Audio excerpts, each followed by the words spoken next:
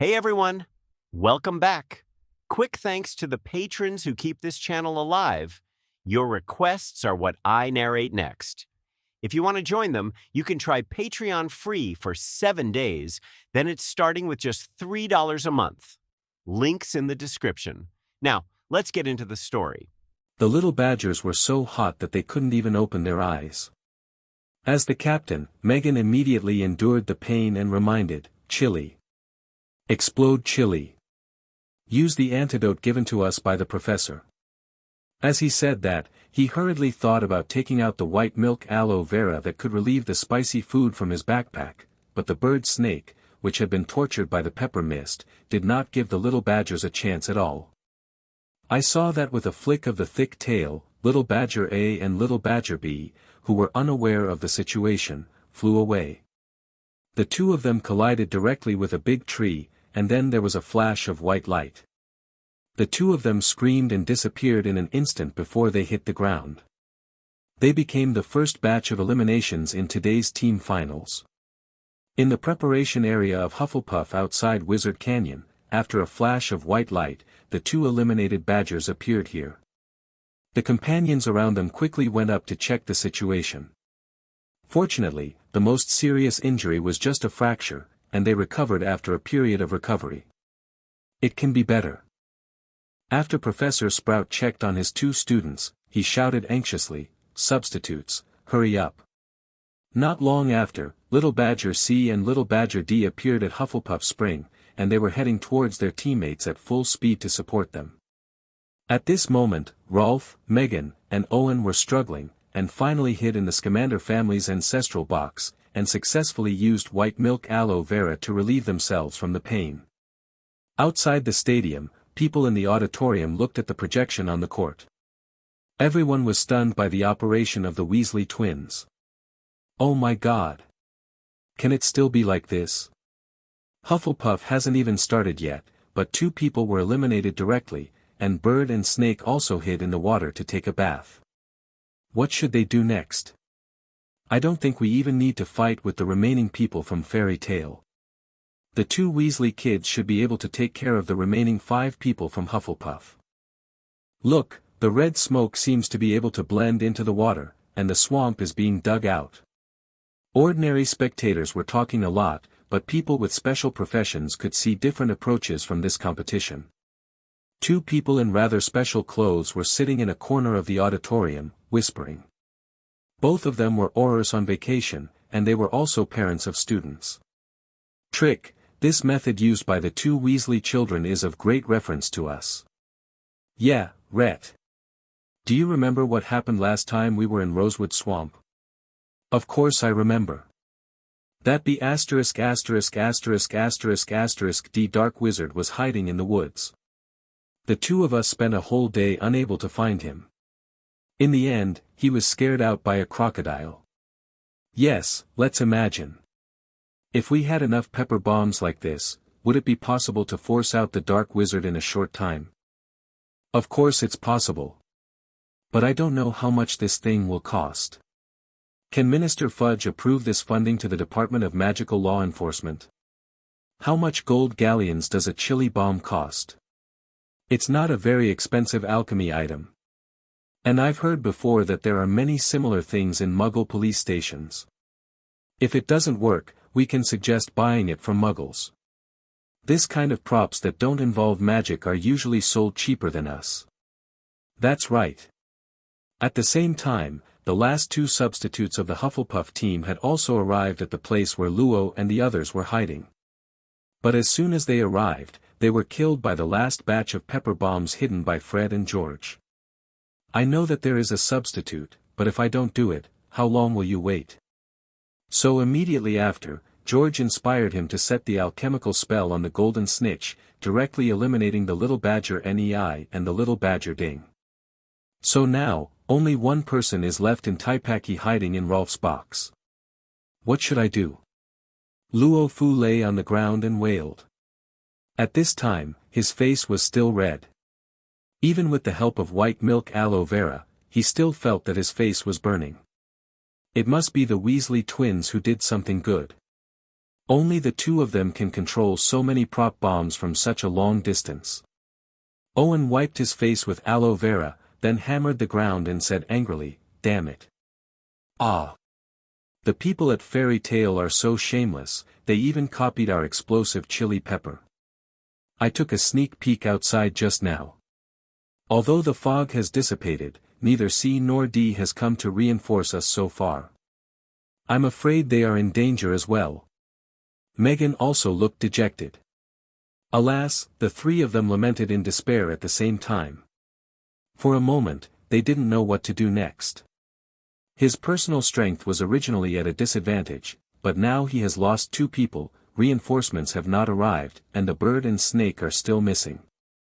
Just for the three of them to win the team competition is equivalent to wishful thinking. And just when the three little badgers were thinking about what to do next, Rolf stared blankly at the ceiling. Suddenly he remembered something and just heard him say slowly, "Speaking of which, I remember Grandpa before. I once told me that my grandma hid a lot of delicious things in the box for me." "Where?" Megan and Owen's eyes lit up when they heard the good news, and they instantly became energetic. "Wait a minute, let me look for you." When the audience outside the venue heard the conversation between the three, a series of ellipses suddenly floated over their heads. These people at Hufflepuff actually want to eat during such an important game. Sure enough, the little badgers are all gluttons. At this time, on the other side of the river. Cedric looked at the smoke on the other side of the river with a telescope, and shook his head in confusion. "I really didn't expect this. You never told us before that you prepared so many pepper bombs. If I had told you in advance. That wouldn't be fun." Fred and George sat on the ground sweating profusely and said one after another, and then they laughed and high-fived each other. Spiritual magic is a kind of magic that consumes a lot of mental energy, not to mention attaching one's consciousness to 500 sparrow bombs and controlling them. Therefore, although the two of them had a great time, they consumed a lot of energy. But it is huge, and even a little pale. She made a slight gesture to Marietta next to her, and Marietta immediately gave a thumbs up to show that she understood. "Asking for flowers 00. There should be no problem with Hufflepuff. Next, we just need to deal with Ravenclaw's people with all our strength." Hermione, who had been responsible for alerting Ravenclaw's direction just now, put down the telescope in her hand, with a confused expression on her face. "Strange, it was so big just now. There was an explosion, why didn't anyone on Ravenclaw's side make any movement?" Immediately afterwards, the two wands quietly pushed aside the grass in front of him. Without the sound of chanting a spell, too silent, stupefy, shots were fired in an instant, directly hitting the Weasley twins under the big tree. "If that's the case, it would save trouble," Cedric said. "I have arranged a sleeping magic circle near our crystal. If they really go around and attack our crystal, then we don't have to. If you hit it, you will win the game directly." A large group of sparrow bombs suddenly flew out of the grass and dived to explode. Anyone who was not blind could know the location of Hermione and others with such a movement. In addition to Ivana and Marietta, the other three little eagles were not far behind them, ready to cover and support at any time. But it is said that open guns are easy to hide, but hidden arrows are hard to guard against. Just when everyone in Fairy Tale was wondering about the whereabouts of Ravenclaw's people, the little hawks hiding in the dark were already preparing to take action. Therefore, in the dense bushes not far away, Ivana, the captain of Ravenclaw, was ambushing her team member Marietta. Therefore, adhering to the principle that Shane taught the little eagles before, it is better to cut off one finger than to hurt 10 fingers.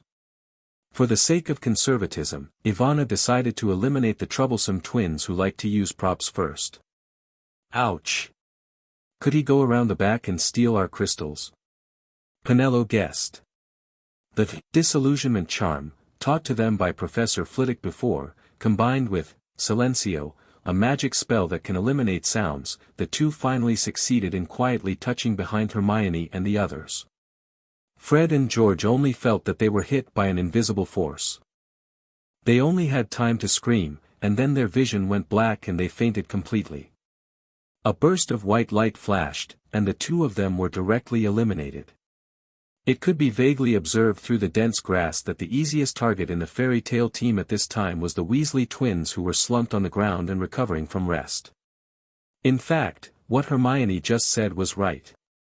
The noise caused by the Weasley twins had actually exposed their location.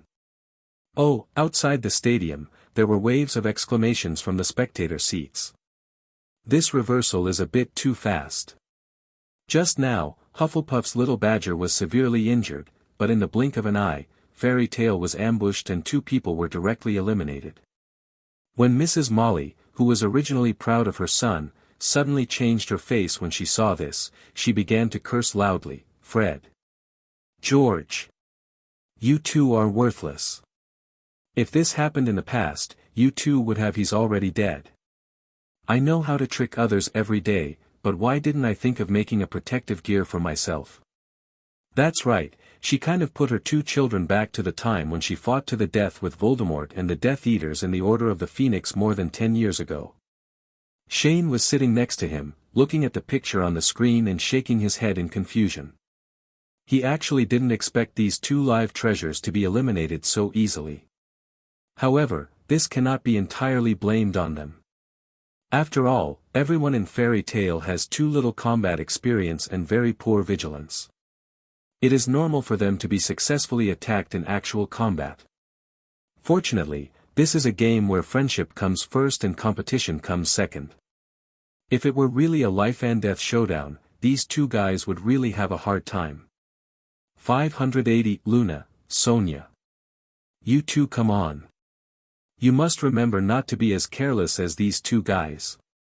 Shane said to the two substitutes, and pointed at the two twins who had been teleported back and were lying on the ground in a weird posture, sleeping soundly. It was obvious that Ivana and Marietta's stupefy just now caused these two extremely tired guys to fall into a beautiful dreamland. So, Luna and Sonia immediately entered the Wizard Canyon and rushed to the battle as fast as possible. At the same time, returning to Wizard Canyon. Fred! George! Realizing that her teammates had been sneak attacked, Hermione subconsciously shouted anxiously, but in the end she could only watch as her teammates disappeared before her eyes. And before she could react to the annoyance of her teammates being eliminated, two silent spells struck them again. Be careful, they are behind.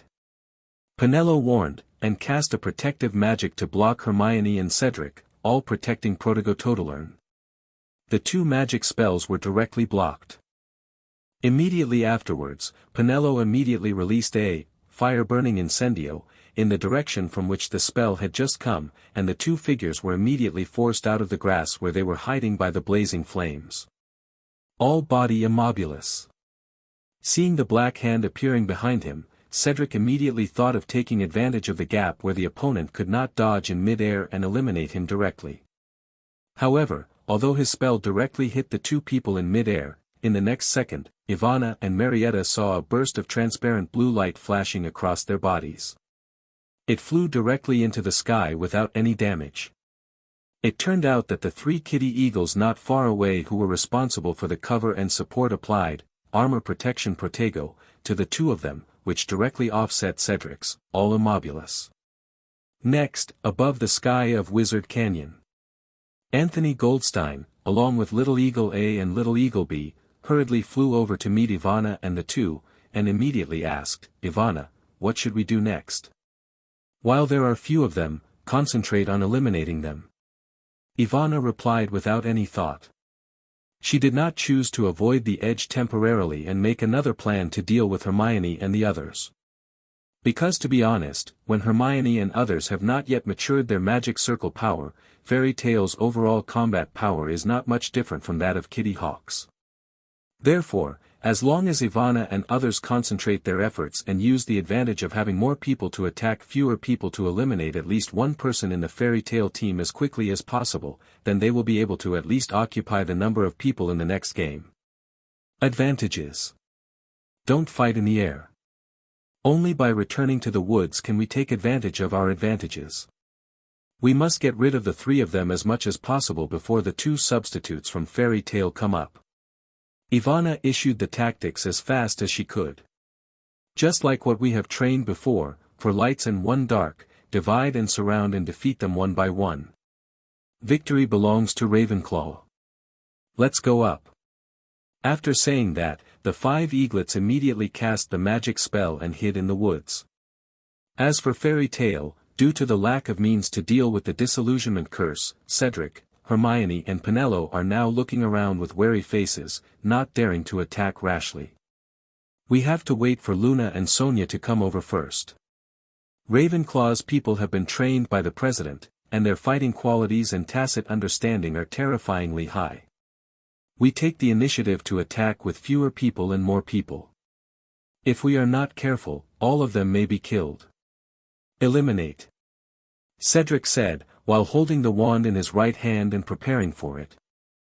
But I'm afraid it won't be that easy.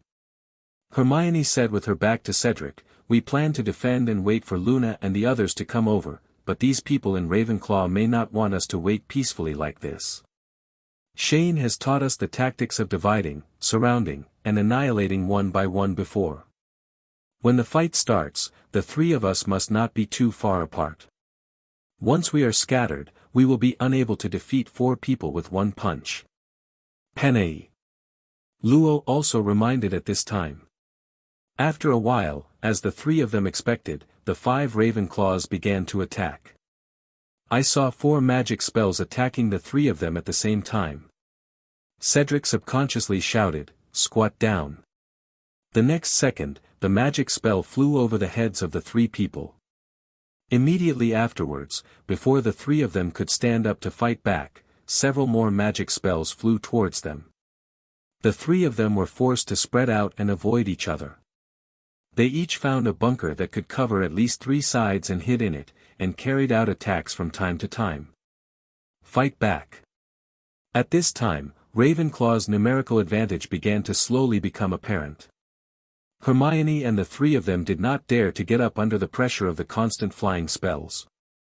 It was difficult for them to determine the specific location of their opponents. They could only take advantage of some gaps and fire a few spells in the direction where their opponents might be. Hermione, Cedric, stay where you are, don't run away. Penelope hid under the roots of a big tree and shouted loudly while fighting back outside. At this time, Hermione was hiding under a big rock. After several confrontations, she suddenly discovered something was wrong. The opponent seemed to be deliberately avoiding one direction to attack. So, realizing that there was a high probability of fraud, Hermione shouted to Cedric, who was not far away, Cedric. The latter casually cast a spell and raised his head upon hearing the sound. Hermione then raised 2 fingers and made a sleep gesture. Cedric instantly understood Hermione's words, gave a thumbs up, and then raised his wand in preparation. Hominum Revelio. Taking advantage of the gap between the opponent's attacks, Hermione stood up and fired a magic spell in the direction where she just noticed something strange. Sure enough, ripples appeared in the void as the magic spell submerged. The little eagle armor, which was covered by the silent spell and the disguise charm, suddenly revealed its figure. Upon seeing this, Cedric immediately fired a stupefy shot, and the little eagle armor flew out directly and was judged to be eliminated. Nice! Hermione and Cedric shouted. Hermione, you come to cover. Cedric decided to use the tactics just now and find Ravenclaw's people one by one. Penelope, we will continue the method just now. As long as Hermione hits Ravenclaw's people, we will follow up immediately. Okay. Penelope agreed immediately. But at this moment, for some reason, Ravenclaw's offensive suddenly weakened, and then a pungent smoke slowly drifted in. Ahem. Where did the smoke come from? Hermione asked, covering her nose. Shane taught me that if you encounter a defense that cannot be broken temporarily, try to light green plants to create a lot of smoke. This will not only provide cover for yourself and your teammates, but may also force the opponent out of the bunker. Peen Luo explained. President, what kind of nonsense are you teaching? Cedric suddenly couldn't laugh or cry when he heard this. Can Hermione use air magic to blow away the smoke? I can try. After saying that, Hermione inserted her wand into the ground, and the dark blue magic circle began to carve and gradually unfold. After a while, a tornado rose directly from the ground, quickly rolled up all the smoke into a ball, and then dissipated directly above the dense 1.2 woods, and the vision suddenly became clear.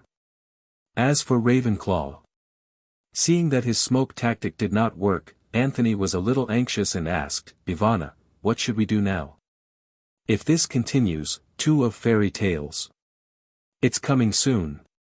There is no other way. Flying, bombing indiscriminately." Ivana thought for a while, and then replied with an ugly face. At the beginning, she originally planned to use attacks from different directions to force Hermione and others to spread out as much as possible, and then concentrate their efforts to kill 1 or 2 of them. However, she did not expect that the other party always chose to stick to their original position and did not mess up their position at all. Most likely it was because Penelope, who was also a Ravenclaw, saw through their plan. So, realizing that her scheme had been seen through, Ivana implemented Plan 2. Xiaoying Jia is the Dark One in the 4 Lights and 1 Darkness. He is responsible for latent assassinations. As long as he can lurk close enough to his opponents and attack them while they are unprepared, they will be able to eliminate them with a high probability. The other person is alone. However, Xiao Yingjia's method of carrying out hidden assassinations was soon exposed due to the so-called cover of his teammates. Hermione Granger was actually keenly aware that there was no magic spell coming from the direction where Little Eagle Armor was lurking, and immediately judged that there might be something fishy in this direction, and decisively took action to eliminate Little Eagle Armor, which completely surprised Ivana. Not as good as. So in the end, seeing that neither plan worked, Ivana decided to use the smoke tactic that Shane had taught them before, trying to cover herself while forcing Hermione and others to run out of the bunker. However, this move was quickly neutralized by Hermione's tornado. None of these 3 axes had any effect, so now Ivana could only think of carrying out a strong attack within a limited time, relying on the only remaining numerical advantage. So, under the command of Ivana, the remaining 4 eaglets quickly took off and directly began to launch a magic bombing on Hermione and others on the ground.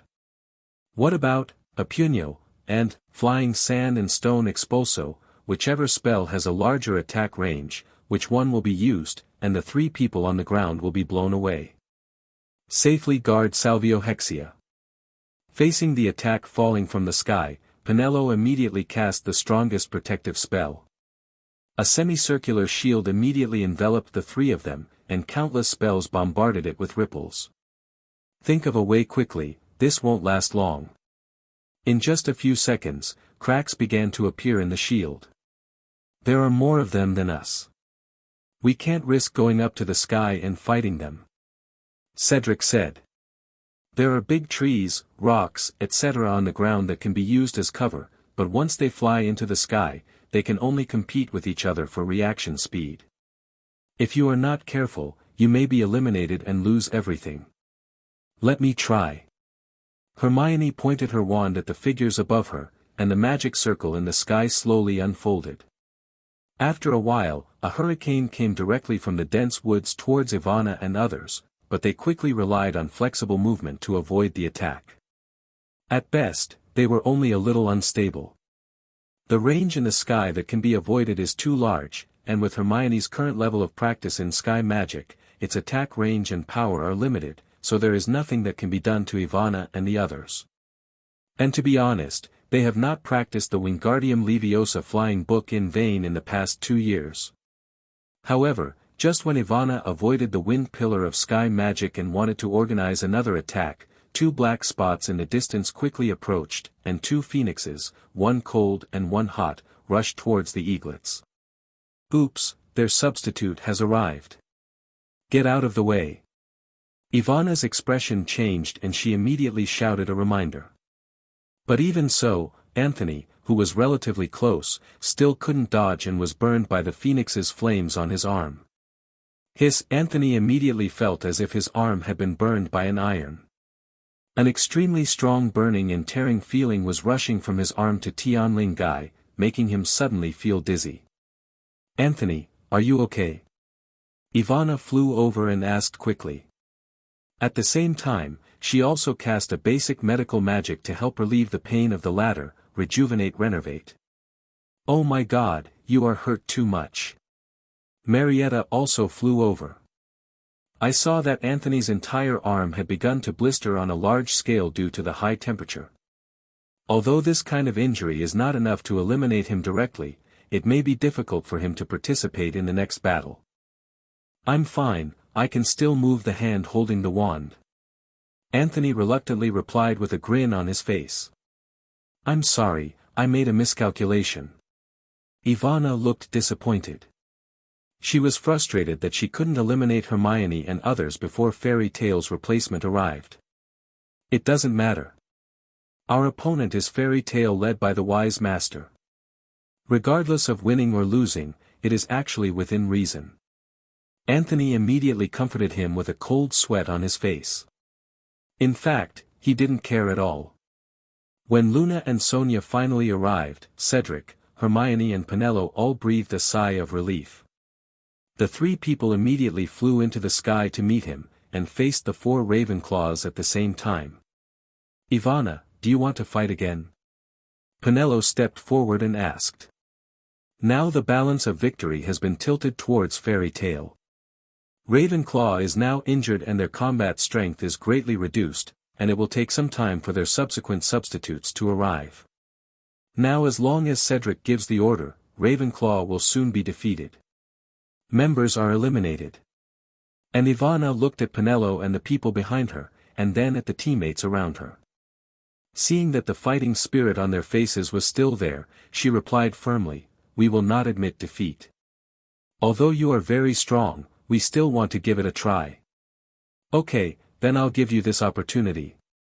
Cedric, as the captain, suddenly flew forward. He also admired the people of Ravenclaw. Let's duel one-on-one, winning or losing depends on one's own ability. Okay. Ivana agreed and was the first to stand up, and it was Penelo who faced her. The two have been very good friends in life, so it is normal for Penelo to take the initiative. However, because Penelo practices extremely difficult space magic, she is still unable to apply it in actual combat, so the duel between the two relies on their own hard power from beginning to end. So, after 10 minutes of fierce fighting, Penelo narrowly won a move, Ivana was eliminated, and Ravenclaw added a substitute, and now only 3 people were left with available combat power. Half an hour later, all members of Ravenclaw were eliminated, and the Proud Eagle officially bid farewell to this wizard's martial arts performance. After dealing with Ravenclaw, Cedric did not miss Hufflepuff's remaining owners. He led the other 4 team members, turned their guns and ran in the direction of the Hufflepuff team without stopping, and soon found Scamander's ancestral box near the place where the little badger was attacked. After opening the box, Cedric entered an incredibly wide space. He saw Rolf and his 2 partners sitting around like 3 hamsters munching snacks. There was a lot of food around them. Package. When Rolf saw Cedric's appearance, he didn't panic at all. He even took out the nougat made by his grandma and asked, Senior, you're here. Do you want to try it? This scene left everyone present speechless. Of course, except for the little badger, they thought this was normal. What are you doing? It's not shabby. Therefore, after all the remaining members of the little badger were eliminated without any effort, the Hogwarts Wizards martial arts performance was officially concluded, and Fairy Tail won all the martial arts arena and team competitions. The champion's reputation is unparalleled, and his status has been elevated to a very high position in Hogwarts. The grand event is finally over, and the little wizards have finally entered their leisurely and joyful summer vacation. In July, spring and summer come together, and the sun is as hot as fire. The martial arts performance continues to exert its residual enthusiasm, and many people in the magic world still talk about it in their spare time. Of course, there are also those who are full of thoughts. The strength shown by Hogwarts in this martial arts performance has put other magic schools under pressure. The principals or vice principals of these magic schools are all having a headache at this time, how to compete with Hogwarts for students in the next 2 months. At the same time, although it is now on vacation and Hogwarts has been closed, everyone in Fairy Tale has the teleportation magic that Shane set on the guild badge, so they can still travel freely between the guild and home during the summer vacation. Today, Shane is living a normal life at home as usual. 550. But at this moment, a high-pitched cry suddenly broke the silence of the Swinton family. Aaliyah, who was leisurely watching TV with her legs crossed on the sofa in the living room, looked up and saw an inexplicable flame suddenly coming out of her living room. She was immediately frightened and jumped up from the sofa and hurriedly hid behind the sofa. She looked out of the sofa in fear, and then shouted in the direction of the kitchen, "Shane, come on." A bird covered in fire suddenly appeared in the house. "I know, it's Fox." Shane popped his head out of the kitchen upon hearing the sound. He was wearing an apron and holding a spatula in one hand and responded. In fact, the moment Phoenix appeared at Swinton's house, he knew who the visitor was. "Fox, why are you here? Did Professor Dumbledore force you to eat BB's flavored beans again, so you escaped from his office?" Shane came out from the kitchen. He asked, looking at Phoenix with a teasing expression. This old bee often likes to share his snacks with his pet companions, but in fact Fox doesn't like his weird and sweet snacks at all, and even hates them very much. These were all things Fox and Luna told the latter when they were chatting. When Fox heard Shane's teasing words, he immediately rolled his eyes in a humane manner, then suddenly let out a cry, spit out a wisp of fire from his mouth, and then a sentence appeared in the air, "It's time to fulfill our agreement." "It's to me to fulfill our agreement, Albus Dumbledore." "Oh, so that's what happened." Shane suddenly understood after looking at the fiery red font, then nodded and continued, "I understand, you go back and tell Professor Dumbledore, I will go find him later." Immediately, Fox roared again in response, and then it spread its wings. Golden red flames suddenly poured out from all parts of its body and disappeared into the living room in an instant. When she saw the strange guest finally leaving, Aaliyah dared to stand up from behind the sofa, and then carefully asked her brother, "Shane, what was that just now?" "It's called Fox, a phoenix, and the pet of the current Hogwarts principal," Shane replied while taking off his apron. Looking at the way it looked just now, it seemed like it was here to send a message. "Is there something important?" "Well, it's actually not a big deal." Shane thought for a while and then said, "During the martial arts show at Hogwarts, I promised our principal something, so now Fox you came here to inform me that I will fulfill my promise." After saying that, he took off his apron and hung it on the hook on the wall next to him.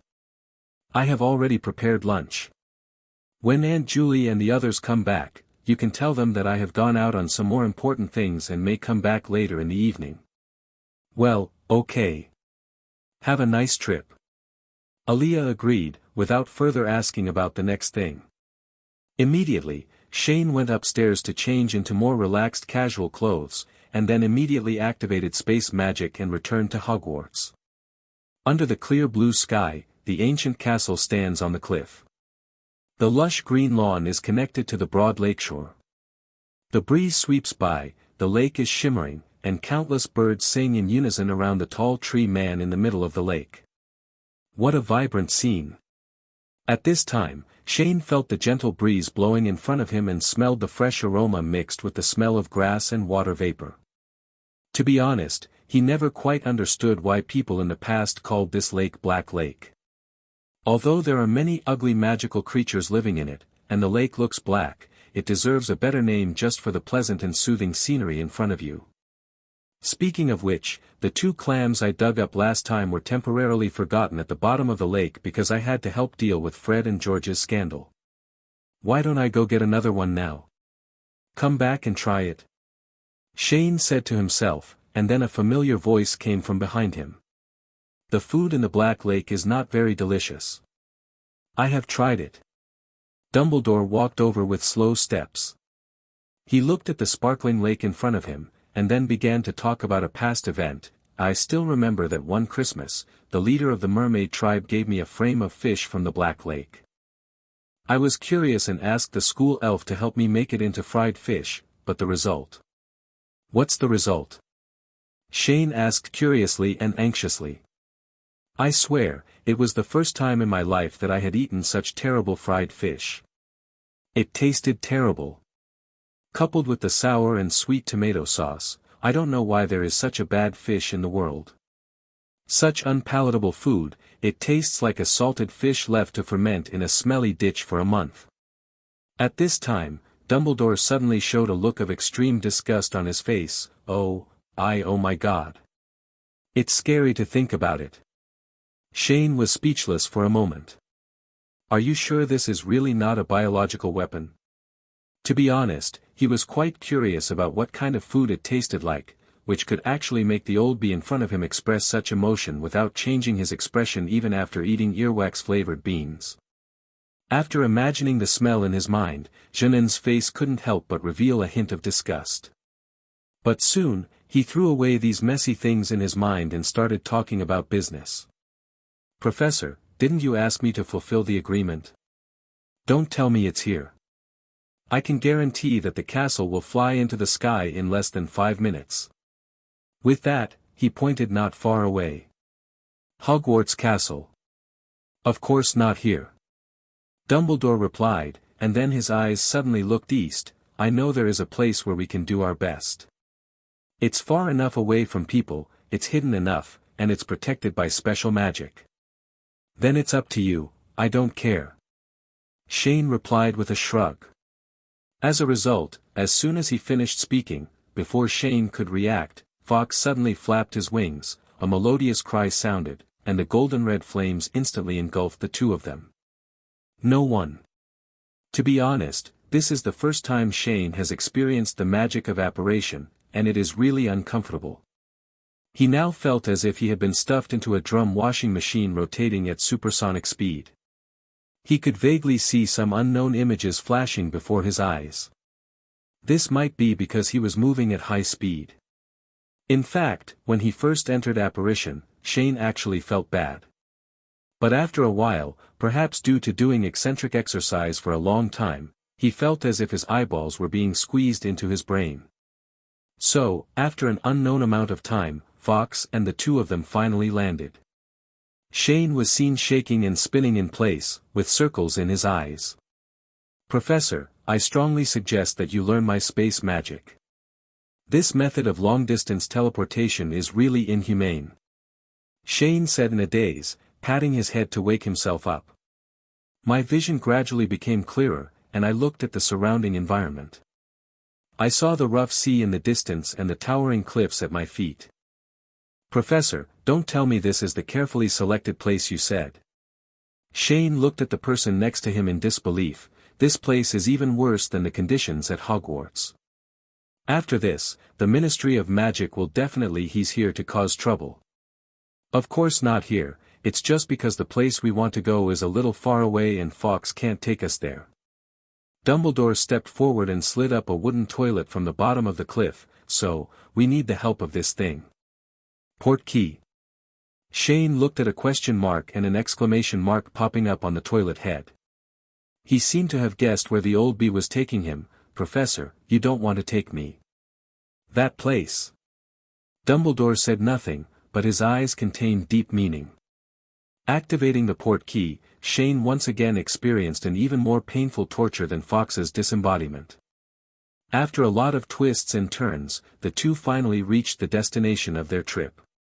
Shane shook his dizzy head and looked up at the stone brick tower standing on the cliff in front of him. Nermengard, the place where Grindelwald was imprisoned, he knew that Dumbledore wanted to bring him to this place. Professor, you are so shameless. Shane immediately looked at Dumbledore with contempt. You are not planning to let your old friends gang up on me, are you? It's just that this place is just right, and I promised him before that I would come and see him once every summer. With that, Dumbledore walked towards the tower. Shane had no choice but to follow behind him. Pushing open the iron door that could make a groaning sound, I walked into the wall outside the tower and looked at the surrounding environment. There were rubbles all over the ground, but I could vaguely see the exquisite carvings on these fragments. Before this became a prison, it was probably a nice place, right? Shane asked curiously. For some people, it's a nice place. But for most people, it's a hell. Dumbledore answered without looking back, and then took Shane into the tower. The tower is very dark, but very clean, and the spiral stone staircase winds up to the top of the tower. The two of them went up the stairs and saw some old rooms in the middle. Through the decayed wooden doors, they could see that the furniture and items inside were still intact. It could even be said that with a little care, it would be a presidential suite. Level deluxe room. When you reach the top of the tower, an ordinary dark cell appears in front of you. Shane stepped forward and knocked on the iron bars of the cell. Some red rust fragments fell to the ground with the vibration. Professor, are you sure this thing can really trap him? Shane pointed at the figure inside. He felt that he could easily break the railings of this cell with just one force. Long time no see, Gellert. Dumbledore said hello without any emotion on his face. Not long ago, we just met more than half a year ago, didn't we? Gellert Grindelwald slowly stood up from the bed, and then walked out of the darkness. Oh. There is also a little wizard. But I should respectfully call you for the heir of Ravenclaw and Slytherin, Mr. Shane Dolea. You know me? Shane raised his eyebrows. At the same time, he also carefully looked at the revolutionary in front of him who had triggered the first internet war. Although on the surface he looks skinny and weak, in fact, Shane can feel the opponent's full energy, which is something that only occurs in people with great strength. Albus Dumbledore, he has some ridiculous conscience, he will let the owl give me every issue of the Daily Prophet. So I also know your existence through this. Grindelwald glanced aside with contempt. Dumbledore, Zhao Diheo, took another look and said in a mocking tone. I think it's not just that, Professor Dumbledore should have told you something about me. Shane took out a bottle of cold beer from somewhere and handed it to him with a smile. Tell me quietly, this old bee, have you ever said anything bad about me to you? Ha ha ha, old bee. This name really suits you, Dumbledore. Grindelwald took the beer unceremoniously, popped the bottle cap open with magic, and looked at it with appreciation. He looked into Shane's eyes and praised, to be honest, you are more humane and sweet than him. After saying that, he raised his head and started pouring himself wine until there was only some foam left in the narrow mouth of the bottle, and then he slowly exhaled a breath of turbid air. Ha! Grindelwald exhaled happily, and then looked at the beer bottle covered with water droplets in front of him and said, it's such a long-lost taste, but it's just the same as the one brewed by the brewery near my home. Compared with beer, the taste is still a bit worse. Then he put the bottle aside. Tell me, what are you two here for? You're not really just here to visit me, an old man, are you? Shane is here just to fulfill a promise, and I'm just here to see you. Dumbledore said, but of course, there are other special reasons. Huh, I understand. Grindelwald smiled meaningfully. Although he didn't tell him in advance, he probably guessed what Dumbledore wanted to do. Just let me see it. What kind of height has the strength of young people reached now? After saying that, he walked directly through the rusty railings and walked out of the cell on his own. Walking on the stone stairs of the tower, Shane glanced up at the cell above his head and asked curiously, why don't you escape? This place can't trap you at all. Oh, yes. Of course this place can't trap me. Grindelwald clasped his hands behind his back and smiled evilly, but, where can I go if I leave here? You know there is an old bees are watching me all the time. Actually, I think that as long as you stay safe and don't have other thoughts, it will be no problem to find a place to enjoy your old age. Shane said, didn't you just say that, Professor Dumbledore, he has some amazing summer hearts. Boy, you are very thoughtful and talented. Grindelwald suddenly praised, but then changed the subject, but on this road, you are still too inexperienced. What's the meaning? Out of the cage, people can't really do whatever they want. Even if you don't want to do some things, there will still be some inexplicable things that want to push you forward until you have to complete these things. You mean, your previous subordinates used those saints?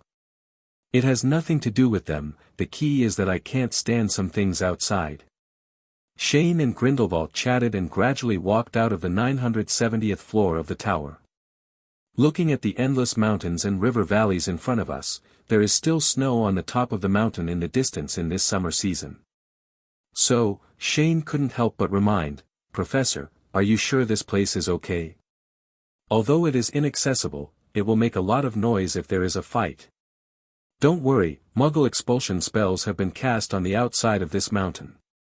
No one will come here. Dumbledore took off the bulky wizard robes he wore outside and said, let's get started. Okay. Shane nodded. Immediately, the two people disappeared in an instant, and the next second they came to the middle of a huge river valley. I saw that the distance between the cliffs on both sides of the river valley was nearly 1 kilometer, and there were many white boulders scattered under the cliffs that may have rolled down due to geological activities. It was estimated that the stones on the cliffs were exposed to the wind and sun every day. Neither is very stable. To be honest, I haven't been as nervous as I am now for a long time. Dumbledore's wrinkled hands gently stroked the Elder Wand, one of the 3 Deathly Hallows. Since he defeated Grindelwald in 1945, he had never used his full strength again. Voldemort met him more than 10 years ago and turned around. He ran away without giving him a chance to exert his full strength. Professor, let me take advantage of this rare opportunity to see how powerful you, who is respected by the world as the White Devil, are. Shane stretched his limbs and made the joints creak. That's right, on the day of the Hogwarts Grand Arena, Shane promised Dumbledore that he would have a serious wizard duel with him. Although Shane was very confused when he heard Dang, Fei, Bullido's request and couldn't figure out what the old bee was thinking, but after thinking about it again and again, he finally chose to agree. Because no matter what reason Dumbledore made this request, it was enough to have the opportunity to learn about the world's top combat power. As a result, the two exchanged pleasantries for a while, and then began to perform the standard etiquette of a wizard duel. Fox flew slowly over the heads of the two people, and suddenly it made a loud cry, and a crimson feather slowly fell from its body, finally landed between the two people and turned into a wisp of gold flame. Professor, be careful. Shane first warned, then stretched his hands to both sides of his body with a snap, and instantly 2 magic circles, one blue and one red, appeared on his hands. Immediately, the hands merged and the 2 magic arrays were combined. Dragon Emperors. As soon as he finished speaking, a pillar of fire with a diameter of more than 10 meters plowed the ground with the force of destruction. The high temperature it released caused the air in the entire valley to distort visibly. Vulcan opens the way Partis Temporis. Dumbledore summoned the spell and swiped his wand in front of him. The pillar of fire immediately split into 2 halves as if something had cut it in the middle. Immediately afterwards, countless flames followed the direction directed by the Elder Wand, and quickly condensed and compressed into a dazzling incandescent fireball in front of Dumbledore, and the magic was reflected back. Heavy rock wall. Faced with the attack flying towards him, Shane did not move at all, but simply stretched out his right palm, and the brown magic circle carved with rock formations and exuding a thick aura instantly unfolded, an extremely thick piece. A black stone wall suddenly rose from the ground, blocking the path of the fireball. In just one turn, a deep semicircular ravine appeared in the middle of the river valley. The rocks in the ravine were still emitting bursts of high temperature. The glowing part was made of soft glass, and in the center of the ravine, there was a pool of slowly flowing water. The burning magma. Professor Dumbledore, I have to say that you really deserve the title of White Devil. Shane sniffed the thick burnt smoke in the air and praised in a humble voice. To be honest, the strength Dumbledore showed far exceeded his expectations. The composite magic circle of fire dragon-slaying magic and sky dragon-slaying magic just now, the wind assisted the fire, and it was very powerful, but I didn't expect that Dumbledore was able to resolve it easily, and he also used the flames to cause higher damage. Counterattack. Excellent. Excellent. Dumbledore replied expressionlessly, but he couldn't help being shocked. Although Shane's move, Dragon Emperor Roars, just didn't work on him, isn't its power a bit too exaggerated? It only took one move to create magma. If we keep fighting like this, let alone this river valley, the entire Nurmengard will suffer. It's a pity that Shane, who is already fighting, won't take this into consideration. Since Dumbledore is strong enough, he doesn't need to feel the psychological burden to continue to hold on. So, I just heard Shane remind me, Professor, be careful. Then, with a wave of one hand, several golden magic arrays suddenly reflected in the sky. Then the super high-level destructive magic, Crush, was activated, and the white magic circle carved with fragmentation patterns under his feet was activated. The surrounding ground was cut with huge square stones, and was thrown behind the dust mist by a force. Several dazzling light beams fell from the sky, and Dumbledore's pupils immediately shrank because he felt a more terrifying power in these light beams than the fire just now. Dumbledore's attack also revealed his position. And the next second, before Shane had time to find Dumbledore, blue beams of light suddenly appeared in the sky like raindrops, scattering smoke and coming quickly. Then, with no time to defend himself, Dumbledore's whole body suddenly twisted to the middle quickly, and his whole body disappeared in an instant. Then, red and white magic arrays lit up one after another, and a fire tornado emitting extremely high temperatures formed instantly. The heat it erupted radiated to the distant mountains in an instant, and countless snow began to accumulate at a speed visible to the naked eye. Melting, huge amounts of melted water from the snowy mountains began to flow into the valley. Solar flare. With tears in my eyes, I beg for subscription, monthly tickets, and flowers. Thank you for your support. The magic spell fell on the transparent shield, and a series of explosions suddenly sounded. Solar flare hit the ground and formed a violent explosion, causing the entire valley to fly with earth and rocks, smoke and dust, and at the same time, there were several bubbling magma pools in the place where it was hit. Shane, who was standing in the center of the red fire tornado, simply waved his hand, and the fire tornado dissipated instantly, but what followed was that the entire sky seemed to have just experienced a volcanic eruption, and the burning boulders began to carry and wreak havoc. The energy of heaven and earth hit Dumbledore like a meteor shower. Faced with such a dense attack, a brilliant blue magic circle lit up under Shane's feet, and a tornado rose into the sky, straight into the sky. All the flaming stone bullets and scattered gravel were instantly destroyed without any resistance. The violent wind swept into the sky. A few seconds later, it can be seen that Shane's surroundings are covered with deep gravel pits, and the power of each spell just now is comparable to high explosives. Shane activated his pupil magic, and the figure behind the smoke suddenly came into view. Shield charm. Shane still didn't move, but added powerful protective magic to himself. Dumbledore saw the boulders breaking through the dust and fog. The Elder Wand just tapped lightly in the void. All the boulders seemed to be hit by some terrible force, and instantly turned into scattered pieces. And the next moment, a passive flame was attached, and it bounced away in the direction of true kindness like a bullet. This apocalyptic scene made Dumbledore's calm heart shake crazily. This level of attack could no longer be resisted by ordinary defensive magic. As a result, the transformation spell was fully activated, and the entire valley floor seemed to turn into running water. Countless mud and stones condensed on top of Dumbledore's head to form a huge steel shield. Bang! Bang! Bang! The meteorite hit the shield, making a loud rumbling sound, and the back of the shield was constantly being smashed into pits of different shapes. But although it appeared that he had blocked the attack, in fact, Dumbledore did not relax his vigilance because he had just used the corner of his eye to see that there was a large empty space behind Chong-En. As a result, a meteorite with a diameter of hundreds of meters tore the already terrible shield apart and smashed straight down to the ground. Ultimate Expecto Patronum. Dumbledore's pupils shrank and he immediately cast his strongest Patronum spell. A silver-white phoenix flew out from the Elder Wand, carrying divine radiance all over its body, and headed straight for the huge meteorite.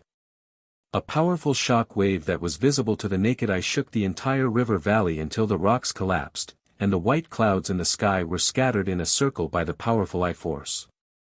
Countless pieces of gravel fell from the sky, creating waves of water in the underground pool that had just emerged.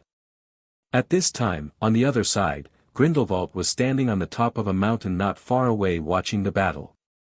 He was seen hunched over, with his hands behind his back, and the brilliance of the guardian charm on his body was gradually dissipating. He looked at the dusty and mist-filled valley below, and a trace of cold sweat broke out on his forehead. What a scary kid. Is this the power of the magic circle that Dumbledore said? It's destructive far beyond most existing magic. Only then did Grindelwald truly realize why Dumbledore valued Shane Dolea so much.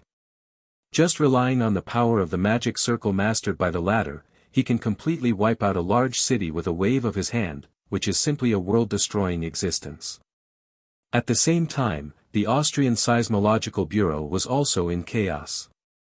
The monitoring personnel who had just been working in the Seismological Bureau suddenly found that ripples appeared on the screen of the monitoring instrument in front of them, which meant that the instrument deployed outside measured a strong seismic wave. In fact, this is not a big deal, because although Austria is located in a non-strong earthquake zone, some small earthquakes still occur every now and then. So, as usual, the staff called to inquire about the situation at the place where the earthquake occurred and took notes, but they never thought of reporting back from the place where the incident occurred. They did not feel any earthquake, and found no signs of an earthquake, loud noises, dizziness, etc. Feelings, falling rocks, and the like. This is very unreasonable, but I called and confirmed again and again, but the local people still said that nothing happened. And just when the staff thought that the instrument was malfunctioning, neighboring countries such as Hans Meow, Gallic Chicken, and Italy suddenly sent letters of notification asking for explanations as to why powerful military weapons were suddenly being tested in Austria. This suddenly confused everyone. Wasn't it an earthquake? How could it be said that it was a military weapon? So after repeated investigations, we found that it was really not an earthquake. The waveforms of seismic waves and shock waves were different. It was just because the staff of the Austrian Seismological Agency were inexperienced and could not identify the difference between the two. Therefore, when it was discovered that this was not a natural disaster, the whole of southern Europe suddenly became panicked. Where did such a powerful explosion come from? The giant thing next door has just disintegrated, and now is a time of chaos. This must not be the rhythm of the bear lifting up the coffin board and trying to drag other small animals into the grave. And just when the little animals were jumping around, in the valley of Nurmengard. The billowing smoke and dust here still linger. Even though there is no sound of broken rocks around now, the dull sound still echoes in the river valley. This is the sound of distant mountain collapse. And at this moment, a blue light flashed through the smoke, and a hurricane broke out, cleaning up all the smoke and dust in an instant. Shane looked at the mess in front of him. Because the meteorite rain had affected so much area, the entire river valley had been completely destroyed. Many mudslides and landslides of various sizes were mixed together, burying most of the land. Isn't it too big? Shane thought to himself, this old bee didn't fight the attack just now, right? But at this moment, a tremor came from the ground, which instantly wiped out his idea. Huh, come again. Shane said excitedly, he hasn't had enough fun yet. I saw a huge figure tens of meters high suddenly rising from the ground in front of me. Its sound was so powerful that it once again shook the cliffs and gravel on both sides of the river valley to slide down. Ha ha ha ha ha. Grindelwald looked up and laughed when he saw this, and looked gloating. Dumbledore is angry. He was angry when a child hit him. Ha ha ha. Yes, Dumbledore was angry. Good guys, they talk about fighting each other, but in reality, they are really fighting to the death. I have used the meteorite rain. I really want to send this old man to the underworld in advance to report to the god of death. As a result, Dumbledore became angry and began to perform the most powerful transformation spell in the world today. Ares. The huge figure was a rock colossus holding a shield and a spear. He took on the appearance of an ancient Greek warrior. He suddenly took a step forward, and the ground beneath his feet was shaken with a spider web-like crack. He held his hands in a lunge, leaned back, and threw the spear in his hand with all his strength. Bang! A huge sound broke through the air, and the spear came to Shane instantly at an incredible speed. Shane quickly dodges, and then he hears a loud noise behind him. The spear has been deeply pierced into the farthest mountain wall, and half of the spear body has been buried in the tubominister. Damn it! This spear is more powerful than the meteorite just now. Shane said fearfully, and then turned to look at Ares, the god of war not far away, who was constantly trying to get closer to him. Then he slapped his hands on the ground, and the green magic circle lit up. Natural magic, the birth of the tree world. Countless huge tree vines broke out of the ground, and soon formed a green tsunami. Kit. After a while, Ares collided with the sea of trees, and the loud noise echoed in the river valley again. The surrounding pools of water suddenly turned into a stage for jumping water drops, trembling continuously. The sea of trees quickly crushed Ares into pieces, but then Dumbledore's voice sounded again. Poseidon. As soon as he finished speaking, all the flowing water in the valley, together with the wizard's mud and rocks, transformed into the appearance of the Greek god of the sea. Immediately afterwards, the huge debris flow overwhelmed the sea of trees by virtue of its weight advantage, and rushed to the other side of the valley with an unstoppable momentum. But at the next moment, a huge ice-blue magic circle spread across the entire river valley, and the intense cold air instantly froze the mudslide that was about to rush in front of Shane into an iceberg mixed with mud and water. At the same time, the dust mist floating in the air due to the fierce battle was frozen into ice crystals, and grey-black snow suddenly fell across Nurmengard, giving the appearance of a dark disaster movie. Shane said, and then used his transformation technique to transform into a table and came out. He then took out a thermos pot and 3 cups, poured 3 cups of milk tea, and took out a roasted pig knuckle and a cross-roasted leg. Divided between 2 people.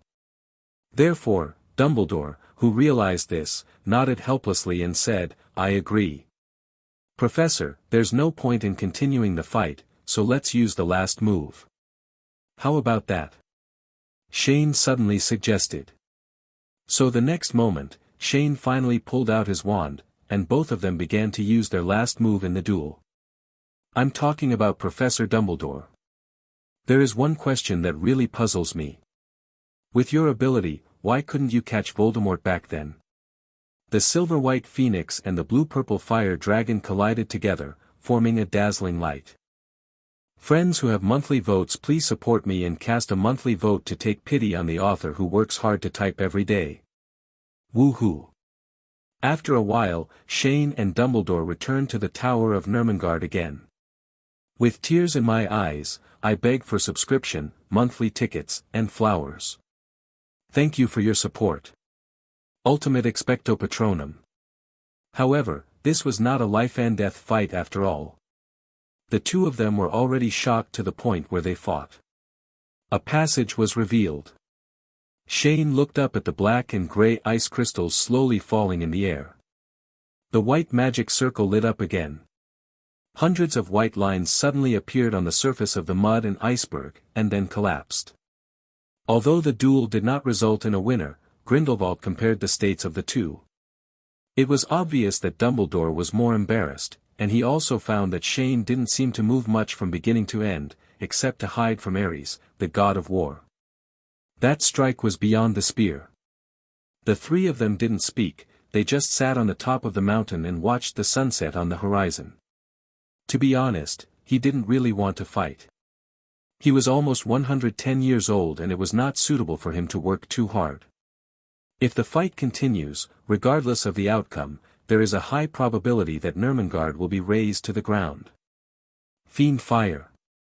Dumbledore picked up the hot milk tea and took a sip. He liked the rich caramel flavor in it. Didn't you say before that Tom is a coward? He can't beat me head-on, so of course he will think about how to escape every day, so both himself and his Death Eaters are top-notch masters in escaping, and there are too many people joining him. Yeah, I'm also a bit overwhelmed. Dolea, I don't want this sweet drink, give me a bottle of beer.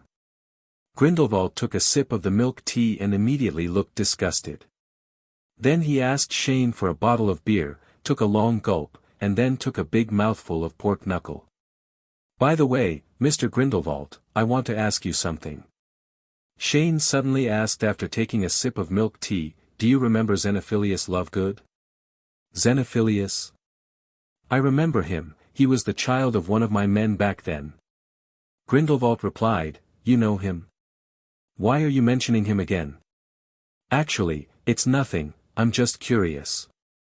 Shane said, Mr. Xenophilius is the father of a friend of mine. When I met him before, he once said that some of your former saints were still planning secretly. What, do you know what's going on? You mean 810? Grindelwald put down the beer bottle, they are not my saints. Maybe some of them have followed me. The name of my disciples is not something you can get casually. Those people are using my name to do shady things in secret. I personally eliminated some people back then, but it is inevitable that some people will still slip through the net. Something shady? Shane looked curious after hearing the sound, what is that? They are the same guys as the Department of Mysteries of the Ministry of Magic. It's just that the silent men of the Department of Mysteries at least know how to restrain themselves and still have a little humanity left. But those guys who are using my banner have no humanity at all. Can you tell me more about it? Okay, I am idle, just think it is a second person to chat with me after so many years. So Grindelwald began to tell some stories about his past. At the beginning of the 20th century, Grindelwald and Dumbledore hit it off, planning to find the legendary Deathly Hallows and lead a revolution in the wizarding world to overthrow the International Statute of Secrecy. Create a new world order where wizards rule muggles. But later, the conflict between Dumbledore and Grindelwald suddenly intensified, and they fought on a rainy night. From then on, the two began a half-century-long confrontation. Around 1926, Grindelwald, who had been lurking for many years, began to launch the Saints of his Wiccan party to launch terrorist attacks in many places in Europe. The purpose was to expose the power of the wizarding world to the world and instill fear in muggles. I am a natural prophet. I once saw how muggles, who are mortals without any magical power, destroy living things through their arrogance, cruelty and selfishness. That thing is called a nuclear bomb. It only takes one, can easily destroy a city in an instant and kill hundreds of thousands of people. Hundreds of years ago, muggles with only cold weapons could almost wipe out wizards. We were forced to hide in corners and live cautiously, not daring to expose ourselves. But in fact, wizards are like the shadow of people. We are really can remain hidden in the shadows and not be noticed by others. So, I don't want to sit still and wait for death. Muggle technology has developed to the point where it can destroy the world, and wizards, as alien species among humans, will definitely suffer unimaginable liquidation once they are exposed. I want to take advantage of the wizard's power. Time to build a world ruled by wizards and protect our fellow citizens so that we all no longer have to live in the shadows. Life. There was no fluctuation in Grindelwald's tone when he said these words, as if it was all a matter of course. In fact, if you look at it from another perspective, everything Grindelwald did back then was extremely righteous for the entire wizarding community, so it is no wonder that so many people followed him back then, because his slogan has always been from beginning to end, it is not the so-called dominance from above, but protection. Just at this height, that guy Voldemort is incomparable. However, for Shane, who was born as a florist, he clearly saw the shortcomings of Grindelwald's revolution. That is, his revolution was achieved by a terrifying means. In the history of flower growers, whenever such extremely terrifying and violent methods are used, even if those in power achieve their desired goals, there will definitely be a greater backlash in the future. This is similar to Zhu Yuanzhang's crazy killing of corrupt officials in the Ming dynasty. But it is true that the Ming dynasty later died due to corruption. So, I heard Shane say directly, the starting point is good, but your revolution will definitely fail in the end, unless you can kill all muggles. Otherwise, in the near future, Muggles will definitely be under pressure. Find a way to counter magic, and then, witch extermination will come again. In other words, your so-called protection is actually pushing all wizards into a mountain of swords and a sea of fire. Yes, you are right. But I had a dream at that time. I dreamed that I became the master of the magical world. I also dreamed of 3 legendary holy objects, the Elder Wand, the Invisibility Cloak, the Resurrection Stone. If they are put together, the owner will become the Master of Death. I think, this is a prophecy. Do you want to use the power of the Deathly Hallows to achieve your own goals? Yes, but in fact I understood it wrong, because the Deathly Hallows was originally given to the 3 Peveril brothers by the God of Death. The man in the dream was holding the holy artifact and looking down at the God of Death, but this does not mean that he became the God of Death. The master of the God of Death, the invisibility cloak on his body allowed him to escape the prying eyes of the God of Death. He was so arrogant that he was just complacent, but he forgot that immortality is also a terrible curse. Actually, I only figured out these things later, so even without this annoying guy, I would have failed. It's just a matter of time. Grindelwald said, pointing disgustedly at Dumbledore, whose beard was covered in sugar. But does this have anything to do with the people you just mentioned who do shady things? Shane asked doubtfully. In the gap between wizards and muggles, there is still a kind of person living, a kind of person who clearly knows the power of magic, but cannot use magic. Grindelwald suddenly said ambiguously. Squib? Shane instantly knew what the other person was referring to. Squib, in the world of Harry Potter, a person who comes from a wizarding family, at least one parent is a wizard, but cannot use magic. Squibs can never enter magic schools as students. They know magic knowledge, but they have almost no chance to participate in it. Therefore, squibs usually maintain a bad and hateful attitude towards wizards who can use magic normally. Most of them spend their lives in inaction and poverty. Back then, for various reasons, Grindelwald had taken in a group of squibs to enrich his power. Nearly all of the squibs I took in back then came from those ancient pureblood families. They were not popular, but they had astonishing wealth and unexpected influence. Grindelwald said slowly, but the madness of these people is far beyond my imagination. In fact, squibs are not 100% unable to use magic. Some of them, after certain training, can use some magic to make leaves float or move sugar cubes, and this has led to a quick spelling crash correspondence course specifically for squibs. The one attended by Filch, the school caretaker of Hogwarts. Therefore, Squib retains a slim hope of being able to use magic. Back then, the symbol of the saint was a rune composed of 3 Deathly Hallows. Grindelwald pursued the power of the holy artifacts and wanted to rule the world. Naturally, these squibs from the Tion Chunner family also wanted to be used normally. The hope of magical power is infinitely magnified. In 1938, Grindelwald led the Saints to launch a full-scale open war against the wizarding world. The global wizarding war broke out, resulting in a large number of casualties and disappearances. By 1945, Grindelwald's power was nearly unstoppable. At that time, my power had reached its peak. The result of my continuous victory was that everyone's desires were extremely expanded, and arrogance and madness continued to spread. And those squibs also turned into bloodthirsty monsters that had lost their humanity.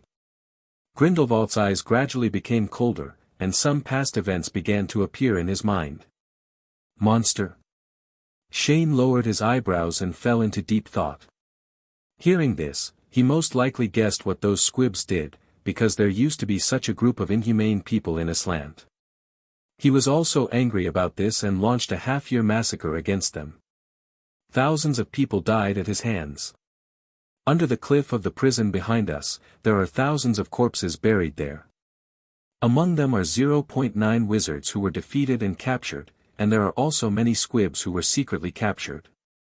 The victory of the war made them think that they can do whatever they want, and they can't wait. The earth wants to gain the power of magic. So, those squibs you took in are doing some extremely cruel experiments. Shane murmured.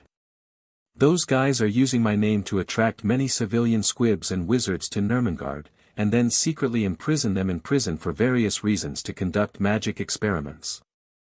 They think that their blood is noble, and these civilians neither squibs nor wizards are human beings.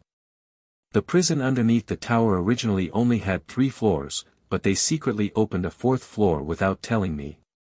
Can you imagine what it was like when I discovered this prison floor? The whole prison was black and red. The blood has completely soaked the stone bricks, and the rotten human flesh is caught in the cracks of the stones, being eaten by some unknown insects.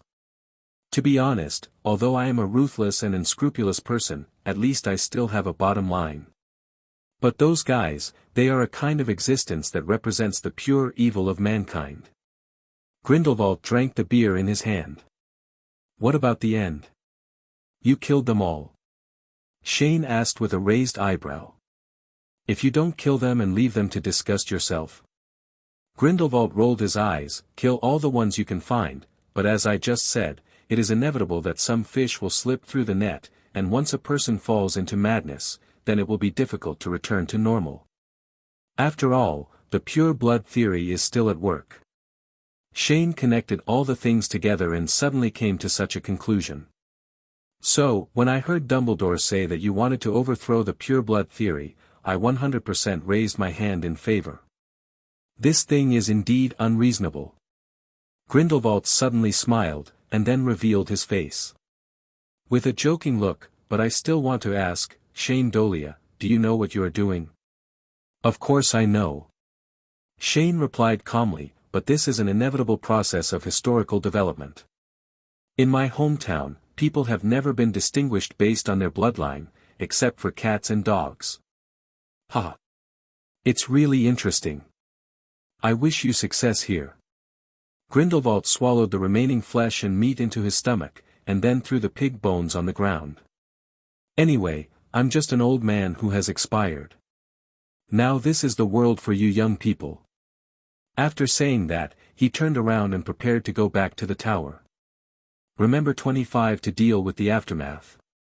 Muggles are coming this way. I looked at Grindelwald's back disappearing into the darkness, and then looked at the scene from the disaster movie in the river valley below.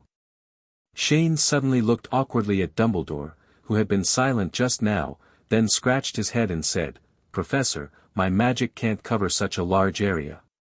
For such a large-scale destruction, repair a new reparo, has no effect at all.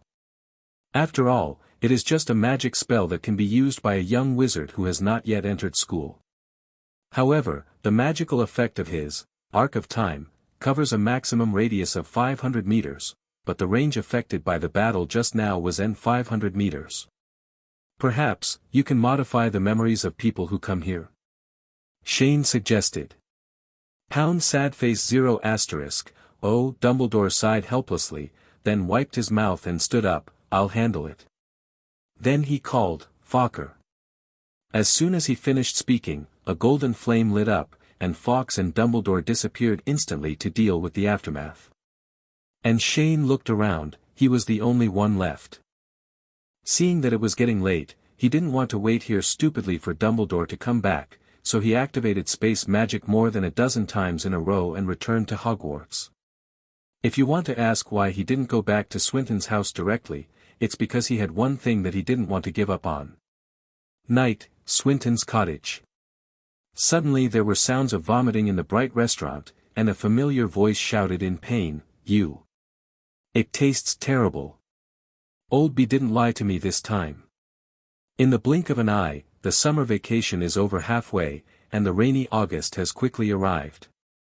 In the afternoon, Hermione activated the space transfer magic and arrived at the Goblin's house. She saw several friends here, and they were doing strange things. Harry, Ronald. What are you two doing? We're helping Harry move. Ronald returned, wiping the slight sweat from his head. Moving? Hermione suddenly frowned and looked at the other person. Harry, your aunt abused you again. Harry didn't speak, but nodded. They are such a bunch of scum. Hermione immediately looked angry, and then immediately expressed her support. Harry, just feel free to move to the guild, I'll tell Shane. Thank you. Harry thanked with a smile. Compared with the 3 people at number 4 Privet Drive, these friends who were neither relatives nor friends made him feel extremely warm. By the way, have you met Shane? After helping Harry pack all his luggage, Hermione talked about the purpose of coming to the guild. She couldn't find Shane recently, but she heard from Cedric before that Shane would come back to the Goblin house almost every day, but he never showed up, hiding in his room and not knowing what he was doing. President. When I came back this morning, I saw colorful lights coming out of his room. Harry thought for a moment and replied. I saw it too. Ronald next to him also answered, I thought the president was practicing some powerful magic in the room, so we didn't dare to disturb him. Are you in a hurry to see him? Shane promised to teach me the Patronus charm before, but he only taught me twice before suddenly disappearing. Hermione sniffed and said angrily, I've been stuck practicing this spell these past few days. I wanted him to guide me, but I didn't see anyone else when I went to his house today, so I wondered if he might be in the guild. Patronus charm. Doesn't Luna know this spell? You can ask her for advice. Harry pointed to the pool in the distance, she is right there. She seems to be studying some strange magical creatures with Zoe. Humph. I don't want her to teach me. Hermione muttered under her breath. Hermione, what did you just say? Harry thought she was talking to him, he had just fallen in love. No. Hermione immediately glared at him, then curled her lips, forget it, if you can see Shane anytime, tell him for me that I'm looking for him. Of course there is no problem, but... Ronald suddenly stopped talking midway through his words because he noticed something unknown suddenly appeared behind Hermione. But what? Hermione frowned, obviously not aware of anything strange behind her. Hermione, behind you. Harry pointed out his finger. Huh? Hermione looked at the expressions of the 2 people in front of her and seemed to have something wrong, so she immediately turned around. I saw a purple, black hole-like thing suddenly appear in the square in front of the fairy residence. Hermione's expression suddenly became serious, and she quickly pulled out her wand and got ready for battle, while Harry and Ronald also stood up and held their wands in preparation. What happened? At this time, Luna and Zoe also ran over. They had also immediately noticed something strange here from a distance. I don't know, but I don't feel good. Hermione stared at the black hole in front of her. Shane had reminded them before that because the power of the magic circle was exposed during the martial arts show, many people with ulterior motives are now spying on Fairy Tale and want to steal all the secrets about the magic circle, so they should be extra careful during the holidays. Careful. At this moment, an unavoidable abnormal situation suddenly occurred in the guild, which made everyone present have to become nervous. I don't know how long it took, but everyone saw the black hole in front of them suddenly emit a faint light, and then the space was distorted, and a foot stepped directly from the black hole. Book friends who have monthly tickets, please raise your hand and give a monthly ticket to the poor child. But at this moment, a familiar voice instantly broke the tense atmosphere. President. The blue magic circle lights up, and the healing power of sky magic begins to act on Shane. The clothes were already in strips, with many burnt marks on the edges, and the hair was also burned. Shut up. You're so seriously injured, please save your energy and get treatment. Hermione cursed with red eyes. This guy was so seriously injured but he still wanted to make a joke.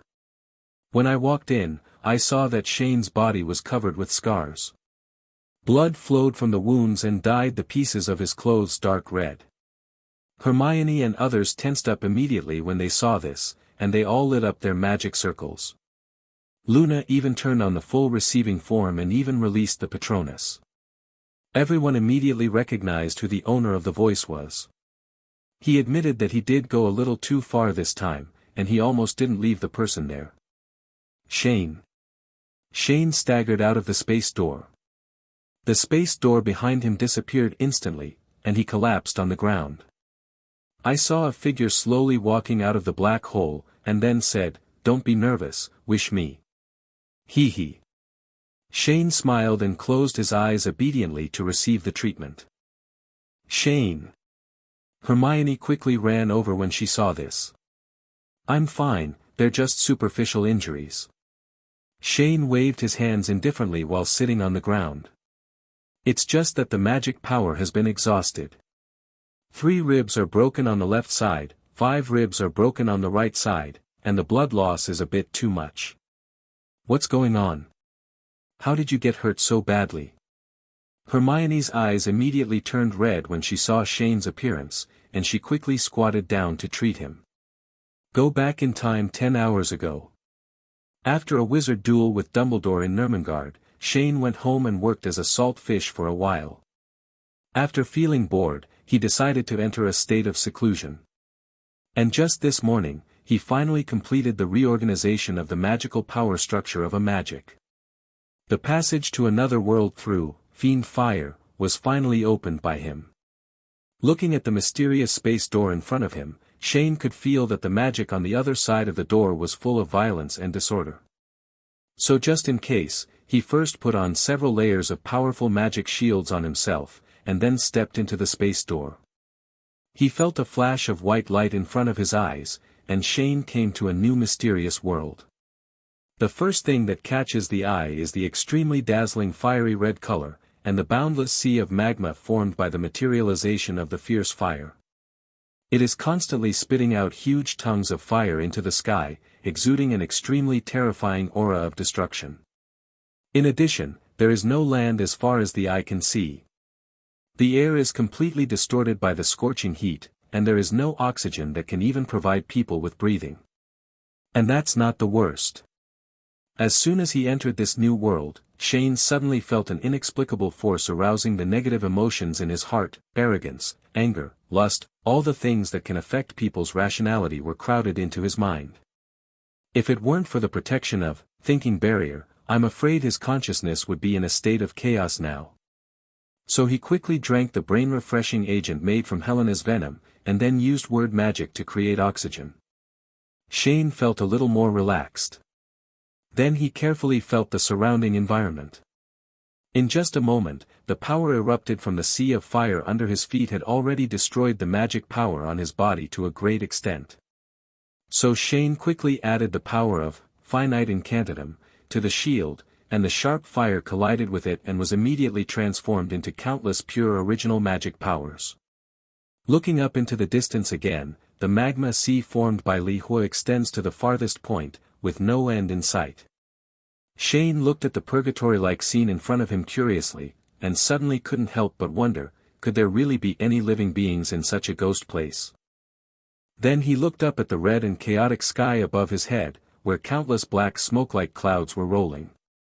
So after thinking carefully for a while, Shane immediately made his next action plan.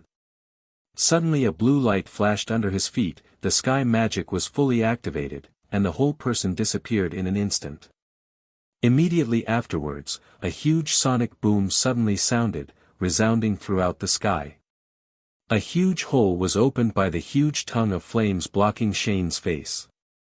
The scattered flames immediately turned into pure magic particles when they came into contact with the power of finite incantatem, drawing a line in the sky. Faint colorful flight contrails.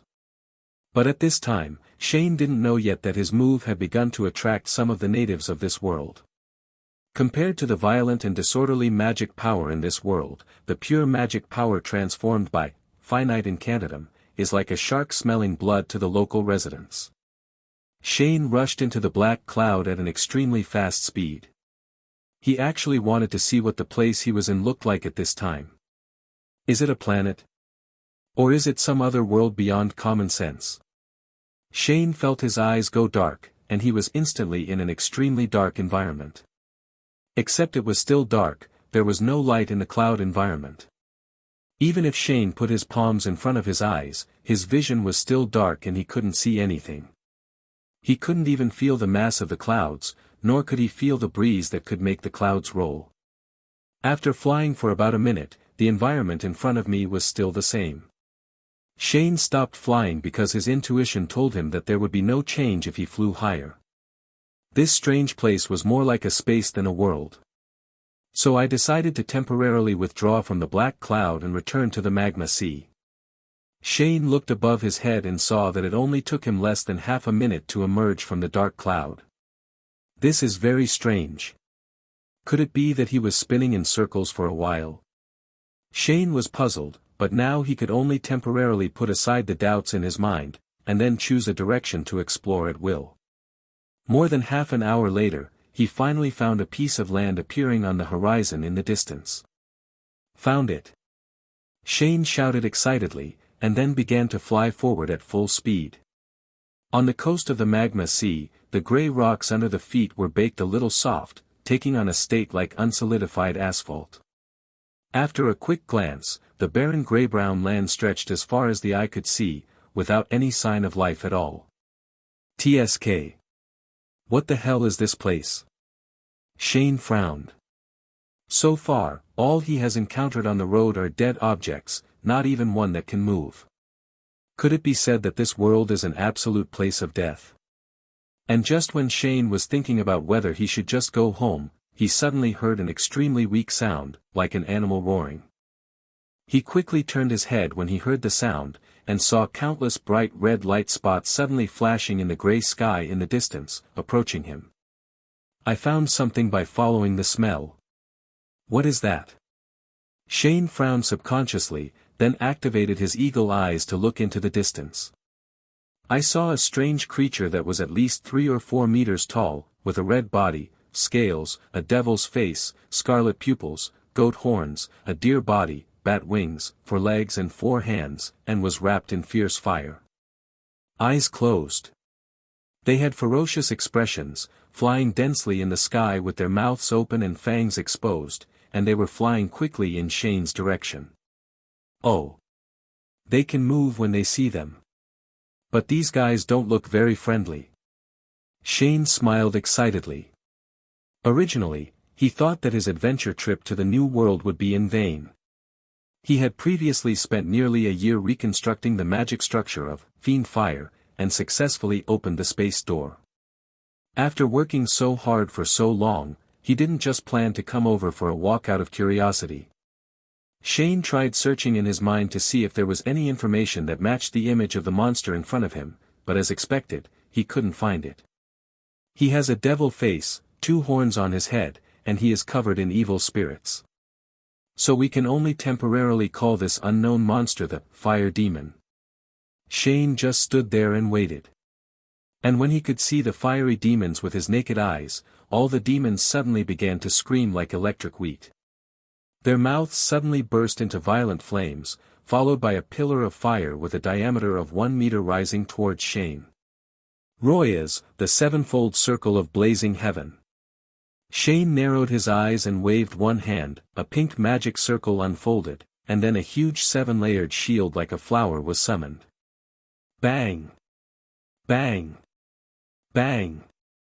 All the pillars of fire hit the Ro Ajax 7-layered ring of blazing sky, and there were violent explosions. The fierce fire that escaped even turned the surrounding rocks into fiery red. The first wave of attacks were all blocked, but when Shane looked at the broken shield with only 1 layer left in front of him, the expression on his face was no longer as relaxed as before. This power is a bit of a joke. The defensive power of Ro Ajax, the 7-layered circle of the blazing sky, is completely able to withstand Akuro Nokia's roar, but the fiery pillars of fire spewed out by those demons just now almost broke through the last layer of the shield. Who? Just when Shane was a little stunned, the second wave of attacks from the fierce demon followed one after another. This time he did not choose to carry it hard, but directly jumped into the sky to avoid the attack. And looking at the scorching hot and smoking land under his feet, Shane also recovered from the shock. The corners of his mouth were filled with smiles, and then he suddenly said to himself, "In that case, let's play with you. My hands have been itchy for a long time since the last fight with Old B." The magic of changing clothes was activated, and he immediately changed into a light combat uniform. You don't have to worry about destroying the environment when you fight here, and you can use your full strength unscrupulously. So the next second, Shane suddenly burst out with amazing magic power, and strong winds spread out like shock waves. Yes, the fierce fire demon felt the pure magic power released by Shane, and suddenly became extremely excited. All the demons screamed crazily, flapped their wings quickly and rushed towards Fuanen. Several magic circles of different colors light up around Shane. The next second, a fierce battle broke out along the entire coast of the Magma Sea. From time to time, the grey rocks on the ground would be lifted up by powerful force and fall into the Magma Sea. Countless limbs and broken arms, heads, hands and feet, strange internal organs, and squirming pieces of purple flesh continued to fall from the sky. Some of them were wrapped in ice and fell into pieces, some had smooth cuts, and some looked ugly. It seemed as if they had been flattened by heavy objects, and some were even twisted into a twist shape. The purple-red blood turned into bloody rain and fell on the hot rocks, and countless pieces of internal meat were slowly roasted into char by the earth. The entire coast of the Magma Sea was filled with a disgusting smell of meat. About 10 minutes later, the last fierce fire demon was beaten into a meat pie by a giant rock hand.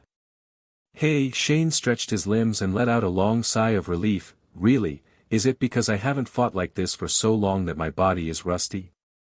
Why did my body feel so stiff from the fight just now? Shane stretched comfortably. Now that he has discovered that there are living creatures in this world, he can't just leave like this. The adventure has just begun. He must at least have a basic exploration of this world, otherwise his efforts over the past year to reconstruct the magic circle will be in vain. So, I took a piece of chocolate from my pocket and ate it, preparing to take a rest before continuing on the road. However, just when Shane was imagining what he would encounter next, he suddenly felt a series of slight vibrations coming from under his feet. I looked down and saw that the pebbles beside my feet were beating regularly. Shane squinted his eyes and stood up, turning his head and using eagle eye to look into the deepest part of the gray-brown continent. Boom! Boom! Boom! He saw groups of huge pieces of meat tens of meters high, like black clouds, walking towards him with heavy footsteps. These pieces of meat have 5 legs that look like sheep's hooves. Tentacles of different lengths all over the body are twisting and waving. Between the tentacles, there are several large round mouths with intertwined fangs, and there are drops of black pus. It precipitated from the gaps between the fangs and slowly dripped onto the ground, emitting streams of black smoke. This is a black goat. Shane was shocked when he saw this kind of monster, and was stunned for a moment.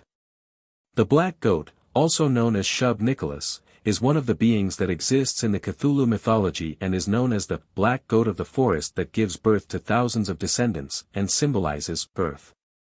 It has an alien god with super fertility.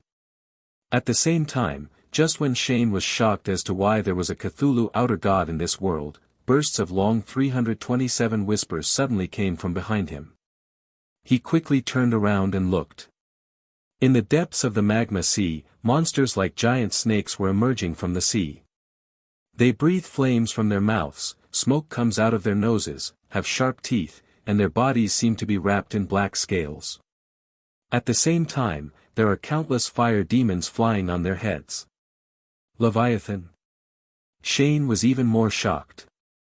Because the giant snake that can swim in magma is exactly the same as the sea monster in the Bible called Leviathan.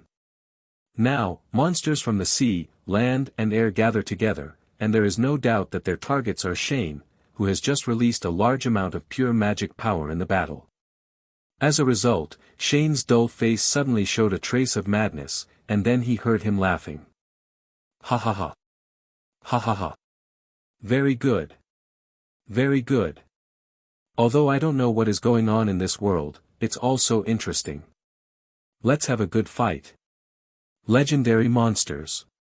At this time, Shane completely released his nature, and his magic power burst into the sky again. A huge sonic boom sounded, and he flew quickly in the direction of the black goat. Natural magic, the birth of the tree world. Under the influence of the magic circle, the magic power of Lihua world was wildly extracted, and huge endless green trees rose from the ground, instantly forming a continuous green tsunami hundreds of meters high. After a while, the sea of trees and the black goat herd collided. The black goat was crushed to the ground and crushed into a ball of flesh under the strong force of the trees. But what makes people feel incredible is that even so, the black goat did not die. It made a harsh cry that was completely inconsistent with its evil and ugly appearance. Their pus-like blood stained the giant trees, billowing black smoke rose, and the sea of trees was quickly corroded at a speed visible to the naked eye. Immortal? Looking at the black goat that had condensed into a ball of flesh, Shane narrowed his eyes. It seemed that physical attacks were ineffective against these guys. So the next moment, hundreds of huge golden magic arrays suddenly appeared in the sky. Solar flare. The huge and blazing solar beams pierced and covered the black goats one by one, and then produced a violent explosion. Hundreds of giant semicircular fireballs connected together suddenly appeared on the gray-brown land. The light gradually dissipated. Shane activated perspective, and he could see in the smoke after the explosion that all the black goats hit by solar flare had only a little bit of flesh left squirming on the charred ground. Did it? Shane asked doubtfully. But in the next second, a terrifying roar came, and the powerful mental impact almost broke through the thinking barrier in his mind. I don't know why, but maybe because they sensed the death of their companions, the black goats that came up with heavy footsteps suddenly made a shrill cry like a baby, and then the black meat on the ground suddenly started to the crazy rolling turned into a stream of black smoke and poured out of the store. Shane saw with a horrified look on his face that the black goats that followed opened their big round mouths leaking black pus, swallowing up all the black smoke, and then their bodies suddenly became taller. What the hell is this? Shane suddenly felt his scalp numb. If we set it up like this, if the black goats that come up later are unlimited, then we still need to fight them? It can consume him to death. Aha! At this moment, a low groan came from behind, and Leviathan had begun to land one after another from the magma sea. Then he looked up at the sky not far away. The fiery demon was approaching. Shane broke out in a cold sweat. It seems, Kfeg, it's a bit too big. He was vaguely aware that the pure magic power contained in him might be a fatal temptation to the creatures in this world. To be honest, he wants to run away now, but he is so competitive that he is unwilling to leave just like that. You must know that when he was at Blue Star, he was a LOL player who was proficient in Yasuo, Nushu and Barbarian King. Ever since, as soon as his mind started to heat up, Shane made a decision in an instant, that is, to devote all his efforts to it. In the unknown world of fierce fire. The boundless grey-brown wasteland, the violent and disorderly sea of red fire, and the deathly and chaotic grey sky. In this land filled with elements of destruction, a dwarf human is fighting crazily with a group of monsters that only exist in legends. Under the dead grey sky, all kinds of huge magic arrays are constantly shining, meteorites wrapped in flames, blazing destructive light pillars, extremely severe cold, huge sea of trees, and tears mixed with thunder and lightning. Storms and so on. Countless fire demons were swept away by the powerful magic, and instantly turned into purple flesh and blood that fell to the ground like a rainstorm, and turned into the delicious food of the black goat. Dozens of leviathans spit out fierce fire that could cover the sky, and then a blue line crossed. The next second, the smoking heads were neatly cut off, and the giant snake drank in the northwest. The black goat is constantly devouring the delicious food and becoming bigger and bigger, but its 5 thick lamb legs can no longer support its huge body. The black meat pieces cut through the gray-black clouds and fell down, pressing out a line in the entire wasteland. A hideous crack. And at this moment, a lightning storm as big as a sheep's body struck, and the huge black piece of meat was instantly torn into pieces, and the electricity contained in it also turned these pieces into ashes. At this time, N has fallen into madness. Countless super magics were thrown at the surrounding monsters desperately. Fairy glitter hit Leviathan and the black goat like raindrops, and solar flare also turned into a heavy machine gun and destroyed everything in sight. Skewered meat. On the surface, Shane seemed to have the upper hand, and countless monsters fell to his hands. But in fact, his current situation is very bad. The battle has been going on for several hours. Even if his magic power is huge, he can't release super magic like this. Moreover, because the magic of this world is too violent and disordered, its level of instability is even greater than that of the Aslant world. Therefore, Shane would spend 0.5 seconds longer than usual when drawing the magic circle, but this short 0.5 seconds almost killed him just now. Just a few minutes ago, in order to completely kill a black goat that was several times taller than Ultraman, Shane was a little slow in drawing the 5-layer magic circle, and was suddenly attacked by another monster that had just joined the battle. It was knocked away. If it weren't for the powerful protective magic attached to him and the sky magic that was constantly running, he could have died on the spot. The Nameless Mist, one of the alien gods in the Cthulhu mythos. Its image is a black mist of pure shadow, with thousands of eyes shining through it. Gug, the minions and servants of the Nameless Mist. They are large black beasts, with 2 forearms with sharp claws on each arm, feet that resemble birds or dinosaurs, and their bodies are covered with shiny black fur. Their appearance is very ferocious, with a pair of protruding eyes distributed on both sides of the head, and the front of the entire head is a huge mouth with sharp teeth. Just now, a nameless fog suddenly appeared next to Shane, and then a tall Gug giant roared out of the fog, and slapped Shane away. I don't know how much time has passed. At this time, the purple magic circle covered the sky, and then an invisible force crushed all the monsters covered by it into flesh. Shane kept gasping for air. He was standing on the mountain of corpses covered in blood, and it was completely unclear who the original owner of the pieces of flesh under his feet was. His magic power was almost at its bottom, but the monsters in front of him seemed to be endless, and they were still coming towards him in a steady stream. Hey! At this moment, a black shadow suddenly jumped out of the mountain of corpses, and its huge claws swung towards Shane's head. But Shane didn't care, didn't even glance at the shadow. The next second, the attacking monster was divided into dozens of square pieces, becoming part of the mountain of corpses and sea of blood. The black shadow is another new kind of monster. It looks like a headless person, with a large mouth full of fangs on its torso. The 2 hands have sharp claws that are longer than its body and can be freely retracted. Shane calls it, Ghoul. This kind of monster is very weak and is nothing to worry about. Now that the fire demon and Leviathan have been killed by Shane, they have not been seen in the depths of the magma sea for some time. However, the black goats are still coming in a steady stream, and the elusive nameless room is also very difficult to deal with. Shane looked at the towering black mass of flesh in front of him. At this moment, he wanted to run away, but he couldn't do it. If you want to go back to the world of Harry Potter, you must go back to the place where he came in and open the space door. Space is disordered but regular. In any different space or world, the traversable space corresponding to different directions is completely different. Therefore, if you open the space door randomly, you don't know where you will be transported. At least you may just run from one end of the world to the other, or at worst, you may be directly transported into the turbulent flow of space, and then be trapped inside.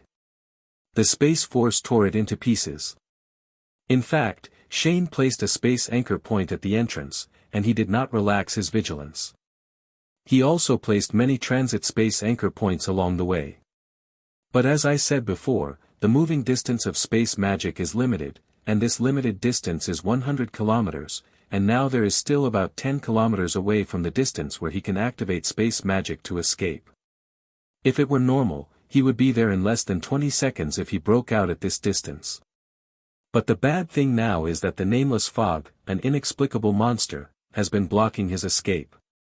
Every time Shane finally used magic to create an escape gap, the nameless fog would appear in front of him, and then its countless terrifying eyes would flash with scarlet light, and then launch a powerful mental impact. And in this gap of less than 2 seconds, the huge giant will run out of the black mist, and then wave its huge rough palm to slap Shane away. At this time, Shane looked at the endless herd of black goats in front of him. Although he has temporarily killed all the fire demons and Leviathan sea monsters, no one knows whether they will come here from further away, and it cannot be ruled out now whether there will be more. More and more difficult monsters appear. The magic power has been almost exhausted. Faced with such a desperate situation, Shane has only one option left, and that is to use a sacrifice magic to fight. It's just that the risk of using this magic is very high, and it is likely that he will die without any parts of his body. In the past, when he was in a slant, Shane had accidentally obtained a magic called Yuko, which could obtain huge magic power by sacrificing flesh and blood. But this magic has a huge shortcoming, that is, it cannot control the speed at which it devours the star of sacrificed flesh and transforms magic power. In other words, if the magic of Yuko is used, the power of Yuko will unlimitedly turn the corpses of monsters under Shane's feet and all around him into nutrients and sacrifice them all, transforming a huge amount of magic power will be poured into Shane's body in an instant. In this case, either Shane will be directly exploded and become part of this mountain of corpses and sea of blood. Or he took advantage of the huge magic power to pour out all the magic power before it burst him, but this requires Shane to have extremely high control over magic power. In fact, in the past, Shane had used Origin to try to reorganize the magic structure of Unco to eliminate its flaw, but as soon as he started, he discovered that the complexity of Yuchi's magic structure was even far surpassing the three major super magics of Fairy Tail. At the same time, this magical ability gives people an inhumane feeling, and it may not be useful in future battles, so Shane has been leaving it unused until now. I just didn't expect that I would encounter the opportunity to use this magic today. So after thinking over and over again, Shane decided to take the risk and try the magic of Unco. In fact, he has no other way now.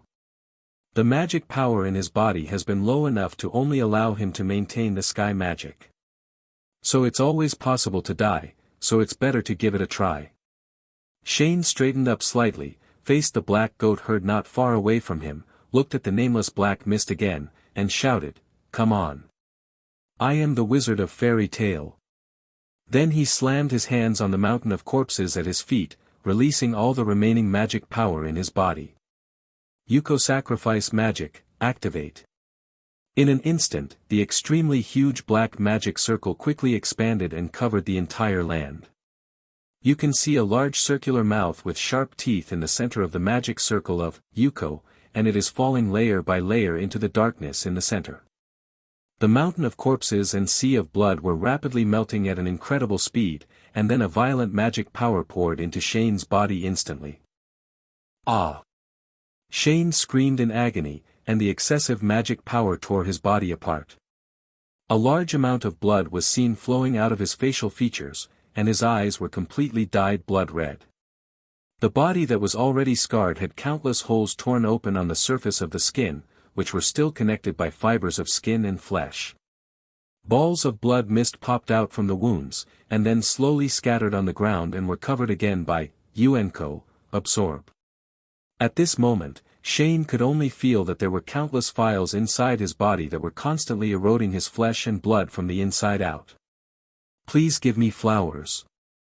Enduring the pain that exceeds the limits of human beings, he then tried hard to open his eyes and look through the blurred vision at the endless despair for weak humans. Shane's hands were shaking uncontrollably, and he slowly clasped his hands together, tearing his throat and shouting the spell that would determine his final life or death. Fairy Law. Fairy Law, one of Fairy Tail's three major super magics, it uses sacred light to conquer darkness. The caster only destroys targets identified as enemies. It can be called a unique super magic in the legend. In an instant, a huge bell resounded across the sky, and the magic power soaring into the sky shook away the clouds. An extremely huge golden magic circle covered the sky, and the edge could not be seen at all. With Shane as the center, dazzling golden light spreads outward like the shock wave after a nuclear bomb explodes. Even Dumbledore, Snape and Madame Pomfrey were here. I can't stay in this hellish place anymore. I just released such a huge amount of magic power. God knows if this will cause some unknown and troublesome things. Then a blue light flashed, and Shane slowly lifted into the air and flew towards the nearest space anchor. With tears in my eyes, I begged for subscription, monthly tickets, and flowers. Thank you for your support. Whether it was the black goat, the nameless mist, the gug giant or the ghoul, when they were swept away by the power of fairy law, they all suddenly froze in place, and then turned into a dead gray color. Eventually it turns into dust and gradually dissipates. Gritting his teeth, he took out a bottle of refreshing potion from his pocket and drank it again, and felt the magic power in his body. There was still about 1/10 left, but it was enough for him. Shane stood in a pool of blood, with some signs of coagulation in the blood on his body. Although he is now seriously injured and in urgent need of recovery, the most important thing now is to return to the world of Harry Potter. At this time, in the normal timeline, Shane was lying in his room in the fairy mansion, and everyone from the Fairy Tale Guild was present. I don't know how long it took, but Shane felt that the severe pain in his body was slowing down, and he also felt that his hands and feet were returning. While treating myself, I hurriedly and slowly returned to the spatial anchor point when I came in. At this time, he was holding on and using his last consciousness to apply sky magic to himself for treatment. So regardless of his serious injury, Shane continuously activated his magic and flew towards his destination. The god of luck still favored him. Although he only had one breath left, he was not exploded by the superstar magic transformed by Yuanguchi, and all the monsters as far as he could see had been destroyed. After a few minutes, the golden light gradually extinguished on this gray-brown continent. Using all the remaining magic power to open the space door, Shane finally, safely, returned to the world of Harry Potter. Then, the scene that Hermione and others saw in the guild happened. Shane fainted not long after returning to the guild. The injuries on his body were too serious. His broken ribs were the least injured parts of his body. The massive blood loss caused by activating the Yuanko magic seriously damaged his origin. Hermione's sky magic was still in its infancy, and her healing ability could only help Shane recover from his skin injuries, so she tried her best to treat him, but Shane was still in a coma. So she had no choice but to run to Dumbledore's office and squat for a day before finally asking him to wait and call for help. Dumbledore was shocked when he saw Shane like this, and quickly asked Fawkes to bring Snape and Madame Pomfrey over at St. Mungo's hospital. So, after Snape poured more than a dozen bottles of unknown potions into Shane, and with the full use of Madame Pomfrey's various healing spells, Shane's injuries were finally reduced from serious injuries to minor injuries. 3 days after returning from the Lihua world, Shane, who was still a little pale, finally woke up slowly. Slowly opening his eyes, the first thing he saw was the familiar wooden ceiling. Shane knew he was in his own room in the guild. He felt that he was still very tired at this time, and his stomach was empty and uncomfortable. At the same time, his throat and lips were very dry, and there was a disgusting smell in his mouth. The strong desire to eat and drink goes straight to the brain. Shane tried to sit up from the bed, but as soon as he stood up, he found that one of his hands was being pulled by an inexplicable force. So he turned his head and looked around in confusion, and found that it was Hermione lying beside the bed. One of her hands was holding his left wrist, and she was sleeping with her eyes closed. It looked like she had been here for a long time. Hermione. Hermione. Shane propped up half of his body on his elbows, stretched out his hand from the quilt and patted Hermione's little head. Huh. Hermione was instantly awakened. She raised her head with hazy eyes, and then vaguely saw Shane's face close at hand. Shane! You're awake! Hermione shouted excitedly. She quickly stood up and looked at him nervously and asked, "How are you feeling now? Are you feeling uncomfortable somewhere?" "I'm fine, I'm just thirsty and a little hungry," Shane said in a hoarse voice. "Then I'll get you a glass of water, and then let Kalura make you some food," Hermione said, immediately wanting to run out. "No rush." Shane reached out to grab the person who was about to leave, and pulled her into his arms. "What are you doing?" Hermione smelled the familiar scent and blushed suddenly, but she just held her chest in front of her face with her hands and did not resist. "How long have I been unconscious?" Shane asked easily while gently stroking the head of the person in his arms. Hermione was stunned for a moment, recalling Shane's serious injury a few days ago in her mind, and her eyes immediately turned red. "You have been in a coma for 3 days. I tried my best to treat you at that time, but you never got better, and the wounds on your body would reopen from time to time. So we had no choice but to call Professor Dumbledore. Later, with the help of Professor Snape and Madame Pomfrey, your injury slowly stabilized. Do you know that you scared us to death? You were covered in blood and I thought you were going to die.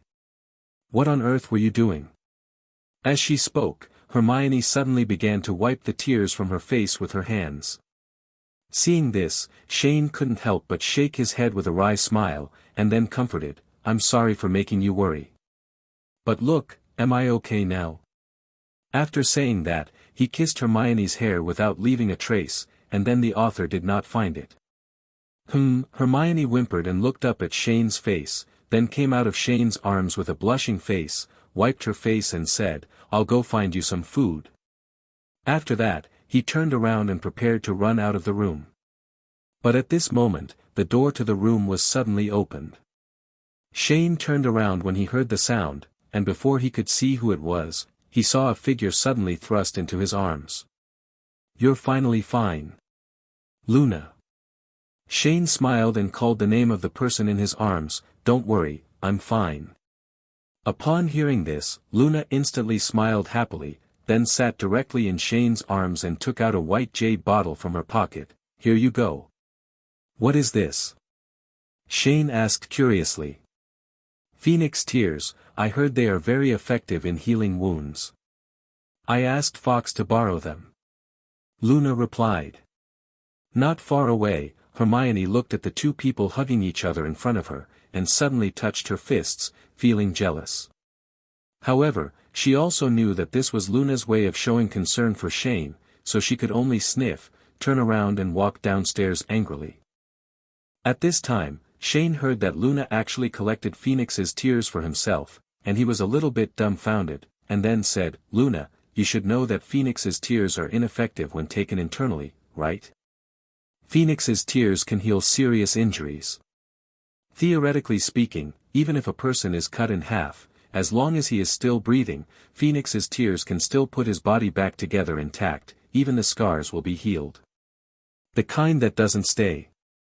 However, although Phoenix's tears can almost reach the level of flesh and bones, they are only for external use and cannot be taken internally. City Luna, as a friend of Fox, must know this."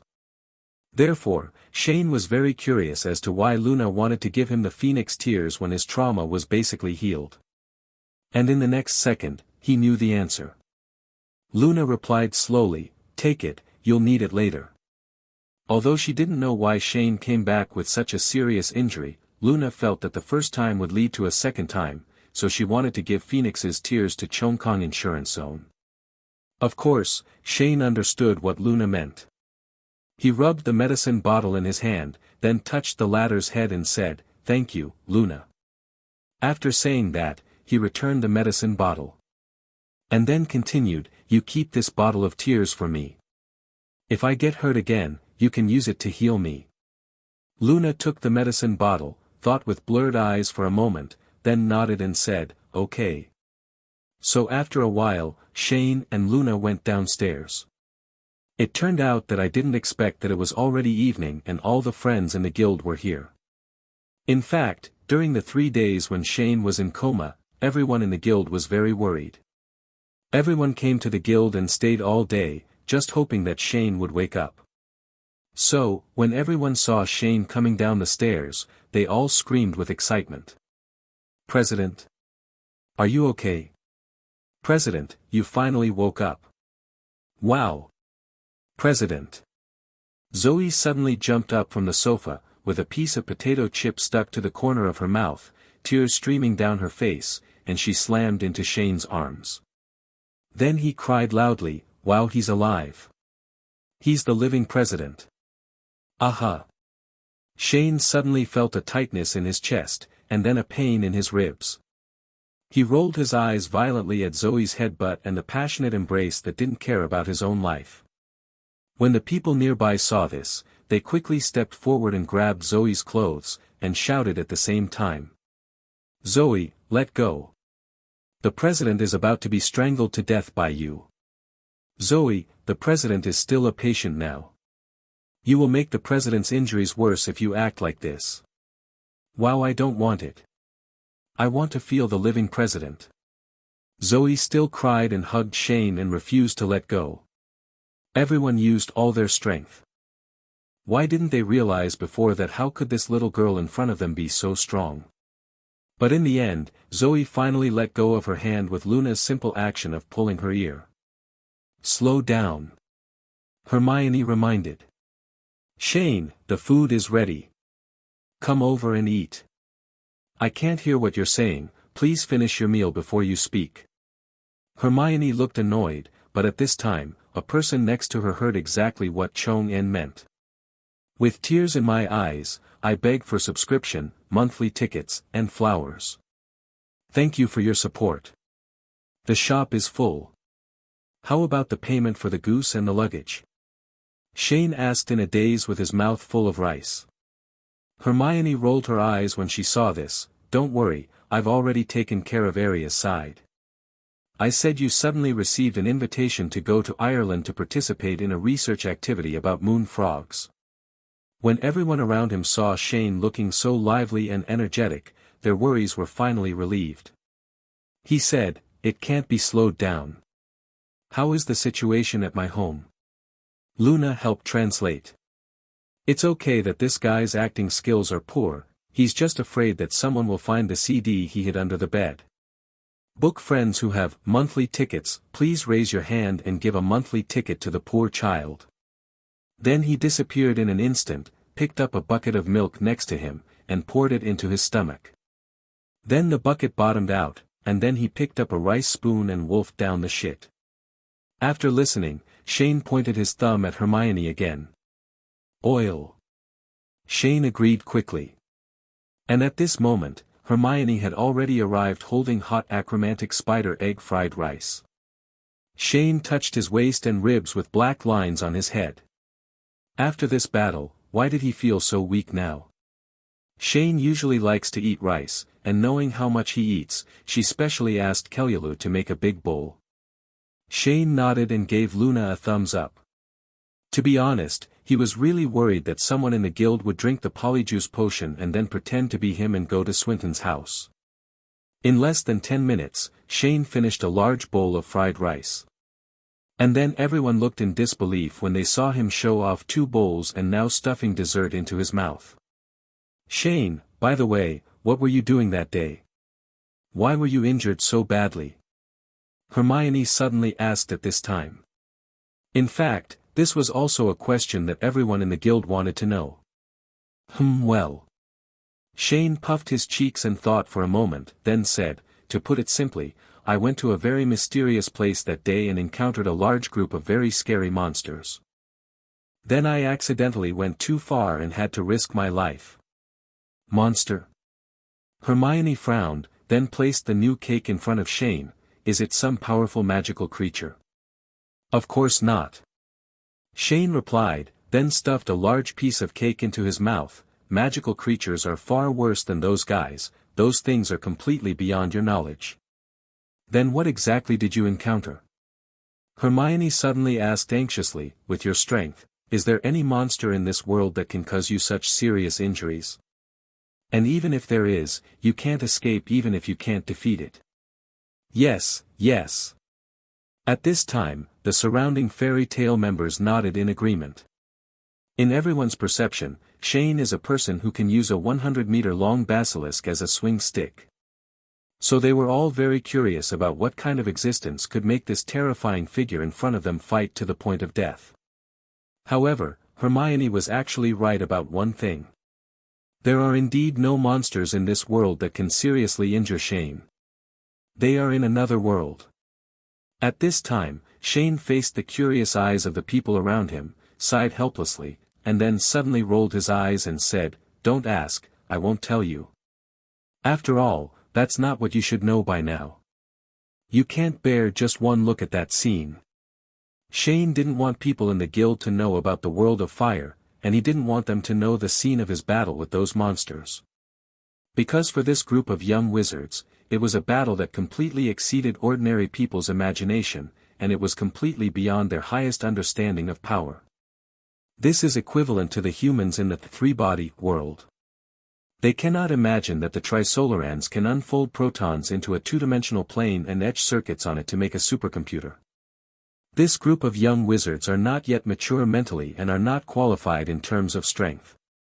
They cannot withstand the despair of this dimensionality reduction attack. However, it would have been better not to mention this in Shane's previous words, but his words only made everyone more curious. What kind of monster is this that I can't even describe? But just when everyone in Fairy Tale was scratching their heads, Shane's stomach suddenly heard a growling sound, and his stomach was making a revolution again.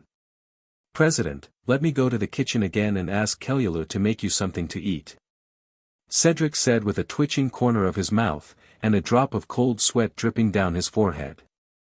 To be honest, he was really curious about why the person in front of him drank a 2L bucket of milk, ate several kilograms of rice, and then ate a 2-kilogram chocolate cream cake, but his stomach didn't bloat. Yes. Is his stomach a black hole? After a while, I saw Krolu and Cedric coming over with a large plate of Spanish seafood stew and a whole roast pig. Shane then started to eat randomly again, making everyone on the side look hungry. Zoe licked her lips, then quietly took a spoon and wanted to take a bite of the emperor crab meat, but every time she thought about it, the big basin containing seafood stew rice suddenly moved a little bit away as soon as she reached out. She thought it was her illusion, and then she stretched her hand a little longer, but she never thought that the rice bowl would leave her again without leaving a trace. So after trying several times, Zoe finally shouted angrily, "President, why are you still protecting the food?" "Humph. Last time you sneaked into my seafood pond and caught 2 fire crabs from me, I haven't even asked you to settle the account yet. I worked hard to catch these king crabs from the bottom of the Bering Sea. If you want to eat it, go find it yourself." Shane turned his head away proudly and guarded the rice bowl tightly. The gardener's rabbit takes food as its top priority, because food is its top priority. You can just eat a bite of fried rice, but if you want to grab the lobster meat from his mouth, there is no way. So just like that, amid the joyous slapstick in the Goblin house, everyone was unknowingly brought to the secret of Shane's injury. At night, everyone in the guild left one after another, and only Shane and Harry were left in the guild. Hermione had told Shane before leaving that Harry had moved his family to the guild. Looking at the slightly embarrassed boy in front of him, Shane suddenly made a suggestion, "Harry, let's go for a walk outside together." Harry was stunned, nodded subconsciously and replied, "Okay." At this time, the stars are so bright that even if they are not as bright as the silver gauze of the bright moon, they can still add a touch of gentle brilliance to the earth. Shane and Harry walked on the lawn outside Hogwarts Castle, slowly walking to the Black Lake to the shore. In the distance, Hagrid's hut was emitting dim light.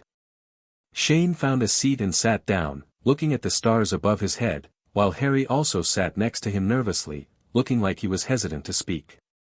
Feeling the breeze blowing from the lake, both of them fell into silence for a while. I don't know how long it took before Shane broke the calm and said, "Harry, I want to know why you moved to the guild." "President, don't you agree?" Harry suddenly looked depressed. "Of course not." Shane smiled and shook his head. "The second rule of the guild rules is that as long as you join Fairy Tale, everyone is a family. So if you can treat the guild as your own home, I have nothing to disagree with you. Actually, I just want to find out what you are thinking." Harry lowered his head and was silent for a while. "I hate living there." Then he briefly recounted his experiences at the Dursleys since childhood. "Harry, I am not qualified to comment on your relationship with the Dursleys, but you left without saying a word. Do I think you did the right thing?" Chomin asked. Harry fell silent, not knowing how to answer this question. 3 days ago, although he successfully left the Dursleys' house, he still felt that his heart was in a mess, as if something was missing. Actually, since you joined the guild a year ago, you have been able to leave the Dursleys, but you didn't do that. Shane smiled, then looked up at the stars in the sky. Isn't this decision difficult to make? I think you must have thought about it for a long time. With tears in my eyes, I beg for subscription, monthly tickets, and flowers. Thank you for your support. But at this moment, a figure quietly appeared next to him, staring at the back in the distance. Are your injuries completely healed? Your aunt has actually been risking her life to protect you for more than 10 years. You should also know that the Ministry of Magic arrested many of Voldemort's minions some time ago. You can imagine if they want to do something to you, who will suffer first. Looking at Harry walking away silently with his head lowered, Shane knew that the other party had listened to what he just said, and he also believed that Harry would make the right choice. Good evening, Professor Dumbledore. Book friends who have monthly tickets, please raise your hand and give a monthly ticket to the poor child. It's just that, now that you've made a decision, why is there a trace of reluctance in your eyes? No. I have no regrets. Harry immediately denied it, as if he had been stabbed in a sore spot. I don't know how much better it is to live in the guild now, Ronald, Hermione, Fred, George and Surrey. With Zoe, I have friends by my side every day, and I no longer have to worry about not having dinner or being locked in a room. The protective magic your mother cast on you can prevent you from being harmed by Voldemort's power until you reach adulthood, but this magic requires you to stay close to your blood relatives in order to be effective.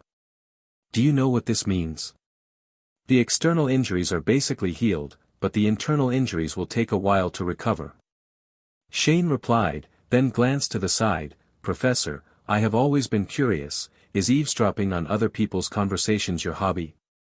This seems to be no longer the first. That's it.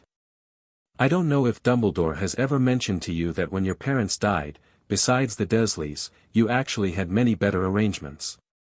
Shane said slowly, but you know why in this situation. Come on, is Dumbledore going to send you to the Dursleys again? I don't know. Harry shook his head. At this time, a breeze blew by, causing the flowers and plants to sway. Harry, as the president of the guild, I must remind you that some things cannot be given up just because you want to. Magic is an extension of the power of a person's heart. If you think about denying your heart, sooner or later you will have trouble. One day, you too will deny your own magic. Harry lowered his head and remained silent. Good evening, Shane.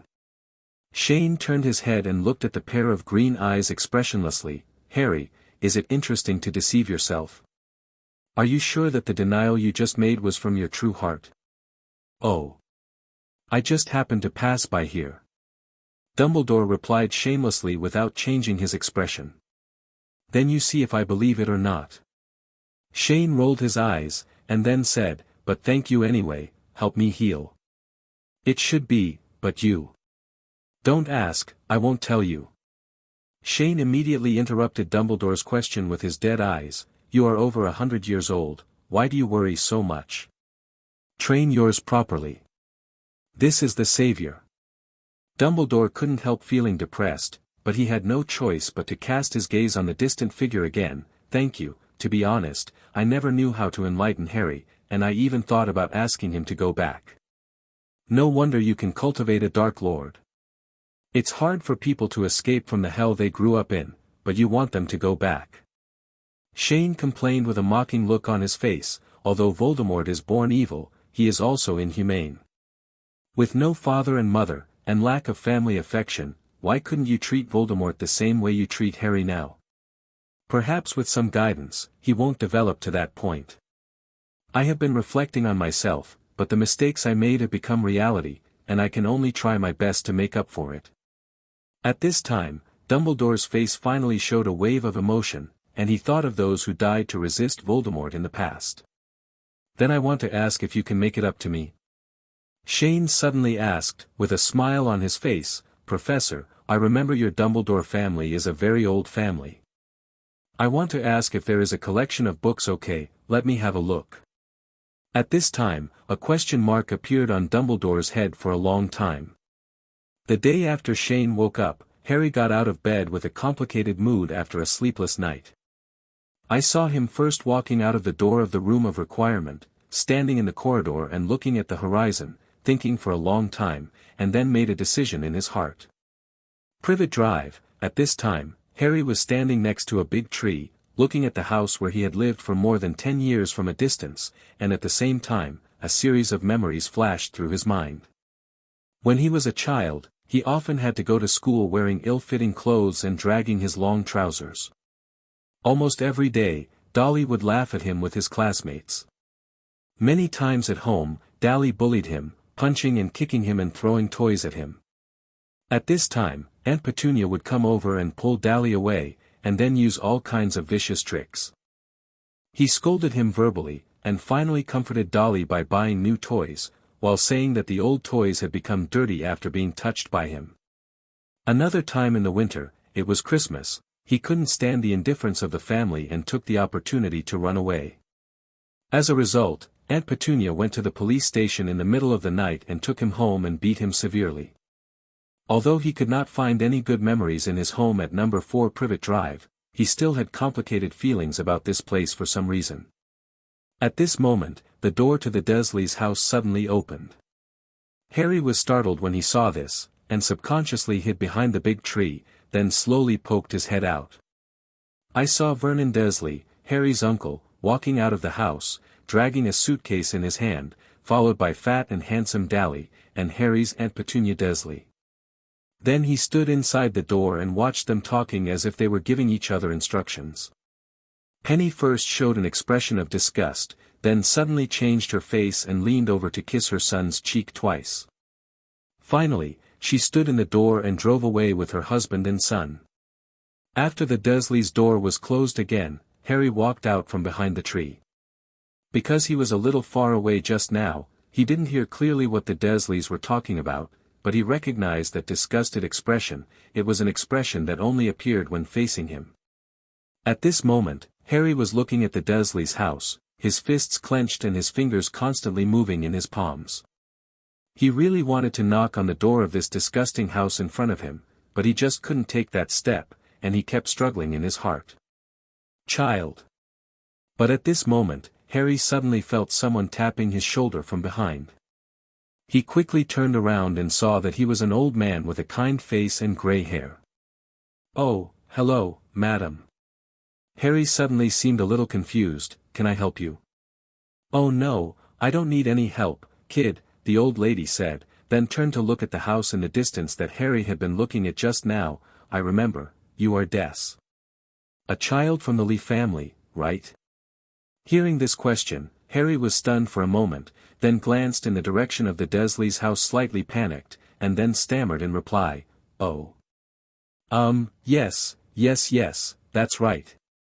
I'm from the Dursleys." "Then why don't you come over?"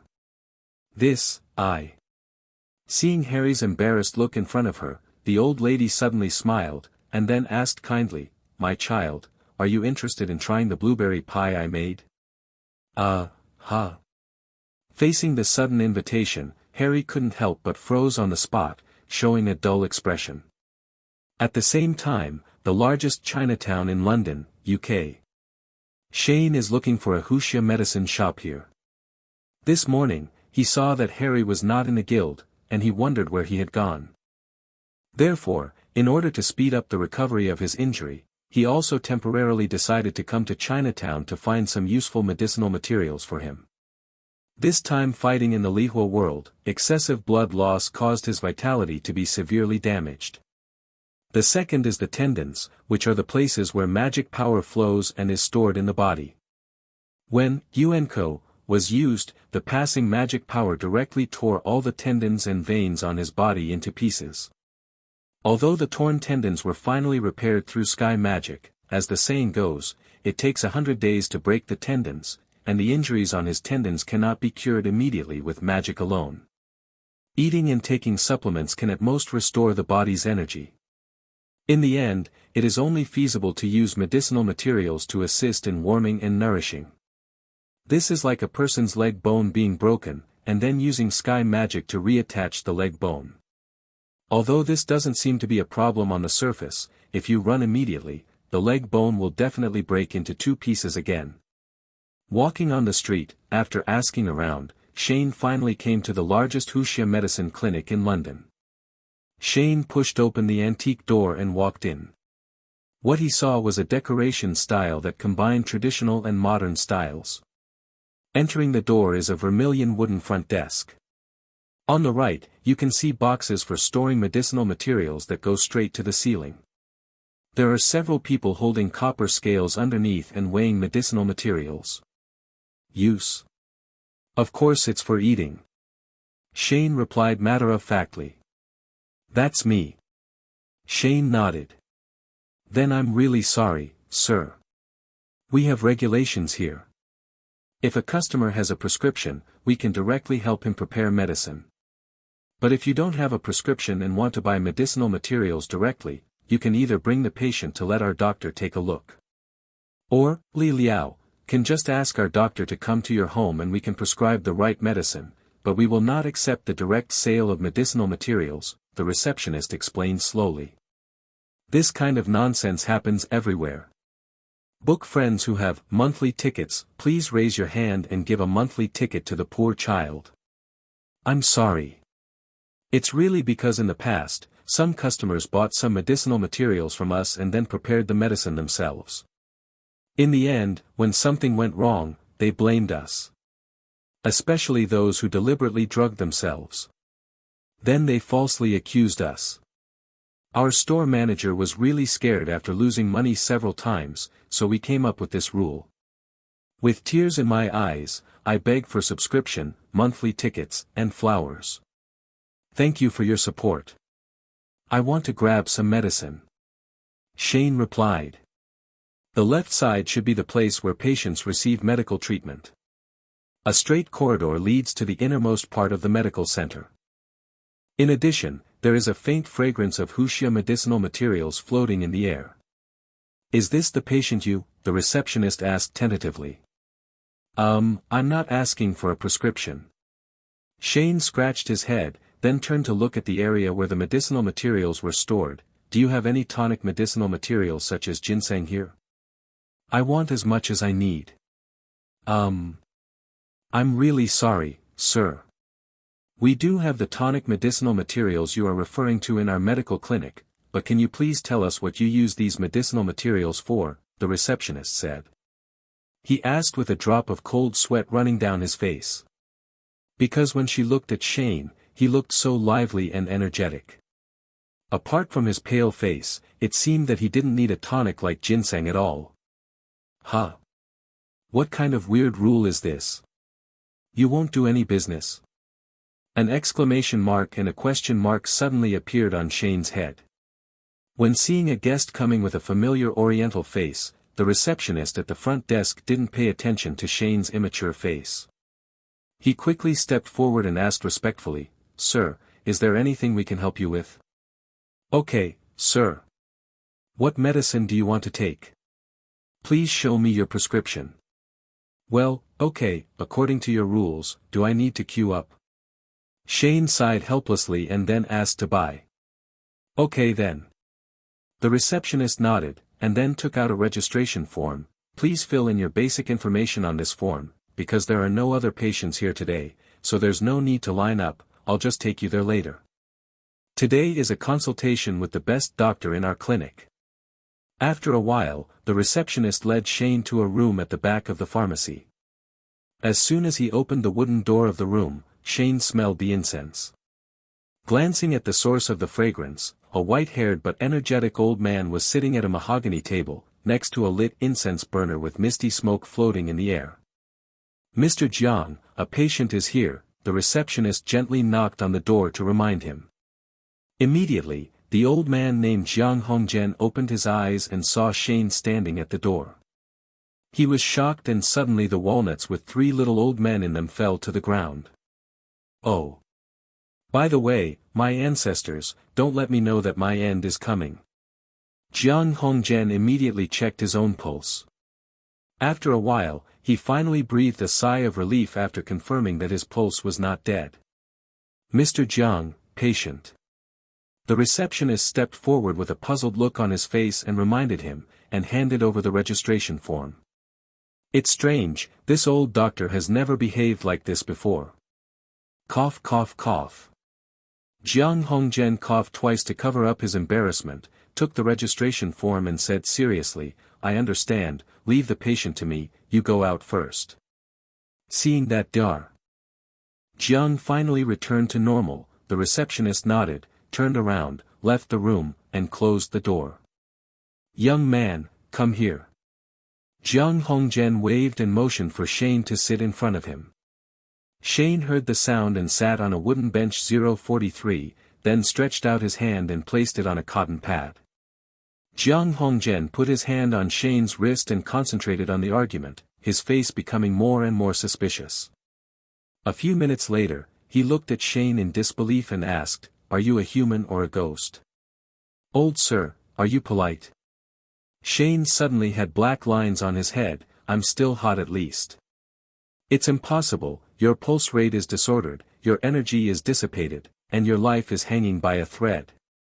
Logically speaking, you should be lying on the bed waiting to die now. It is absolutely impossible for you to be so alive and kicking now. Jiang Hongzhen said in surprise, you must have been seriously injured before, which caused great damage to your muscles and vitality and even seriously damaged your origin. But I see that your Yingxue is full, your Qi is deep, and your Wei Qi is also strong. It should be that some advanced method was used to forcefully block the hole where your vitality leaked out, and then a powerful external force was immediately used to assist replenish your vitality, and then I will forcibly hang your life. It's just that acquired things are never as good as innate Qi. Your origin has been damaged, so you must be warmed and nourished with ferocious medicine. The old gentleman's medical skills are indeed superb. Shane praised. In front of me is a doctor of traditional Huxia medicine with real ability. Just by taking his pulse, he can basically understand the condition of his body. Things that have been passed down by flower growers for thousands of years are real.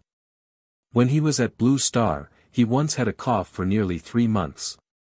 He went to the hospital every now and then to get a sling. His hands were swollen, but he didn't see any improvement. Instead, it got worse and worse. In the end, he went to see an old Huxia medicine doctor in his hometown. After taking medicine twice, he was completely cured. Young man, Kfi, I will prescribe you medicine for a week first. Take it once a day, no more, no less. Jiang Hongzhen picked up the pen and started writing and drawing on the paper. If you drink too much, you will not be able to absorb the power of the medicine. Drink without you, the effect of this medicine will be greatly reduced. Remember, drink 1 bowl of 10 bowls before going to bed every night. Do not use tap water or bottled water sold in supermarkets for cooking medicinal water. You can choose mountain springs, but the most reliable one is the best. After saying that, he handed the prescription to Shane. You give this to the pharmacy outside, and they will fill you with medicine. Thank you, old gentleman. Shane took the prescription and wanted to see what was written on it. But unfortunately, I couldn't understand it at all, so I pulled my neck back, squeezed out a double chin, and stood up to leave. Oh, by the way. Young man, there is one more thing I want to remind you. Jiang Hongzhen suddenly stopped the young man who was about to leave, and kindly persuaded him, before you recover from your injury, please be abstinent. At this moment, the air was suddenly filled with an awkward atmosphere. Shane blushed instantly, but he still tried his best to stay calm and pretend to be confused, and said with a stiff face, Old sir, I don't understand what you are talking about. It doesn't matter if you don't understand. It's okay for young people to be very angry. I'll give you some extra help at the next follow-up visit. Jiang Hongzhen smoothed his gray beard and said with a smile. So, as Shane walked out of the room with the corner of his mouth twitching, Jiang Hong's face, which had never been smiling at all, suddenly stopped and turned into a stern look. At this time, a black shadow suddenly walked out from the shadow on the screen next to the wall. He found me. Black Shadow said, when you checked his pulse, even though his eyes didn't move, I could feel a peeping force watching him. I remember that the last time you went to the headquarters of the International Federation of Wizards to perform a guard duty, you met the man known as the White Devil. Did he notice you? Albus Dumbledore is the president of the International Federation of Wizards. He is currently recognized as the strongest person in the Western secular world. He felt my presence during the last YGAO event, but he definitely doesn't know where I am. Shane Dolea, this name sounds very familiar. Although it is a foreigner's surname, it does not have the slightest hint of a foreigner who grew up abroad. Jiang Hongzhen picked up the wine on the table. He looked at the name on the registration form and said slowly, "This young man is very special. The injuries he suffered are not that simple. His tendons were completely torn from the inside out." Completely torn? Then why is he still alive? Black Shadow asked in surprise. The power system in the Western secular world is very abstract. The purpose of sending us here secretly is to gather sheep. No. Is it to explore the secrets of this? Jiang Hongzhen suddenly became unruly. For a moment, then the eyebrows became lower and lower. Then do I need to follow up and take a look? Since you have been exposed, there is no need for this. Jiang Hongzhen kept circling the warm walnuts in his hands and was silent for a while. I don't know if it is my imagination, but this young man seems to have the aura of those monsters left in him. You mean? He Ying looked surprised. Notify the higher-ups to help check for this person named Shane Dolea. Although he is young, with the fact that he can detect your existence, he should not be an unknown person in England. Yes. Also, let people from Daxia enter Kunlun to find out if there have been any changes in the guys there in recent times. If so, try to find out as much as possible about their situation. Okay. Outside the door, while Jiang Hongzhen was talking to the Black Shadow, Shane felt a heartache when he looked at the quotation given to him by the cashier. He knew that in this era, the rabbits of flower growers were short of foreign exchange, and those with red eyes had already sold their mushrooms to big business owners. But good guy, this is just a week's worth of medicine, and it costs him £100,000.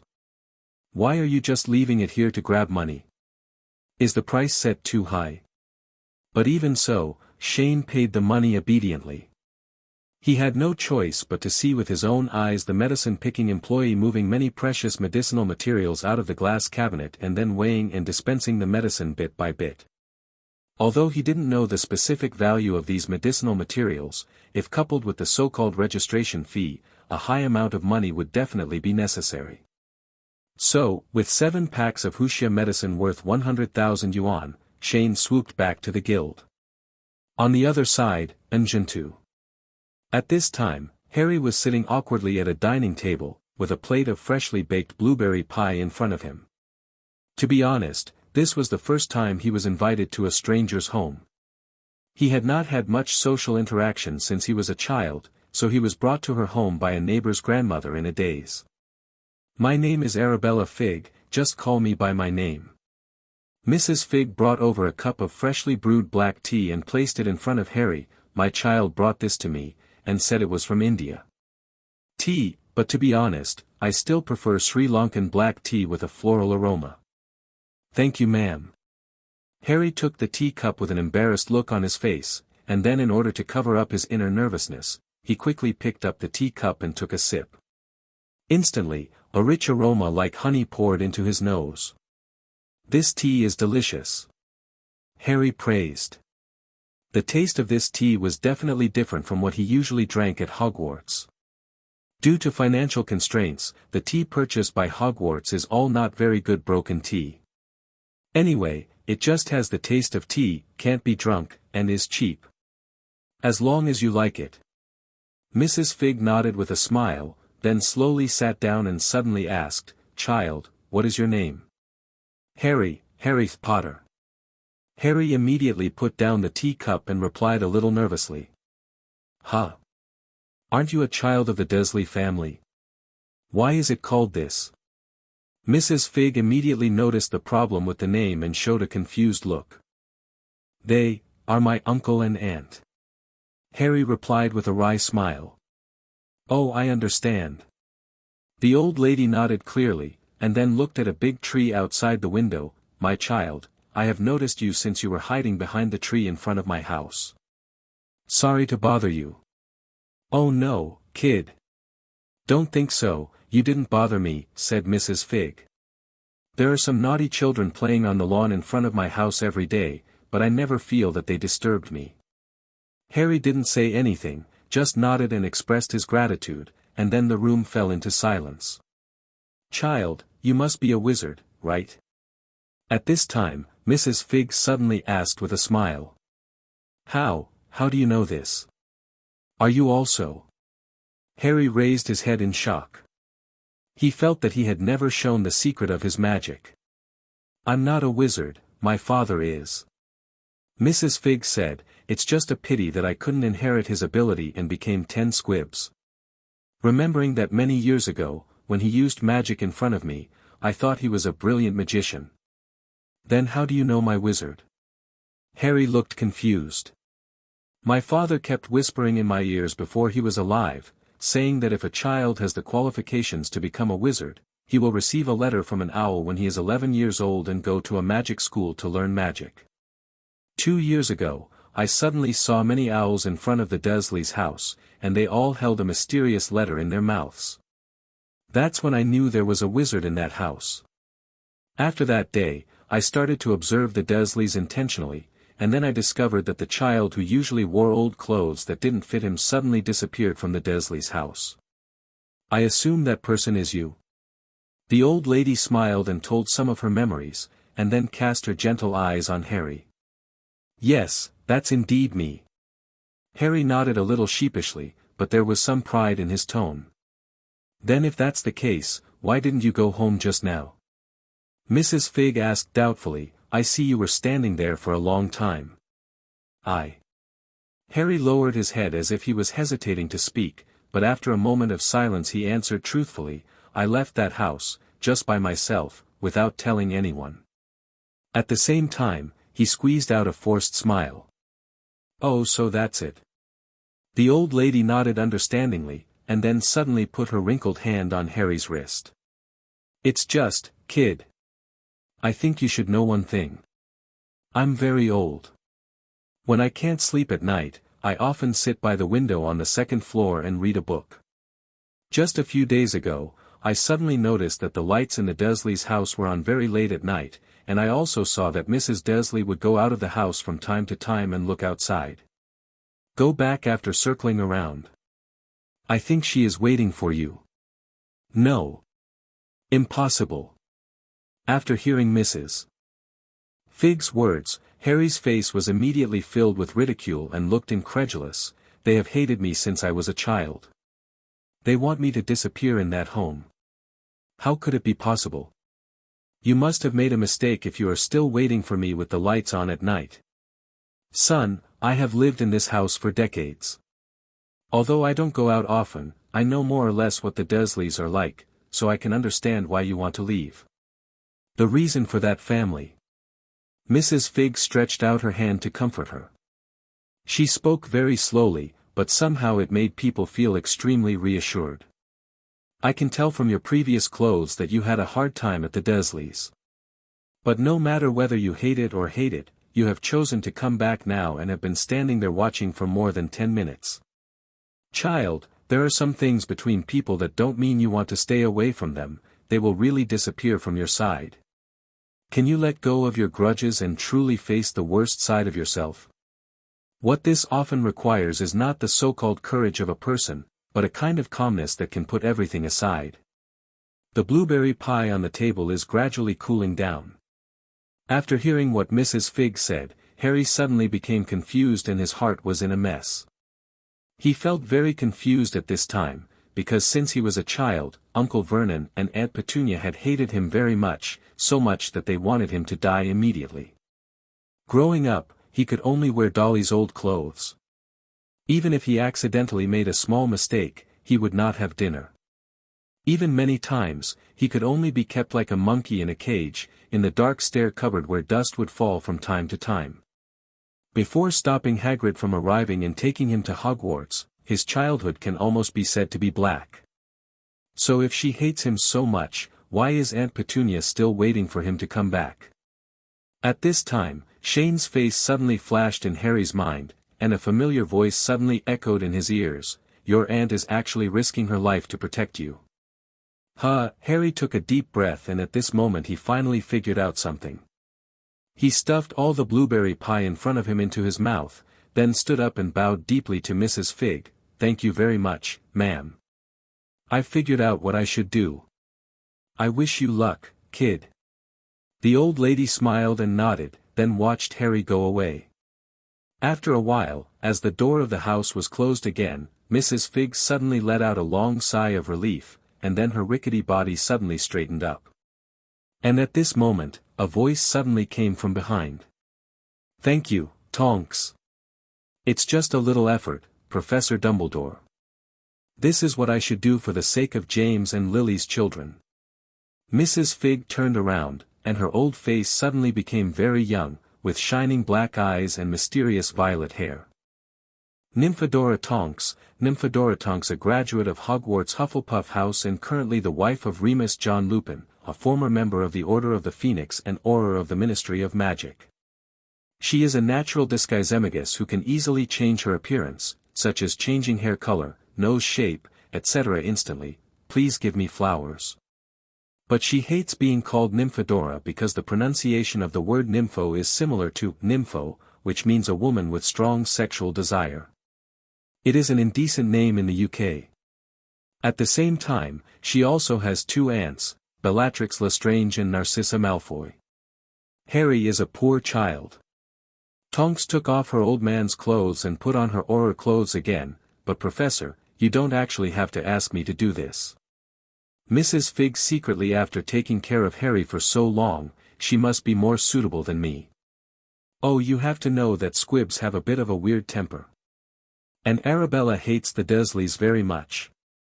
I'm afraid she will be impulsive suddenly and not be able to play the role of guide," Dumbledore said, and then calmed down. He slowly walked to the window and stared in the direction of the Dursleys' house. "Tonks, Harry is still too young. He doesn't know the meaning of relatives yet, which makes his thoughts very contradictory after leaving the Dursleys. Harry must understand the meaning of relatives. No matter how bad the Dursleys are, they are always his only relatives in the world." At this time, outside the door, Harry had already arrived in front of the Dursleys' house. He took a deep breath and then rang the doorbell above. Da-da-da. Bang. "Did you forget something?" Penny asked as she opened the door. She thought her husband and son had left something at home, so she ran back to get it.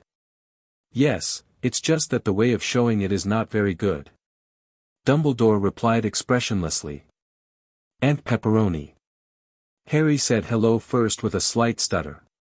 Penny heard a familiar voice and pushed the door open with such force that the door leaf groaned. "Harry Potter, you disgusting fellow. Do you know how much trouble you have caused me?" Tonks, who was watching this scene from a distance, couldn't help but frown, and then looked at Dumbledore next to her, her eyes suddenly full of doubts. "Professor, is this the garden of your relatives you are talking about?" "Okay." Tonks shrugged and said nothing more.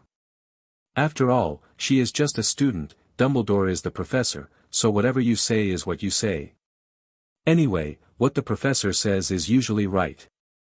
Book friends who have monthly tickets, please raise your hand and give a monthly ticket to the poor child.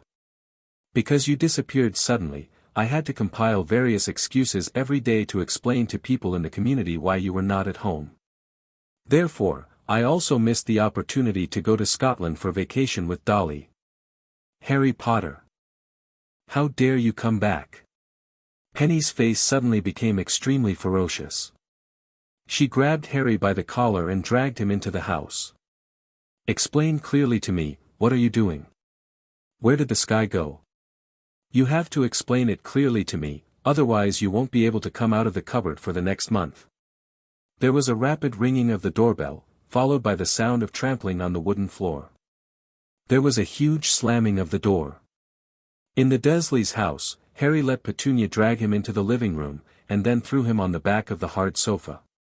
Faced with such vicious abuse, Harry gritted his teeth, tried hard to suppress his anger, and stood up straight on the sofa with an expressionless expression.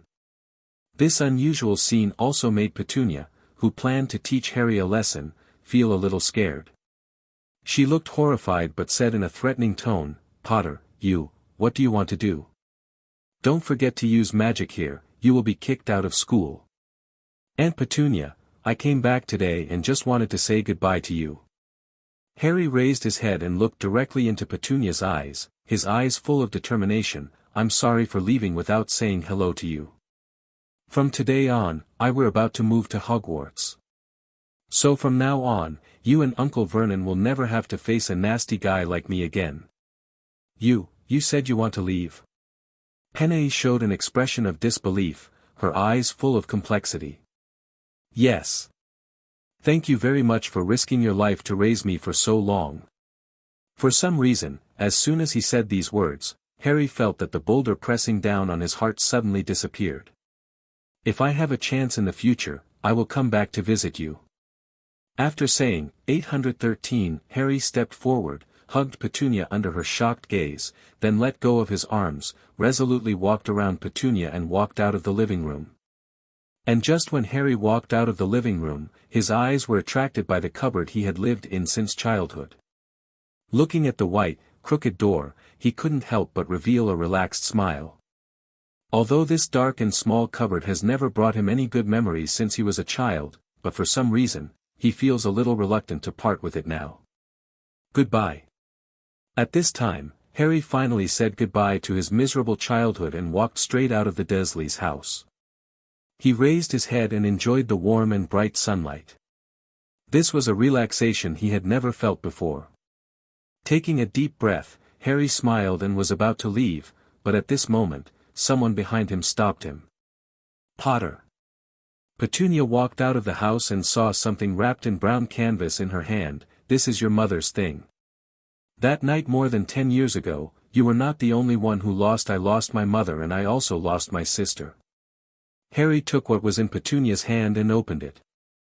Inside was an old but well-preserved notebook, with a name written lightly on the cover, Lily Evans. Harry looked at his mother's relics in front of him, pursed his lips hard, suppressed the sobs in his heart, and then nodded excitedly and said, "Thank you, Aunt Petunia." "Thank you." Penny didn't speak, but glanced at the diary with complicated eyes. At this moment, her mind suddenly recalled the image of her sister's cold corpse lying in front of her. At that time, various complex emotions came to her heart, and in the end, only regret remained. After handing her sister's only belongings to her nephew, Penny turned around and walked quickly towards her home. With a loud slamming of the door, Tonks looked at Harry's figure not far away through the window and said, "Well. Although I still don't understand what you mean by relatives, Professor Dumbledore. But at least, Harry now knows how to forgive." In any case, the Dursleys did raise Harry, albeit in a very bad way, but we must admit it. Dumbledore showed a hint of emotion at this time. If Harry fails to realize this one thing, his dark childhood will breed endless hatred, which may lead to tragedy in the future. Maybe this is the best thing for Harry. Tonks said, after all, he no longer has to live such a bad life. Whether it's good or bad, only Harry himself knows. Dumbledore said, turning around and walking towards Fawkes who was standing on a lamp, "He still has a lot to go through in the future." "Then about my husband." Seeing that Dumbledore was about to leave, Tonks couldn't help but remind him. "Don't worry, it'll be no problem." Dumbledore said with a smile, "If nothing else happens, I think Lupin has received the Owl's invitation by now." "Thank you very much, Professor Dumbledore." Tonks smiled happily because his husband was finally able to find a more respectable job. "Go back and tell Lupin not to worry about his werewolf identity. I have received news that Mr. Democris Belby has formulated a new wolfsbane potion through the mucus of the moon frog, and the effect is better than before." "Really? That's great." Tonks suddenly showed an excited expression. It also prevents Lupin from having to hide his werewolf identity." Dumbledore continued. "Why, why is this? Tonks suddenly became confused again. The plight of the werewolf group is well known to everyone. If students knew that their professor was a werewolf, not to mention whether it would cause panic, Hogwarts would not be able to withstand the pressure from the parents alone. His identity as a werewolf cannot be concealed, especially from the students of Ravenclaw Academy.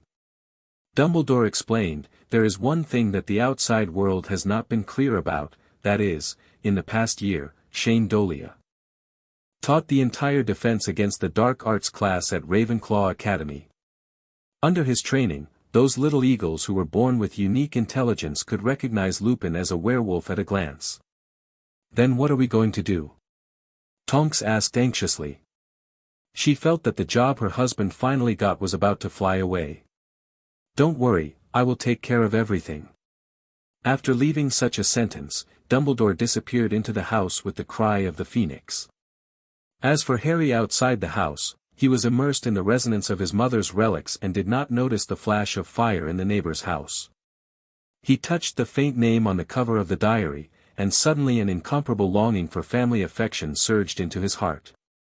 Immediately, he carefully put away the diary, then activated the magic on the guild crest on his arm, and returned to the fairy home in the blink of an eye. As soon as he came back, he heard a familiar voice calling his name. Harry. Ronald ran over from a short distance away and said anxiously, Harry, where have you been? I've been looking for you in the guild for a long time, and I thought something happened to you. I'm fine, I just went out for some more important things. Harry replied with a smile. Important thing? Ronald was a little confused. Nothing. Harry shook his head, and then changed the subject and asked, Ronald, you just said you were looking for me for something important. Actually it's not a big deal, it's the president who needs our help. President? What happened to him? A question mark appeared on Harry's head, and then his expression changed. He won't come back covered in blood, right? What is morning dew? Then why did you have such a big problem just now? Harry looked curious. It's just the dew hanging on the leaves in the morning. Ronald explained, actually, it wasn't a big deal at first. The president just muttered in front of us when he came back, but as soon as he returned to the room, I suggested that in order to allow the president to rest at ease during this period of time, let's help him solve the morning dew matter. Actually, 0.6 is because Hermione saw that our magic circle cultivation speed was too slow, so we were asked to simply use magic power to control the collection when collecting morning dew to exercise our control over magic power.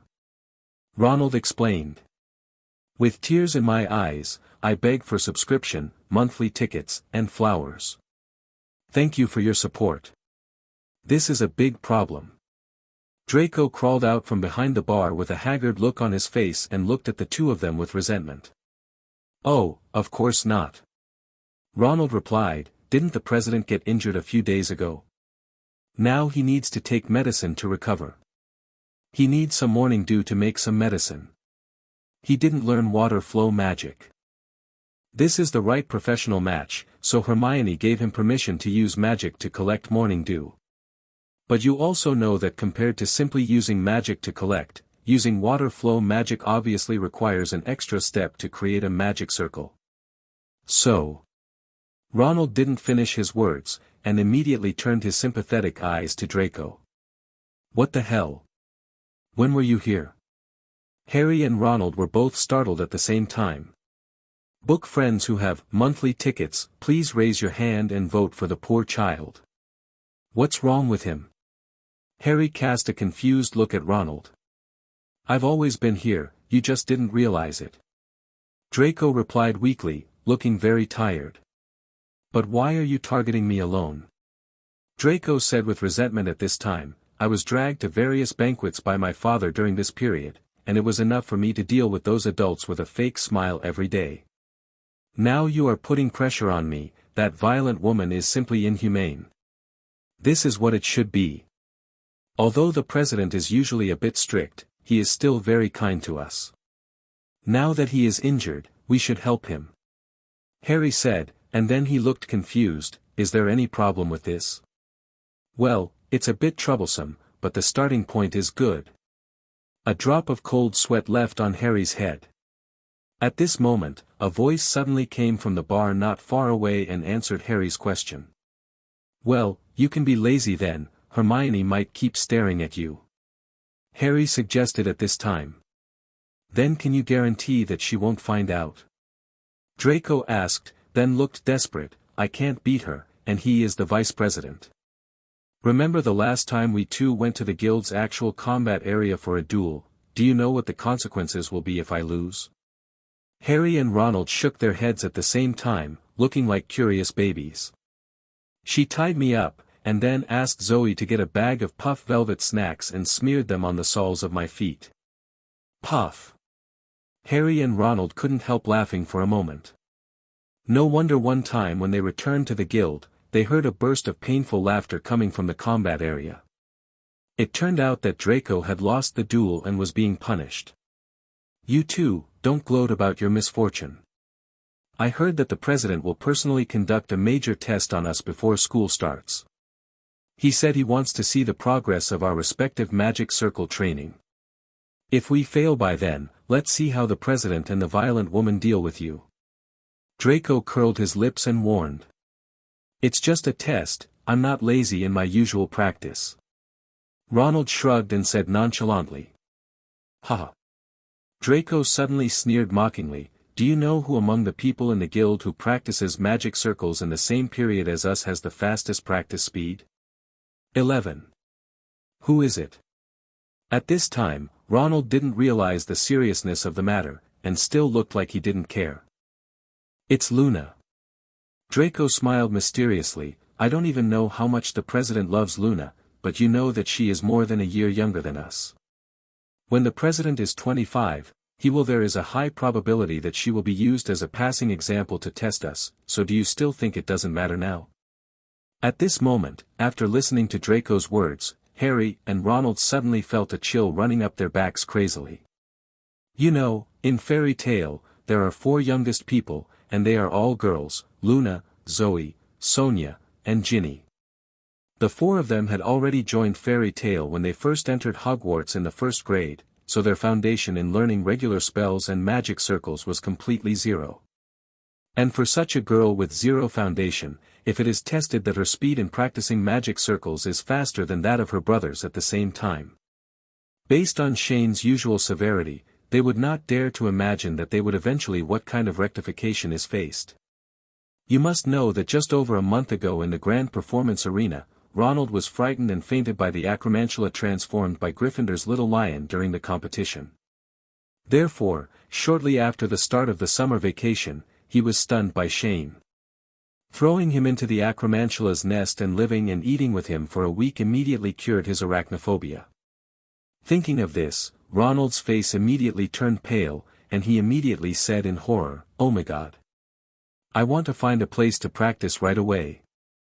After saying that, he immediately walked out of the door, and Harry also realizing the seriousness of the matter, he quickly followed behind him.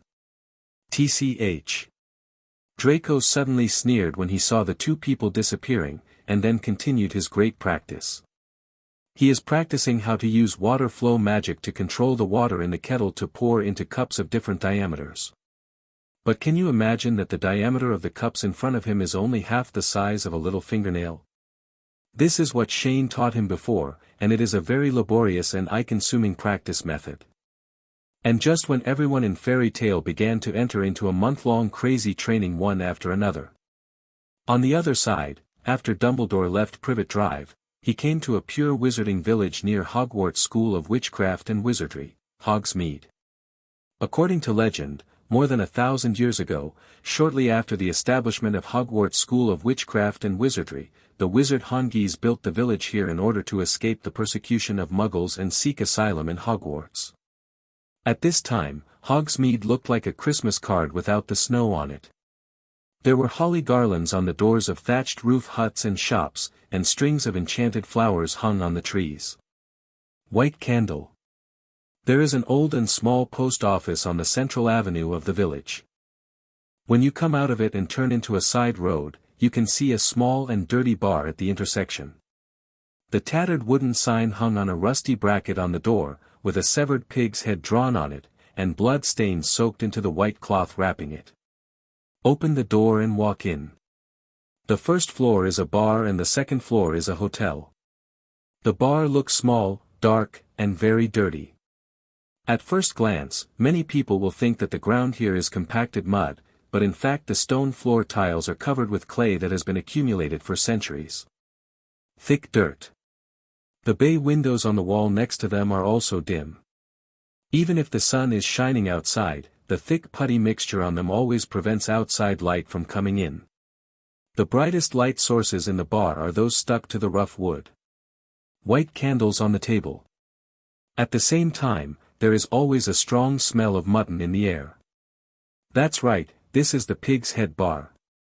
Compared to the Three Broomsticks Bar that Hogwarts students often visit, this is a place where only people from all walks of life come and go. Hagrid had met the disguised Quirrell here before and obtained the egg of Norbert the Fire Dragon from him. Pushing open the greasy trapdoor, Dumbledore arrived at the deepest part of the bar. Behind the bar, there was an old man who looked eccentric, tall and thin, with long grey hair and a white beard. He was wiping the wine glass with 10 grey-black cotton cloths that had been used for an unknown period of time. "Give me a glass of butterbeer, please," Dumbledore said, sitting on the tall round stool. "What are you doing here?" "You are not welcome here," the old man with a white beard said expressionlessly, while putting the clean cup in his hand back on the cup holder behind him. "Aberforth, I came here to ask you something." Dumbledore didn't care about the indifference of his brother in front of him. He had become accustomed to it over the years. "If you are here to ask about him, no." Aberforth replied coldly. It could be seen that he was very impatient. "The biggest news these days is that the McFasty clan is working for them. My pet is in dire straits. Thanks to your student, all those who should have jumped out have been captured by Fudge's people, and the smart ones have also hid in darker depths. As for the Horcrux, he is crazy, but he is not crazy enough to tell others his biggest secret. You are a bit too naive to want to find out the whereabouts of the Horcrux through me." But at this moment, Aberforth rarely called him. "But after all, you are also a member of the Dumbledore family. Nagini is Aurelius' only friend. The last time he and I met was to find her. Oh, you should know that you are smoking, right, Shane?" Dumbledore looked at the person in front of him in surprise. He had only seen people who drank the wrong potion behave similarly, with smoke coming out of their ears and nostrils. Some type of... "Haha, that's it. Do you want outsiders to enter the family castle?" Aberforth sneered. "Actually, you don't have to bother asking me. There are only 2 of us left in the Dumbledore family. For a family that is about to become extinct, what's the use of hiding all that waste paper?" "Okay, I understand." Dumbledore nodded. "If Aurelius is really there, I will bring him back." After saying that, he drank the cup that he had not been able to do for more than 80 years. I drank butterbeer and then reluctantly turned around and left. The skin all over his body was a little unusually red, and even under the bright sun, Dumbledore could clearly see a stream of green smoke rising from the top of Shane's head, as if he had just come out of a sauna, but the strange thing is that there is not a drop of sweat on his forehead. Book friends who have monthly tickets, please raise your hand and give a monthly ticket to the poor child. Thank you. Dumbledore nodded and said these 2 words at a slow pace. I learned a few days ago that a purple python with fangs suddenly appeared in the Albanian jungle. I looked at the photo and it was Nagini. Aberforth replied. Humph. It's up to you. Aberforth said nonchalantly, letting the family's legacy be passed down in another way can be considered a kind of salvation for us. But what's going on with Shane at this time? I'm not here to ask about Tom. Dumbledore said, I'm just here to ask for your opinion. Shane Doria wants to borrow the Dumbledore family's books. It's okay, it just seems to be a bit overdone. Shane waved his hands and said indifferently, and then began to ask, Professor, you asked me to come here, is it because I can visit the old house of your Dumbledore family? Yes. Dumbledore nodded, and then continued, "Another member of my clan has agreed. You can refer to the Dumbledore family's collection of books as much as you like." "That's great." Shane rubbed his hands. "Without further ado, shall we set off now?" "Good." As soon as he finished speaking, the flames of the phoenix instantly enveloped the two of them and disappeared.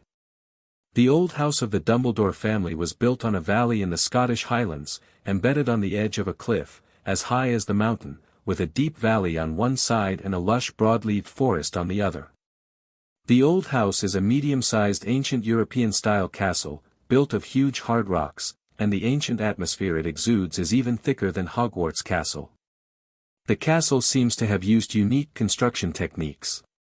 The grey-white exterior walls are covered with dark green moss and vines. The entire castle seems to grow naturally from the stone. There is no abrupt color and the whole thing is very smooth. Tiancheng, deeply integrated into the surrounding environment. "Wow, Professor, you have such a nice place. Why do you still live in Hogwarts during the holidays?" "What a waste." Shane looked at the castle in front of him and exclaimed. "It's really a pity that this castle is abandoned here." After scanning the surrounding environment of the castle, it can be said to be very magnificent. There is a waterfall not far away, and the water mist it raises when falling down the cliff glows with colorful glory under the sunlight. There is a dark green pool at the bottom of the waterfall, and you can see many wild fish swimming in it, which looks very delicious. This castle has a history of more than 1,200 years. I came here several times when I was a child, but since my family and I moved to Godric Gorge, I have never been here again. Dumbledore said calmly, looking at the castle in front of him. "It's too far and too quiet here. What fun would it be for me, an old man, to stay in such a big castle?" As he spoke, he took out an old copper key and opened the Nanmu door of the castle. Pushing open the heavy wooden door and entering the first floor, the space inside is much larger than expected. It should be because of the Traceless stretching charm or similar magic spell. Dare to enter the door, and the first thing you see is an oval-shaped hall. The center of the hall floor is covered with a light yellow carpet with a phoenix pattern. Looking up, there are hanging lights in the style of a phoenix perch on the ceiling, and there are also unprecedented items placed inside. Burned-out candle. On the left side of the hall is a very antique kitchen, with several pale wooden cabinets arranged together, a stone cistern and a stove for cooking. The kitchen and dining room are connected. In the middle of the dining room is a long marble table with some earthy yellow patterns, and next to the long table are a dozen chairs inlaid with various crystals. On the right side of the hall is the living room for the owner to rest. There are wooden tables and chairs in the living room, which are covered with some complete furs of unknown animals. There is also a set of exquisite porcelain tea sets on the table, covered with red cloth. Passing through the living room, there is the staircase leading to the second floor. There are more than a dozen large square vacancies dug out in the stone wall next to the staircase, which are used to place some exquisite collections, golden phoenixes, silk robes, precious gems, etc. items. There are 8 large bedrooms and a living room on the second floor. It is said that when distinguished guests came to visit in the past, the Dumbledore family would invite them to the second floor, which is the most luxurious place in the entire castle. Further up, on the third floor, there is a large room and a living room decorated with a marble fireplace. The room has a large window overlooking the entire river valley, where my grandparents once lived. The fourth floor is an empty attic with nothing in it. Dumbledore calmly introduced his family's old house, as if everything here had nothing to do with him. But at this moment, Shane noticed the flaw in Dumbledore's introduction, so he asked doubtfully, "Professor, you said it is a place where people live, so where are your family's book collections?" "Come with me," Dumbledore only said, and then he walked towards the stone wall where the collection was placed. I saw him taking out his magic wand and chanting some unknown spell against the wall. Then there was a strange sound, and the entire stone wall suddenly slowly opened to both sides, revealing a downward staircase. "The Dumbledore family's collection of books is down here," Dumbledore said, then stepped on the stairs with one foot, and then the candles on the wall were automatically lit. Chong-en quickly followed behind him. After a while, the two of them went down to the library under the castle. Opening the door that had been sealed for a long time, the scene in front of him made Shane utter Huxia quintessence. F***K. Shane looked in disbelief. The library in front of me is so big that it is almost as big as half of the Hogwarts Quidditch pitch. Huge bookshelves as far as the eye can see are neatly arranged here, and they are filled with various ancient books and scrolls. On the ground, there are also many scattered books and scrolls piled together. There is a mountain of books piled as high as half a bookshelf. This really has to be said, it is indeed the Dumbledore family, one of the oldest families in the magic world, and their heritage is really deep. It's a pity that this generation has a man who likes men, and I don't know if this family can continue the family lineage. Shane stepped forward and randomly pulled out a book from the bookshelf, but what followed was a burst of dust that immediately choked him. Ahem. Shane fanned the dust away from his face with a look of disgust. Then he looked at the clear fingerprints on the book in his hand and couldn't help but complain, "Professor, how long is this castle? No one has taken care of it.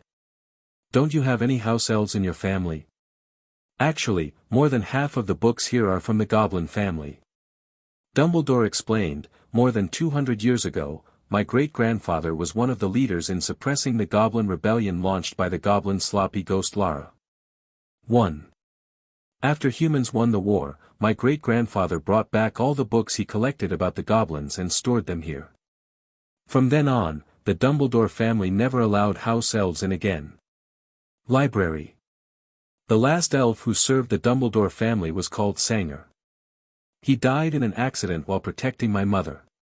After that, he was buried in a cemetery in Godric Valley. So that's it. Shane nodded in realization. The Goblin clan has been very capricious, greedy, and selfish at all times in history. Although after the failure of the two Goblin rebellions, most of the goblins were domesticated into house elves, and all their heritage was confiscated and burned by human wizards, there is no guarantee that there will not be some aliens among these elves. And if this alien happens to be the one taking care of the Dumbledore family's library, who knows if this will lead to the Third Goblin Rebellion. In addition, Gringotts, the only wizarding bank in Europe, is controlled by goblins. According to their virtues, if the Third Goblin Rebellion really happens, will they turn the entire magical world upside down? Shane doesn't know, but at least the entire European currency system will be paralyzed. But at this time, someone else said that if house elves can be used, human wizards can be hired. To be honest, there is no need to say much about the wealth contained in such a large library. If someone from outside the clan is allowed to take care of it, no one can say whether some selfish things will happen. If someone unknowingly takes some secret techniques from here and sells them, the price will definitely be high. So in the end, the sparsely populated Dumbledore family had no choice but to take care of the family's book collection. According to current reports, this library has probably not been taken care of for more than 100 years. This is the key. You can use this castle as you wish. Dumbledore suddenly handed the copper key to Shane. I need to go to Albania in the next period of time. After I come back, I may need you for something. Help. There is no need for a key. As long as I have been to a place once, I can use magic to go there at any time in the future. Shane said with a smile, as for you saying that you need my help with some things, as long as I can help, I will definitely help. Thank you. Dumbledore nodded, but he did not put away the key in his hand. Instead, he continued, but you'd better put away the key. To be honest, this castle and these books are neither I nor the Dumbledore family are of any use anymore. They have been left here for more than 80 years, and I don't want this precious treasure to be completely buried in the mountains and forests after my passing. So, what you mean is that you want to give me this entire castle? Shane was suddenly shocked, and countless exclamation marks and question marks popped up on his head. This good guy is flying banners. Yes, consider it as a reward for asking you to help me. Dumbledore returned to Dao Gong. Oh, you are not getting paid for anything. Professor, you are too ignorant. Shane took the key without leaving a trace, grinning. If you need help with anything, just say it. Even if you say you want it now, I will also find all of Voldemort's Horcruxes for you in a short time. Dumbledore looked at the dog-faced man in front of him speechlessly, his expression changing faster than changing his clothes. So he shook his head helplessly, then turned around and walked out of the library regardless of Shane. How did you know? Dumbledore turned around and asked in surprise. Then he slowly stood up and prepared to leave. Albus Dumbledore, I need you to do something for me. Aberforth suddenly took out a cup full of butterbeer. Albania, Aurelius may be there, help me bring him back. And the very next day, Shane, who had just taken a bowl of Huxia medicine, suddenly received a notice from Dumbledore and arrived at the agreed place, in front of the main gate of Hogwarts Castle. Professor, have a nice trip. Shane waved and shouted. And looking at Dumbledore's disappearing back, the smile on his face finally faded a little. Shane turned around and looked at the endless sea of books. At this time, he was excited but also a little embarrassed. The reason why he suddenly asked Dumbledore to borrow his family's books was because he wanted to find out what the world of Lihua was like. From the moment he saw the black goat in Lihua world, a question has been lingering in his mind. That is, in fact, in the world of Harry Potter, the Cthulhu mythos does not exist in the form of a legend. Like the blue star in Shane's first life, it is actually just a series of literary works. Cthulhu mythos, is based on the novel worldview of writer Howard Philip Lovecraft, compiled and improved by August William Derleth, and co-created by many authors, a series of literary works. The Cthulhu Mythology series is actually similar to the SCP Foundation. They are both a series of literary works that people use their rich imagination to continuously create new content to supplement a relatively fixed simple worldview. In other words, in the world of Harry Potter, the Cthulhu mythos is not the kind of folklore or religious product that has been passed down from ancient times at all, but is just a literary work born in modern times. Therefore, this leads to a very strange problem, that is, without any historical basis, the Black Goat, the Nameless Mist, the Guge Giant, etc. were only born less than 100 years ago, and they only exist in novels. How did the monsters in 953 appear in another world? This is a big question. Therefore, at this time, Shane naturally remembered the diary owned by the demon Kabir Burnett, that he found in the Forbidden Book area when he was investigating the source of the fire. It can be seen from that diary that the Goblin clan should have been aware of the existence of the Lihua world a long time ago. So since the Goblins can do it, is it possible that after thousands of years of human development, no one has accidentally discovered the world of fierce fire and recorded it? Therefore, in order to understand the doubts in his heart, Shane, who had already read through almost all the books in Hogwarts, focused on the ancient Dumbledore family. However, although I really want to understand the origin of the world of fire, the library of the Dumbledore family in front of me is too snowy. Shane took a casual glance and found that all the books and various scrolls in this library totaled at least 40,000 to 50,000 volumes.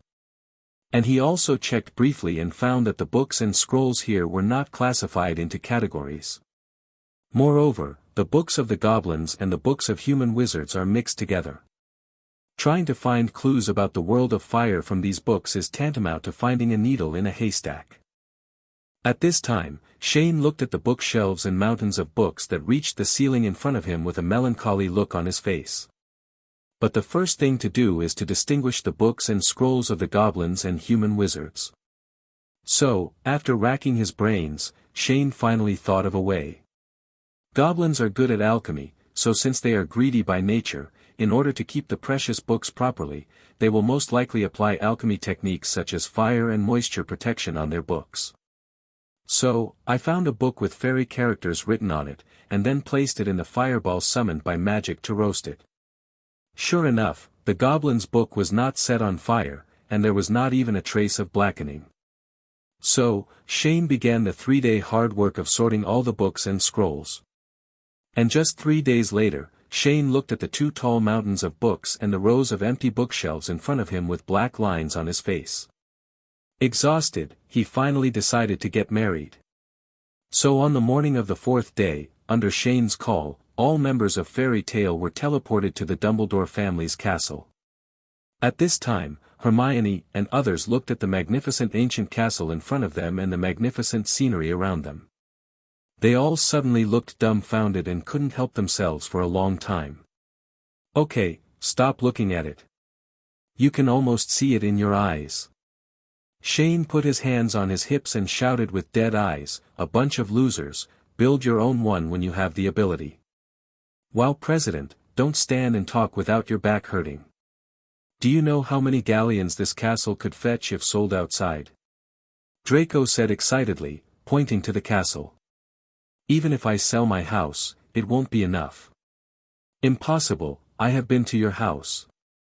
Malfoy Manor is not much smaller than this castle." Jeannin looked disbelieving. "President, this kind of castle with a certain history cannot be measured by ordinary value."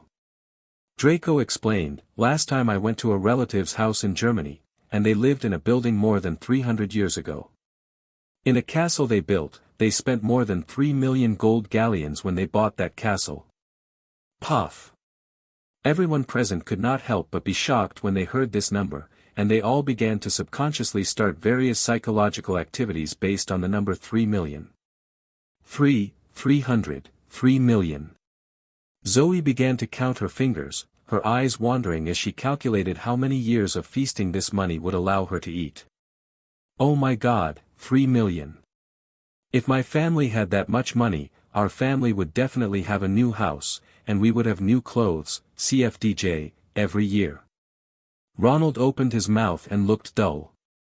3 million, if converted into gold, it's not much. Penelope, the rich woman, clapped her fingers, and then showed a look like a stupid bird, with a question mark on her head. When Shane saw the scene in front of him, he couldn't help but rolled his eyes and said quickly, Okay. Stop being so self-indulgent. I didn't call you here today because I wanted you to stand here and daydream." At this time, everyone slowly came back to their senses. "Let me introduce to you first. This castle is the old residence of the Dumbledore family and will also be the second location of our guild in the future." Shane said loudly. "Second station." Su Roy raised his short hand, "President, don't we already have a station? How can we get a second station?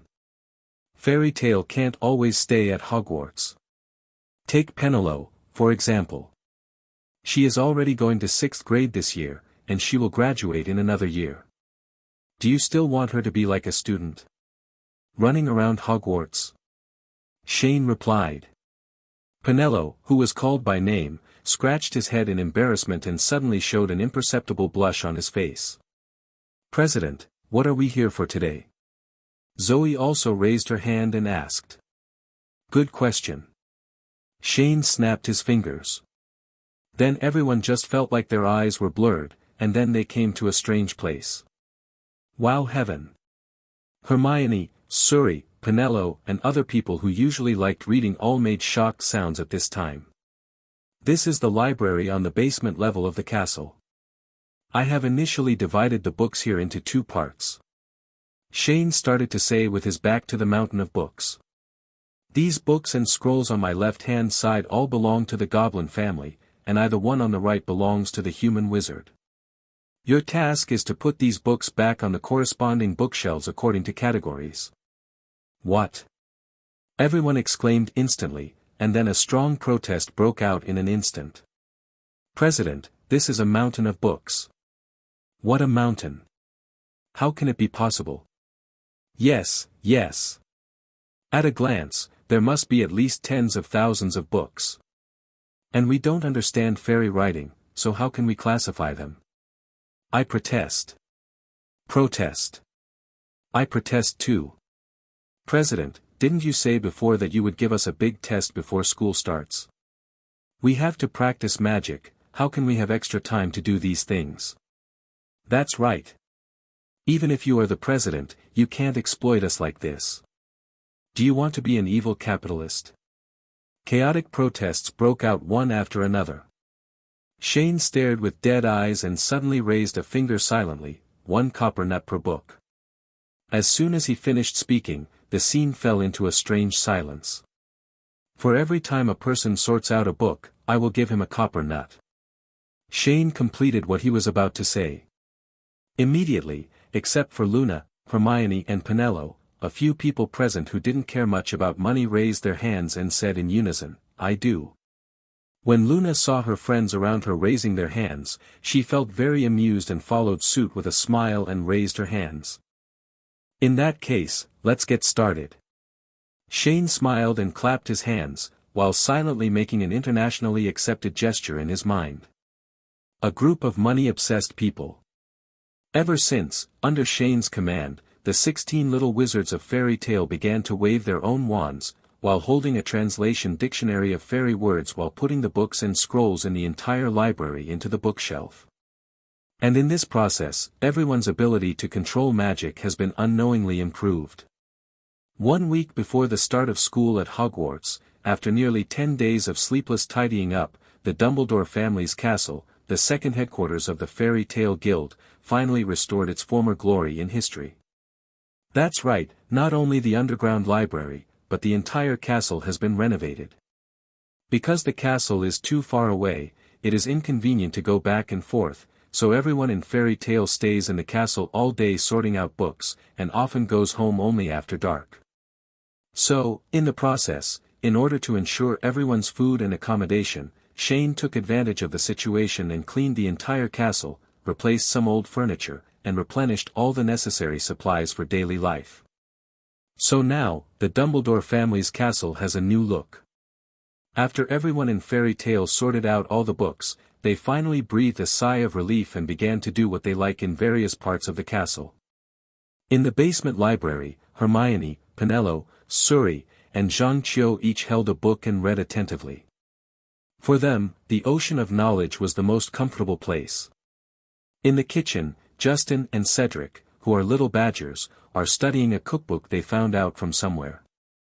In the living room not far away, Draco was curiously playing with a huge dragon scale.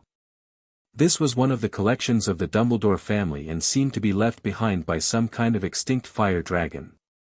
The attic at the highest point of the castle, the Weasley twins are preparing to transform it into their own research room. Harry, Ronald, Neville and Ginny had already gone out to explore the jungle, looking for some usable herbs and potion ingredients. At the bottom of the river valley next to the castle, Luna and Zoe were curiously studying the small fish in the pool that they had never seen before, and just below the waterfall not far away, Sonia was practicing how to freeze the waterfall. The members were doing their own thing leisurely, but on the other side, Shane was looking at a purple python with fangs in front of him with a melancholy look on his face, and his mind was in a mess. That's right, Dumbledore came back from Albania and brought back 2 things. Professor, it's not that I don't want to help you, but your request is really too much. Shane pinched his brow and said, until now, no one has ever been able to develop a method to cure blood-cursed orcs, even it's impossible to maintain or restore his personality. I know, but I still want to try. Dumbledore said, during the First Wizarding War, Nagini used her ability to turn into a snake to spy on us a lot of precious information. This pair of it played an important role in our victory in the war. It's just that she was still worried about her identity as a blood-cursed orc, and she suddenly disappeared not long after the war ended, until I learned some time ago that she was in Albany. Do you remember the snake slave blood curse? I saw traces of experimentation on her body. Tom met her after graduating from Hogwarts and finally completed the blood curse he studied in school on her body. Pound sad-faced 0 asterisk, oh, Shane sighed helplessly. He didn't expect that he had destroyed the soul of Voldemort in Quirrell's body, but the original soul crystal would still appear in front of her for such a strange reason and method. Since he entered Hogwarts, he has actually done some research on the power of curses. Although the power of the curse is difficult and stubborn, it has 2 characteristics. That is, the curse can have the possibility of being controlled, and low-level curses can be covered and completely eliminated by high-level curses. Yes, as long as a curse that is more advanced and controllable than the blood curse can be found, Nagini should be able to recover. So after racking his brains and using dialectical thinking and elimination, Shane finally came up with an extremely risky solution. Professor, there is a way, you can try it. But if it fails, the consequences will be unpredictable. No matter what, the final result is nothing but death. Dumbledore said, looking at Nagini with lowered eyebrows. Animagus, we need to complete a different kind of animagus. Shane said, Professor, you should know about pentapods, right? Of course. Dumbledore nodded. Back then, McLeaver used irreversible transformation to accidentally turn everyone in the McBoon tribe into five-legged monsters. This is not a curse. So, what kind of existence is the animagus, which can also transform people into other animals? You must know that this profound transformation technique appeared inexplicably in history. Regarding the origin of this magic, there is no knowledge of it. It's not even mentioned in any history of magic book. Then let's assume that the wizard who invented the animagus back then was like the McIver family, who accidentally discovered the magic or curse that can change people into animals, and then studied it, and finally formed the shape we have today. Complete animagus transformation. Shane spoke out his immature guess slowly. It's not impossible. Your guess is theoretically valid. Dumbledore thought for a moment and replied. Then, assuming that my guess is true, the blood curse on Nagini is an incomplete curse derived from transformation. Therefore, as long as we find a way to make her cultivate into an animagus, we should be able to make her she recovered, but... Moan stopped talking at this point. Because even if they don't say it, both of them know how stringent the conditions are for realizing this magic that only exists in theory. If you follow the normal order of practicing animagus, let alone whether Nagini can practice in her current form, just asking her to hold a wand to her heart and recite a spell every day, it is simply impossible. Professor, this is the best way I can think of. Shane said directly, I don't have high attainments in transformation. How can I get Nagini to practice animagus? You may have to summon it takes a group of highly qualified transfiguration masters. But you must think clearly. If it fails, no one can predict what Nagini will become. If she turns into a dangerous creature like a five-legged monster, you may have to send your old friend on the road yourself. I understand. Dumbledore nodded, and then put the cage where Nagini was trapped into the bag with a wave of one hand. If the final result is bad, I should bear it. Responsibility. As long as you are mentally prepared for this. Shane nodded, and then looked curiously at the large wooden box that was as tall as Dumbledore. Now that we've talked about Nagini, what's going on with this box? I feel it. There's something very strange in there. Please give me flowers. This is my nephew, Aurelius Dumbledore. Dumbledore replied as he gently pressed his hand on the box.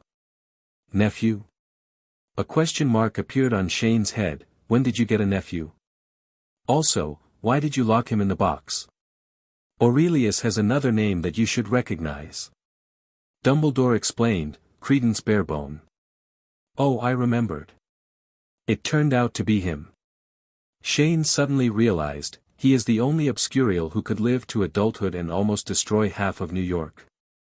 After Dumbledore reminded him, he suddenly remembered the identity of Credence. Creston Barebone is a relatively important character in the Fantastic Beasts series of movies. He is an obscurial and has the blood of the Dumbledore family.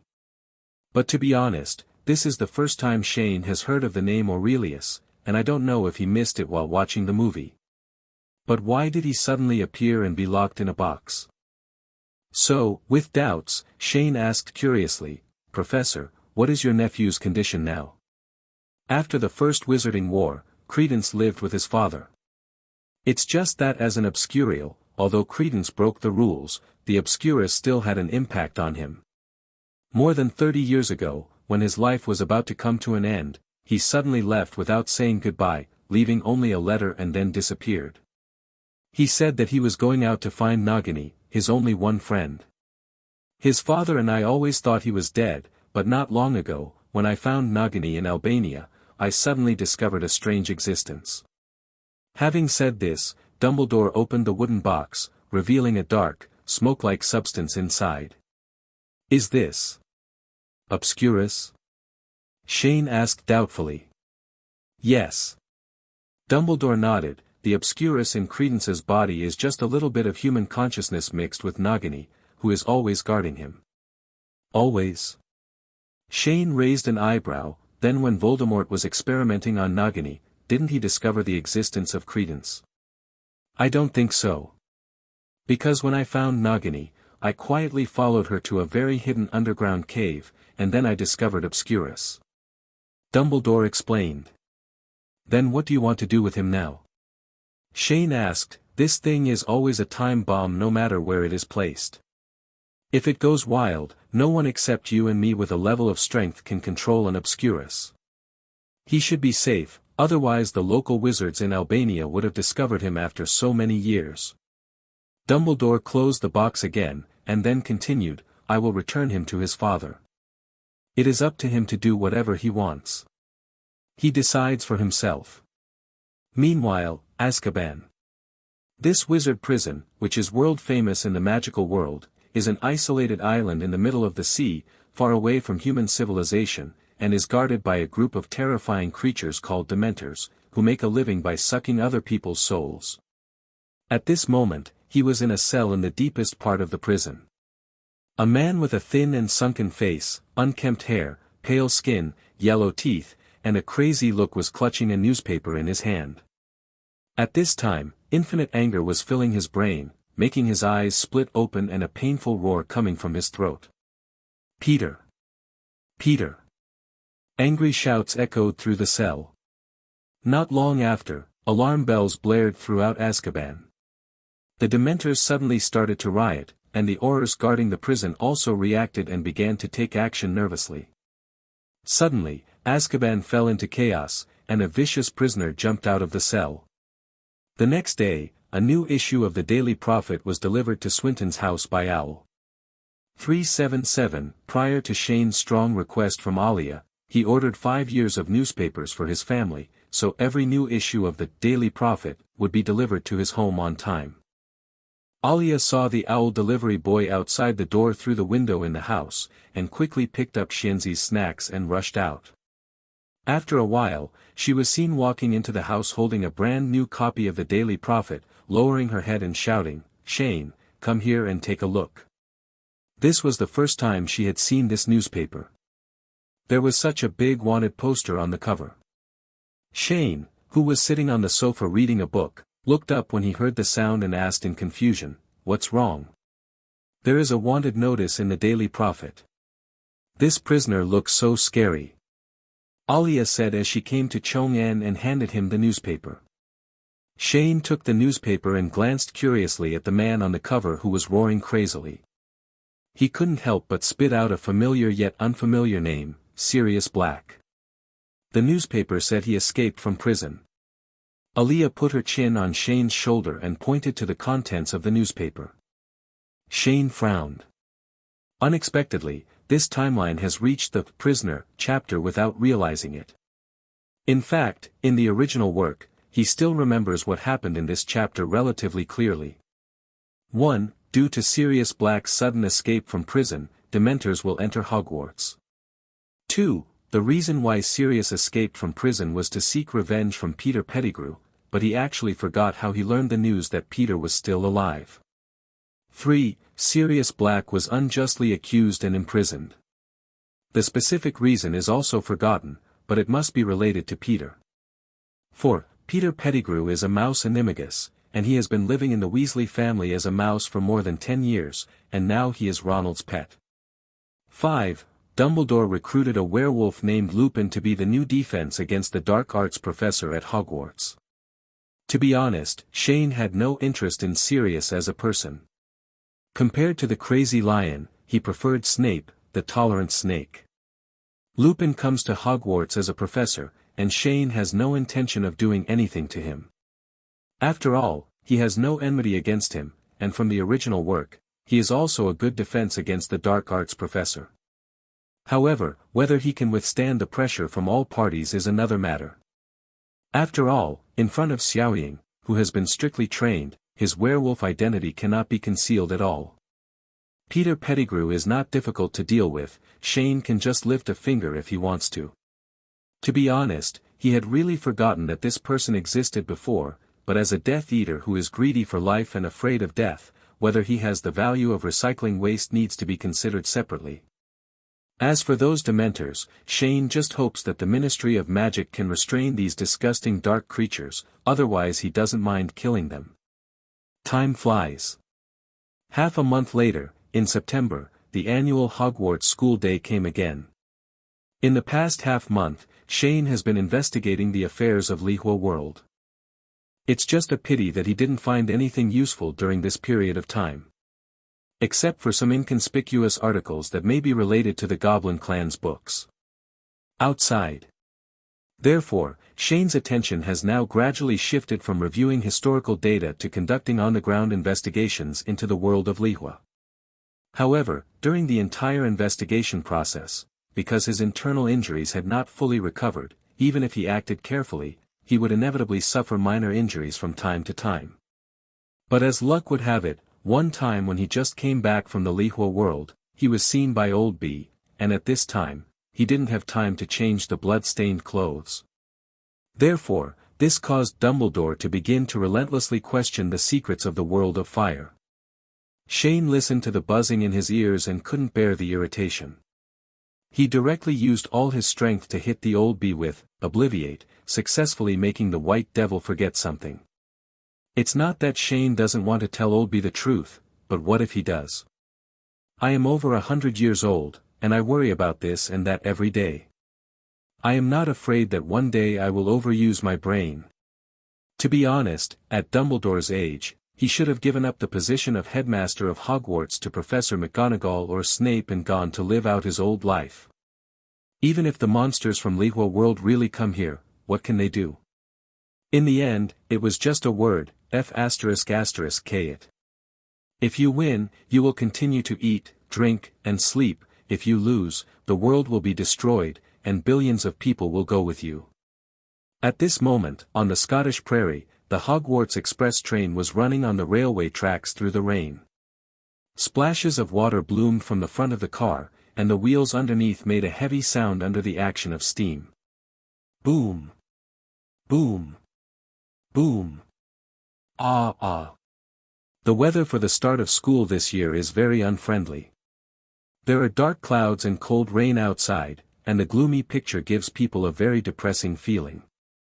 In the train, Harry and Ronald were sitting in a carriage, and next to them sat a middle-aged man who was sleeping with his head covered with clothes. R.J. Lupin, there doesn't seem to be this person in the school, right? Kushiro asked in a low voice, looking at the name on the box. No, he should be our defense against the dark arts professor this year. Now this position is the only one available. Harry replied, and then sighed helplessly, really, I hope he is a normal professor and doesn't it's Voldemort or a parallel importer again. Would you like to make a bet? Do you think he can make it to the end of this school year? Ronald asked. Keep your voice down. Harry glanced at the middle-aged man carefully. You are a professor after all, so you can't make such a joke. Is he really asleep? If not, then what are you afraid of? Phew boom. At this moment, the door of the carriage was suddenly opened, and Hermione walked in with a stinky face. Not found? Harry asked tentatively. No, I don't know where he went. People who asked Ravenclaw said they didn't see him. Hermione straightened her messy hair and said a little angrily. Hermione, actually you don't have to worry too much, the president is so strong that nothing will happen to him. Ronald comforted. He went out and took risks even though he knew he was injured. If I hadn't found bloody clothes in his room, I wouldn't have known he was messing around outside. Hermione said excitedly, clenching her fists and looking down. Damn, I haven't seen anyone else for more than a week. I wonder if anyone would be worried about him. Hermione, you're angry, but can you hit yourself on the leg with your fist next time? Harry said with a painful grin and rubbed his thigh. Is it possible that the president has returned to school? Ronald thought for a while and guessed, you see, everyone in Fairy Tale can travel to and from Hogwarts freely. Now our express train is just an experience at best. You also know that the president is usually elusive, but whenever he travels a long distance, he uses magic to teleport without flying. Humph. Forget it, leave him alone. Hermione temporarily removed Shane's face from her mind, then looked at Harry next to her and asked, Harry, how are you doing over there? The Ministry of Magic said they didn't find anything. Harry suddenly turned bitter, looking very melancholy. It turns out that not long ago, shortly after Sirius Black escaped from prison, Harry's aunt, the Dursley family, was suddenly attacked. Fortunately, there happened to be people from the Ministry of Magic patrolling nearby at that time, otherwise I don't know what would have happened. People from the Ministry of Magic said that the attacker was probably Sirius Black, and he came to see me. Harry pursed his lips, regretting that he had implicated his aunt's family. But to be honest, I'm really lucky that you moved to the guild before Duan Yuan. Otherwise, if he really found you, I don't know what bad things would happen. At least I can use the magic left by the president to return to the guild, but my aunt and the others. Harry couldn't go on. What if something really happened to the Dursleys that day? He will regret it for the rest of his life. So how are your uncle, aunt and cousin doing now? Hermione asked worriedly. Fortunately, their injuries were not serious. After being sent to St. Germain Hospital for treatment by people from the Ministry of Magic, they were sent to a safe place. After a while, the Ministry of Magic will erase their memories. That's good. Hermione nodded, then sighed, suddenly back to her angry look, really, where did Shane go? He wasn't here at the critical moment. If he helps, I believe Sirius 25 Black would have gone back to Azkaban to stay. Actually, we can't rely on the president for everything. Harry objected at this time, we have studied magic with the president for so long, I think I should still be able to deal with this escaped prisoner. But no one has ever escaped from Azkaban before. Ronald suddenly said with a little fear, I heard from my father that Sirius Black was a murderous madman, and he used magic back then. It blew up several streets, and many muggles died in his hands. So for such a dangerous person, I think we'd better be careful. Thank you, Ronald. Thank you for the confidence you gave me. Harry rolled his eyes suddenly. His newly built confidence was instantly shattered by these words. Ah. Beep beep beep. And just as the three little ones were chatting, there was a harsh sound of steel friction, and the train suddenly came to a sudden stop. The three of them stumbled suddenly in their seats, and their bodies couldn't help but fall forward or backward. The conversation was interrupted immediately. Why did the train stop suddenly? What happened? Harry asked around in confusion, we can't have arrived at Hogwarts at this time, right? Impossible. The train has only been running for less than 2 hours, how can it arrive at school so quickly? Ronald quickly leaned on the window and looked outside, trying to find out what happened, but it was grey outside, and the raindrops on the ground made it impossible to see anything. So Hermione also stood up, opened the carriage door and looked out. On the corridor, many little wizards also came out of their respective carriages, looking at each other curiously, trying to find out from each other the reason for the sudden stop of the train. But at this moment, a loud noise came, and the entire express train shook as if it had been hit hard by something. The strong vibration knocked Hermione back to her seat. Ronald suddenly looked frightened and asked, what happened? I don't know, maybe there was a train breakdown. Harry guessed, licking his lips to hide his nervousness. Immediately afterwards, the lights of the train suddenly went out inexplicably, and the entire train suddenly fell into darkness. There was a commotion outside the shorthand carriage. The little wizards were a little agitated. After a while, the train lights came on again, but they were flashing, almost exactly like the plot in a horror movie. Ronald, who was sitting by the window, seemed to feel something. There seemed to be a refreshing cold air coming in through the window.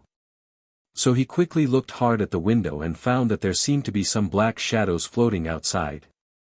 He quickly reminded, something is moving outside. At this moment, if you look down from the sky, the Hogwarts Express is stopping on a viaduct. The sky was covered with dark clouds and it was pouring with rain. All the colors were lifeless and dead gray, giving people a feeling of withering life. Sensing that something seemed to be approaching, the three people in the carriage all took out their wands. At this time, the train's lights went out again, and the entire train was completely in endless darkness. Taking advantage of the sky, which was not yet completely dark, Ronald suddenly saw something flashing past the window, followed by a small sound of metal collision. He immediately said nervously, "That thing outside seems to want to get in the car." As soon as he finished speaking, a cold air visible to the naked eye suddenly rose from under the car window. The rainwater that stuck to the glass quickly froze at a speed visible to the naked eye, and then the three people in the carriage felt a bone-chilling chill from the inside out. Could it be Dementors? Based on the characteristics and today's news, Hermione immediately guessed what was going on in the situation in front of her, so she said nervously and angrily, They stopped the train, what did they want to do?" Bang! The train shook violently again. Immediately afterwards, a terrifying creature was seen floating in the corridor outside the carriage, and an inexplicable sense of oppression instantly made the three of them take a breath. It was wearing a cloak, and its whole body looked like it had been soaked in water. It had scabbed palms, and its whole body looked like it was rotten. Frost formed on everything it passed. The Dementor suddenly stopped when it came to the carriage of three people, and stretched out its rotten skeleton-like hand very pointedly, and opened the door of the carriage. Suddenly, a cold, rancid smell hit his face. 3 magic circles, 1 red, 1 earth, and 1 blue, lit up immediately in the carriage. Harry, Ronald, and Hermione all felt that the other party was doing bad things. However, they did not take action immediately. Not to mention that the Dementors are nominally subordinate to the Ministry of Magic. If the magic circle is used in such a small space in a train, it may not work if the force is small. If the force is too strong, half of the carriage will be blown to pieces. There are many little wizards in the car. So, the three of them were in a stalemate with the Dementor for more than 10 seconds. But at this moment, the Dementor suddenly turned its head and looked at Harry. The next second, Harry felt an inexplicable pulling feeling, as if something was pulling away all the happy emotions in his heart. Suddenly, an empty, lonely and cold feeling filled his whole body. Harry! Hermione saw that the Dementor had actually attacked her friend, and immediately pointed her wand at the latter and shouted, Expecto Patronum. A silver-white divine light spurted out from the wand in Hermione's hand, directly interrupting the Dementor's feeding. The Patronus charm is the only spell that can deal with Dementors, and it is also its greatest nemesis. It's just a pity that Hermione's talent in this powerful guardian magic is really low. The Patronus she used has not yet taken shape, and due to the influence of Dementors, the brilliance of the Patronus can only barely match that of Dementors. A stalemate formed. And just when Hermione was trying hard to maintain the Patronus charm, suddenly, a complete form of the Patronus rabbit jumped twice in the void and flew into the carriage. Then it whipped the way monster with all its legs and kicked him away. Facing this blazing sacred light, the Dementors suddenly floated back, and it could be seen that they began to retreat. Therefore, the Dementors in the train began to slowly retreat, and they wanted to leave from the door. But it's obvious that some people don't want them to leave unharmed. Her Patronus was constantly circling around her, its warm radiance dispelling the cold brought by the Dementors. The sudden appearance of the patron saint caused Lupin, who was pretending to rest in the same carriage, to stop preparing to cast the patron saint spell. 373. I'm sorry, Mr. Black Cloak. Luna said softly, I don't allow you to hurt my friends. As she spoke, her Patronus became more solid and brighter. A light voice came, and Luna appeared at the door of the carriage holding a wand. Are you okay? So now a situation is formed, with Luna as the dividing point, behind her is the safe zone, and in front of her are several Dementors ready to move. With tears in my eyes, I beg for subscription, monthly tickets, and flowers. Thank you for your support. Luna looked very relaxed when facing the Dementor. The terrifying aura released by the latter had no impact on her at all, and even made her find it a bit amusing. You're welcome, I will protect you. Just when the Dementors were preparing to evacuate the train one after another, a blue-purple fire suddenly appeared in the void. Thank you, Luna. Hermione breathed a sigh of relief. She almost couldn't resist using sky magic just now. At the same time, there is actually not only one Dementor on the list. As the guards of Azkaban, they only boarded the train to check whether the escaped prisoner Sirius Black was there, and to get some food on the side. Just when the Dementors were about to evacuate the train, a blue-purple fire suddenly appeared in the void. Immediately afterwards, all the Dementors were surrounded, and then a bright fire flashed. Before everyone in the car had time to react, the Dementor that had just frightened everyone was suddenly not even ashes left. At the same time, perhaps sensing the death of their kind, the hundreds of Dementors that had been on guard not far from the train began to riot. Countless black shadows broke away from the control of the Aurors of the Ministry of Magic and headed towards the train crazily. But at this moment, a dazzling white light flashed, and then a flying bird with one foot, wrapped in silver clothes, pounced on the surging group of Dementors. In an instant, all the Dementors were submerged in the light, and the dozens of Dementors at the beginning were like hay burned by fire, quickly turning into ashes. The other Dementors following behind suddenly became confused, turned around and fled in all directions. In the train, the little wizards were lying on the windows, looking up at this incredible scene with their mouths open. No one expected that the Dementors, who were feared and loathed by the world, would be chased away like ducks. Soon, the cold atmosphere gradually dissipated, and Xiaoya continued to feel a warmth welling up in his heart. And just when everyone was curious about who drove away the Dementors, a familiar figure suddenly appeared at the door of the train. TCH. A bunch of disgusting scum. The figure's tone was full of disdain. Everyone heard the sound and turned around, only to see that the one who had just repelled and killed the Dementors was Jeanne, who had been missing for more than a week. Shane. As soon as Hermione saw that familiar face, she immediately rushed forward and threw herself into the latter's arms. What? Are you scared? Shane stroked the hair of the person in his arms, with a question mark floating above his head. Tell me. What dangerous things have you done during this time? Hermione got out of Shane's arms, then looked up at him angrily. This, I don't have it. Shane scratched his head, looking confused. You said no, so what's with those bloody clothes in your room? Hermione pressed. That was an accident. What a surprise you are. Do you know that during the time you were missing, I was looking for you every day, Hermione continued to output with deep resentment. The people around looked at this strange scene and looked at each other in confusion, not knowing what to do. A few minutes later, Hermione finally calmed down under Shane's head touching.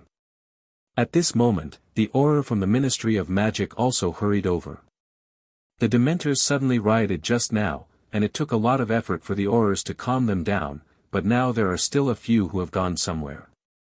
A powerful patron saint just killed dozens of Dementors, which is no small matter.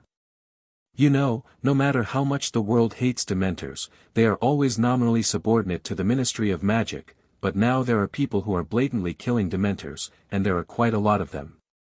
Isn't this a slap in the face of the Ministry of Magic?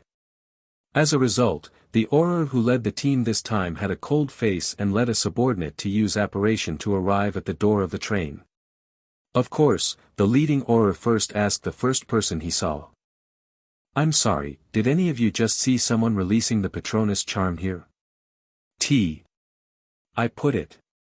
Just when Hermione wanted to cover for Shane, Shane readily admitted it and acted like you had nothing to do with me. He closed his eyes and looked at Shane with confusion. Because as long as Shane refuses to admit it, thanks to the fact that he just saved everyone on the train, plus his usual prestige at Hogwarts, the entire train can cover for him. Of course Shane knew what Hermione was thinking. However, for Shane, killing the Dementors didn't matter to him at all. Just kill them. The reason why he didn't kill them all just now was because he held back. What? Can the Ministry of Magic still fight against him for these disgusting dark creatures? The next issue of The Daily Prophet will directly drown you in people's saliva. Who are you? The subordinate Auror looked at Shane with questioning eyes. In his eyes, the boy in front of him was at best a 3rd and 4th grade wizard at Hogwarts. How could he release the Patronus curse that could kill Dementors? However, he didn't know Shane, but the leading Auror next to him did. He quickly stepped forward and said, "I'm sorry, Mr. Dolea, he is new here and doesn't understand the situation. Go back and tell Fudge that if he can't restrain these Dementors, I can completely clean up the door for him, and no one will be left." As soon as he finished speaking, the patron saint in the form of Bifong appeared next to Shane. Immediately afterwards, a loud and powerful cry sounded, and the power of the patron saint suddenly exploded and spread around in the form of a shock wave. How is that possible? The patron saint of magical animals. The new Auror was shocked. Now in the wizarding world, no one except Dumbledore can summon a Patronus in the form of a magical animal. Sorry, Mr. Dolea. The leading Auror said anxiously with a drop of cold sweat on his forehead, "We will let all the Dementors leave immediately so that you and the students of Hogwarts will not be disturbed when they return to school." Very good. Shane nodded, then turned back to the train and closed the train door. Watching the Hogwarts Express restart and continue to move away, the new Auror finally couldn't help but ask, "Sir, who is he? So many Dementors have died, so let him go like this. If we leave, how will we explain to Minister Fudge? You came over from South America just now. You don't know about it and it's not surprising." The leading Auror took out a cigarette from his pocket, lit it, and then blew out a puff of smoke. His name is Shane Dolea, and he is now in the European wizarding world. One of the most influential people. You can check the details after you go back and you will know. But no matter how influential he is, he shouldn't be so arrogant, right? Ha! Arrogant? The leading Auror sneered, then looked at his subordinates and said, "Let's not talk about other things, you and I both know exactly who are on board that train. Since Sirius Black successfully escaped from Azkaban, the Ministry has sent Dementors everywhere to search for people, which has caused many people to complain. Coupled with the inexplicable decision to have Dementors stationed at Hogwarts, you can go back later and see how many letters of complaint are stuffed in the Ministry's mailbox. Under this situation, if we expel another Dementor and protect the students, and an extremely influential figure in Europe says we will capture him to the Ministry of Magic. Can you imagine how much trouble this could cause?" Hearing his superior explain all the pros and cons, his subordinate Auror still had doubts. "But how should we report this to Secretary Fudge? We can report what happened today truthfully when we go back. Neither you nor I can take responsibility for such a big thing. What's more, this is not something that can be solved by you and me." After saying that, the two Aurors activated disapparition again and returned to the Ministry of Magic to report what had just happened. At the same time, the Hogwarts Express restarted. Shane looked at the car in front of him, a string of ellipses flying over his head, and then complained, "I said, don't you think it's very crowded here?" Hermione pulled Shane to the door of her carriage, but there were already 4 people in the carriage, and there was still a lot of luggage left. "Oh. Don't." Shane stretched out his hand to interrupt Hermione's words, and pointed at Harry across from him, "You let him speak for himself. You guys have to ask girls to pass the message for you. Isn't it a shame?" "Ha. Ministry of Magic. It's about Sirius Black, right?" Shane raised an eyebrow. What did he do? The carriage was silent for several seconds, and an awkward atmosphere suddenly began to brew. Shane and Hermione sat down in their seats, and Ronald was instantly forced to sit side by side with Harry and Lupin. Book friends who have monthly tickets, please raise your hand and give a monthly ticket to the poor child. Forget it, I'd better go find Luna. Hermione looked at Harry, who was still hesitant to speak, rolled her eyes angrily, and then said, "You can't tell me what altruism I can say for you." After saying that, Shane turned around and prepared to leave, but unexpectedly Hermione heard her opponent's name and immediately wrapped her arms around Shane and pulled him into the car with all her strength. "Why do I feel that the three of you have something to tell me? Especially Harry, your coy expression is exactly the same as the last time you asked me about Nico Flamel." Shane glanced at him with a glaring look. He glanced at the three people in front of him and said, "If you have anything to say, just say it, hesitantly give it a hammer. They were all injured." "No, President, you misunderstood." Harry looked aggrieved. "Actually, I just don't want to trouble you, and the Ministry of Magic is already handling this matter." "Oh," Harry sighed sadly, "it's Sirius Black. He went to the Dursleys a few days ago, Uncle Vernon, Aunt Petunia and Dally. If the people from the Ministry of Magic hadn't guessed that he might come to me and arranged aura patrols near the Dursleys' house, all of them might have died because of me. I also heard what my father said. Now it is basically certain that Sirius Black escaped from Azkaban this time, most likely to hunt down Harry. But now no one knows where this madman is, so Harry's safety has become a problem." Ronald added next to him, his expression showed worry and a hint of fear. "If you have something to say, just say it, if you have something to say, let it go. If something happens then I will be the one to wipe your **** and hold it in your mouth. Come in. Just because of this?" Shane rolled his eyes, looking annoyed. "I thought it was some big deal. I bet you three didn't learn the lesson from that incident 2 years ago." Harry, Ronald, and Hermione looked at each other with question marks on their heads. "What lesson? Why don't they have any impression at all? I once taught you that you should think about the causes and consequences of anything you encounter, otherwise you will easily make wrong judgments, which will lead to a series of bad things happening." Shane helped the three children recall the memories from 2 years ago. They ran to the basement of Hogwarts in the middle of the night without overestimating their capabilities, and then had whimsical thoughts about protecting the Sorcerer's Stone. Cause and consequences.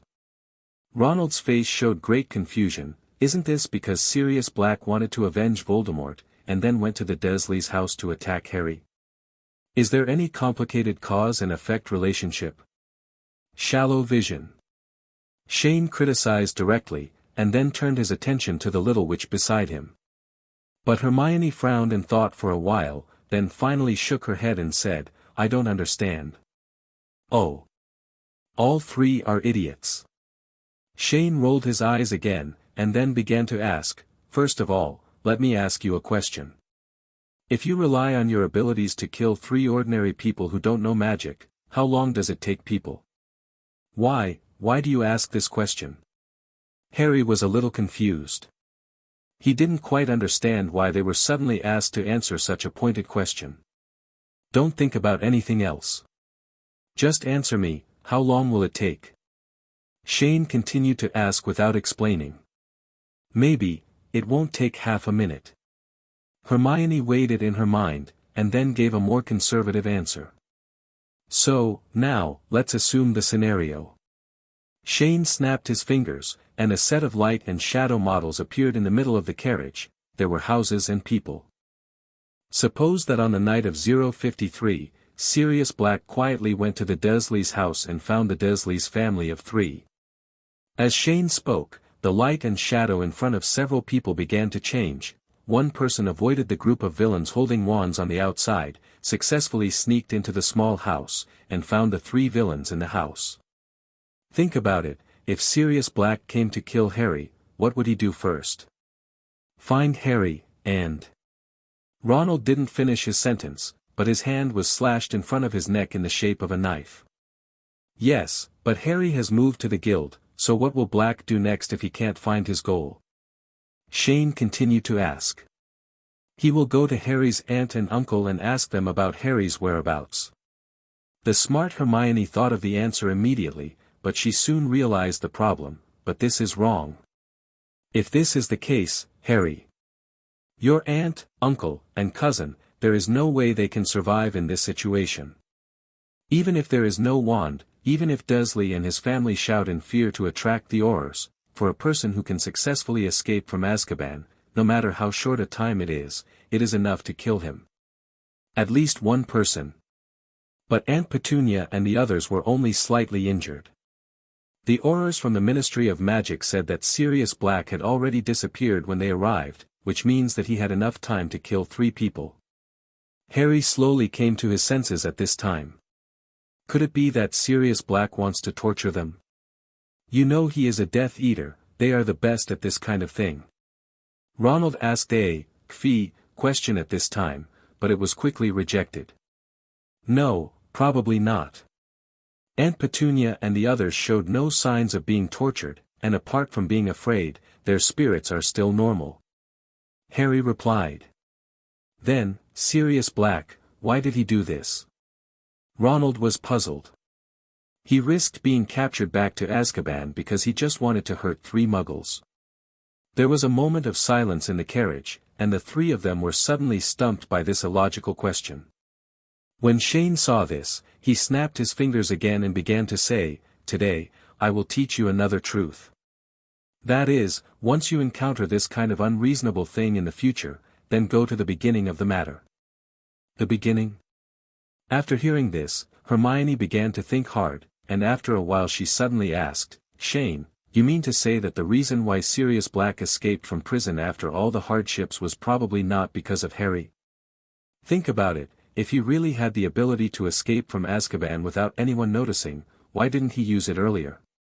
Do you really think Azkaban is some kind of tourist resort?" Shane sneered. Then glanced at the 3 people and asked, "So I have said so much, do you understand?" I understand, but I still can't figure out what the real purpose of Sirius Black is." Ronald scratched his head and said, with a kind of stupidity in his clear eyes. "If you want to know the truth, go check it out yourself." Shane raised his eyebrows and said, "But don't make things too complicated. I can give you a hint, go check the history of your fathers. That should give you some clarity." After saying that, he stood up directly. "It's too boring to sit in the car in this damn weather. I'm going back to school first. I'll talk about anything later. And, good luck to you, Professor Lupin." As soon as he finished speaking, he disappeared on the spot. The 3 people who originally wanted to ask for more clues were suddenly diverted by this last sentence, and then they all turned to look at the figure who had been covered with clothes. Lupin knew that his eavesdropping had been exposed, so he slowly took off the clothes covering himself, smiled awkwardly and said, "Hello, kids." At nightfall, the Hogwarts Express finally pulled into the station. The little wizards were like zombies emerging from their cages, swarming towards the school auditorium. I was frightened by a Dementor on the road, so I need to eat some delicious food. Before the opening dinner, Dumbledore made his usual speech. The first thing to do is to introduce to all the students the new defense against the dark arts professor at Hogwarts this school year.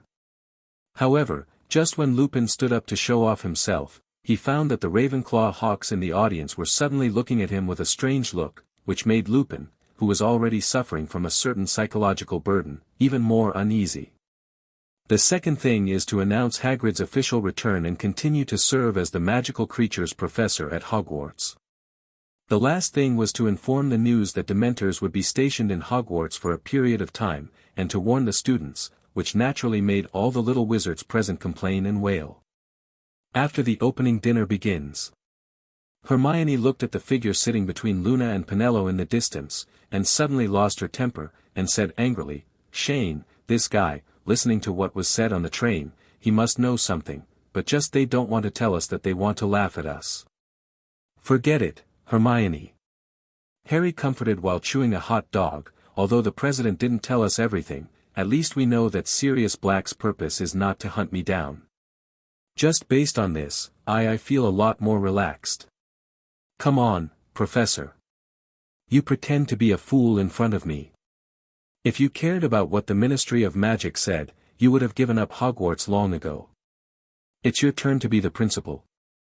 Shane looked contemptuous. He looked at the poor acting skills of the person in front of him and said, I dare say that if those dementors outside dare to take a step closer to the school, you will definitely turn them into ashes. These words made Harry feel relieved again. Shane, you've caused me trouble again. Dumbledore began to complain helplessly as soon as he spoke. He was worried about the dozens of dead dementors. Actually, it's not a big deal. Dumbledore calmed down his naughty expression, and then began to say, I know this matter can't be hidden from you, so I wanted to say hello to you in advance. What do you want from me? Shane rolled his eyes and asked impatiently. With tears in my eyes, I beg for subscription, monthly tickets, and flowers. Thank you for your support. And of course Shane knew what the other person was talking about, so he glared at him and said calmly, the Dementor wants to give Harry a kiss. Oh, this is actually not a big problem, is it? Dumbledore blinked and immediately changed his tone, I don't like this kind of creature very much either. Book friends who have monthly tickets, please raise your hand and give a monthly ticket to the poor child. After the dinner, Dumbledore suddenly stopped Shane who was about to leave and took him to an inconspicuous corner of the Great Hall. Remus John Lupin, the Defense Against the Dark Arts professor I invited this year, became a wolfsbane carrier because he was accidentally bitten by the werewolf Fenrir Greyback when he was a child. You must also know my relationship, I won't stop until death. I have already met Professor Lupin on the train.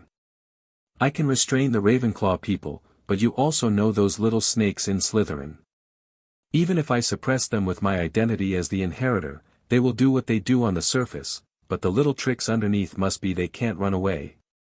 What's more, they all represent the families behind them. But it must have something to do with you, right? Ronald said, holding a fried chicken leg in both hands, otherwise why would he go to the Dursleys to find you? The Ministry of Magic couldn't do anything about Shane, but it put pressure on Dumbledore, who had concerns and constraints. In just a few hours, they sent several letters asking for an explanation. I hope you can restrain the Ravenclaw and Slytherin students and not put too much pressure on him. Don't say it so bluntly.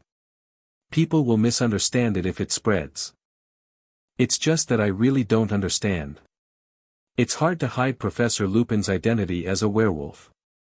If you invite him here, the school board, the students' parents, and the Ministry of Magic, can you withstand the pressure? Poison. This medicine not only keeps the werewolf awake when he transforms, but also inhibits the wolfsbane in the werewolf's body so that it cannot spread. That is to say, the most dangerous infection of werewolves with wolfsbane has been eliminated. Shane suddenly realized, no wonder you are so confident. As long as Lupin no longer has the threat of being infected with wolfsbane, plus you, the White Devil, have guaranteed, in the end you just have to face the pressure from the Ministry of Magic. Yes, it's just that although the new wolfsbane potion has been successfully researched, Mr. Belby is still writing his own paper, so many people still don't know about the emergence of this new wolfsbane potion. But Professor, there's a question you haven't considered, haven't you? Shane said suddenly, and then looked at a bat-like figure in the distance, Professor Lupin and Professor Snape, aren't you afraid that they will suddenly fight, dash? Shane had always seen Snape's face darken to the extreme during the dinner. His childhood rival had usurped his coveted position as Defense Against the Dark Arts professor. This would make everyone feel very unhappy. Oh well. Dumbledore showed a guilty expression, they just had a misunderstanding when they were young. Now that they have become independent professors, nothing unpleasant should happen. Professor, ask yourself, do you believe what you just said? Shane asked contemptuously. For a moment, Dumbledore was speechless. The relationship between Snape and Lupin cannot be described as a small misunderstanding. The relationship between them can be said to be incompatible. In the past, Ping almost killed Snape. That was when he was still a student.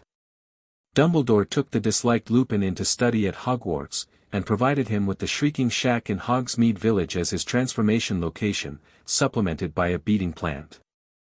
Lou hides his identity. It was on a full moon night that Lupin transformed into a werewolf. At that time, Sirius Black didn't know which nerve was wrong in his mind, and he actually lured Snape to the Shrieking Shack as a prank, and let Lupin, who had turned into a werewolf, attack the house. Although Harry's father risked his life to rescue Snape later, Snape was still frightened, which made Snape hate Lupin extremely. But even so, Dumbledore still believed that Snape would not do anything drastic to Lupin. And Professor Lupin. To be honest, because of his identity as a werewolf, he suffered a lot of cold violence and discrimination since childhood, so he felt a little empathetic and did not participate in the conflict between James Potter, Sirius Black and Snape. That incident was entirely caused by Sirius, who had a bad personality, and he was the one who was angered. Therefore, compared to Snape, Jean Ping has no reason to conflict with Snape. After chatting with Dumbledore, Shane came to the Bronze Tree Palace. As usual, the newly admitted Xiaoying should come here first to familiarize himself with the Bronze Tree Palace. Secondly, we are waiting for Shane, the wise student of Ravenclaw Academy, to speak. Shane walked under the bronze tree and faced all the eaglets and began to say, "Because we have a new defense against the dark arts teacher this year, my substitute teaching job will end this year. Of course, the actual combat training cannot stop. Every weekend night, in the 3rd, 4th, and 5th grade, you take turns leading the first-year students into the fantasy world to familiarize themselves with the environment in advance. The actual combat training will begin next semester." Yes. The 3rd, 4th and 5th grade eaglets agreed in unison, startling the newly admitted young eagles. There is another thing that everyone should know, right? There is a large group of Dementors floating outside the school right now, so in the next period of time, everyone except the first graders will start learning the Patronus charm for me. I have given the learning method to Penelo, and she will distribute it to you later. If you don't understand anything during the learning process, you can ask classmates who have learned this spell. Of course, you can also ask me. Shane said, and then pointed to the wooden table not far away, with a pile of parchment on it, and Penelo was standing next to it. Finally, let me tell you something. In school, everyone tries not to conflict with Dementors, but there is no need to be afraid of them. If anyone is hurt, just come over and tell me, and I will kill them for you. So, do you guys have any questions? As soon as Shane finished speaking, the eaglets started a chattering discussion. Immediately afterwards, a second-year Xiaoying raised his hand and asked, "Wise Lord, if you are not the one to take the defense against dark arts class this year, will you still arrange the exam?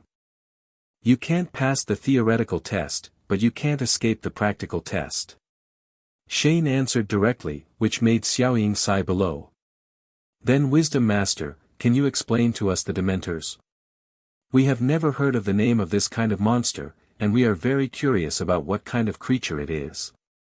At this time, a 3rd grade Xiaoying also he raised his hand and said. Please give me flowers, 0. Actually, I don't know much about these guys, but everyone wants to know, so I will study it with everyone. Shane scratched his head in embarrassment at first, and then immediately decided to start research on Dementors. So, in full view of everyone, Shane stretched his hand into the void. Immediately afterwards, a fluttering Dementor was suddenly caught out of the space door, which immediately frightened the little eagles present, who all pushed back a few steps in horror. Is there any mistake? How crazy! He actually captured a Dementor and entered the Bronze Tree Palace. The little eagles screamed inwardly. People whose souls have been completely sucked away by Dementors only have their brains and hearts working. They no longer have a sense of self, no memory, and nothing. The little eagles felt that the courage and hope in their hearts were dissipating, and at the same time a sense of emptiness gradually filled their hearts. Generally speaking, when Dementors eat, they press their mouths on the victim's mouth and suck out the victim's soul. With tears in my eyes, I beg for subscription, monthly tickets, and flowers. Thank you for your support. You've all felt it, this is how we usually feel when we face Dementors. Shane used the power of the Patronus charm to imprison the Dementors, and took out his wand and started to enter the teacher mode. Dementors, these disgusting guy is one of the most disgusting creatures in the world. After saying that, Shane controlled the power of the Patronus spell and lifted the Dementor's cloak directly, revealing the extremely ugly face inside. This is the Dementor's mouth, also known as the Dementor's kiss. It will suck away people's souls. There is no way to recover the souls that have been sucked away, so people who have been kissed by Dementors eventually become walking zombies. In other words, they all become living dead beings. So, when you face Dementors, the first thing you have to do is to strengthen your will and don't be afraid. They swarm in the darkest and filthiest places, causing corruption and screaming despair while sucking all peace, hope and joy out of the air around them. According to people who have received a Dementor's kiss, this feeling is countless times worse than death. Book friends who have monthly tickets, please raise some of your money. If the stock price rises, give your tickets to the poor children. And, by the way, what is in this cave? That's right, any good and positive emotions are the Dementor's food. If a person stays with the Dementors for a long time, then this person will gradually become like the Dementors, soulless and evil. There are only the worst memories and the most miserable emotions in my life in my mind. At the same time, due to the appearance of the Dementors, the temperature in the Bronze Tree Palace began to gradually drop, ice began to condense under the black figure, and the surrounding light seemed to be much dimmed. On a gray, rotten and haggard head, there were no facial features, and there was a bottomless black hole where the mouth should have been. While giving lessons to the eaglets, Shane suddenly became extremely curious about the body structure of Dementors. In the movie, apart from its terrifying characteristics, the weird life of the Dementor is not described too much. According to the definitions of all the literature in the magical world today, Dementors do not belong to the category of magical animals, and these guys are beyond the appearance of normal life, and it is obvious that they are not the structure of carbon-based creatures at all. So out of curiosity, Shane suddenly had the idea of dissecting a Dementor. Just do it. Under the shocked eyes of the eaglets, Shane opened the mouth of the prototype of the Dementor with his hands. He looked inside and found that there was nothing special, so he put his hand in. The Dementor's mouth is still stirring. Under the suppression of the powerful Patronus curse, the Dementors were unable to even struggle. The entire Bronze Tree Hall suddenly fell into a strange silence.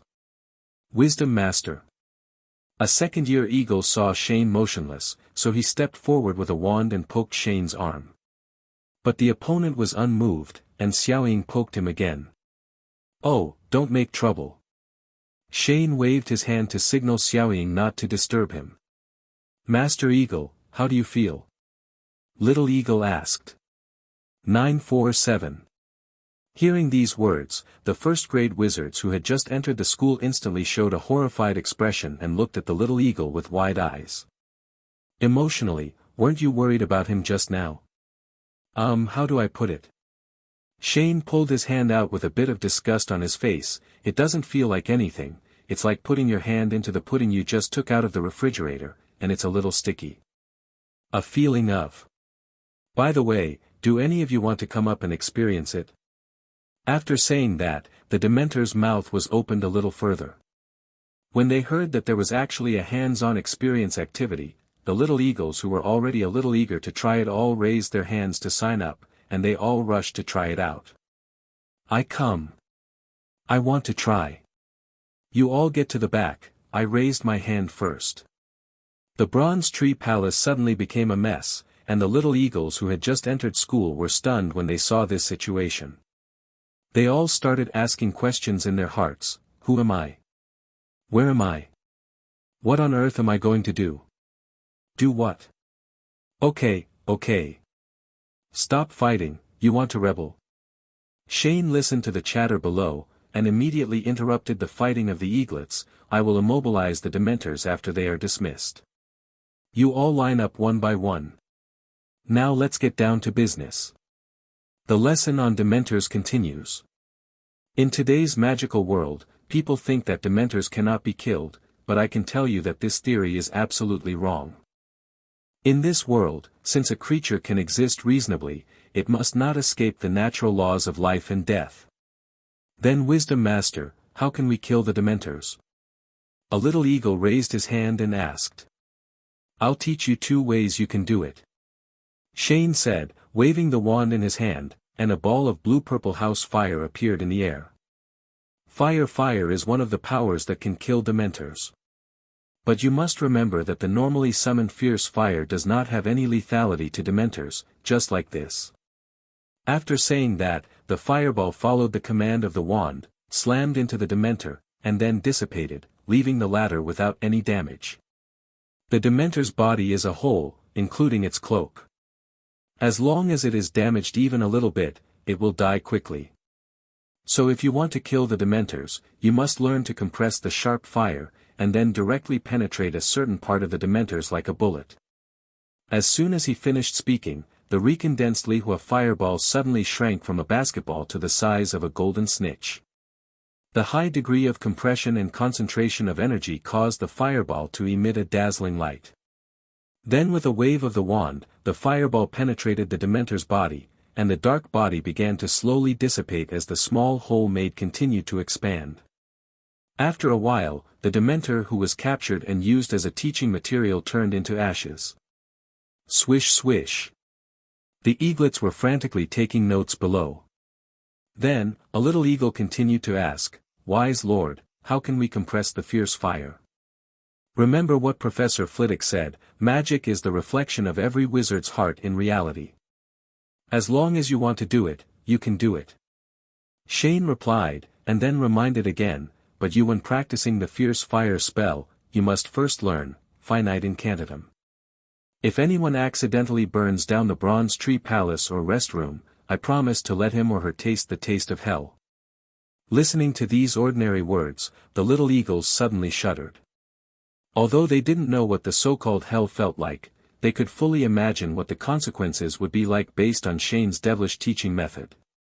Therefore, everyone present, except for the newly admitted eaglets, gave themselves a fatal order in their hearts. They must not practice the fire spell in the lounge or the Bronze Tree Palace.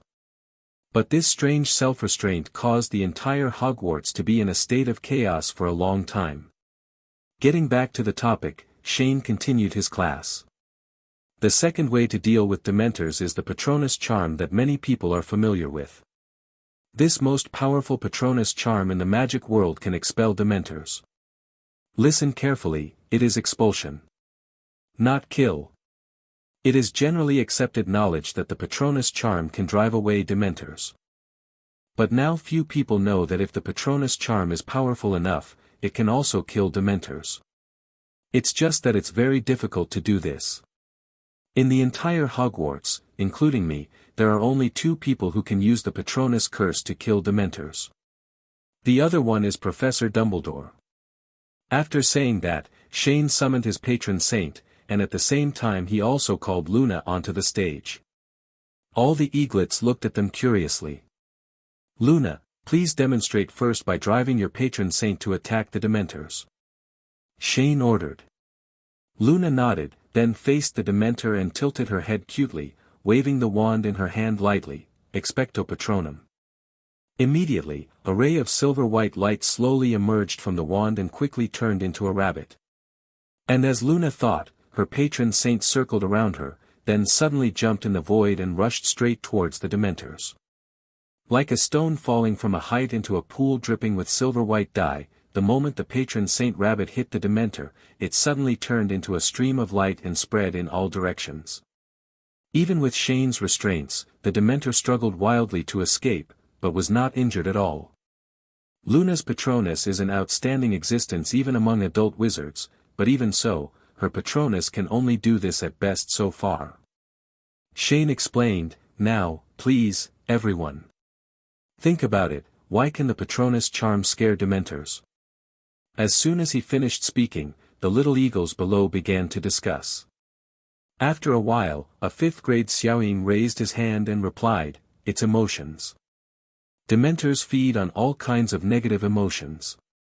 To put it simply, Dementors are actually a collection of negative forces, and casting the Patronus charm requires concentration and thinking about the happiest things in your heart, so Dementors are afraid of the Patronus, because the Patronus can be said to be the complete opposite of it." 0 degree, oh bingo, you are absolutely right. Shane snapped his fingers and praised, so, now that you know the principle, how can you make your patron saint have the ability to kill soul monsters? As long as we give the patron saint more positive emotions than the negative emotions of the Dementors themselves, we can kill the Dementors. At this time, the little eagle who reacted immediately said the answer. After a while, under Luna's control, the patron saint rabbit suddenly kicked in the void, hitting the Dementor directly like a sharp arrow just out of the string at an extremely fast speed. Ever since, the night gradually deepened. Book friends who have monthly tickets, please raise your hand and give a monthly ticket to the poor child. Because the Dementors felt that the other one was still alive, but it had been left in a certain room as a teaching aid. She closed her eyes and recalled what happened on the train today. She saw that the patron saint rabbit in the air became more and more solid, and the sacred light it emitted became more shining but not dazzling. After saying that, Shane directly fixed the Dementor in a corner for the eaglets to study and study. At the same time, no one in the entire Hogwarts knew that the aurors from the Ministry of Magic outside the castle were sweating profusely to comfort the Dementors who were running rampant again. With tears in my eyes, I beg for subscription, monthly tickets, and flowers. Thank you for your support. Okay. Luna nodded, and summoned her patron saint again. Everyone has just seen that if you want to destroy the Dementors, your emotions must be strong enough. Shane said, and the patron saint Bifong who had been floating beside him suddenly waved his wings and instantly took the photos. The spirit monster turned into ashes. 0.2 Then, he caught a new Dementor again and entered the Bronze Tree Palace. Good job, Luna. Shane reached out and touched the girl's head lovingly, and then let her return to the eagles. Why do you say one? The little snakes are already sleeping, the little lions are snoring, and the little badgers are still eating, but only the little eagle is still in class. A silver-white halo of light spread like water waves. Although the Dementor was not dead, it was obviously much weaker to the naked eye. The slogan of the Little Eagles is, Ravenclaw, the highest floor. The cafeteria is the farthest and there is no midnight snack. Try to be the king of rolls in Hogwarts and roll them to death. That's right. Shane nodded and said, then looked at the girl next to him, Luna, try again. Just imagine the Dementor trying to hurt your friend on the train today. Because just now, they lost one of their kind inexplicably. I will keep this Dementor here. Come and see it more often when you are free. The more you see it, the less afraid you will be. And you will be able to cast the Patronus charm better. And time soon came to the first weekend after school started. Although there are Dementors floating around Hogwarts, the little wizard's study and life are not affected too much. At most, the environment is a bit depressing. However, the little wizards were not affected much, but others were not necessarily affected. At this time, there was a dark wind in the Fairy Tale Guild. Except for Luna, everyone who had just arrived at the fairy home stood far away from Shane. Shane, why did you bring these guys into the guild? Hermione shouted angrily at Shane. I saw 2 more Dementors suddenly appeared in the square where the guild was stationed. 2 of them were suppressed by Luna's patron saint, while the remaining one was firmly fixed on a table, with a dark energy floating around. Gone with the wind, the originally very warm guild suddenly became a little lifeless. It's okay, you don't have to worry about me, just do your own thing. Shane waved his hand and replied. At this time, he was pretending to be wearing a white coat and a mask on his face, and Luna was also dressed in the same way, because she thought wearing clothes was fun. Let's not talk about other things, anyway, the sense of ceremony seems full. President, what do you want to do? Cedric looked at the array of weapons and torture instruments on the table next to him, and a drop of cold sweat ran down his head. It's nothing, it's just that I suddenly became very interested in the body structure of Dementors, so I took advantage of the weekend to catch a few and study them. Shane said while picking and choosing 25 selecting tools. But don't bring guild research. Hermione said while comforting the pale Zoe in her arms, don't you see that Suri is scared by you? The guild is relatively quiet here. If you go outside, you will scare the little wizards in the school. Shane put down a rocket launcher and said, and Zoe. Look at your ability, you usually encounter venomous snakes in the wild. I've never seen you behave like this. Can this be the same? Zoe cried out, then buried her head on Hermione's chest. Why is this different? On the first day of school, Surrey was so frightened when he saw the Dementors that he couldn't walk, but after a week, haven't you gotten used to it? Shane put down another MG-42 German general-purpose machine gun. Now every time Ravenclaw's eagles enter the Bronze Tree Palace, they have to say hello face to face with the Dementors. Some seniors have already formed a group to sneak out and fight the Dementors.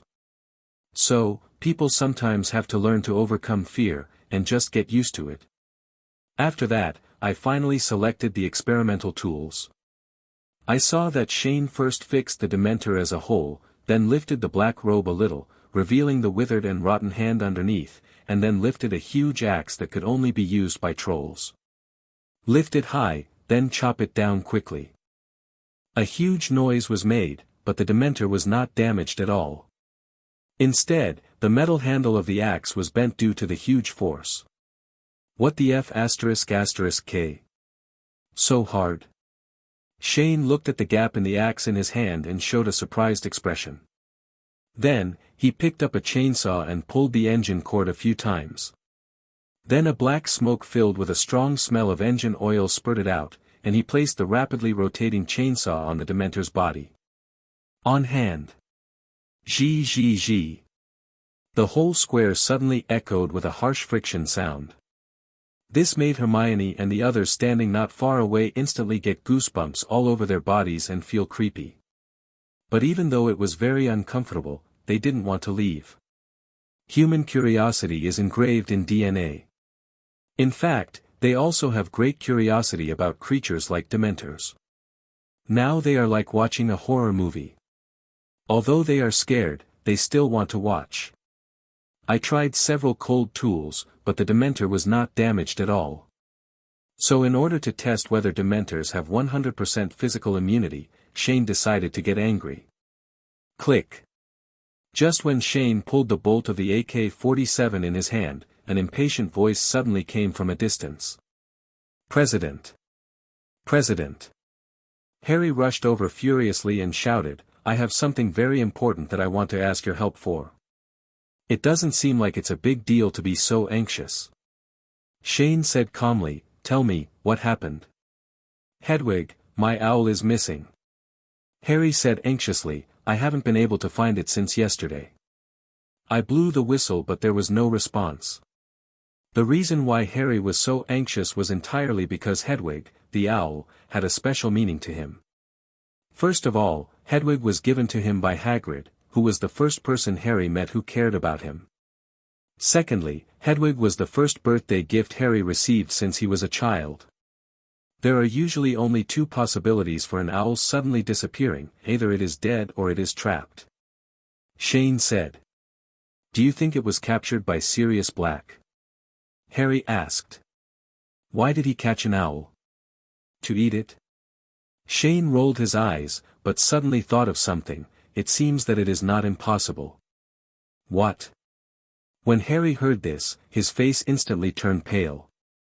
Oh, it's just a joke. Shane said angrily, do you have Hedwig's feathers or something? I'll cast a spell and take you to Hedwig. Yes. I'll go back and get it right away.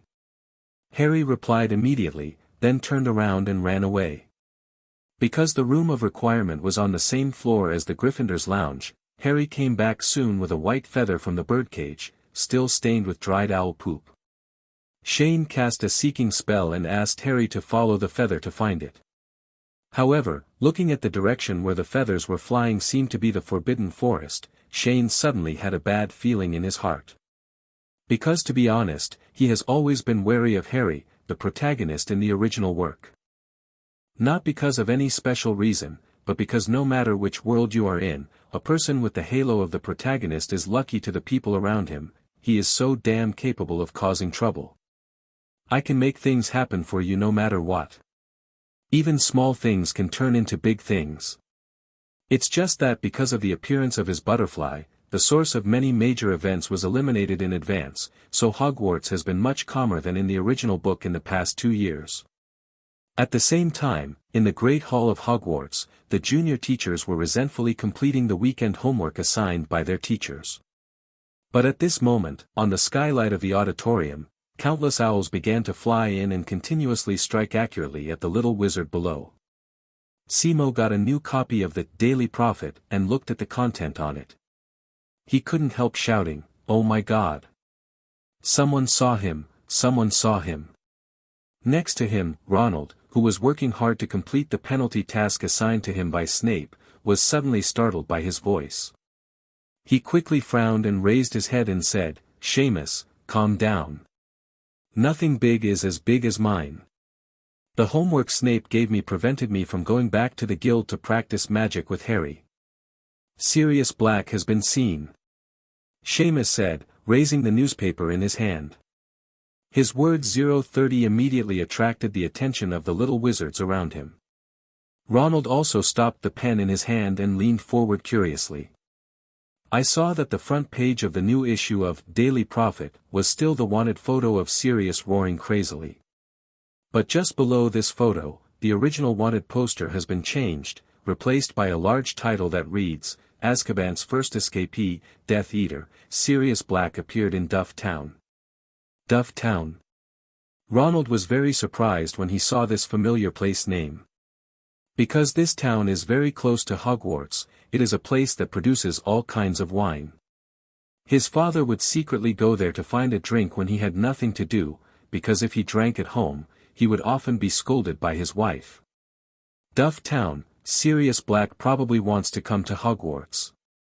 He's here to see Harry. Seamus guessed. Probably not, there are Dementors all around the school. Doesn't it mean that if he comes here, he has thrown himself into a trap, said a little lion next to him. Ha! Dementors? Seamus sneered, his tone full of sarcasm. If they can capture Sirius Black, then what are they doing here? They couldn't do it even when they were imprisoned in Azkaban. Look, you still expect the Dementors to catch Sirius from outside? The little wizards talked a lot, but Ronald disappeared into the crowd. He felt the need to tell Harry about this. However, now the person he is looking for is flying over the Forbidden Forest, heading towards a small town filled with the aroma of wine. Duff Town is a small town less than 20 kilometers away from Hogwarts School of Witchcraft and Wizardry. Like Hogsmeade, it was founded by an escaped wizard. However, Duff Town is somewhat different from Hogsmeade. It is not a pure wizarding village. Due to its historical development factors and its favorable climatic and environmental conditions, Duff Town is naturally suitable for winemaking, which naturally attracts many winemakers to gather here, including many muggles. Every household in Duff Town has a private brewery, so you can smell the faint aroma of wine in the air not far away as soon as you arrive here. Harry followed Hedwig's feathers, flew over an area of the Forbidden Forest, and then landed in Duff Town. I walked crookedly through a small alley, and then came to the door of a winery that brewed red wine. Feathers floated into the wine shop. Harry knocked on the door, but no one responded, so he anxiously opened the door and entered the winery. I saw many wooden barrels containing red wine that had not yet been sealed in the yard. And in a corner of the yard, a white snowy owl was standing drowsily on an oak tree, shaking his whole body as if he was about to faint at any moment. Hedwig! Harry shouted excitedly when he saw the familiar voice and ran forward quickly. He took the snowy owl off the oak tree, then looked at the latter's listless appearance, and asked anxiously, "Hedwig, what's wrong with you?" "Ugh!" Hedwig cried weakly in response, then continued to close her eyes and fell asleep. At this moment, a middle-aged man with a curly beard walked out of the house after hearing the sound. He saw Harry dressed like a Hogwarts student, and couldn't help but ask curiously, "Oh, kid, you must be the little wizard of Hogwarts, right? How did you get here?" "I'm sorry, sir." Harry hugged Hedwig and turned around to apologize. "I came here to find my owl, but I don't know why it turned out like this." "So this owl is yours?" The middle-aged man walked over. When I came back to the winery this morning, I suddenly saw it soaked in the wine. It seemed to have been eaten by those bird-eating spiders on the roof. The net got entangled in its wings, so it couldn't fly. I thought this cute little guy was dead at the time, but I didn't expect that he was still breathing when I fished him out. It looked like he had drunk too much. Drink, too much. Harry looked at the pet in his arms in shock, and suddenly squeezed out a double E asterisk asterisk asterisk asterisk asterisk asterisk asterisk asterisk asterisk N. He never expected that after searching so hard and anxiously for a whole day, he would find out in the end that this guy just drank too much. However, as long as Hedwig can be brought back, the reason is all a matter of speculation. Harry breathed a sigh of relief and then expressed his gratitude to the middle-aged man. "Thank you for saving my owl, sir. Just now you said that Hedwig fell into the wine barrel. How much is the stained wine worth?" "I'll pay it to you." "Just 2 silver coins will do," the middle-aged man immediately replied with a beaming smile. The middle-aged man originally thought that Harry was just a young wizard and might not have any money to compensate him, but he never thought that the other party would readily express his willingness to take responsibility, which made his already a little depressed mood feel much better.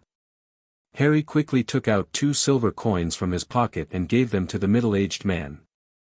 However, just when he was about to take Hedwig back to Hogwarts, countless black shadows in the sky suddenly flew slowly towards him with a cold breath. The residents of Duff Town looked up to the sky with emotion, and saw countless Dementors floating in the sky of the town. "What is that?" some muggles in the town screamed. They had never seen this kind of creature before, and they felt that the intruder was evil, but they stayed there for a long time without thinking of escaping. "Dementors, are Dementors!" A wizard immediately shouted, and then began to greet the people around him. "Go back to the house quickly, don't provoke them." After that, he went back to his tavern and slammed the door. Immediately afterwards, the town residents and some tourists who reacted hid in the house one after another, regardless of whether they knew it or not. "Child, come here quickly. Dementors are not people who can be reasoned with. Although they are restrained by the Ministry of Magic, no one knows what they will do." The middle-aged man lowered his voice and anxiously wanted to call Harry. Entering the house, the latter still stood there holding his pet, refusing to move. Harry looked up at the Dementors gathering in the sky towards him. At this time, he had a strong feeling that these Dementors were probably coming towards him. He might have accidentally attracted them when he flew over the Forbidden Forest just now. Although he didn't know why these disgusting dark creatures were targeting him, Harry still felt that he should take the corresponding responsibility. He brought the Dementors, and they must not be allowed to harm the residents of the town. As a result, Harry was seen running quickly onto the broad street, then jumped up and flew quickly outside the town. Of course, the Dementors in the sky also discovered Harry, who was moving quickly, and followed him one after another with the cold wind flying out of the town. "Hedwig, wake up! Wake up quickly!" Harry woke up the owl in his arms while flying. Hedwig opened her eyes drowsily, then suddenly turned 180 degrees and looked at her master in confusion. "Hedwig, go back and tell the president. I need support." After saying that, Harry immediately threw the still dazed Hedwig down. The rapid free fall caused Hedwig to wake up instantly. Her eyes widened as she quickly flapped her white wings, and then flew straight in the direction of Hogwarts. After a while, in a forest not far from Duff Town, a roar like a dragon's roar suddenly came, followed by a burst of fire. Over at Hogwarts, Shane was holding a Hitler chainsaw and frantically clawing at the captured Dementors. Bullet casings were scattered on the floor, and there were more than a dozen replaced gun barrels next to them. Hermione and others couldn't stand the sound of gunfire and left long ago, and Luna was also pulled away by Zoe, so that the former would not follow the bad example of the heavy insect. Before going to the auditorium, Cedric put up a sign in front of the door of the Room of Requirement, which read, "There is a temporarily perverted president here, please be careful." By Cedric Diggory.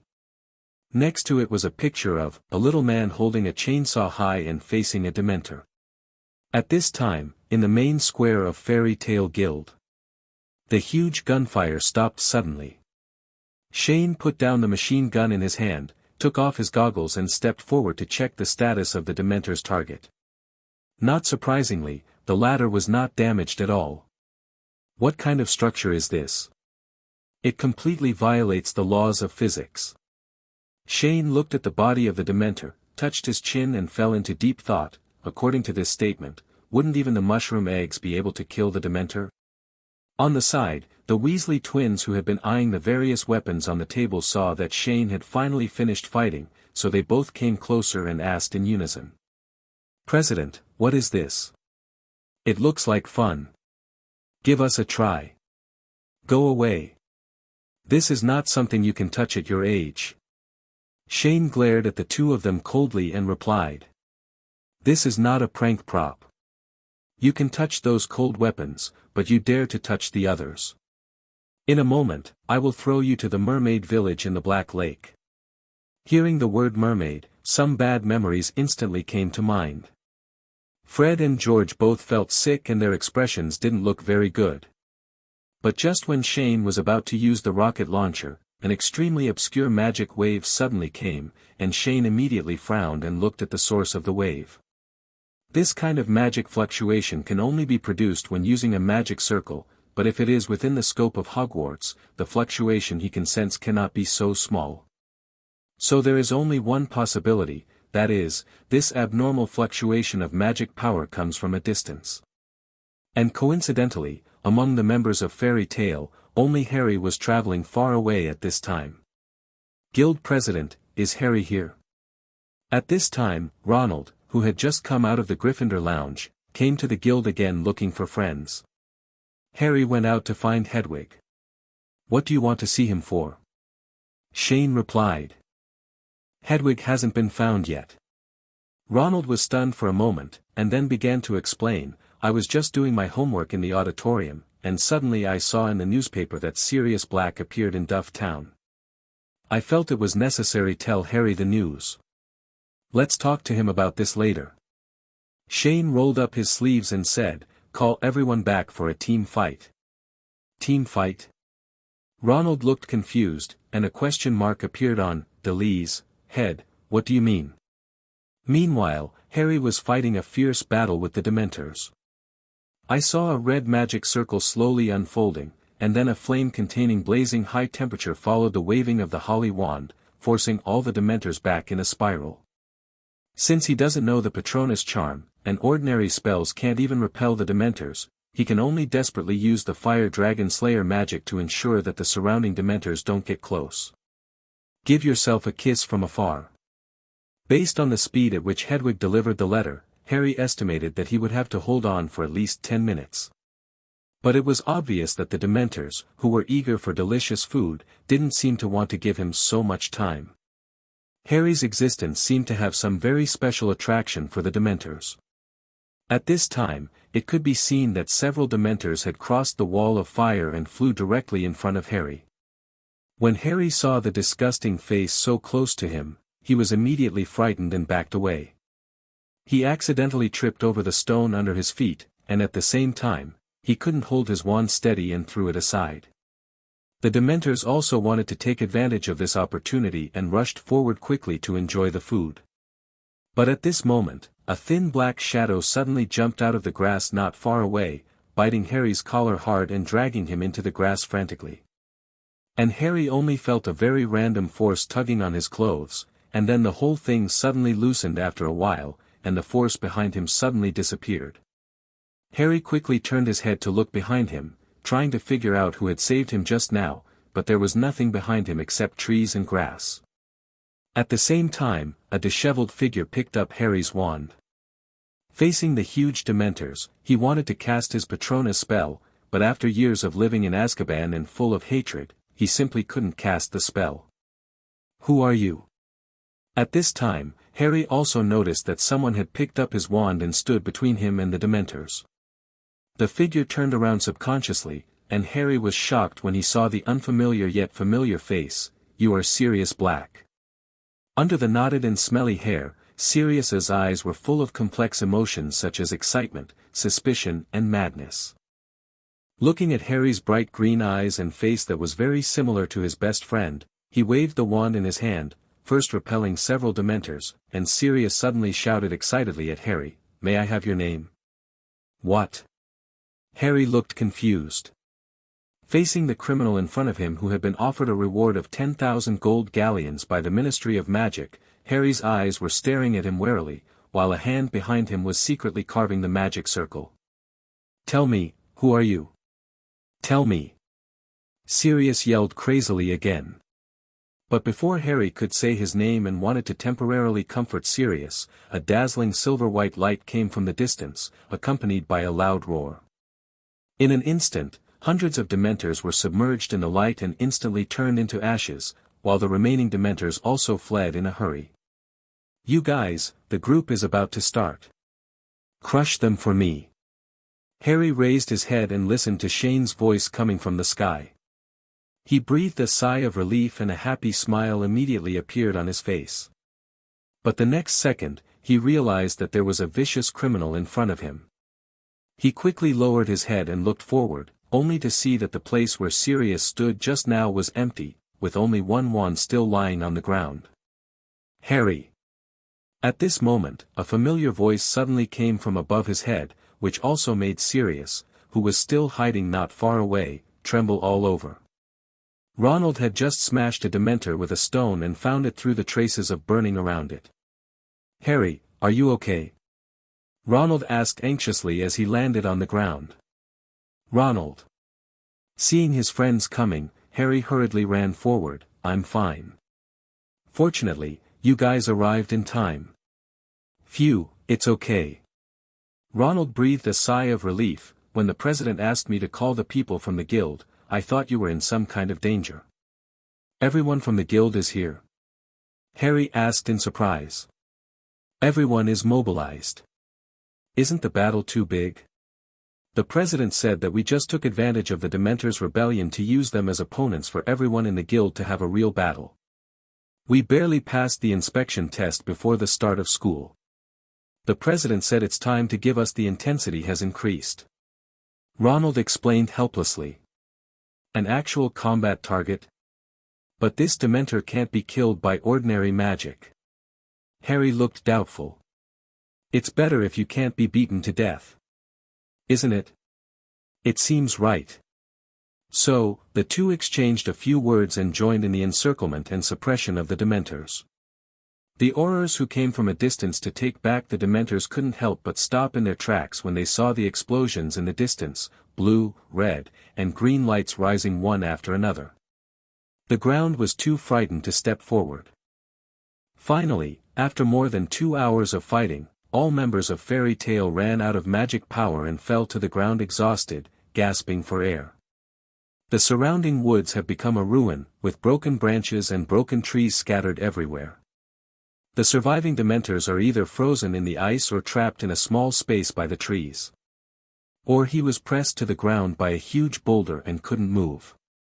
Shane nodded with satisfaction. "Indeed, actual combat is the best way to increase strength. Only with pressure can you be motivated. I practice magic circles in the guild every day, and the optical effects don't have to be spicy." With a wave of his hand, the dazzling Lihua directly cleared the place, and at the same time cast a group, Rejuvenation Renovate, spell, and everyone's fatigue was relieved a lot. Okay. Everyone, get up, don't act like you're desperate for life."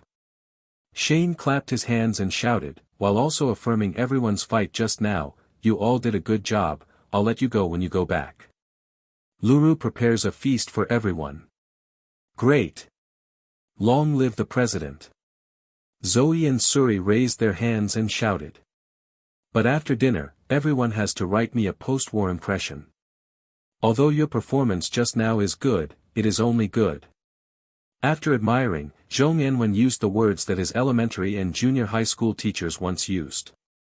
"My feelings about the moves I have used." Oh no, many people immediately began to cry. In this way, Fairy Tail ended the temporary appearance of the dungeon to suppress the Dementors. The Aurors from the Ministry of Magic were also belatedly arriving at this moment. They looked at the ground and the sky in front of them, looking at each other in confusion, not knowing what to do. At the same time, the Aurors of Azkaban were frantically calling for support. The deaths of a large number of Dementors led to an unprecedented, CFDH, riot among the Dementors stationed here, and the prisoners in the prison also expressed fear. And screams of fear. In the evening, the fairy lives. Today's main dish is roasted braised pork knuckle. First boil the pork knuckle in brine until tender, then drain the juice, cut a few knives on the surface of the skin and grill it over charcoal fire, and finally sprinkle with cumin and other spices. This taste is simply out of this world. The exhaustion after the battle made everyone in Fairy Tale devour the food, but at this time Harry couldn't eat it. Because there was always a strange person next to him looking at him with strange eyes. Yes, President, if I have done something wrong, can you just tell me directly? Don't look at me with such strange eyes and say something so revealing. Harry's face turned pale. Ching said tremblingly. Don't worry, you didn't make a mistake. Shane replied seriously. Then why are you looking at me? I was wondering why the Dementors keep staring at you. This, how do I know? Harry was also very depressed. Inexplicably, he became the target of the Dementors. He was helpless too. Harry, can you tell me, what is your happiest memory? Shane asked suddenly. The happiest memory. Harry thought for a while, and then slowly said, to be honest, I can't tell you. But since I went to Hogwarts, I have felt very happy in the past 5 years. What about before coming to Hogwarts? This. President, you should know this without me having to explain it. Oh, I see. I understand. Shane nodded in realization and murmured in a low voice, the contrast between before and after is a matter of quality. To the Dementors, if the criminals in Azkaban were compared to big white steamed buns, Harry's existence would be like a fragrant roast chicken. Harry has no father or mother, had an unfortunate childhood, and has never had any happiness. However, after coming to Hogwarts, the beautiful life in the wizarding world formed a huge contrast with his miserable childhood, which gave birth to a rarer or stronger happiness in Harry's heart than ordinary people. Not everyone has a similar growth experience to Harry, and not everyone can obtain that extremely precious piece of beauty in their hearts in such a huge contrast. So, this could be why the Dementors like to stare at Harry so much. You eat big white steamed buns every day, and suddenly a fragrant roast chicken is served in front of you. Everyone will be greedy. And listening to Shane's explanation, Harry was speechless for a while. Is it my fault? By the way, where did Hedwig fly to? At the same time, after a period of panic, the Ministry of Magic spent nearly 2 days finally quelling the Dementor riot in Azkaban. But just when Fudge couldn't help but go to Hogwarts to settle the score with Shane, the new issue of the Daily Prophet suddenly stopped him. Sirius Black's wanted warrant was finally replaced after half a month. Instead, there was a picture of Dementors flying all over the sky, and a picture of Shane holding a wand and calmly directing his guild members to destroy the Dementors. Fudge was so angry that his face turned red. Based on these 2 photos alone, without reading the content below, he knew how today's front page headline arranged the Ministry of Magic and praised Shane Dolea and Fairy Tale. Originally, the Ministry of Magic was too rational to stand up to the Dementors' attack on Duff Town. This added fuel to the fire. It was no longer possible for me to use those far-fetched reasons to deal with Shane. Dolea regained the initiative. Damn Dolea, damn it. In Fudge's office, the sound of objects being thrown was heard again. When the Ministry of Magic staff outside heard the noise coming from the room, they couldn't help but shake their heads and sighed helplessly. Finally, they continued to work on their own preparations. After all, they don't know how many times they have encountered similar images and sounds. Hedwig did not complete the task of sending the message, because before it flew back to Hogwarts, Shane had already taken people to Duff Town. The night after finishing the Dementor dungeon, after Harry had dinner in the guild, he went around looking for Hedwig, who had disappeared again, and found the little guy lying on the bed in his dormitory. At that time, Harry couldn't laugh or cry as he watched Hedwig nestled in the corner of the bed like a big white cat, soundly asleep, and it looked like she was getting drunk again. After making sure that Hedwig was safe and sound, Harry finally focused on what happened during the day. He did not tell anyone else about his encounter with Sirius Black in Duff Town today. When he was reading his mother's diary before, he also learned more or less that Sirius Black turned out to be his parents when they were young, classmates. Pulling out his mother's diary again, Harry was very concerned about why Sirius Black behaved like that today. He wanted to find out the reason from the diary. The next day, a new issue of the Daily Prophet published overnight, the news that Chong-En led Fairy Tail to repel hundreds of Dementors that entered Daft Town instantly went viral. When the wizards were shocked by the strength of this group of young wizards, they also launched an unprecedented verbal and written attack on the Ministry of Magic. Originally allowing the Dementors to escape Azkaban and wander around the entire magical world, this behavior has already accumulated a lot of public resentment. In addition, the Ministry of Magic did not know which wire was wrong, and actually made the decision to let Dementors stationed at Hogwarts. This directly caused many parents of students to have very different opinions. The invasion of Duff Town this time has actually made everyone feel that the Ministry of Magic has no ability to restrain the Dementors. Therefore, now not only the public, but also many people within the Ministry of Magic have some ideas. Under pressure, Fudge was forced to issue an order to remove all Ministry of Magic orders sent to Hogwarts in the name of arresting wanted criminals. At the same time, he ordered Dementors to only stay 500 meters away from Hogwarts Castle. People's grievances were barely eliminated by activities outside the city. At this time, Shane looked at the Daily Prophet in his hand and nodded with satisfaction. The so-called teacher is famous. The day before yesterday, the Dementors attacked Duff Town. Don't waste the name that came to your door.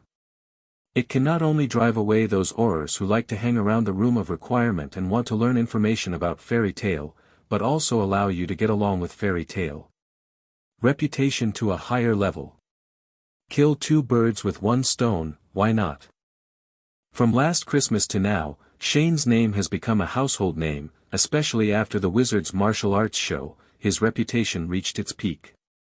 Coupled with the defeat of the Dementors this time, the crown of justice is already on his head. Ever since, Shane smiled and looked at the extra chapter of the comic strip in his hand. The content in it was adapted from the conversation he had with Gellert Grindelwald during the summer vacation. It's still the same funny and entertaining way as in the past, but it focuses on depicting the experiments done by pureblood squibs on ordinary wizards and squibs at that time. As long as this comic book is released, it will not have any effect in a short period of time, but as time goes by, people who have experienced that period will definitely learn something from it. At that time, Pure Blood's reputation will become even more stinky. This is a screening and a conspiracy by Shane. Those families that only use pure blood as an excuse to seek profits will know how to abandon it, but those who have been brainwashed will face purges. Luna. Shane sat in front of the Goblin house and called out the name of the girl who was studying Dementors not far away. When Luna heard Shane calling her name, she immediately put down the thestral feather she was using to tickle the Dementors and trotted over. Luna, please send this picture book to Mr. Xenophilius, and tell him to try to publish it within the week. Shane touched the girl's head, and then asked gently. Oh, have you finally read a new work? Luna looked at the manuscript paper in her hand happily. The Diary of Tom Marvolo Riddle was published half a year ago. I thought you wouldn't. It's painted. Huh, you can't draw this casually, at least there must be a story. Shane said with a smile. These new stories are very different from the previous ones. Luna looked through the drawings in her hand and immediately noticed the information hidden in them, and the smile on her face slowly faded. Why? I seem to feel some cold darkness. Don't think too much, Luna. Shane smiled bitterly, sometimes feeling that Luna's excessive sobriety was also an annoyance. The stories in these paintings are for some people who have been deceived, their relatives and friends. What I have experienced is darkness that ordinary people cannot imagine. I understand. Luna closed the drawing and nodded solemnly. I'll ask the owl to send this to Dad right away. After saying that, she spread her fiery red wings and flew outside. On the other side, Gryffindor's boys' dormitory.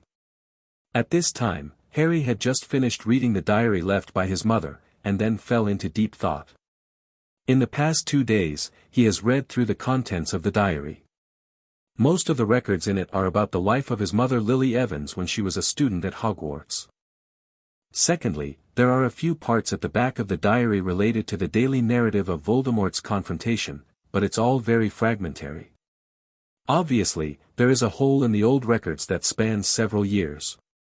Harry guessed that after his mother graduated from Hogwarts and joined the camp against Voldemort, she no longer had the time or energy to maintain the habit of writing a diary. However, after reading the diary, Harry felt mixed. He learned in his diary that his father co-founded the Marauders organization with 3 other people. Sirius Black and Remus John Biping were members of this organization.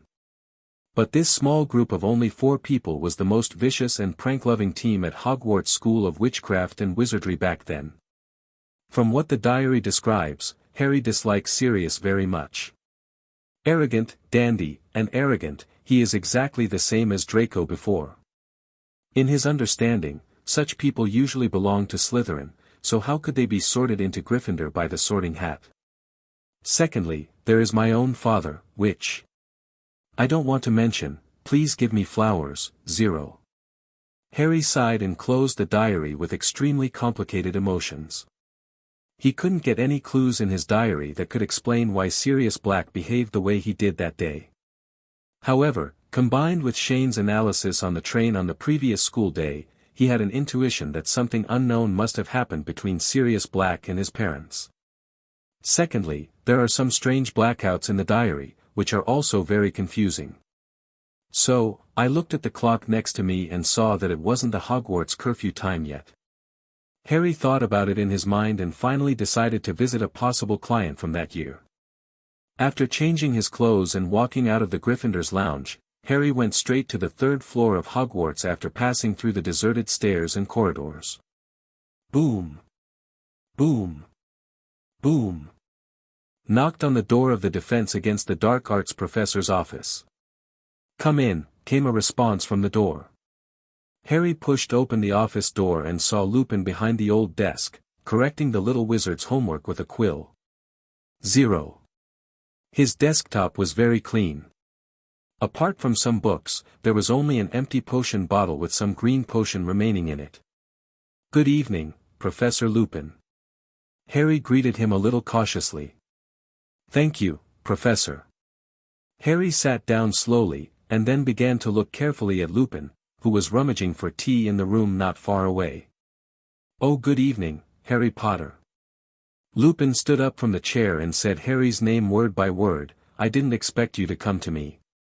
Suddenly, the surrounding lights suddenly became brighter.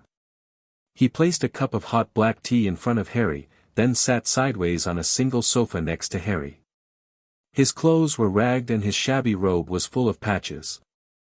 Looking back on it, he seemed to have barely changed his clothes since the beginning of school for more than a week. Try it, my wife brought it to me, but I have never been willing to drink it. Lupin said with a smile. With tears in my eyes, I beg for subscription, monthly tickets, and flowers. Thank you for your support. He looked at Harry's face, which showed a hint of surprise at first, and then full of joy. It's already curfew at this time, right? Come here so late.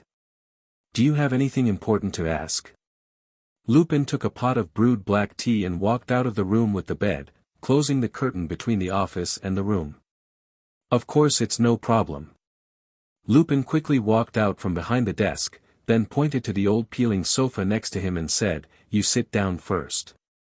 Coupled with that pale face, it was full of haggard and fatigue visible to the naked eye. Professor, I'm sorry to bother you. Harry said, Can I ask you something? Thank you. Harry picked up the cup and took a sip.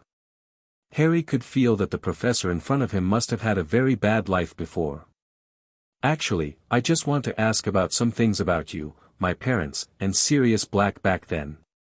Harry put down the teacup gently, and then said 4 strange names: Moon Face, Worm Tail, Padfoot and Prongs. Professor, you must know what these are, right? Oh, this is really nostalgic.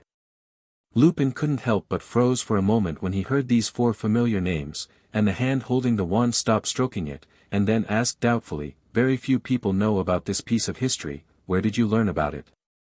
My mother.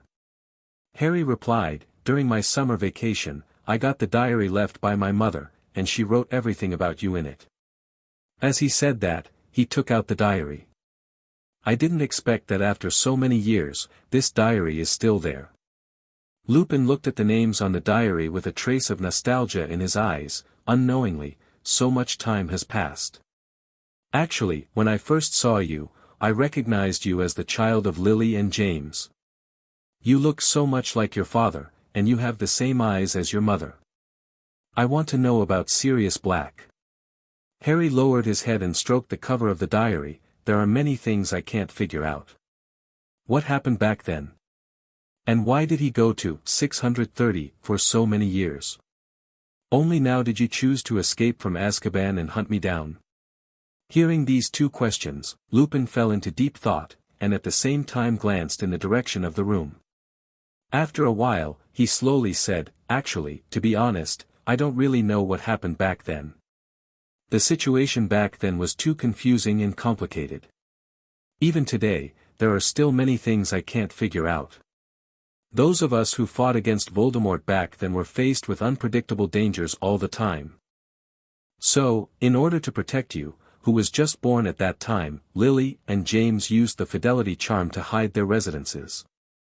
The loyalty curse is an extremely complex spell that can hide someone's secret forever in the soul of another chosen living person. Unless the secret keeper takes the initiative to leak it, even Voldemort will not be able to find Lily and James' south hiding place. Then who was my parents' secret keeper back then? Harry asked anxiously. Originally, for safety reasons, Professor Dumbledore once proposed that he be the secret keeper. However, out of friendship, James chose Sirius Black as the secret keeper, but it turned out that James trusted the wrong person. He told Voldemort where you and your parents were hiding, which ultimately led to your parents' death. But that doesn't make sense. Harry suddenly felt his mind was in chaos. Why would he choose to betray? I don't know, Harry. This is what I haven't been able to figure out. Lupin replied sullenly, with a hint of hatred in his eyes, but after so many years, many things have been impossible to verify. More than half a month ago, when I learned that Sirius escaped from Azkaban, I have been looking for him. I also wanted to ask in person why he betrayed us and brutally killed the little boy. Peter Dwarf, our mutual friend.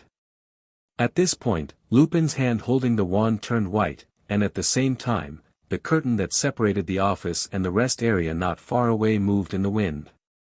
Then why did he escape from Azkaban now? He just wanted to kill me? Harry continued to ask. I'm sorry, Harry. I can't answer this question for you. Lupin pursed his lips and then promised, but I promise you, if I find out something about that year, I will tell you as soon as possible. Harry lowered his head and fell into silence, with a look of disappointment gradually appearing on his face. He originally thought that he could learn more about Professor Lupin, but he didn't expect that he only got some history that was not very logical. Harry, you don't have to worry too much. Neither I nor the other professors in the school will let you or anyone else in the school get hurt. Lupin comforted, and then stood up. It's getting late. Filch should be getting ready to go out now. You should go back to the dormitory as soon as possible. Okay. Thank you, Professor Lupin. Harry also stood up and prepared to leave. But the moment he stepped out of the office door, he suddenly remembered a very important question, and then turned around and asked, Professor, I have a question. The name Harry was given to me by my parents. Of? Oh no. Lupin replied, and at the same time he was confused as to why Harry would suddenly ask this question. Unfortunately, your name was actually given to you by Sirius. Is that so? Harry pursed his lips and nodded, then thanked him again. Thank you, Professor. Thank you. After saying that, he turned around again and left quickly. Watching Harry's retreating back, Lupin gently closed the door to the office. The firelight in the corridor reflected on his face changed from thick to thin, then from thin to nothing, and finally fell completely into darkness. Lupin's expression instantly became ferocious and gloomy, and the expression on his face suddenly turned angry.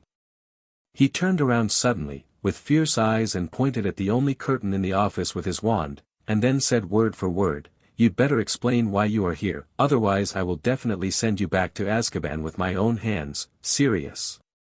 Ha ha ha. Crazy laughter came from behind the curtain, and then a figure with ragged clothes, unkempt hair, and a stench all over his body walked out of the darkness. The madness in his eyes made people shudder. "Long time no see. Remus John," Sirius said with a sneer. "How dare you appear in front of me, you traitor?" Lupin pointed his wand at him nervously and angrily. "It was because of your betrayal that James, Lily, and Peter all died. Harry, he also lost his parents when he was a child." "That's enough," Sirius suddenly shouted, directly interrupting Lupin's scolding, his voice filled with endless madness and anger. "I'm not a traitor. It wasn't me who killed James and Lily. You're still quibbling. Back then, you were James and Lily's secret keeper. No one except you knew where the Potter family was hiding. Hee hee, ha ha ha ha. Ha ha ha." After listening to Lupin's words, Sirius suddenly began to laugh painfully, and then his bloodshot eyes began to shed tears of regret. "Secret keeper?" Sirius roared. "The secret keeper back then was not me at all." "What did you say?" "You are not the secret keeper." Lupin's eyes widened instantly, his eyes full of disbelief. "Impossible, I witnessed you and James forming the loyalty curse with my own eyes back then. What happened to the secret keeper?" "Not you." Ha ha ha. Sirius laughed maniacally again. This was his endless sarcasm at his own stupidity and gullibility. "Just the second year after I became James and Lily's secret keeper, the secret keeper has been changed to Peter." "That's right. Peter Pettigrew." Ha ha ha. "Peter? Are you still lying?" Lupin finally couldn't suppress the anger in his heart, rushed up and punched Sirius hard in the face, and shouted angrily. "Peter has died a long time ago, and he died in your hands. You actually want to blame your evil deeds on a dead man. Hey ha." Sirius lay on the ground, not paying any attention to the punch that had just hit him. Compared to the 12 years of prison life in Azkaban where he had to face Dementors every day, what did these pains mean to him? "You don't believe me. You don't believe me," Sirius murmured, then took out a tattered old newspaper covered with dirt from his arms, and threw it directly to Lupin. "I think you haven't forgotten what Peter's animagus looks like." Lupin bent down to pick up the newspaper with a suspicious look on his face, and then unfolded the newspaper that had been ed into shape. "This is an old Daily Prophet, which contains the contents of the Wizard's martial arts performance a few months ago. I saw a few people's faces printed on the newspaper, all of which were photos taken of fairy tale members being interviewed after their victory in the grand performance. There are Harry's, Hermione's, Ronald's, Cedric, Sonia's.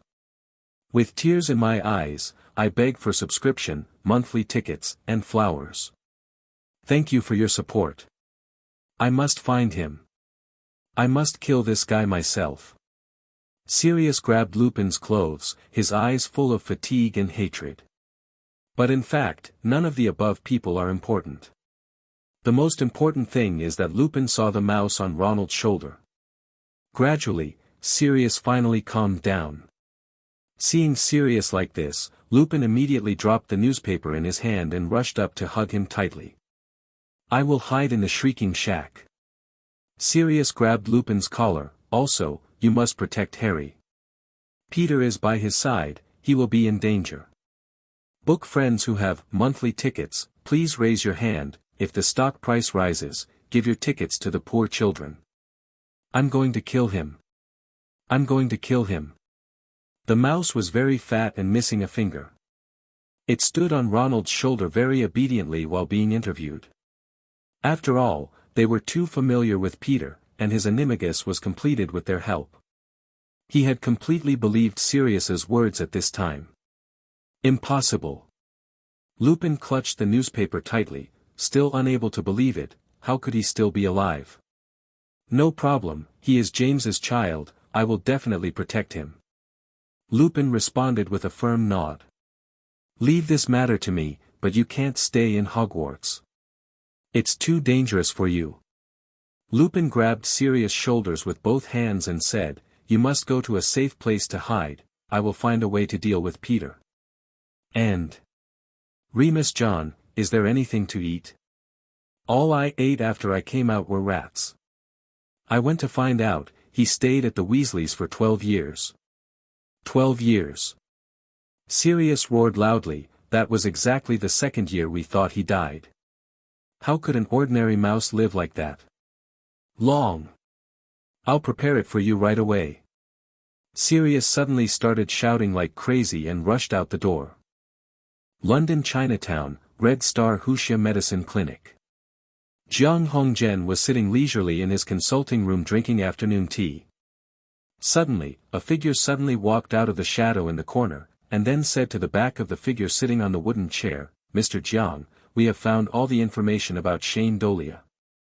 With that said, he handed over a report material. Jiang Hongzhen took the report on his shoulder and turned it over. At the same time, an explanation voice came from behind. Shane Dolea, male, 13 years old, parents unknown, was adopted by a middle-class family in London since he was a child. He is currently studying at Hogwarts School of Witchcraft and Wizardry, the oldest magic school in the world outside Europe. He just graduated this year. Promoted to 3rd grade. Shane Dolea was unknown before enrolling at Hogwarts. It was not until June 1992 that he became famous for his deeds of obtaining the inheritance of Rowena Ravenclaw.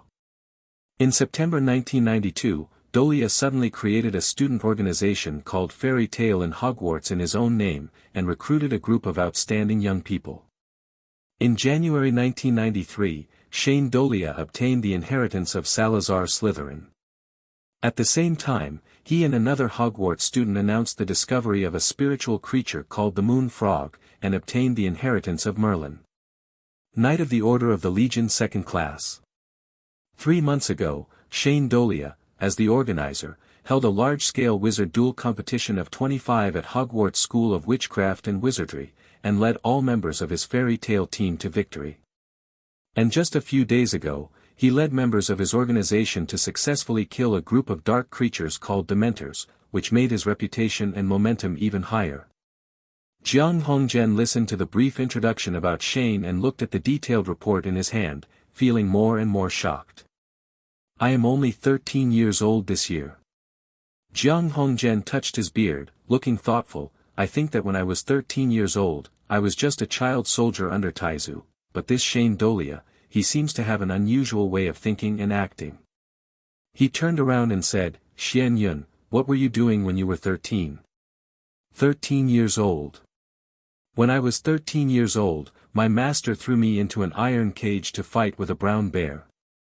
The young man named Xian Yun suddenly recalled some unbearable memories, and suddenly his head was covered with black lines, and he said resentfully. However, he immediately returned to being serious and continued the topic just now. Mr. Jiang, Shane Dolea is a very special person. He grew up in a Western family and received Western education, but the ideas he displayed are surprisingly similar to those of traditional Wuxia people. It's just that in less than 2 years, he mobilized public opinion through various means and used the power of the people to vigorously attack the deep-rooted pure blood theory in the Western secular world. According to our investigators, the public opinion and methods of the British wizarding community are now almost completely controlled by him, Shane Dolea.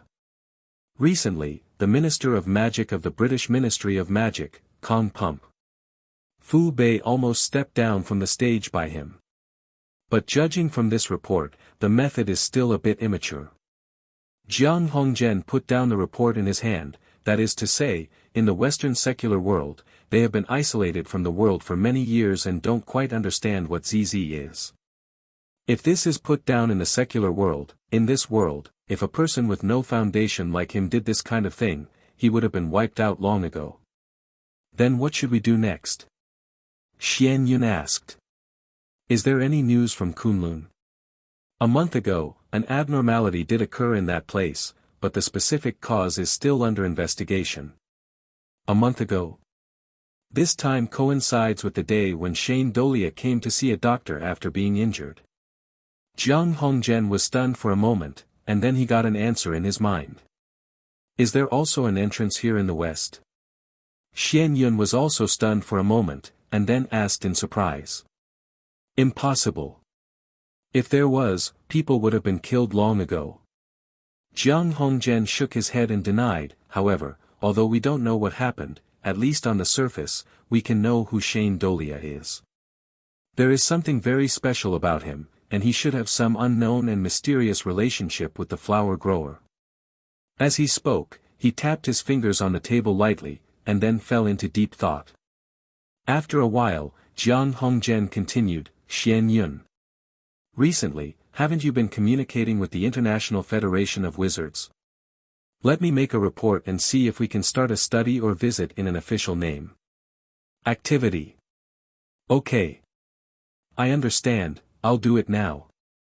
Xian Yun replied, then took 2 steps back and merged into the shadow again. Feeling the disappearance of the person behind him, Jiang Hongzhen let out a long sigh, and then looked out the window at the bright sunshine. Oh, it's true. When can our old man live a retired life? Boom. Boom. Boom. At this moment, there was a knock on the door, and then a familiar voice was heard. Mr. Jiang, a patient is here, the receptionist's voice came from outside the door. Okay, come in. Ever since, Jiang Hongzhen continued to devote himself to the daily work of saving lives and helping the wounded. Time flies by, and it's October before you know it. At this time, winter is gradually beginning to enter Hogwarts.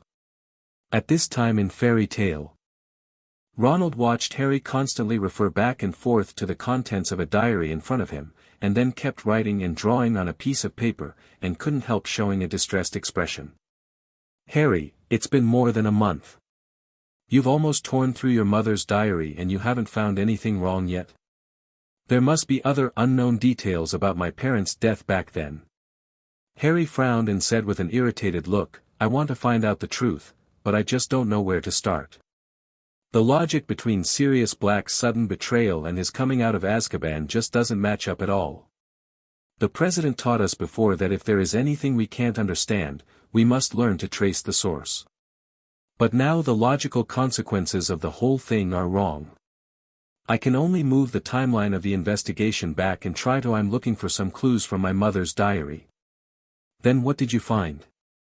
Ronald asked curiously. I found some, but they were useless.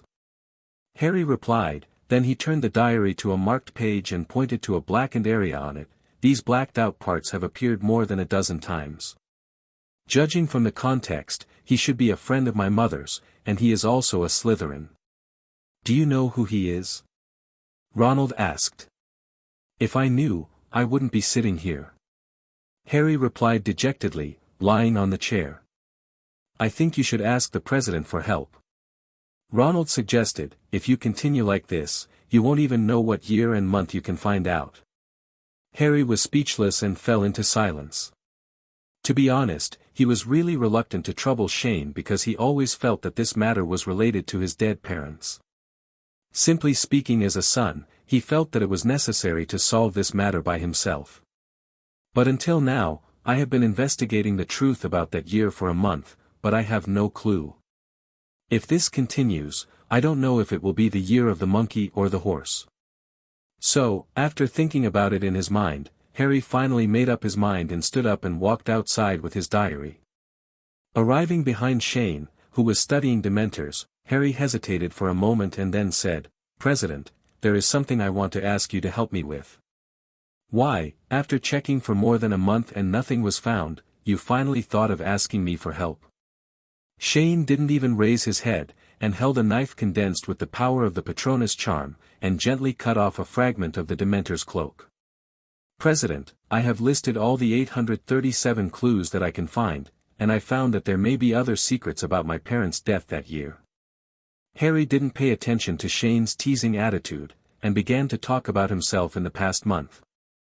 The harvest comes. Is there anything else besides these? Shane put the fragment of the Dementor's cloak into a glass and asked. No. No more. Harry replied weakly. Humph. Shane put away the bottle and suddenly sneered. Everyone said that Sirius Black escaped from Azkaban to kill you, but that day in Duff Town, from the moment you saw him, from the moment you meet Sirius himself, you already know that the rumors are simply not credible. President, you know. Harry's eyes widened, and he was extremely shocked. I know a lot of things, Harry. Shane turned around and replied, suddenly becoming expressionless, the reason why I didn't arrest Sirius directly that day was just to see how you would behave. Why? Harry didn't quite understand. Because I found that you didn't remember the lessons learned in the first grade at all. Shane explained, 2 years ago, you, Ronald, and Hermione didn't listen to my advice and self-righteously went to the basement to protect the so-called the magic stone, almost caused a disaster.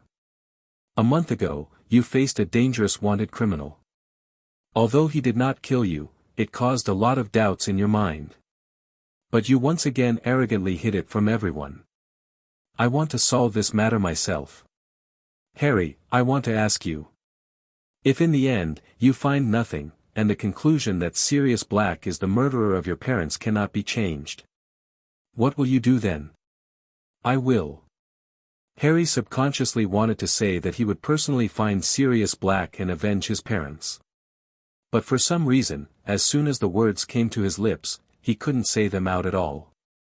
Harry, with your current strength, there is absolutely no problem in using fire dragon slaying magic to deal with a wizard who has no wand and is extremely weak. Shane continued with his expressionless face, but have you ever thought about killing someone?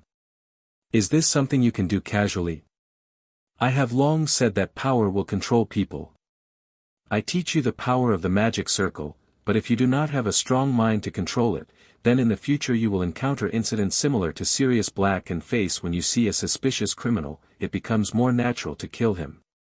I'm sorry, President. Harry suddenly lowered his head. Sorry for what?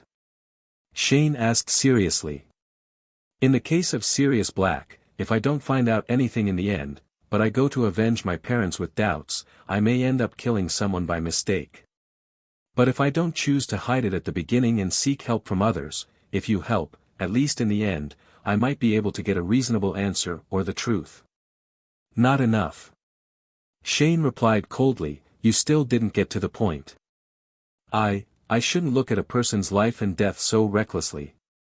After hearing Harry finally stammering out the answer he wanted to hear, Janen's stern expression finally relaxed. He walked forward and patted Harry on the shoulder, and said earnestly, you just need to understand.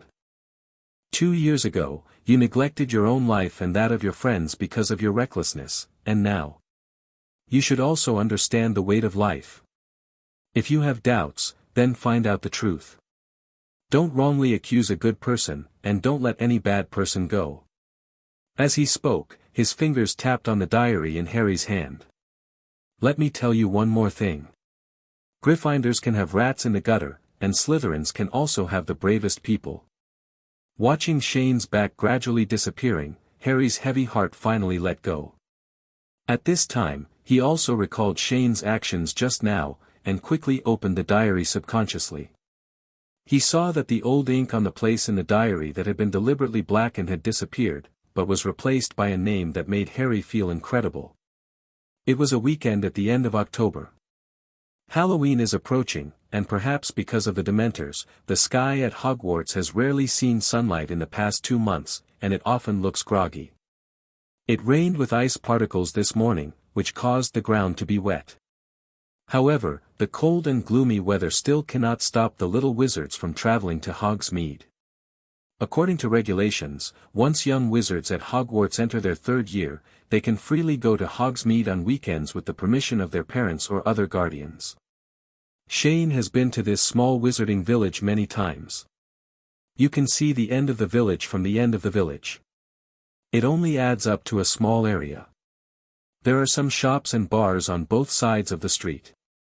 You will get tired of going there a few times. But even so, Shane couldn't stand Hermione's insistence and came to this boring place very reluctantly. Hermione, what do you want to do by suddenly dragging me here from the guild? Shane asked with a look of helplessness on his face. Can't you come out with me and relax for a while? Hermione glared at Shane. In the past 2 months, you have either been disappearing or staying in the guild to study Dementors. I think if you continue like this, you will become. They look exactly like those ghastly monsters. I was just doing research, okay? Shane scratched his head and argued. Then do you choose to accompany me, or go back to accompany your Dementors? Hermione suddenly asked with a straight face, staring into Shane's eyes. Several mosquito coil circle symbols suddenly appeared on Shane's head. How could this make the Dementor look like his wife? To be honest, one of the things he was most afraid of in Aslant was going shopping with girls. Every time he was dragged to a clothing store by Mira, it was pure mental torture. He had more than 10 or 20 sets of clothes, and every time he changed one, he would ask him if he looked good. Often when he said, good looking, Mira would become unhappy, and then say something like, I think it's average. And so on. Why do you still ask me if you think it's normal? In fact, in his eyes, as long as it's not Luna's weird aesthetic, it's all good. But there was no other way. Facing the little witch who was losing her temper in front of him, Shane could only helplessly shake his head, sighed, and then directly held the gentle little hand and said with a smile, beautiful lady, let's go. Feeling the warmth on her hands, Hermione suddenly smiled brightly, and a hint of blush appeared on her face. The first destination of the two was Honeyduke's sweet shop. It is the only candy shop in Hogsmeade, selling chocolates and other kinds of magical candies. Shane and Dumbledore are regular customers here. Shane and Hermione walked hand in hand to the door of the candy store, where they saw a notice from the Ministry of Magic hanging above to remind customers that Dementors patrol the streets of Hogsmeade every day at sunset. Remind customers to leave during this time. Shane pushed open the door of the candy store and felt a warm feeling in his face. He saw that the store was packed with people. The presence of the Dementors did not affect the little wizard's enthusiasm for eating sweets. Oh my God, there are too many people here. Hermione said, covering her nose. The rich smell of sweets in the air made her feel a little pungent. Let's buy some snacks and let's go. Shane also disliked the smell in the store. In fact, the air is not only filled with the smell of sweets, but also mixed with other smells from the dirty floor stained with black sugar and the little wizard's body. Anyway, it smells very bad. So, Shane and Hermione hurriedly bought a bunch of snacks and left Honeyduke's candy store. Hermione, where do you want to go next? Standing in front of the candy store, Shane asked in confusion. He was pulled over suddenly and had no plan to begin with, so looking at the people coming and going on the street, his mind was empty and aimless. Let's go there, Mrs. Puttifer's tea house. Hermione pointed to a direction not far away with a smile. I heard others say the tea there is delicious. So, the two of them continued to arrive in front of Mrs. Puttifer's tea house. But, isn't the atmosphere here a little weird?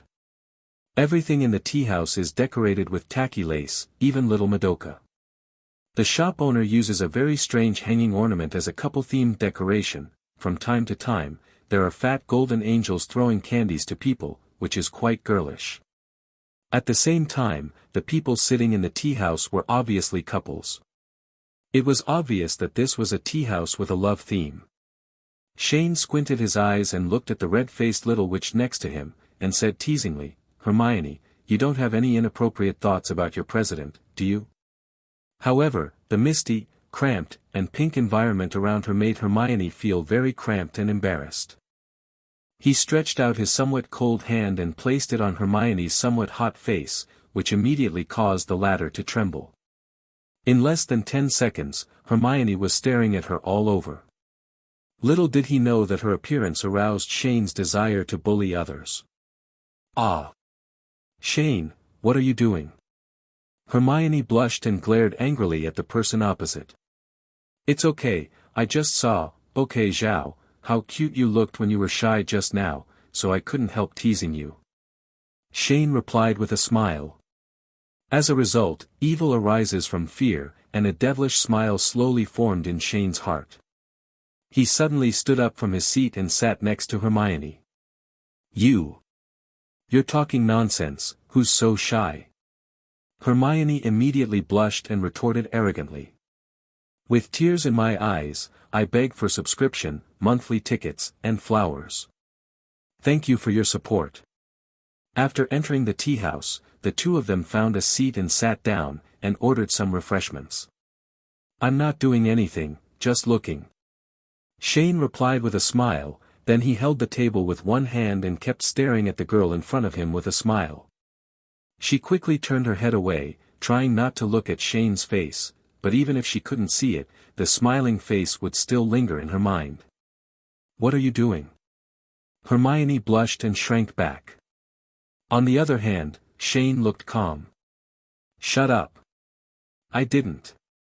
Hermione shouted with a red face, and then she directly took Shane's arm and pulled him forward. Why are you thinking so much?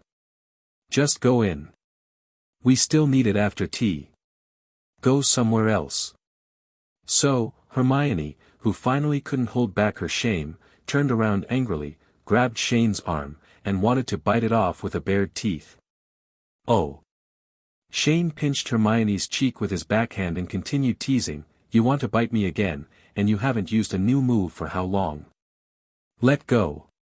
Hermione's speech was a little slurred because her face was pinched. She wanted to resist, but found that she was completely powerless. Shane looked at Hermione's deflated look, and the smile on his face became wider, but he couldn't continue teasing her, otherwise it would be bad if he made the little witch angry. So, he kneaded his smooth face and put his hand on the little witch's head. Okay, no more teasing you. Shane said with a smile, and then started to change the topic. I heard that you and Ronald have been having conflicts recently. What's going on? Ha! He's just looking for trouble. Sure enough, Hermione's attention was diverted instantly, she sniffed, and suddenly had an unhappy look on her face. His pet disappeared some time ago, that one the rat Scabbers, he thinks Crookshanks ate it. Crookshanks is Hermione's pet. He is an adult ginger Persian long-haired cat, very lively and active, and has the blood of a cat. Crookshanks' fur is very brilliant, he has a flat face, as if he had rushed headlong into the wall, and a fat tail that exploded like a bottle brush. So what was the final result? Did Ronald find Ban? Shane asked as he placed the refreshments that he had just placed. Of course, Scabbers showed up by himself in the end. Hermione replied, I think Ronald is really unreasonable. He often releases Scabbers himself.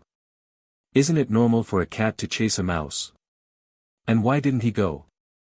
Suspicious of Mrs. Norris, she helped Fairchild catch a lot of mice in school. She is more suspect than Crookshanks. Don't be so angry. You have to understand that Ronald's family has never been rich. In the past, he even had to wear the robes left by Fred and the others. As a pet of the Weasley family, of course he will cherish it. Shane he smiled and reassured.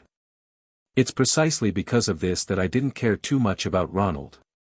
Otherwise, the day Scabbers showed up, I would have directly dragged him to the guild ring to duel with him. Hermione suddenly raised her little head and put on a proud look. But after all, I am also the vice president of the guild, so I should try to be as broad-minded as possible when treating the members. Pfft. Shane couldn't help laughing, and then glanced down slightly. It's indeed quite wide. If you look at me again, I'll poke your eyes out. Sensing Shane's strange gaze, Hermione immediately blushed and covered her chest with both arms. Then she said angrily. Okay, don't look. Shane raised his hands in a gesture of surrender, but then changed the subject. But, didn't you notice anything wrong with our conversation just now? No. What do you mean? A question mark appeared on Hermione's head. You said before that Crookshanks has the blood of a cat and a lion, right? Yes, that's what the owner of the pet store told me. Hermione replied, I don't know if it's true or not, but I don't think the boss needs to lie to me. Poor Crookshanks lives in the pet store. For a long time, no one has been willing to buy it. So, Crookshanks has the blood of a cat, and that's the problem I'm talking about. Shane took a bite of the matcha cake, then fiddled with the fork in his hand and said with a mysterious smile. What does kfek mean? Hermione couldn't help but frown when she saw Shane's playful smile, so she patted Shane's thigh anxiously. Stop playing charades. If you have something to say, please tell me. Hermione, do you know what Nico is capable of? Shane put down the fork in his hand and asked first. I remember Hagrid once told me before. The cat Nevis are a very smart magical creature that likes to be alone, and will pay special attention to those suspicious and untrusted people. It can even lead its lost owner back home. Hermione said after thinking for a moment. Yes, what else? Shane continued to ask. Hagrid also said that although the name of the cat Nevis contains the word cat, they are not cats. Their living habits are very different from domestic cats, so he told me not to raise Crookshanks as a cat. So, here's the problem. Shane tapped his finger on the table. Nevis are not cats. Even though Crookshanks is a mixed race, he doesn't have the instinct to chase mice. Otherwise, he would have taken advantage of you if you weren't paying attention. Then I ran to the school kitchen. Then why does Crookshanks like to chase Scabbers every time? Hermione was very confused, but she immediately reacted, wait, do you mean that Crookshanks will attack Scabbers? Because it thinks Banban can and cannot be trusted? This is impossible. Banban is just a mouse. I see that it only eats and sleeps every day, and it is almost fat like a ball. Then think back again. Did Ronald say anything when you first met Banban? Of course, he has introduced Scabbers to almost everyone in Gryffindor, for fear that someone would accidentally trample him to death. Hermione replied, Ronald said that he took over Scabbers from his brother and it was I have lived in the Weasley family for more than 10 years and is one of the very important members of the Weasley family. Then think about it carefully, what's wrong with Ronald's words? Shane. He held a large piece of matcha cake in front of him. I don't think there's any problem. Hermione pondered for a while and shook her head. She still couldn't figure out what Shane meant. Oh, I said you are usually quite smart, but you still can't figure out how you got to this point. Shane shook his head in disappointment, and then stuffed the cake in his hand into his mouth. Then what do you mean, tell me? Hermione said impatiently when she saw Shane's mean look. A mouse's lifespan is only 3 years, but Scabbers has lived in the Weasley family for more than 10 years. Don't you think this is strange? Shane started to explain with a dead eye. That may be because, like Crookshanks, Scabbers may be a hybrid magical creature. Hermione retorted, a hybrid magical creature, it makes sense that Scabbers can live so long. Then have you ever seen Banban have any characteristics or abilities of magical animals? Shane rolled his eyes immediately, apart from the fact that it's a little bigger and fatter than an ordinary mouse, have you seen it show any kind of characteristics or abilities? The abilities of magical creatures. But Scabbers is still a mouse. Hermione still didn't understand what Shane meant. Oh, forget it.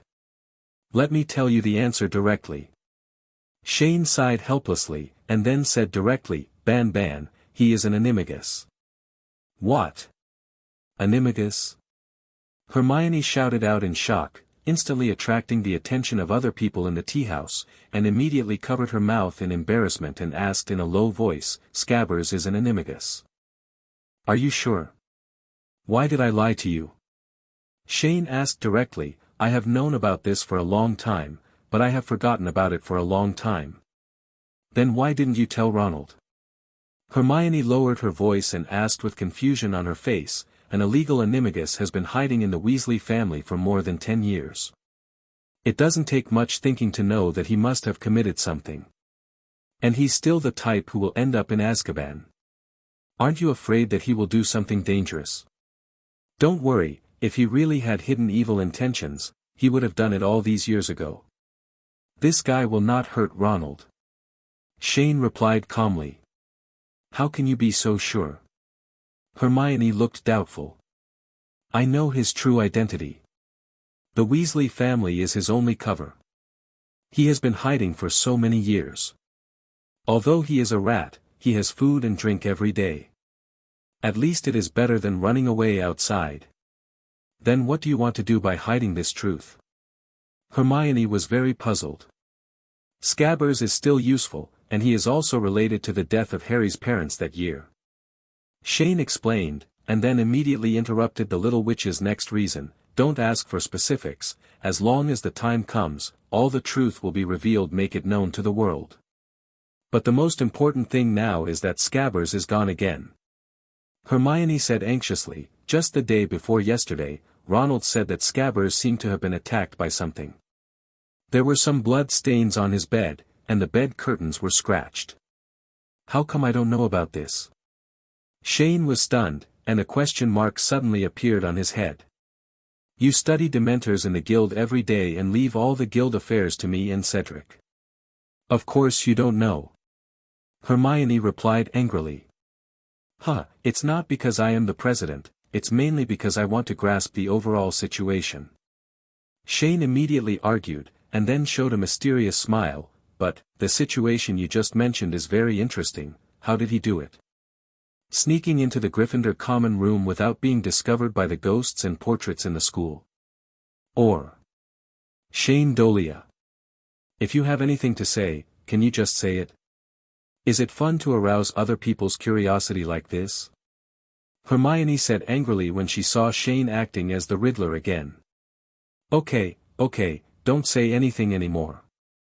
Shane saw that the little witch was angry, so he immediately tried to comfort her by rubbing her head. After a while, the two of them finished enjoying the sweet and greasy almost, and continued today's date in Hogsmeade. At the same time, Harry and Ronald also came to Hogsmeade to play today. Although Harry does not have a guardian signature, this restriction is actually not valid for Fairy Tale. Shane once told everyone in the guild that you can go to Hogsmeade at any time if you want to. If there are any rules like, you can only go if you are in 3rd grade or above, or, signatures are required, just treat it like paper in the toilet. Good. At this time, Harry and Ronald were in the Honeydukes candy shop. Together with a group of little wizards, they were watching the new type of candy that the owner of the candy shop, Ambrosio had just launched. Behind the counter, a broad, bald man took out a mini Dementor from a glass box and excitedly introduced it to the little wizards in front of the stage. Children, everyone is welcome. Taste it, my newly developed candy can make people feel the cold Dementor mints from the soul. Oh, my God. It looks as disgusting as the Dementors tied up by the guild leader. Ronald looked at the sinister candy in the boss's hand and complained, how could Mr. think of using it? Candy made with the image of a Dementor? Who knows? Harry shrugged, maybe it's because of his curiosity. You also know that Honeydukes has a lot of weird candies. Last time Wood gave me a sorbet ball, and I floated it directly into the sky. Got it. And that toad-shaped mint ice cream. The last time I ate it, I felt like there was an iced toad jumping around in my stomach that whole afternoon. Ronald showed a look of disgust. Mr. just now he said this was also mint candy, because he knew it would produce some strange effects. You'll know if you take a look. Immediately afterwards, a brave little lion walked forward on his own initiative and said excitedly that he wanted to be the first guinea pig. He took the Dementor candy from Mr. hand and put it into his mouth without any hesitation. Click. Click. Click. Following the crisp chewing sounds, the little wizards around looked curiously at how the little lion would react. Until the little lion swallowed all the candy, no one noticed any obvious changes in the latter. But at this moment, the little lion suddenly shouted, "Oh, my God! What is this? I feel like I am soaked in ice water." As soon as he finished speaking, a layer of frost suddenly appeared on the little lion's skin, and his breath turned into icy cold air. At the same time, his feet began to freeze, and although the cold air he exhaled was not as cold as dementors make people feel trembling from the soul, but they can still make people around them feel chilly. "Mr. From, what's going on?" The little lion was shocked. The moment he ate the candy, the coldness from the mint suddenly spread from his stomach to his whole body. He felt that as long as he had a slight breeze, his brain and sensitive nerves throughout his body would be overloaded. "Oh, I just developed this candy, maybe the proportion of mint essence is too high." From glanced at his ingredient list, scratched his head, and then immediately comforted him, "But it's okay, kid. Follow the instructions from my experience, your situation will only last 10 minutes at most. After 10 minutes, you will return to normal." Harry and Ronald looked at their friends from the same hospital standing there shivering, and they both took 2 steps back in unison. "I think we should go somewhere else. How about buying some sweets and drinking butterbeer at the Three Broomsticks?" Harry suggested at this time. "What a great idea." Ronald immediately agreed. Immediately, the two bought some chocolates and candies from Mrs. Ambrosio, and then set off to a drug-fighting bar. Different from the dirty and gloomy Hog's Head pub, the Three Broomsticks pub is a crowded, noisy, hot and smoky pub. It serves butterbeer, mead, red currant rum, violet water, ice and conch. Cherry syrup soda. Of these drinks, only butterbeer, violet water, and cherry syrup soda are available to underage wizards. There is a detection device at the door of the bar to remind the bar staff to distinguish between adult and underage guests. As soon as Harry and Ronald arrived not far from the Three Broomsticks, they suddenly saw several familiar faces appearing at the door of the bar. "Oh, that's too bad. That's Professor McGonagall." Ronald looked at the familiar tall and thin old man wearing a thick black cloak and said with a grimace, "If she sees you appearing in Hogsmeade, it will be unavoidable. You've been punished." The one next to Professor McGonagall seems to be the Minister of Magic. "What is he doing here?" Harry looked confused. "I heard some time ago that he was almost kicked out because of the incident in Duff Town. Now there are still Dementors floating in the sky. How come he has time to come here? Who knows?" Ronald shook his head, then looked behind him. "Why don't we go to Devos and Ban's stores first? Professor McGonagall is broomsticking the broom, so we can't go in. I think I heard them talking about Sirius Black." Harry said with his ears pricked up, and then he had a bad idea in his mind. "Why don't we go over and eavesdrop?" "You are crazy. If Professor McGonagall finds out, you have to punish us to copy the school rules 10 more times." Ronald immediately shook his head in denial. "Trust me, it's okay." Harry replied confidently, and then took out a black blanket-like thing from his backpack. "What do you think this is?" "Invisibility cloak. You carry this with you?" Ronald looked shocked. "Let's not talk so much now, let's choose the forum." After saying that, before Ronald could react, Harry put the invisibility cloak on the two of them, and then forcibly pulled Ronald forward cautiously. At the entrance of the Three Broomsticks bar, the owner of the bar, Mrs. Rosmerta, was sorting out her sign. She is a graceful woman and a very beautiful lady who still retains her charm. She has a wide range of contacts, the teachers at Hogwarts also know her, the goblins also know her, and even the Minister of Magic Fudge is very familiar with her. At this moment, Hagrid drove a carriage and came behind her. "Rosmerta, my dear, long time no see. Are you okay?" Fudge, who had just gotten off the carriage, said hello first, and then wiped the ice particles off his hat. "I'm very bad." Mrs. Rosmerta replied expressionlessly, and then began to complain, "If the Ministry of Magic could stop the Dementors from raiding my tavern every other night, my business would be better than it is now.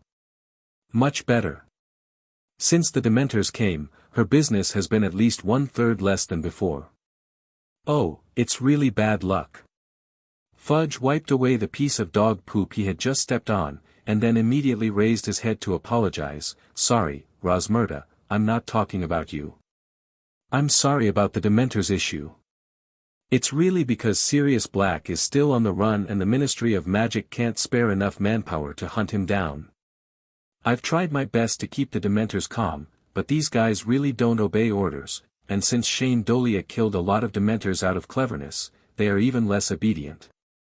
Please give me flowers. While feeling strange, he glanced at Professor McGonagall next to him without leaving any trace. Then tell me, what is going on now? Hogsmeade can't always be like this, right? Rosmerta said stiffly. He was the secret keeper back then. He told the mysterious man where the Potters were hiding, and then he killed Peter Pettigrew who came to warn the Potters. Fudge poured himself a glass of rum. According to the records of the Ministry of Magic, Peter Pettigrew had only one finger left when he died, and no body was left intact. It was very cruel. Rosmerta, no one wants Dementors wandering around. I can guarantee this. After all, these guys are also a factor that is not controllable to the Ministry of Magic. Fudge took off his hat and said helplessly. Please wait patiently for a while, we have found something. Of course I remember, but does this have anything to do with Sirius Black? Rosmerta nodded. Okay, everyone. Don't stay outside, let's go in and talk. At this time, Professor McGonagall suggested, and she didn't care about Fudge's arrogant look just now. I think Mr. Dolea did the right thing. Disgusting things like Dementors should be extinct in this world. Mrs. Rosmerta scolded, directly slapping Fudge to the point where he dared not speak. In the bar, Mrs. Rosmerta took Professor McGonagall and others to the room on the second floor of the bar. There were no guests here and it was Rosmerta's private place. I know all this, Professor Lupin told me before. Harry replied. Book friends who have monthly tickets, please raise your hand and give a monthly ticket to the poor child. As soon as she finished speaking, the door to the room was suddenly opened. Mrs. Rosmerta thought she had not closed it properly, so she immediately stepped forward and closed the door tightly again. Faced with Fudge's explanation, Rosmerta's stiff expression did not change at all. Many years ago, in order not to be found by the mysterious man, Harry Potter's parents hid themselves and used the fidelity charm. Do you remember? At this time, Professor McGonagall took off his coat and sat on a sofa and asked. Road. Although Shane's matter has nothing to do with her, Shane is still a student at Hogwarts, so Fudge can't help but implicate his resentment towards Shane to Professor McGonagall. She folded her arms and said fiercely, Connolly, I know all these things. Don't forget who risked his life to collect intelligence for the Ministry of Magic. In the room, Mrs. Rosmerta hung her coat on a hanger, patted the water droplets hanging on it, and then asked impatiently, Connolly, when will this end? Come to the bar. If you drink alcohol, you will be frightened half to death by Dementors, who would dare to come. Immediately, everyone entered the bar, and Harry and Ronald immediately followed them. Due to the effect of the invisibility cloak, the underage wizard at the door did not detect the two of them. Ronald, who was hiding in the invisibility cloak at this time, heard the news and looked at his friend next to him with wide eyes. Harry, do you know these things? Sorry, Rosmerta. Fudge raised the glass in his hand to apologize, but that's not the point. After Sirius Black was arrested, for some unknown reason, he was sent directly to Azkaban. Ban was sent directly from the scene where he was arrested, without even the investigation and trial procedures. In the files kept by the Ministry of Magic, there is only one page of Black's information. Apart from some basic information, it doesn't even include his charges. How could this happen? According to the procedure, shouldn't the Legal Enforcement Department of the Ministry of Magic conduct an interrogation first, list all of Black's crimes, and then hand it over to the Wisingamot Management Agency for a verdict? Rosmerta frowned. He frowned and said, even those extremely vicious Death Eaters back then couldn't escape the trial process. Why is Black so special? Then who knows? I wasn't the Minister of Magic back then. And I also asked Barty, 290 Rauch, who was the director of the Department of Legal Enforcement at the time, and he didn't know why he only missed it. Sirius Black. Fudge shrugged, as if it didn't matter to him. What about Dumbledore? Black is a member of the Order of the Phoenix. He should pay attention to such suspicious things. I asked Albus. Since the Potter's only secret keeper back then was Sirius, he didn't question or ask too much about this matter. Professor McGonagall took a sip of hot tea to warm up, and then he slowly said, "What's more, the mysterious man had just fallen at that time, and the Death Eaters were wreaking havoc everywhere like crazy. There was chaos everywhere, so he didn't pay attention to this matter." Ha! So that means that in the past 2 months, apart from the things we all know, no clues have been found. Rosmerta sneered and leaned on the sofa, then Sirius. Black, why did he suddenly run out of Azkaban? Just to kill a child, don't you think this is unreasonable? If he really wanted to eradicate the problem, then why did he stay in Alfong for more than 10 years? Wouldn't it be better to run out and make plans earlier? This is what we have been trying to figure out. Professor McGonagall sighed and said, although it is strange, whether it is from his attack on the Dursleys or his sudden appearance near Duff Town, there are various signs that the target is most likely Potter. The irony is that I saw from that page of the Ministry of Magic file that Sirius Black is actually Harry Potter's godfather. Fudge's tone was full of sarcasm. The Potters entrusted their child to such a person, and... How ironic. What? Under the invisibility cloak, when Harry heard the sudden news, he felt as if his brain was exploding. The murderer who might have killed his parents turned out to be his godfather. Harry's eyes were full of disbelief. He couldn't accept this fact. Harry, don't be impulsive. Ronald also noticed the strangeness of his friend next to him, and quickly reassured him in a low voice. I'm fine. I just couldn't react when I heard the news suddenly. Harry calmed down and replied, I didn't expect that Sirius Black had such an identity. Professor Lupin didn't tell me at the time. Then do we still want to listen? Ronald was a little worried about Harry's condition. Listen. Harry replied firmly, what Professor McGonagall said is very meaningful to me, and it also proves that my previous guess was correct. The death of my parents and Sirius Black were definitely among them. There are a lot of secrets. At the same time, he turned around and smiled, don't worry, Ronald. I'll be fine. Okay. Ronald nodded stiffly. He just hoped that there would be some breaking news later, and that Harry would not be impulsive, otherwise Professor McGonagall would find them eavesdropping here. There would be final exams in the next half of the semester, and they might not be able to walk around without food. I can answer this. Hagrid, who had been sitting awkwardly not far away, suddenly raised his hand and replied, when I heard about the accident of Mr. and Mrs. Potter, I immediately rushed to Godric Canyon, where I saw Black and his flying motorcycle.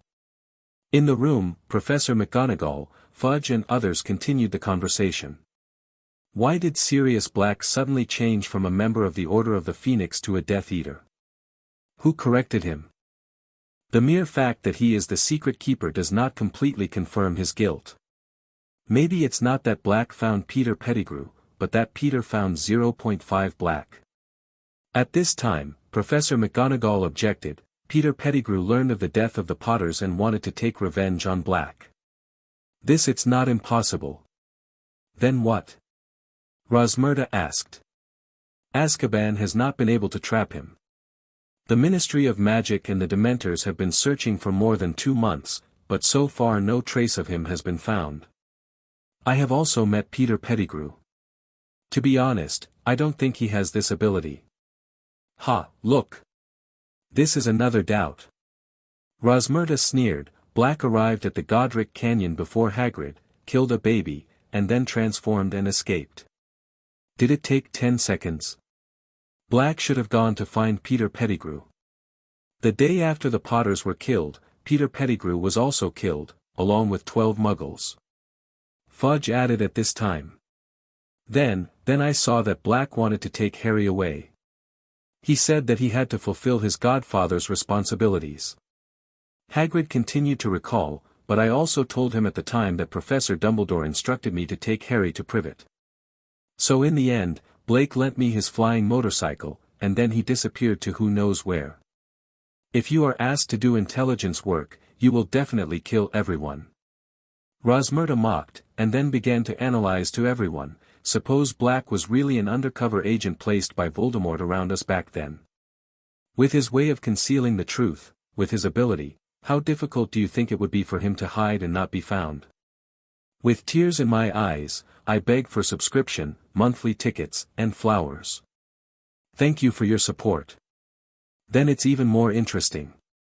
As the Potter's secret keeper, the most suspected Black didn't want to hide, but hurriedly went to find Peter Pettigrew and had a deadly fight.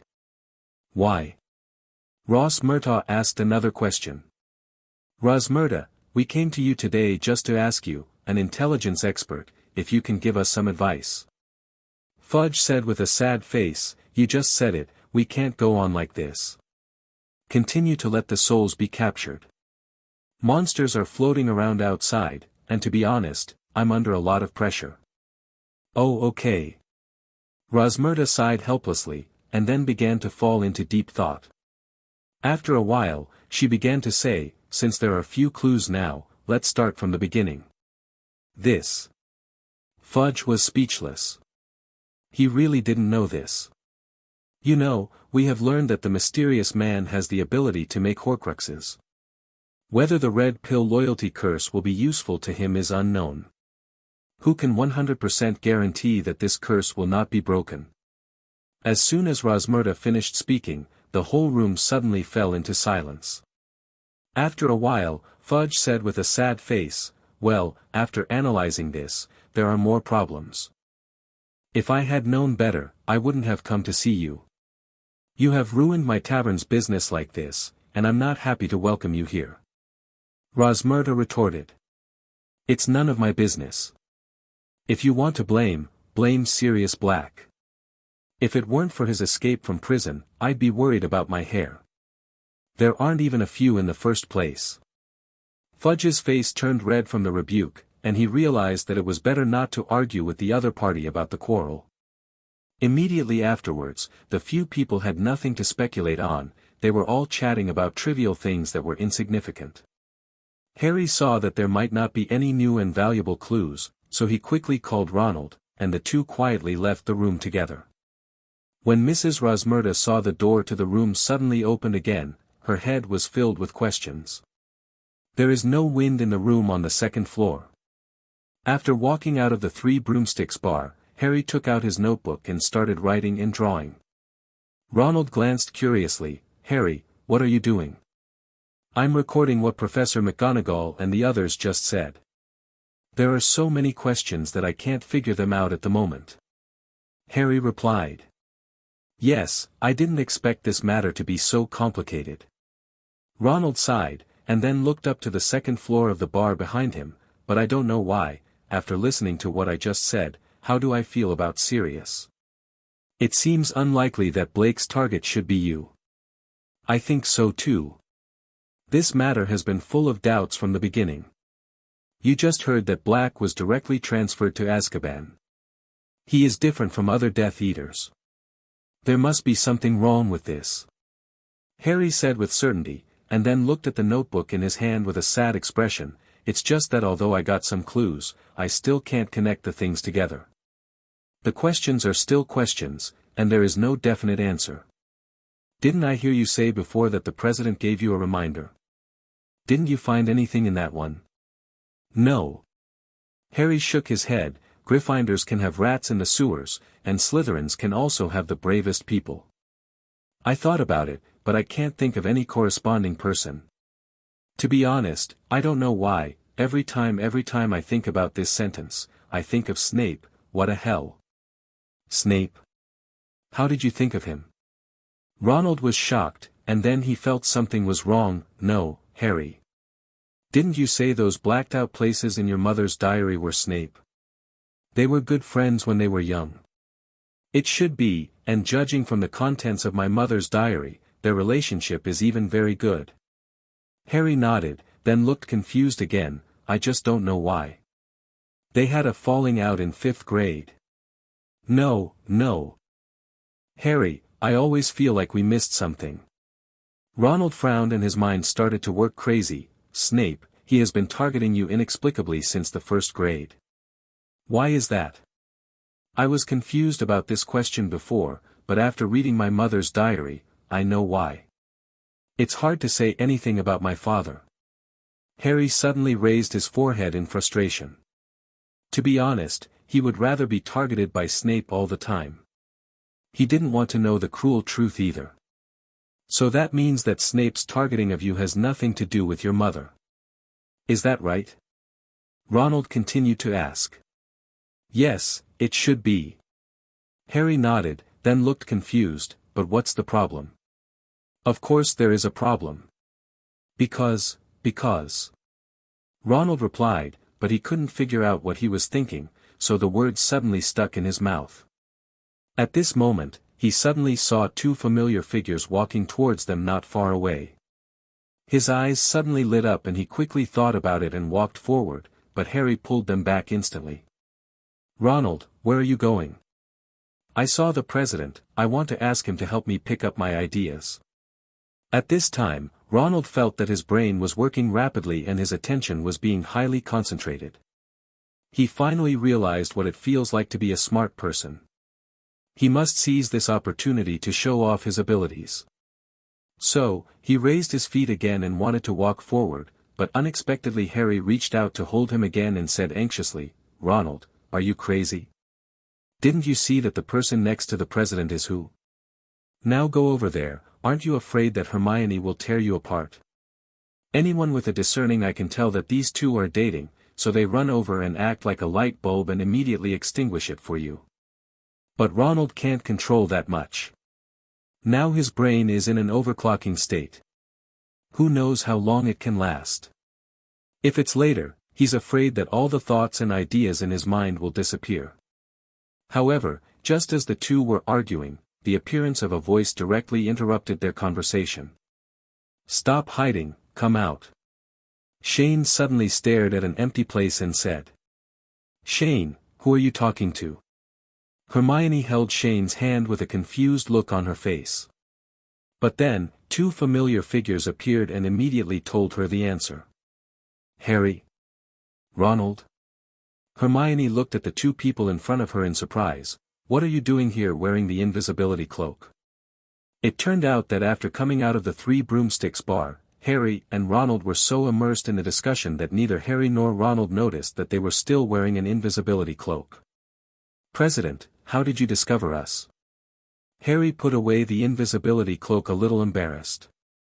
He remembered that Shane couldn't notice him wearing the invisibility cloak before. I can't sense the person under the invisibility cloak, but I can sense that someone is looking at me. Shane replied calmly, this is an instinct that can only be cultivated by wandering on the edge of life and death for a long time. You can learn it temporarily. Won't. But then again, why are you two squatting here? Being voyeurs? Or peeking up girls' skirts? President, don't spray blood on 843 people. Harry immediately jumped up and said, we won't do such dirty things, and it's winter now. Just kidding. Shane waved his hand and smiled, then looked at Ronald who was hesitant to speak. Tell me, you should be looking for me. What is going on? President, come with me. With that said, Ronald directly held Shane's arm and pulled the latter in a direction where no one was around without any explanation. And Hermione looked at her empty arm, her other half had been snatched away, and it turned out to be a man. She immediately gritted her teeth and stared at Ronald's back with a fierce look. When Harry saw Hermione's appearance, he immediately crossed himself for his friend and murmured, "Oh Ronald, please wish yourself well." Ronald pulled Shane to a simple barbed wire fence. Not far away was a dilapidated wooden house. There was the Screaming Shack, considered the scariest haunted house in the UK by the residents of Hogsmeade. I'm sorry, President. But there are some things I have to find a quiet place to talk to you about. Ronald explained. Okay, you say it. Shane looked at the person in front of him speechlessly. Why did this, I'm sorry, make him feel like he was an inhumane person? President, it's like this.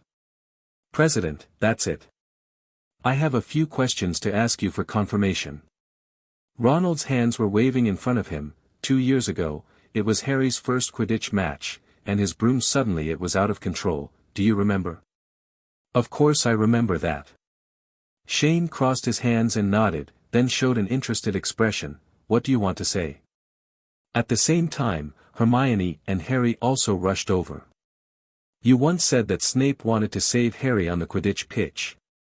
Then why did he do that? He didn't have to.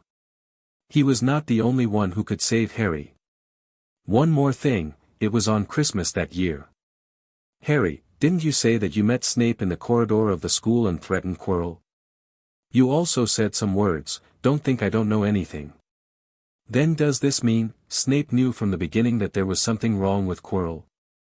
Ronald asked while pointing his finger excitedly at Harry, somewhat asking himself.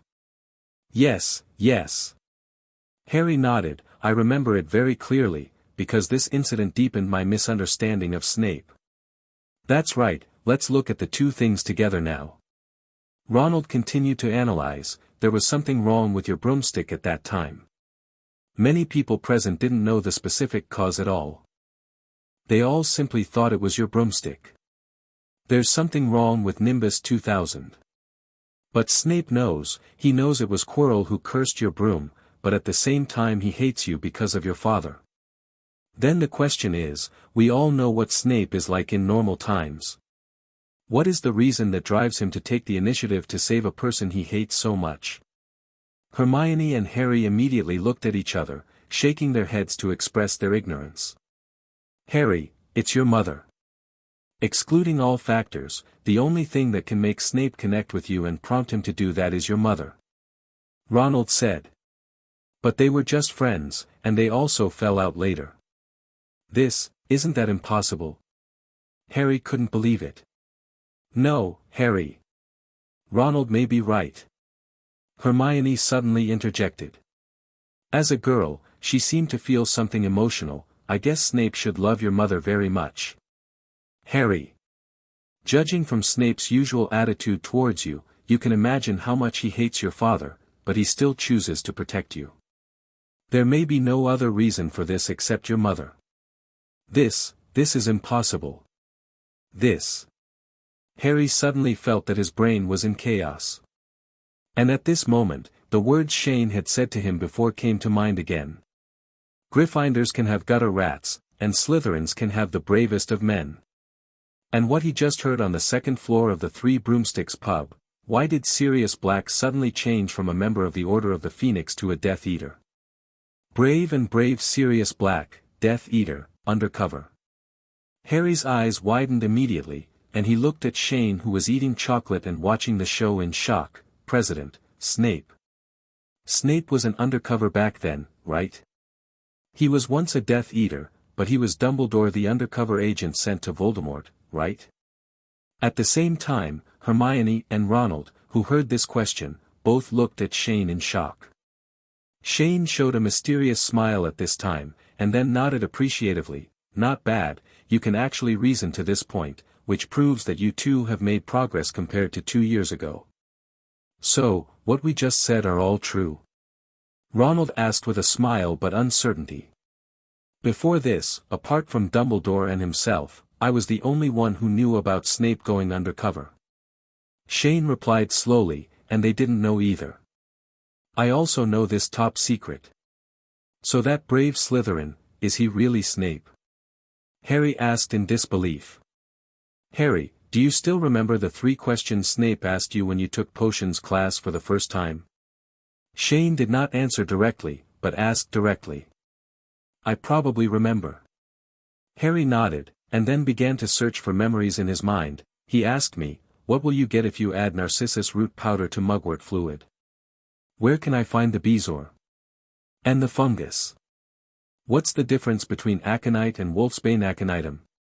Yeah. That's right. Shane nodded, and then held out 3 of his fingers. First question, daffodils and wormwood. Narcissus is a type of lily, and wormwood represents bitterness and sadness. Second question, bezoar has the effect of detoxification. The third question is that the flower language of aconite flower is malice, while the flower language of wolfsbane flower is to live for love plus the character of a tenacious hero. Think about it carefully, what do these three questions mean when combined? Harry frowned and began to integrate these three sentences in his mind, and Ronald did the same, but they seemed to be unable to think of that level as straight men. But Hermione is different. Girls are inherently emotional, and she is also a smart girl. So after a while, she looked up at Shane in shock. Oh my God. How is this possible? Yeah, how is that possible? Shane suddenly sighed, a Snape who is mean, selfish, and loves to make things difficult for students, how could he be such an affectionate person? Hermione, what are you talking about? Harry looked at the two of them in confusion.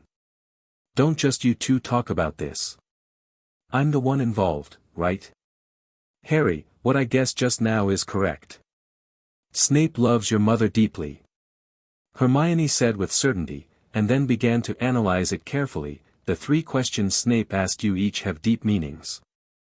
The first question. Narcissus is a type of lily, and your mother's name Lily means the same thing as lily. And the flower language of Narcissus, until death, I will. I regret you. Combining the bitter and sad meaning of wormwood, what Snape wanted to express is, I feel very regretful and painful for Lily's death. Snape is expressing his regret to your mother through you. Oh my God, is this the Snape I know? As soon as Ronald heard this, he felt like his world view was shattered. And Harry was completely stunned. This sudden high-density information made his brain unable to react for a while. How could this happen? Snape, he. Harry started to speak a little incoherently. At this time, he only felt that his mind was in chaos, and there seemed to be many things in his heart. I want to say something, but I don't know what to say. The second question is connected to the first question and means, how can I relieve my pain? The third question means that no matter what happens, even if Snape has great malice towards your father, he will still insist on his love for Lily forever. That is you. With tears in my eyes, I beg for subscription, monthly tickets, and flowers. Thank you for your support. Harry. Snape transferred part of his love for your mother to you, but because of your father, his love is complicated. Hermione then explained the meaning of the last two questions. At this time, her mood was also very complicated, and it was so different from the Snape they knew. They also didn't expect that Snape, who had the temperament of a villain, would be such an affectionate person. Shane had finished telling some of the history of that year, and this was when the three little Gryffindors fell silent. Originally, at Snape's begging, Voldemort had agreed to only kill you and spare your mother's life, but how could 10 mothers watch their children die in front of their eyes? When you were in 7th grade, your parents started dating officially. Less than 4 years after graduation, they gave birth to you at the age of 21. Snape joined Voldemort's camp because of his hatred for his love. But at this time, Professor Sybil Trelawney, who has a lineage of prophets, made a savior prophecy, and then, Wang Zhaoda, Voldemort began to madly hunt for the 2 new children of the Potter family and the Longbottom family. They never expected that the stories of their fathers would be so twists and turns. Book friends who have monthly tickets, please raise your hand. If the stock price rises, give your tickets to the poor children. And Snape saw that Voldemort had actually set his sights on your mother, so he secretly contacted Professor Dumbledore. He was willing to work as an undercover agent in exchange for Dumbledore's protection of your mother. So the final result is, as you know, your mother used an ancient magic before she died to rebound Voldemort's death curse, and Snape also experienced the most painful night of his life that day. I lost the only person I loved most. But it's a pity that there was a traitor around your parents, and Voldemort found your parents' hiding place. Actually, Snape was indeed a real Death Eater at the beginning. He worked for Voldemort for no other reason than to fight against Harry, your father, James Potter. Shane slowly told some of the things that happened back then. History, if you don't like to hear it, what your father did to Snape back then was really disgusting. You may feel a little uncomfortable listening to some of the history I'm going to talk about next. Shane continued. But when they were in 5th grade, your father, James Potter, had a conflict with Snape. Snape was hung up by your father with a Levi corpus. Snape was so angry that he wanted to save his life. His mother called him a mudblood, which directly led to their complete breakup. I know that. Harry was speechless. Your mother and Snape have known each other since childhood. They are childhood sweethearts. After sorting out his somewhat confused thoughts, Harry suddenly figured out something.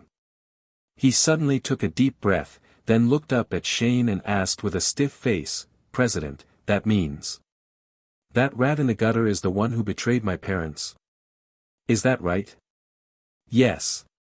Shane nodded directly and confirmed. Is this mouse Peter Pettigrew? Harry continued to ask nervously. Peter Pettigrew? Ronald was confused when he heard the name. How is that possible? He is already dead. I just finally figured everything out. I have been missing Peter Pettigrew. He is a dead person, so I have never paid attention to this person. Harry said, clenching his fists. But if it's Peter Pettigrew, it all makes sense. The one who betrayed my parents was not Sirius Black, it was Peter. The reason why he didn't kill me was because he was wronged from the beginning. He noticed everything on the day my parents died. He noticed Peter's betrayal, so he wanted to kill him and avenge my parents. Then how come he escaped the Ministry of Magic's trial? Ronald asked. Fudge said that Sirius Black was sent directly to Azkaban back then. Peter was probably hiding nearby at the time. He sneak attacked those who wanted to capture Sirius. Then isn't this unnecessary? He has the ability to sneak attack Aurors, why not just kill Sirius? Hearing Harry's explanation, Ronald became even more confused. No. He probably did this on purpose. He wanted Sirius Black to take the blame for him. Hermione interjected at this time. Now it turns out that everyone thinks that Peter Pettigrew is dead. One has already it is impossible for anyone to pay attention to or doubt a dead person. That's right. The only one who knows the truth is Sirius Black, and he most likely doesn't know that Peter is not dead yet. And as long as he is imprisoned in Azkaban, a prison where no one has ever successfully escaped in 283, Peter Pettigrew can change his identity and live freely outside. Harry felt the ideas in his mind becoming clearer and clearer.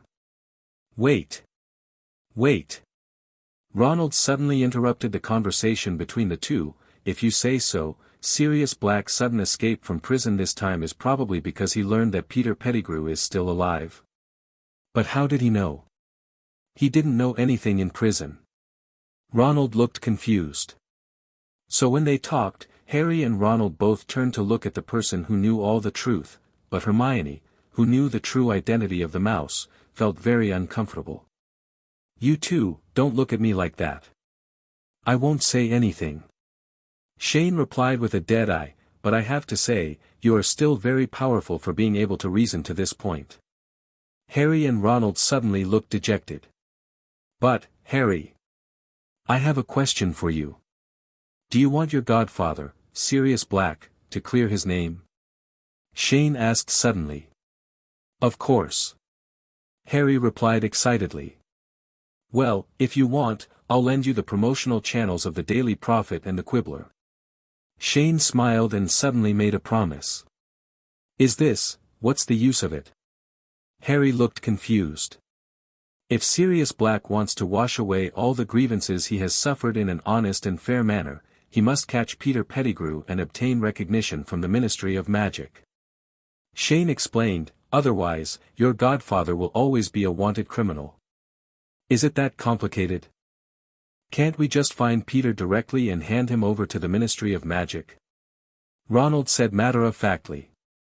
Ha! But Peter Pettigrew has a first-class badge of Sir Merlin, do you know this?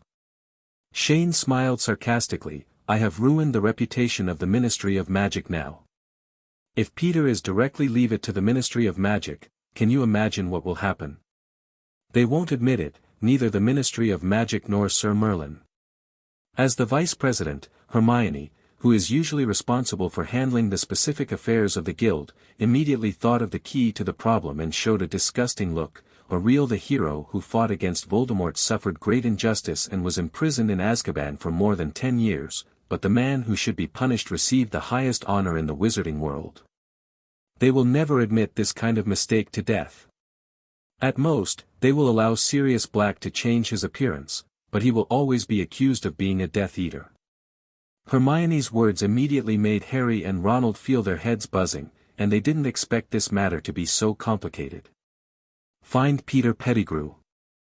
After you catch him, make everything public.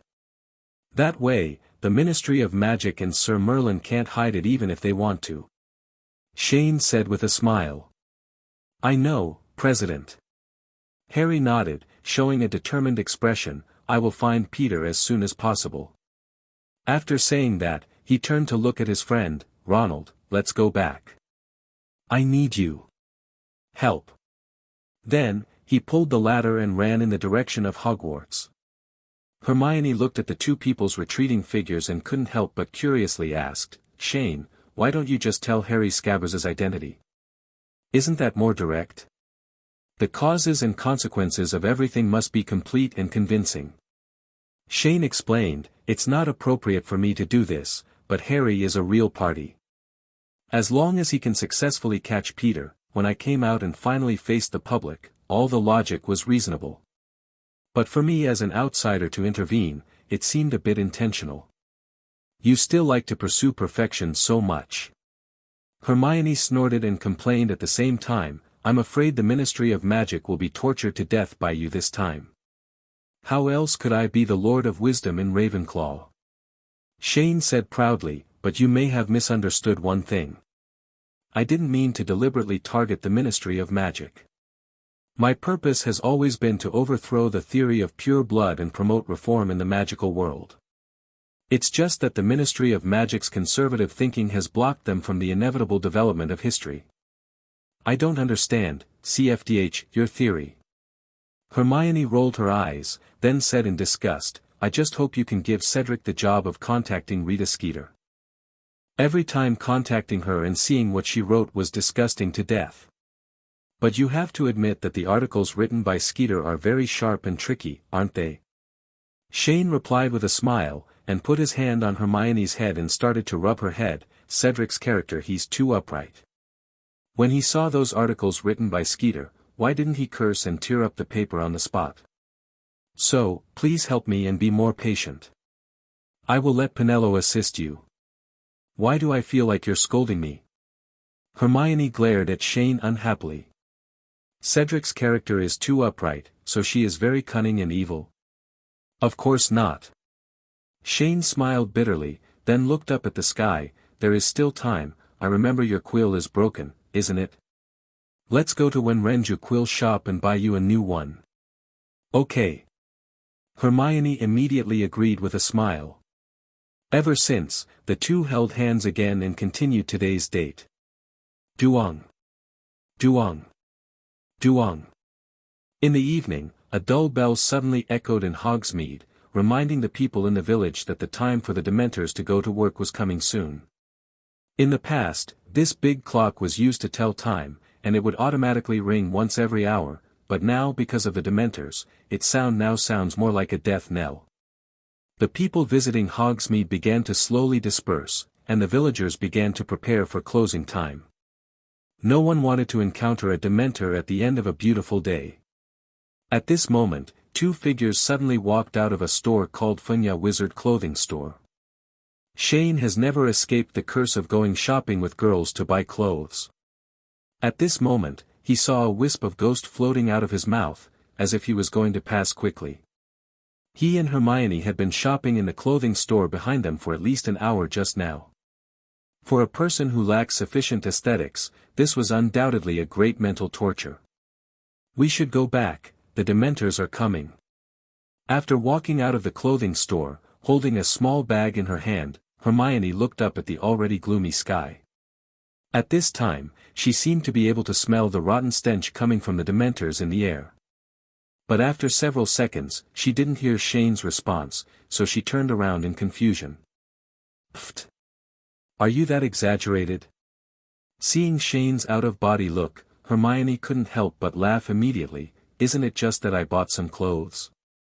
Then, she stretched out her hand. The slightly cold hands were placed on the warm neck. Feeling the coldness on his neck, Shane was instantly frozen back to his senses, and then he looked at the instigator in front of him with resentment. You call this just buying some clothes? You tried on more than 20 sets of clothes in there, but you only come back with 2 coats and 2 pairs of socks. I told you, if you like it, I'll buy it for you. It took you more than an hour to do something that obviously only takes half an hour. My old swan. I don't want to go shopping with girls anymore. Shane held his head and wailed, but he didn't know that he had forgotten that he had said this sentence so many times before. Okay, stop complaining. Let's go quickly. Hermione held Shane's hand in a funny voice. Professor McGonagall will be calling on us later. If we don't go back on time, I don't know how she will punish us. With that said, he quickly pulled Shane towards Hogwarts. The sky was getting darker, and the streets of Hogsmeade were already deserted. Many shops had turned off their business lights. People looked at the black shadows floating outside the windows and all showed expressions of disgust. Dementors began to move into Hogsmeade, and people were disgusted and afraid of them. In the end, they could only light a warm fire in the fireplace to try to dispel the evil creature's tactile and spiritual effects of severe cold. After leaving Hogsmeade, Shane and Hermione returned to the guild on time. However, as soon as they returned to the fairy home, the two encountered an interesting thing. "President, are you back?" Cedric said as he trotted over. "Oil. I'm back." Shane responded with a smile and waved his hand, but in the next second a question mark appeared on his head. "Are you ready? It seems like you are worried about something." "That's it, Guild Master." Cedric stepped aside, revealing the space behind him. "A newcomer has successfully passed the test you set and obtained the qualification to join our guild." Upon hearing the news, Shane and Hermione looked out together and saw a little girl with golden eyes and white skin standing in front of a sofa. The girl's temperament looks very elegant and dignified, but a bit cold, a bit like Sonia. There is a clear perseverance in her eyes, and it can be seen that she should come from a noble family. "Mr. Dolea, I am Astoria Greengrass from Slytherin College. I just entered Hogwarts this year." Astoria stepped forward and introduced herself without any timidity. "You passed the test, then you are a member of Fairy Tale. Just call me President or Shane from now on."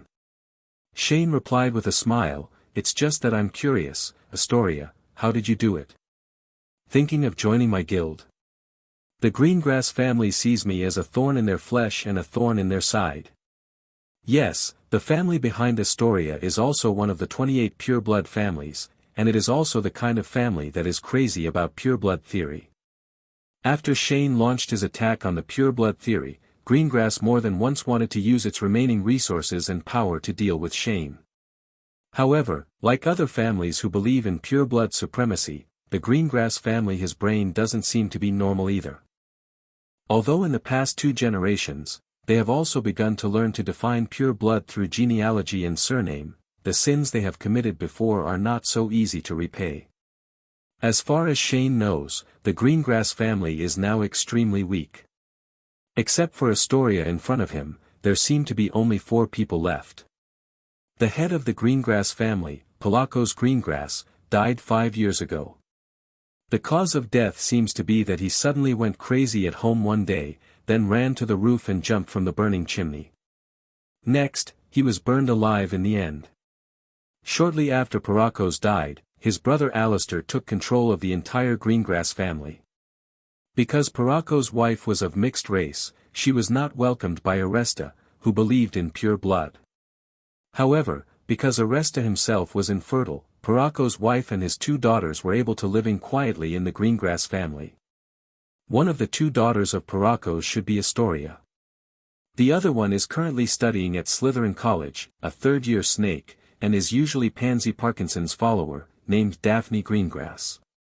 And from the fact that Daphne can be Pansy's follower, we can see that the Greengrass family is not simply declining in numbers, because almost all the Parkinson family were Death Eaters more than 10 or 20 years ago, so in the after Voldemort was seriously injured, they were one of the key targets to be liquidated. The remaining strength of the Parkinson family can only be regarded as the lowest among the lowest in England. To be honest, except for money, the Weasley family is better than them.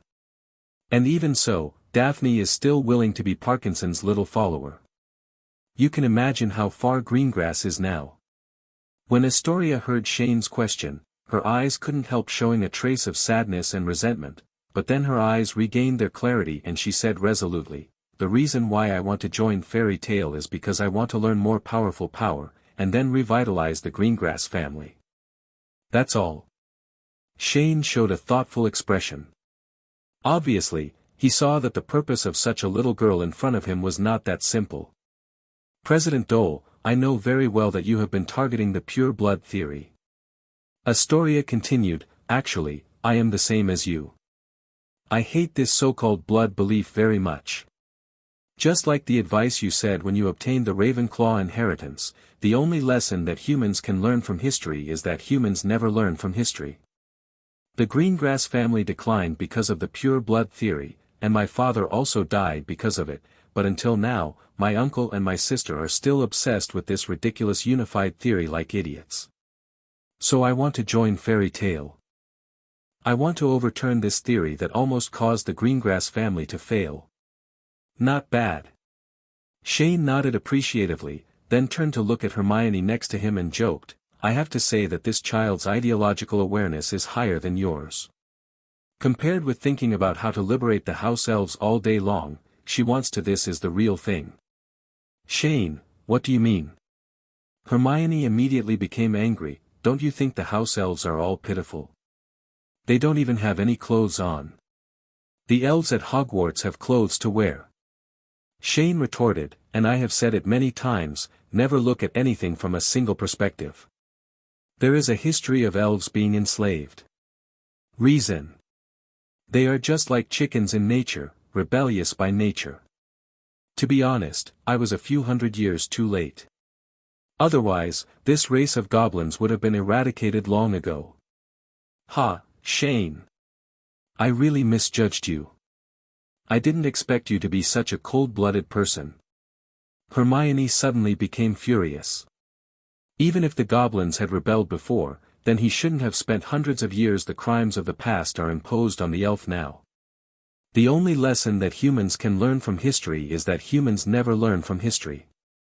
Do you think you have learned your lesson?" "Shane, what do you mean? Are you deliberately looking for trouble?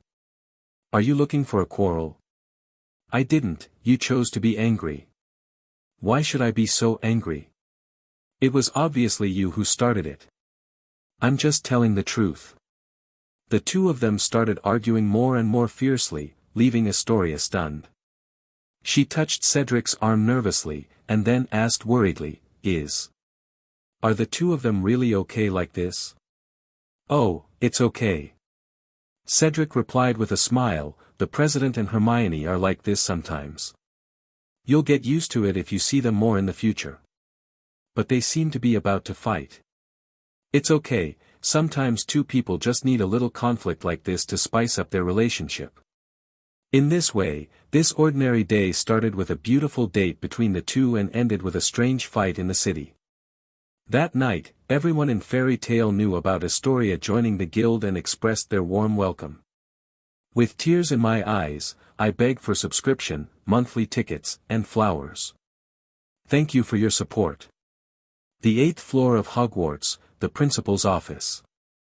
The whole Hogwarts began to be filled with that funny horror-style atmosphere again. Shane was holding a letter that had just been opened a while ago, with countless ellipses flying over his head. Putting down the letter, Shane looked up and stared at Dumbledore, who was eating a pile of cockroaches not far away like a greedy old naughty boy. "Professor, this is too sudden. Didn't you know about this before?" "Several days passed and it was Halloween. I just received this letter too." Dumbledore shrugged and replied indifferently, the International Federation of Wizards just agreed to the request of the florist delegation yesterday. On Halloween, there will be several teachers and students from famous florists visit Hogwarts. However, at this moment, Shane learned a piece of news that was completely beyond his expectation. Okay. So you came to me because you want me to help receive them? Shane sighed helplessly, and then he guessed the reason why Dumbledore came to him. The International Federation of Wizards is just a high-level communication platform in the wizarding world. Although I am the chairman, except for some very important things, I am not involved in the rest. Dumbledore explained, there are guests who want to come. Visiting Hogwarts is a harmless thing in the first place, and as the principal of Hogwarts, I can't be stingy enough to refuse a visit, right? Especially the girl Zoe, she was extremely excited about Astoria's arrival simply because she was no longer the youngest one in the guild, and she could finally educate her as a senior. Junior. Therefore, in the following days, Zoe took the initiative to serve as an introductory teacher for learning about Astoria's magic circle, having a good experience of a business that can reasonably point out. To be honest, since arriving at Hogwarts, he has never encountered anything that left him so speechless. No, Professor. Remember, you are the chairman of the International Federation of Wizards. Shouldn't we communicate with you beforehand when agreeing to such a thing? What's more, you are still the principal of Hogwarts. Shane was confused. Yes. Because to be honest, for me or Hogwarts, when guests come to our school, we can just receive them normally. But for the International Federation of Wizards, this is a matter of great significance. Dumbledore explained, and then looked up at Shane, please represent Hogwarts. The most important thing is that you have the same oriental appearance as the flower gardener. This may be able to bring some distance between the two parties. And I also heard that you can speak fluent Huxia, which can also facilitate better communication between the two parties and avoid misunderstandings caused by language differences. Wait. I feel something is wrong. Shane narrowed his eyes, this is the first time I've seen you look so serious and official. This is indeed a request of the Federation, but it is also my consideration. Dumbledore answered directly without hiding it. He knows there is something hidden in this, Shane will definitely notice it. So it seems that not only the Federation, but you also attach great importance to this exchange visit, right? In response to this unusual caution, the red gene of the flower grower in Shane's body instantly made him discover something was wrong. International, the members of the Wizards Federation, or should be the 470 Federation, plus you all want to test the flower grower's attitude. I have to say, Shane. You are still so smart and perceptive. Dumbledore praised, and then began to explain the reason. Yes, we are all testing. No. Maybe use another word. To be more precise, we are all afraid of the strength of flower growers. Afraid?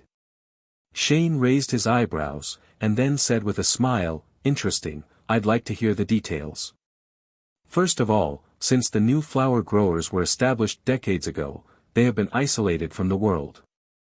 They have not joined the International Federation of Wizards and have never had such plans.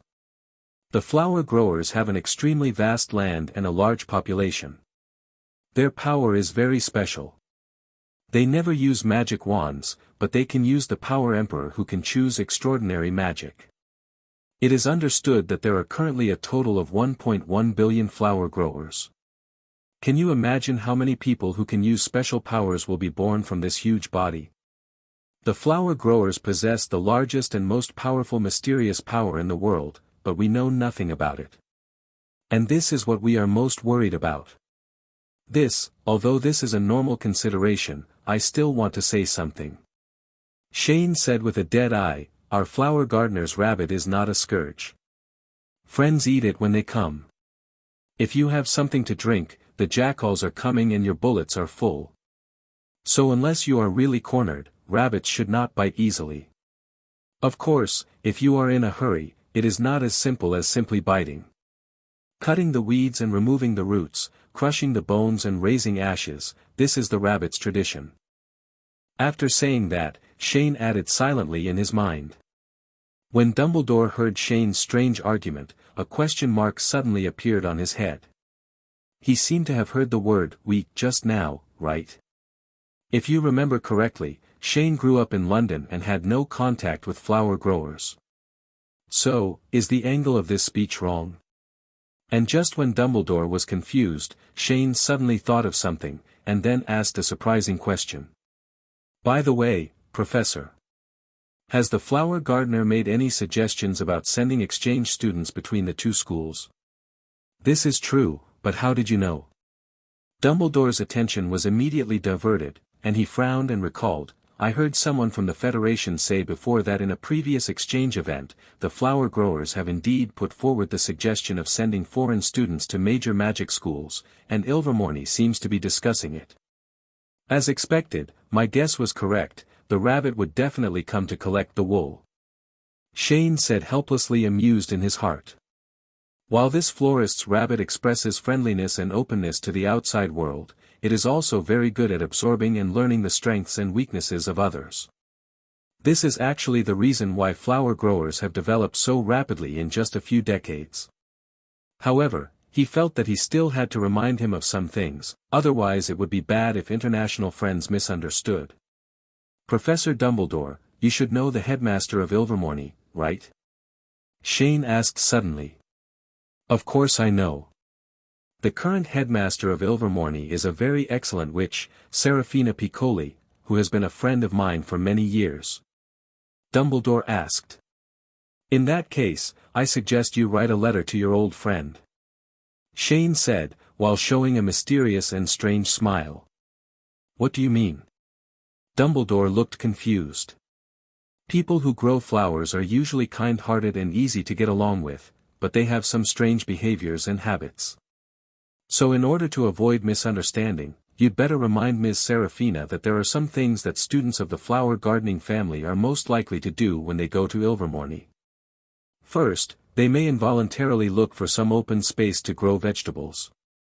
This is an innate passive skill engraved in the genes of flower-growing families, so Ilvermorny had better prepare a place as a vegetable garden. Secondly, they may use cauldron shabu-shabu, which is a cooking method in which food is scalded by boiling a pot of hot soup in a cauldron, so you'd better be mentally prepared for the potions master in Ilvermorny. Otherwise, I'm afraid he won't be able to bear it and will just go through it. Third, be sure to remind the professor of herbology in Ilvermorny to protect her precious herbs, and also be sure to remind them to protect the magical creatures in the school. I'm afraid these things will be used for hot pot. Fourth, as you just said, flower growers don't use wands, so they may misuse other people's wands to make chopsticks. Please let the students of Ilvermorny pay attention to this. Fifth, remember to protect the life tree. I'm really afraid that the magical trees grown by Sarah Slytherin's wand in this building will be made into chopsticks or wooden swords. Sixth, protect the flying broom in the school, because it will really be used to sweep away garbage, or worse, used as a flying sword. Seventh, I remember that the mandrakes in North America are all cultivated in greenhouses. Remember to protect it. I can guarantee that the florist students who go for exchanges will stuff things into its mouth, because I have done this. Shane kept listing to Dumbledore many things that the florist's rabbit might have done in Ilvermorny, which made Dumbledore break into a cold sweat. Now Dumbledore is praying that once the matter of studying abroad is done, he hopes that his old friend will not faint from anger. Oh, by the way, there's one more. Keep the golden snitch away, because it will be used as a ping-pong ball. Dumbledore instantly felt a headache.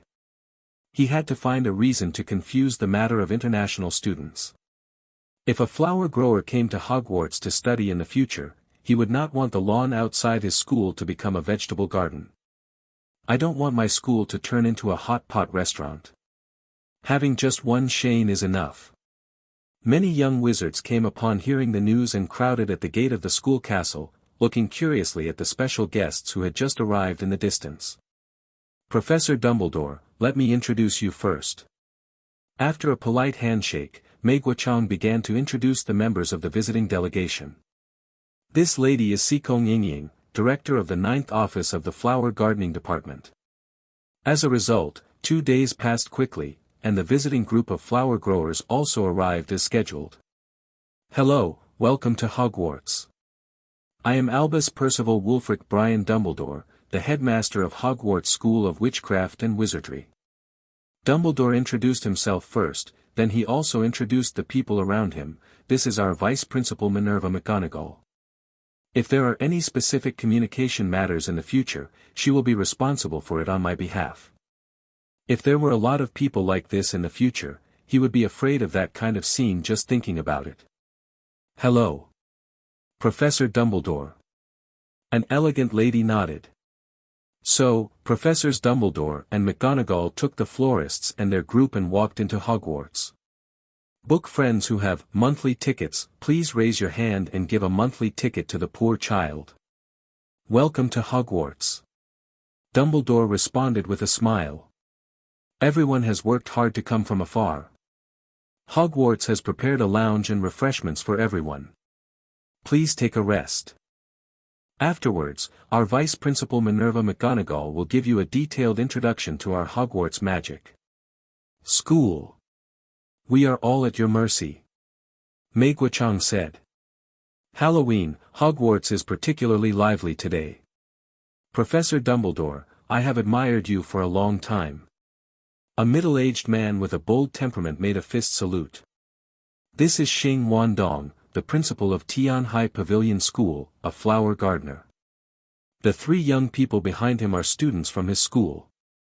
Professor Dumbledore, it's an honor to meet you. Megwachang stepped forward and shook hands with Dumbledore with a smile. Albus, this is Mr. Megwachang from the flower grower. Fudge stepped forward and introduced the flower growers delegation formally. He is the representative of this delegation, and behind him is this delegation. Members of the visiting delegation. Hello. Professor McGonagall straightened up and nodded gracefully. In the open-air corridor on the first floor, the little wizards of Hogwarts crowded together to watch the fun. Because it is extremely rare for them to see faces outside of school during school, not to mention that the current visitors are from the mysterious eastern country. Look, they look just like Zhang Qiu and Dolea. They both have black hair and black eyes. Am I saying you are a troll brain? Zhang Qiu and Dolea are originally from the East, but they grew up in Europe. Shouldn't they look alike? I heard that florists are very good at cooking delicious food. There is a florist who immigrated near my home, and the restaurant he opened is full of people every day. It's a pity that every time I want my mother to take me when I go there, I always give up because I have to queue. What about Zhang Qiu and Dolea? Where have they gone? Logically speaking, they should come out and meet them. They seem to be in the auditorium. I heard that Professor Bulido asked the 2 of them to participate in the reception. The little wizards at Hogwarts were whispering. On the other side, Xing Wandong, the principal of Tian High Pavilion School, was also carefully looking at the young wizards around him, and suddenly asked curiously, Professor Dumbledore, don't the students have to go to class at this time?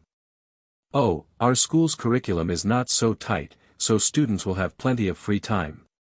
Dumbledore explained straightforwardly while listening to the interpreter. Actually, students at Hogwarts used to be much more relaxed than they are now. They only had to attend 3 classes at most every day, and the rest of the time allowed students to do whatever they liked. How great would that be? Fudge said suddenly interrupted, the expression on his face changed from pride to disgust. It's just that since last year, Hogwarts has carried out some reforms. Students have to take 1 more class every day, and the class time of each class has to be increased to 45 minutes. To be honest, although doing this can make students learn more efficiently, don't you think it is too tiring? Indeed. The corners of Xing Wandong's mouth twitched, and he struggled to dig out these 3 words from his mouth. And the 3 Tian High Pavilion students behind him, 2 boys and 1 girl, immediately began to lower their heads and whisper in disbelief. Damn it! There are 4 classes a day. Are classes in this Western magic school so easy? I think back when I was first recruited into Tian High Pavilion, I had to arrive at school at 8 o'clock in the morning every day until 10 o'clock in the evening. Apart from eating and sleeping, I only had to practice and study. And sometimes the master might throw him into a cage with wild beasts to practice courage. The gap is too big, right? Resentment gradually grew, and just as the 3 Tian High Pavilion students continued to complain wildly and maintain their mental balance, Dumbledore and the visiting group had already arrived in front of the Great Hall of Hogwarts. Shane and Zhang Qiu have also been standing here waiting for a long time. Professor Dumbledore, who are they? Mei Guochang saw Shane's face, his eyes flashed for a moment, but he quickly regained his composure and showed a look of surprise. Let me introduce to you. These two are 2 students from Ravenclaw College in our school, Shane Dolea and Zhang Qiu. They are the only 2 students at Hogwarts who have the blood of flower growers, and they are also very excellent, so I specially called them 2 here to welcome you. Dumbledore introduced. This is really a surprise. I didn't expect that we could meet 2 overseas compatriots here. Mei Guochang praised with a smile, then stepped forward, stretched out his palm and said in English, "Hello, nice to meet you." "Hello, welcome to Hogwarts." Shane spoke standard Mandarin and held Mei Guochang's hand with a smile. "Oh. You can actually speak Wuxia? After all, I'm still a flower grower. I'm afraid I'll be laughed at by my compatriots if I don't speak Wuxia." Shane said easily, and turned around to introduce the people around him. "This is Zhang Qiu. Like me, I grew up in London." "Great. Although my Wuxia is not very standard, there is no problem in communication." "Hello, Mr. Mei." Zhang Qiu politely stepped forward and shook hands with Mei Guochang. "Mr. Mei, I have a suggestion here. Do you think it is feasible?" At this time, Dumbledore next to him suddenly said, "Let Shane take the students from Tian High Pavilion to visit Hogwarts, and Zhang Qiu will follow us. I think this can better promote communication between us. What do you think?" "This is a good suggestion," Mei Guochang said, and then looked behind him. "Comrade Wan Dong, what do you think?" "Of course we have no problem." Xing Wandong agreed with a smile, and then began to instruct the students beside him. "You will follow Shane later, don't run around, and no matter what happens, you must listen to Shane." "Commander, do you understand?" "Yes. I understand." The 3 students agreed in unison. Shane, on the other hand, was taken aback by the uniform response.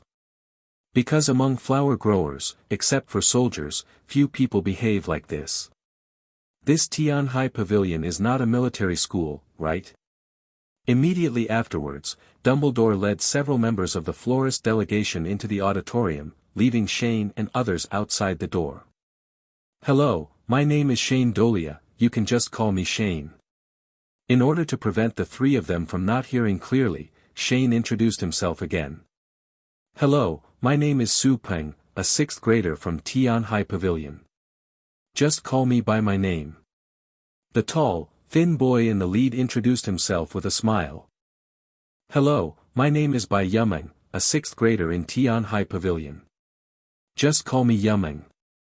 The speaker was a girl with a very friendly temperament. "Hello, my name is Bai Kongjing. I am also a 6th grade student in Tian High Pavilion. I am a twin with her." The last strong boy pointed at Bai Yumeng and said, "Hello. Now let me take you to visit Hogwarts. We are all compatriots, don't be too formal." After saying that, Shane led the 3 of them around Hogwarts. At the same time, because of Shane's warning in advance, the curious little wizards around them did not dare to come forward and disturb them excessively except to say hello. In the next few hours, Shane took the 3 of them to the common rooms of the 4 major colleges, the Bronze Tree Palace, the Herbology Class Greenhouse, Slytherin's Secret Room, the Large Kitchen, the Armor Corridor, the Prize Showroom, the Library, and the West Tower. Where Owls Rest, Quidditch Pitch, Black Lake, Whomping Willow, Forbidden Forest and more. On the way, Shane also invited them to taste tomatoes, lettuce and other crops grown in his vegetable garden, as well as grilled acromantula thighs with cheese. The taste was extremely erotic. After going around in a circle, Shane was taking the three of them to the astronomy tower, the most scenic place in Hogwarts. But at this moment, Bai Yumeng, the only girl among the three, suddenly felt something and immediately turned her attention to the room of requirement. "Yumeng, what's wrong?" Su Peng asked suspiciously when he saw his companion stopped in place. "There seems to be something there that makes me feel very uncomfortable." Bai Yumeng pointed in the direction of the door of the room of requirement and said, "What is a soul?" Shane asked curiously. "Yes, that's it." Bai Yumeng nodded, and then curiously looked at the strange creature in front of him. "What is this?" "I can't sense any soul in the Dementor, which means it's just an empty shell that follows a certain fixed behavior pattern." Bai Yumeng explained. "It is the most important energy that constitutes the soul of a living thing." Su Peng explained at this time, Yumeng practices spiritual eyes and feng shui secrets. The combination of these two secrets can enable her to sense all spirits invisible to the naked eye. Use your power and use it to your own advantage. With tears in my eyes, I beg for subscription, monthly tickets, and flowers. Thank you for your support. Then he reached into the void and directly grabbed the Dementors trapped in the guild. A dark creature called a Dementor is the warden of the largest prison in the Western magical world. Shane explained, "This thing was flying all over the sky some time ago, but because of your arrival today, all the Dementors around the castle have been temporarily cleared." "Did you feel anything?" Shane was also confused at this time, because the entrance to the room of requirement was fixed by him. Logically speaking, even if something bad was placed in other rooms, it shouldn't be there. It's felt here. You just said this is a dark creature. Bai Yumeng brought his face closer to the Dementor without any disdain, and reached out to lift the tattered cloak, but in my opinion, this kind of monster called a Dementor is not in the category of biological beings. Are there really evil spirits in this world? Shane's eyes suddenly widened and he asked curiously. How do you say that? When Shane heard this novel statement, he immediately became interested. That's what you sensed, right? Shane asked. It seems that this evil ghost is a bit pitiful. A drop of cold sweat flowed from Shane's head, and at the same time he understood what Bai Yumeng was feeling. Yes, but not many. This thing is a rare thing among flower growers nowadays. Normally, the teacher of the supernatural class will only take it out for teaching demonstration during class. Bai Kongjing said at this time. I don't know, but it seems to be a very empty and negative thing. It feels like a ghost. Jiu Yumeng said. You must know that he has been researching for more than 2 months, and he has only developed a method that can slice Dementors. Then if a creature has no soul, what does it mean? Shane continued to ask. That means that this kind of creature is not naturally generated, but created by humans. What? Upon hearing this answer, Shane's eyes widened instantly. Dementors have existed for hundreds of years since they were discovered.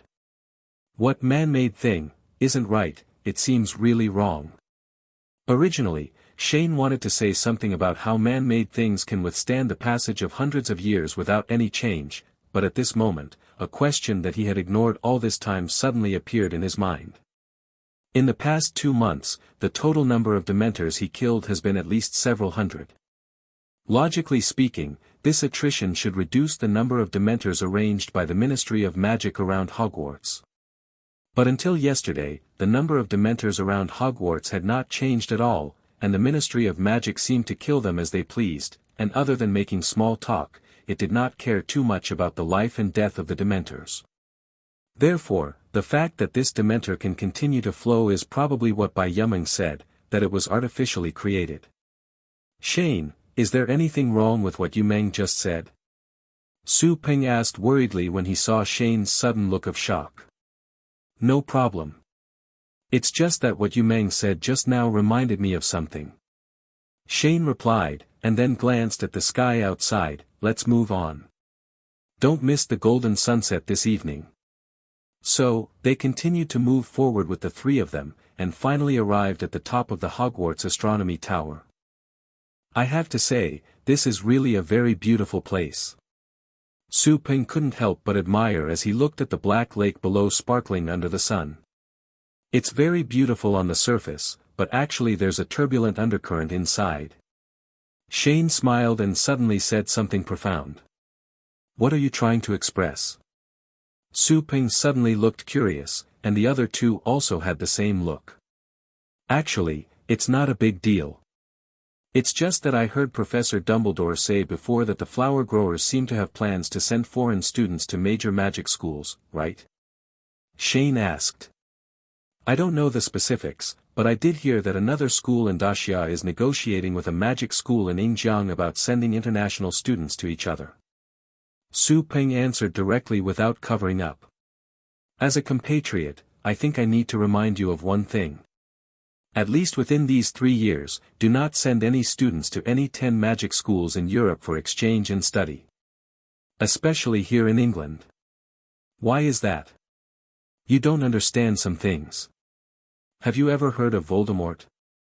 Shane asked. We did our homework before coming here. We heard that he was a vicious Dark Lord, but I heard from Teacher Xing that Voldemort is dead now, isn't he? Bai Yumeng remembered at this moment that they did indeed mention it in the information before coming to Europe. I've read about this name. This guy is not dead at all, he is just hiding somewhere and lingering. I have met him several times since I entered school. Voldemort relies on splitting souls as a means to save his life, and now he still has 2 Horcruxes missing, so before this guy is solved, I'm afraid you will have some trouble sending overseas students here. Shane slowly explained the reasons that prevented the flower growers from temporarily sending overseas students. But does it take 3 years to kill one person? Bai Kongjing asked doubtfully. He was very curious about what kind of person he was, who could still make the whole of Europe fear him while he was still dying. Of course not, but after his death, Europe will probably go through a period of reshuffle. And at this time, if the flower grower has international students in major magic schools, some uncontrollable events will inevitably occur. Shane explained, I won't go into too specific reasons. Your school and teachers should be able to evaluate how to weigh the pros and cons. Okay, thank you for the reminder. I will report it to the teacher when I get back. Su Ping felt that Shane was not lying, so he agreed. Okay. Shane smiled and nodded, then changed the subject, speaking of which, I am very interested in domestic affairs. Can you tell me about it? Of course, I will tell you everything you want to know, Su Ping said. Are you students from a military academy? As soon as he finished speaking, Shane could clearly feel the bodies of the 3 people in front of him tense up. How is it possible? We are all still in school. And flower growers don't allow minors to serve as soldiers. Su Ping immediately laughed, but there was a hint of vigilance in his eyes. Actually you don't have to be so nervous. Shane smiled and reassured, but I have to say that the marks on your body are too obvious. The strict discipline of the soldiers of the flower planters is not found in the armies of other countries. I would like to sincerely remind you that if you want to hide your identity as a soldier in the future, you must at least cover up your conditioned reflex to orders. Su Ping and the Bai family siblings looked at each other, and then they both showed helpless and self-deprecating smiles. I didn't expect to be discovered so easily. Su Ping held his forehead and shook his head. Don't worry. I won't reveal your identity. Shane smiled and gave his promise, and then continued the topic. Can you introduce to me what the current flower growers are like? It's been too long since I've been back. Then let me tell you briefly. Immediately afterwards, Su Ping began to introduce the situation of flower growers in the world of Harry Potter. It turns out that in the world of Harry Potter, whether it is the spiritual power of the flower grower or the magic of the Western wizarding world, they are actually the same thing, just with different names. In the flower gardening family, people who can use extraordinary power are collectively called spiritual masters. Unlike the closed world of Western magic, the mysterious power of flower growers has actually been in a semi-public state since thousands of years ago. Although most ordinary people have never seen Fatian escape, they miraculously have no doubts about the truth of its existence. Generally speaking, the use of spiritual power by a spiritual master can be embodied in exercises such as 5 elements technique and thunder technique. Chen Ping quickly gave the answer to this question. Book friends who have monthly tickets, please raise your hand and give a monthly ticket to the poor child. Because once a person who uses extraordinary power has evil thoughts, it will be very harmful to the secular world, so the country wants to control them. This is completely understandable and understandable. With tears in my eyes, I beg for subscription, monthly tickets, and flowers. Thank you for your support. There was indeed some trouble at that time, but to be honest, who were those people who followed Taizu back then? They were all extremely powerful. During the thousands of years of history of the flower planting family, the power of spiritual masters usually served in wars, and this also led to many strange and powerful fighting methods derived from spiritual masters. The entire land of Daxia is in ruins and is in need of improvement. The whole land is a mess. If the spiritual masters are recruited so quickly, won't there be trouble? Didn't this cause confusion at the time? Shane asked curiously. Therefore, in the mysterious world of flower growers, those who have stood at the top of the spiritual masters will be called humanoid self-propelled turrets, the kind with a caliber of 800 mm or more. So in the end, after strong suppression and some gentle policies and methods, the flower planters successfully recruited all the spiritual masters in the country in the first 5-year plan.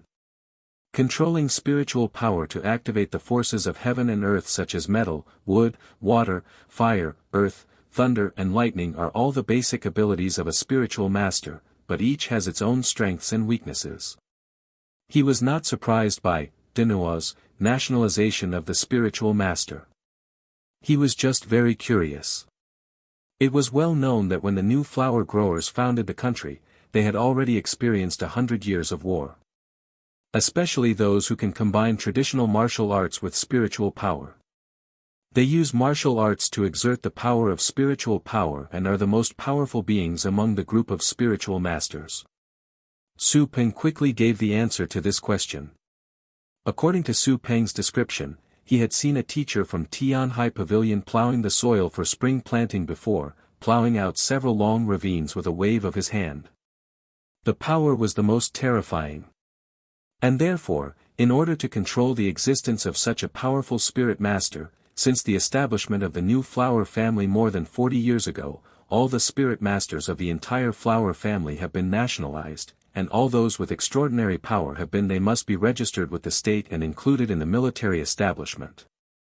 What about after the recruitment? Shane was curious about what kind of policies the flower growers would implement for the recruited spiritual masters. After the incorporation, the country immediately began to formulate and implement plans for the development and training of spiritual masters.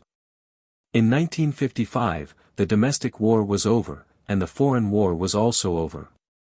Therefore, the flower growers who were waiting for things to flourish were finally able to focus on the future development of the country in a relatively stable manner, and how to manage the group of spiritual masters well has become 10 important topics. As early as the founding of the People's Republic of Daxia, the spiritual masters had always been under the jurisdiction of the military. Because of their special status, the flower growers, after many considerations, still insisted on leaving the task of training and educating young spiritual masters to the army. In 1957, the flower planters secretly established the Special Forces Security Affairs Department, referred to as the Special Security Department, as a special agency to handle matters related to spiritual masters, coordinating the training, education, supervision and law enforcement of spiritual masters across the country. In 1958, the Outline of Medium and Long-Term Educational Reform and Development Plan for People with Special Forces, and Measures for the Management of People with Special Forces, were internally issued, and began to select sites across the country to establish 5 spiritual master schools directly under the Ministry of Military Affairs. 5 spiritual master academies. Shane was shocked when he heard this number. Did the flower growers have so many spiritual master seedlings at that time? Isn't it too exaggerated? You must know that even now, there are only 3 magic schools in Europe with a population of more than 800 million. When the flower planters founded the country, there were more than 500 million people. With a population of 300 million less, 5 spiritual master academies have been established. This spiritual master and the ratio for ordinary people is completely unreasonable. If we simply go by the scale of Hogwarts, these 5 spiritual master academies can train at least nearly 1,000 spiritual masters every year. After so many years, the power accumulated, 647, is probably not enough to rule the world. Actually, this is nothing. There are already 8 spiritual master academies in Daxia. Su Ping smiled and continued to explain, the establishment of 5 spiritual master academies at that time actually took into account future development. During this period, the number of spiritual masters in the country may increase dramatically, but I didn't expect that the plan could not keep up with the changes. In less than 10 years, the growth rate of spiritual masters far exceeded expectations. Then how do we find those children with the potential to become spiritual masters in Daxia? There is a student handbook at Hogwarts, but all children with wizard potential in Europe will be automatically recorded. Is it similar in Daxia? Of course not. Su Ping shook his head. It turns out that according to the historical experience accumulated by flower growers for thousands of years, theoretically speaking, everyone in the world has the potential to become a spiritual master. However, there are huge differences in talent, which makes many people not qualified to cross the border. Past that special threshold, and this threshold is spiritual adaptability. As we all know, there is a large population of flower growers, and it is impossible for the country to conduct a spiritual adaptability test on all school-age children across the country like the college entrance examination. Therefore, in order to make full use of limited resources and cultivate high-quality spiritual masters, flower growers began to send personnel to the grassroots level shortly after the founding of the People's Republic of Daxia. They set up specialized institutions and personnel in every school and public hospital across the country to take charge of various tasks. Detection of psychic adaptability of children and newborns at different ages. In school, the Ministry of Special Security will conduct further tests on children with high spiritual adaptability. As long as they meet the prescribed conditions, these children will be centralized in a specialized, CFDG, school to receive basic education.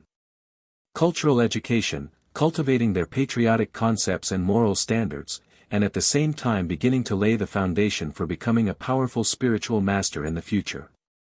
It is not until the age of 12 that these children will face a big test, and the different potentials they display will determine which spiritual master school can he go to. In the hospital, those babies who are detected to have high spiritual adaptability will be registered, and the Special Security Department will conduct a special return visit when these babies are 6 years old.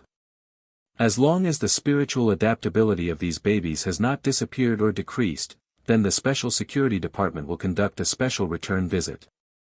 The Ministry of Security will arrange them to attend a specialized school for cultural and ideological and moral education, and then when they reach the appropriate age, they will be recruited into a spiritual master school. Therefore, under this relatively complete system, the spiritual masters of flower growers are trained from an early age and are endorsed by the state. Over the past few decades, they have become an important force that loves the country and the people and promotes the rapid development of flower growers. Shane was stunned when Su Ping finished talking about the basic situation of flower growers in Daxia. I have to say, this style of doing things is too rabbity. The flower grower in the world of Harry Potter, this series of operations can be said to be uniquely shocking even in the whole world. God knows how many spiritual masters the flower growers have trained over the past few decades. If Old B and those guys from the International Federation of Wizards knew about this, they would probably be so scared that they couldn't sleep every day.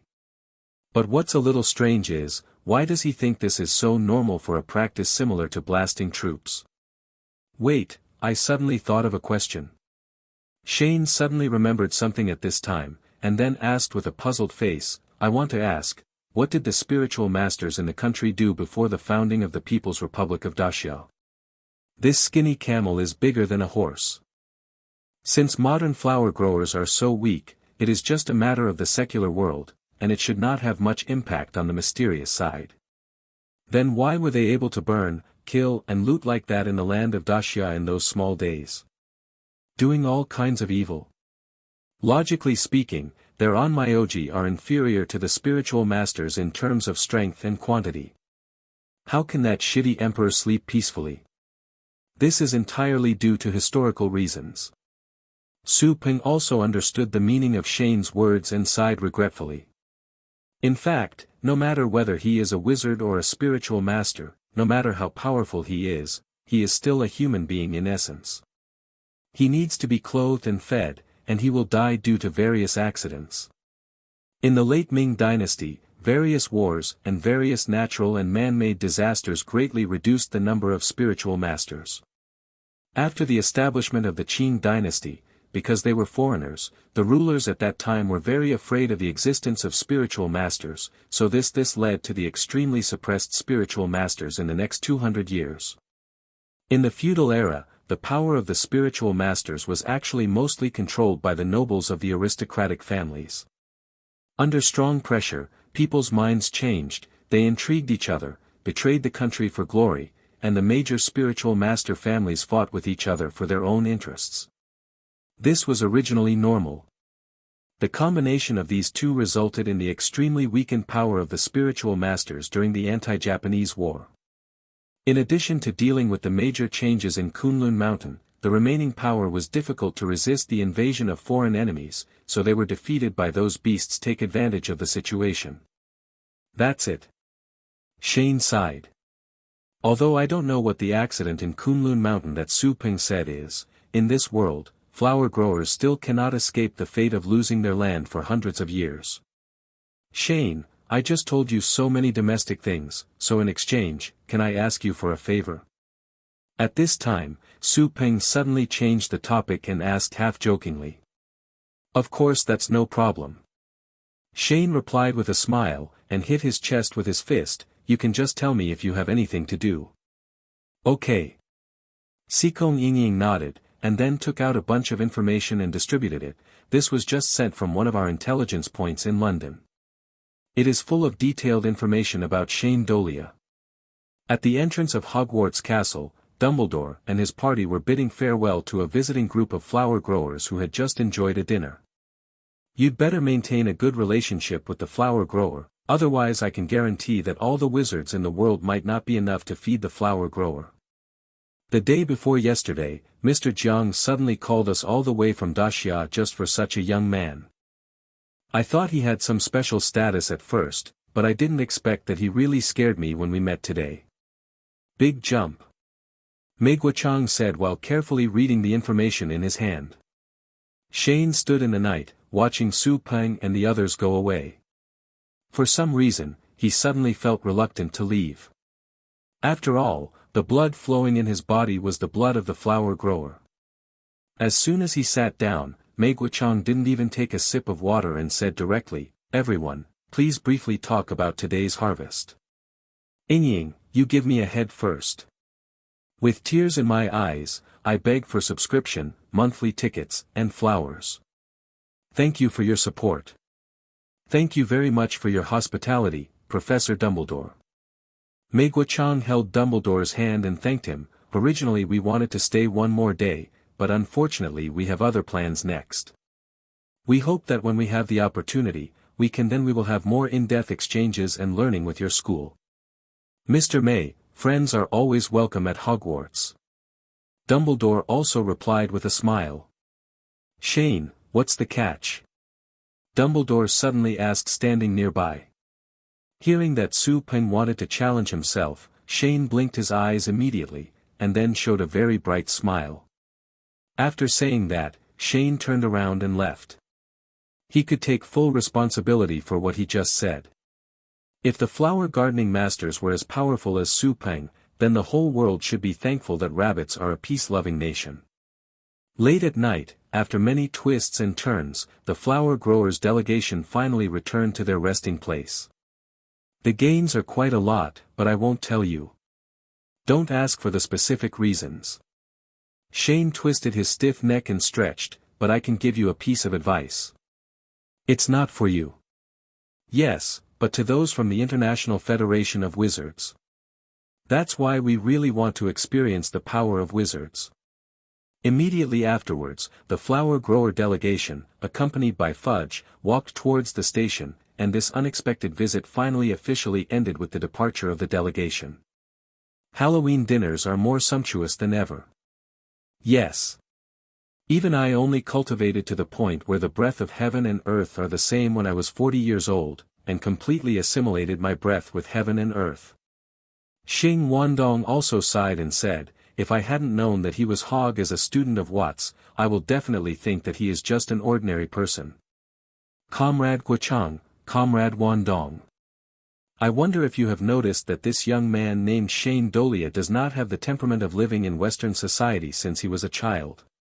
Whether in terms of speech or behavioral style, he is different from there is almost no difference between traditional Huxia people. Sikong Yingying said. But the information says that he was adopted and raised in London since he was a child. He has no friends or lovers from flower growers around him, and he has never even been abroad. What's going on? Mei Guochang asked with a frown. Road. I don't know, it's still under investigation. Sikong Yingying replied, and at the same time handed over a letter.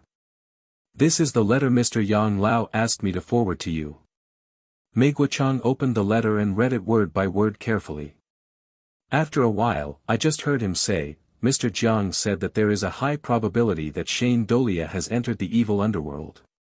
After saying that, he handed the letter to Xing Wantong. Well, he came back from a serious injury, and it is probably related to an abnormal situation in the evil Yin realm before. This really needs attention. Xing Wandong frowned and said seriously, but logically speaking, Europe is there shouldn't be an entrance on the side, so how did he get in and how did he get out? Mr. Jiang has arranged for people to investigate this issue, but why have we still found nothing? Sikong Yingying replied. Xiao Pengzi, you and Shane Dolea spent a day walking around Hogwarts. Did you gain anything? Xing Wandong turned his attention to his student.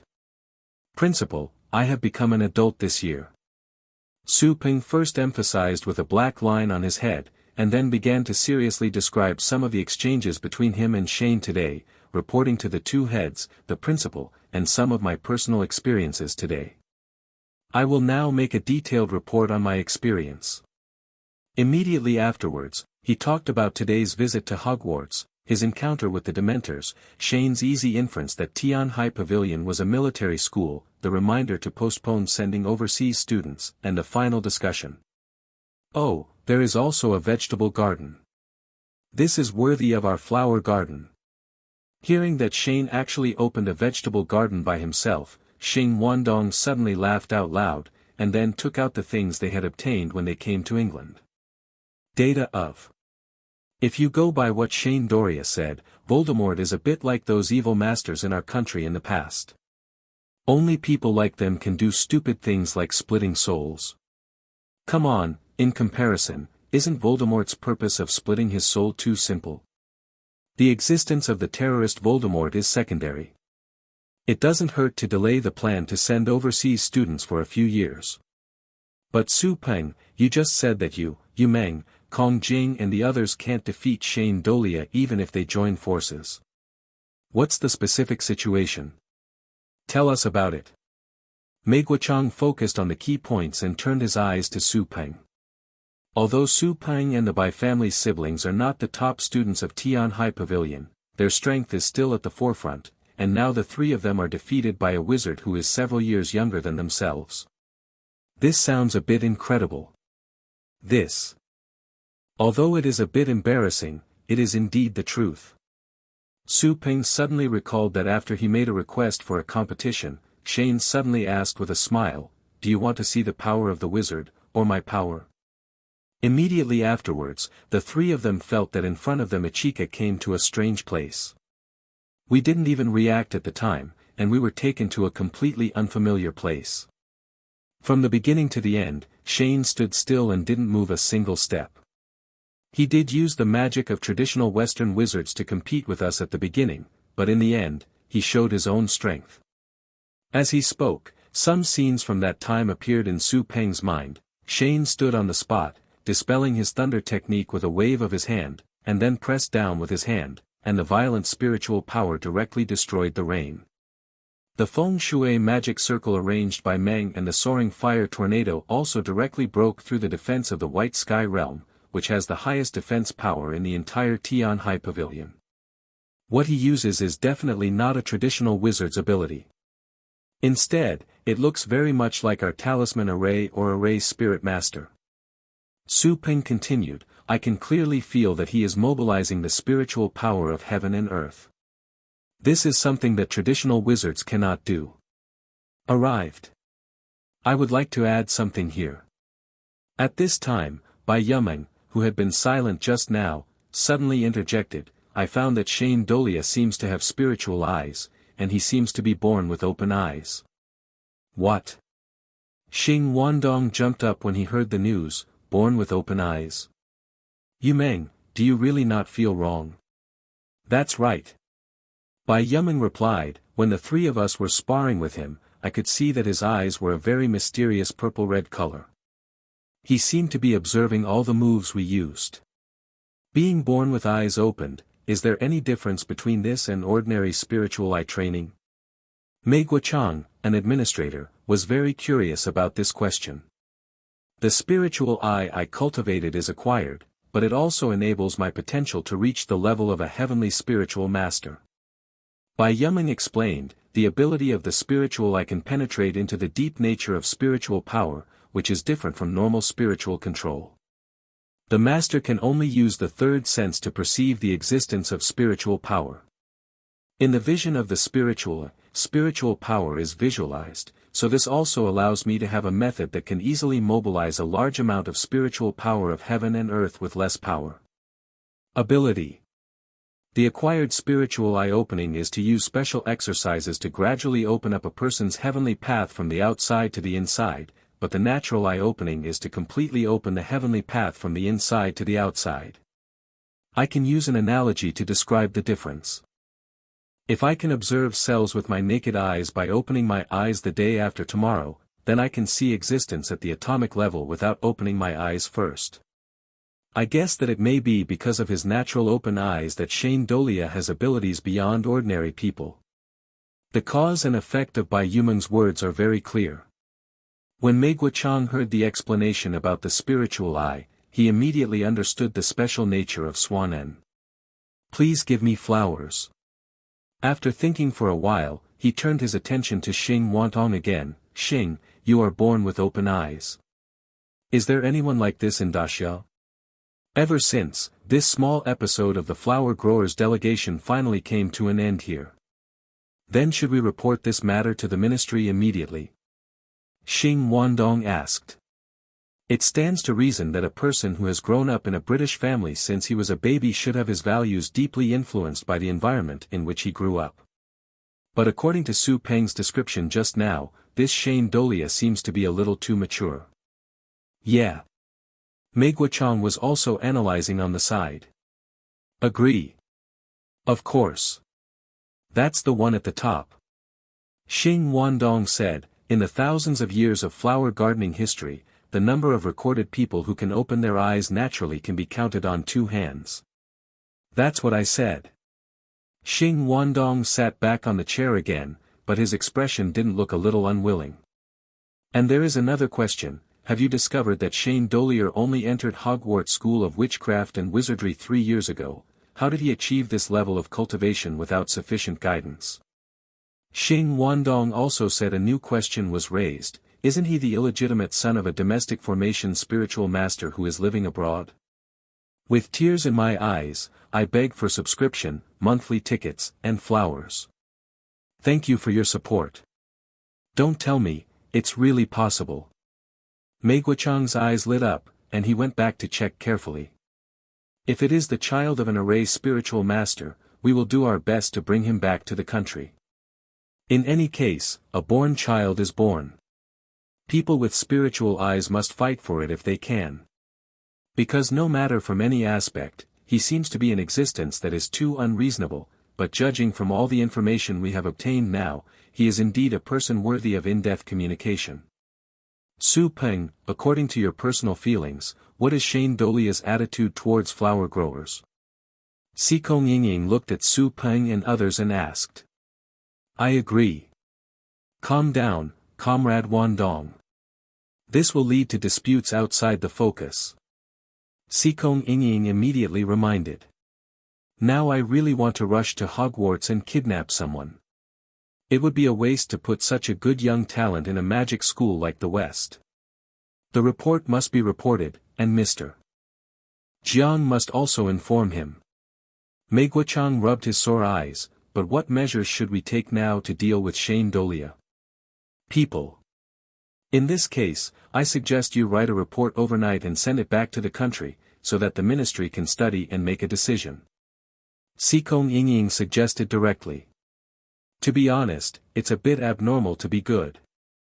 Su Peng showed a puzzled expression at this time. During the entire process of my communication with him, his sense of belonging to the flower grower was a bit too high to be consistent with common sense. It gives me the feeling that he is like a wanderer who has been away from home for a long time, but he is a little strange. After Halloween, in November, the whole land of England begins to enter the season of rain and snow, and this is also the day when the Hogwarts Quidditch game starts every year. The first game of the year is Gryffindor vs Hufflepuff. It's just a pity that the weather is extremely cold today, with dark clouds in the sky, lightning and thunder, strong winds, and cold rain mixed with small ice particles floating in the air, falling on people's skin. It quickly turns into ice water, giving people a different kind of energy. To be honest, today's weather is not suitable for the game, but the rules of Quidditch are so weird that it can be played rain or shine no matter what the weather is. However, although the weather was very bad, it still did not dampen the enthusiasm of the little wizards for the Quidditch game. The towering viewing tower was full of people. The little wizards of Gryffindor and Hufflepuff were braving the heavy rain, waving flags and cheering for their college teams. Their loud cheering sounds were intertwined with the sounds of rain and thunder, giving people an unusual feeling. A heroic feeling. Gryffindor, come on. Gryffindor will win. Hufflepuff, come on. Hufflepuff will win. At this time, the players of both teams were competing extremely fiercely.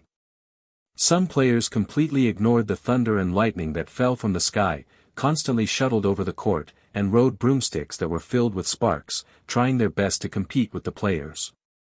Opponents compete.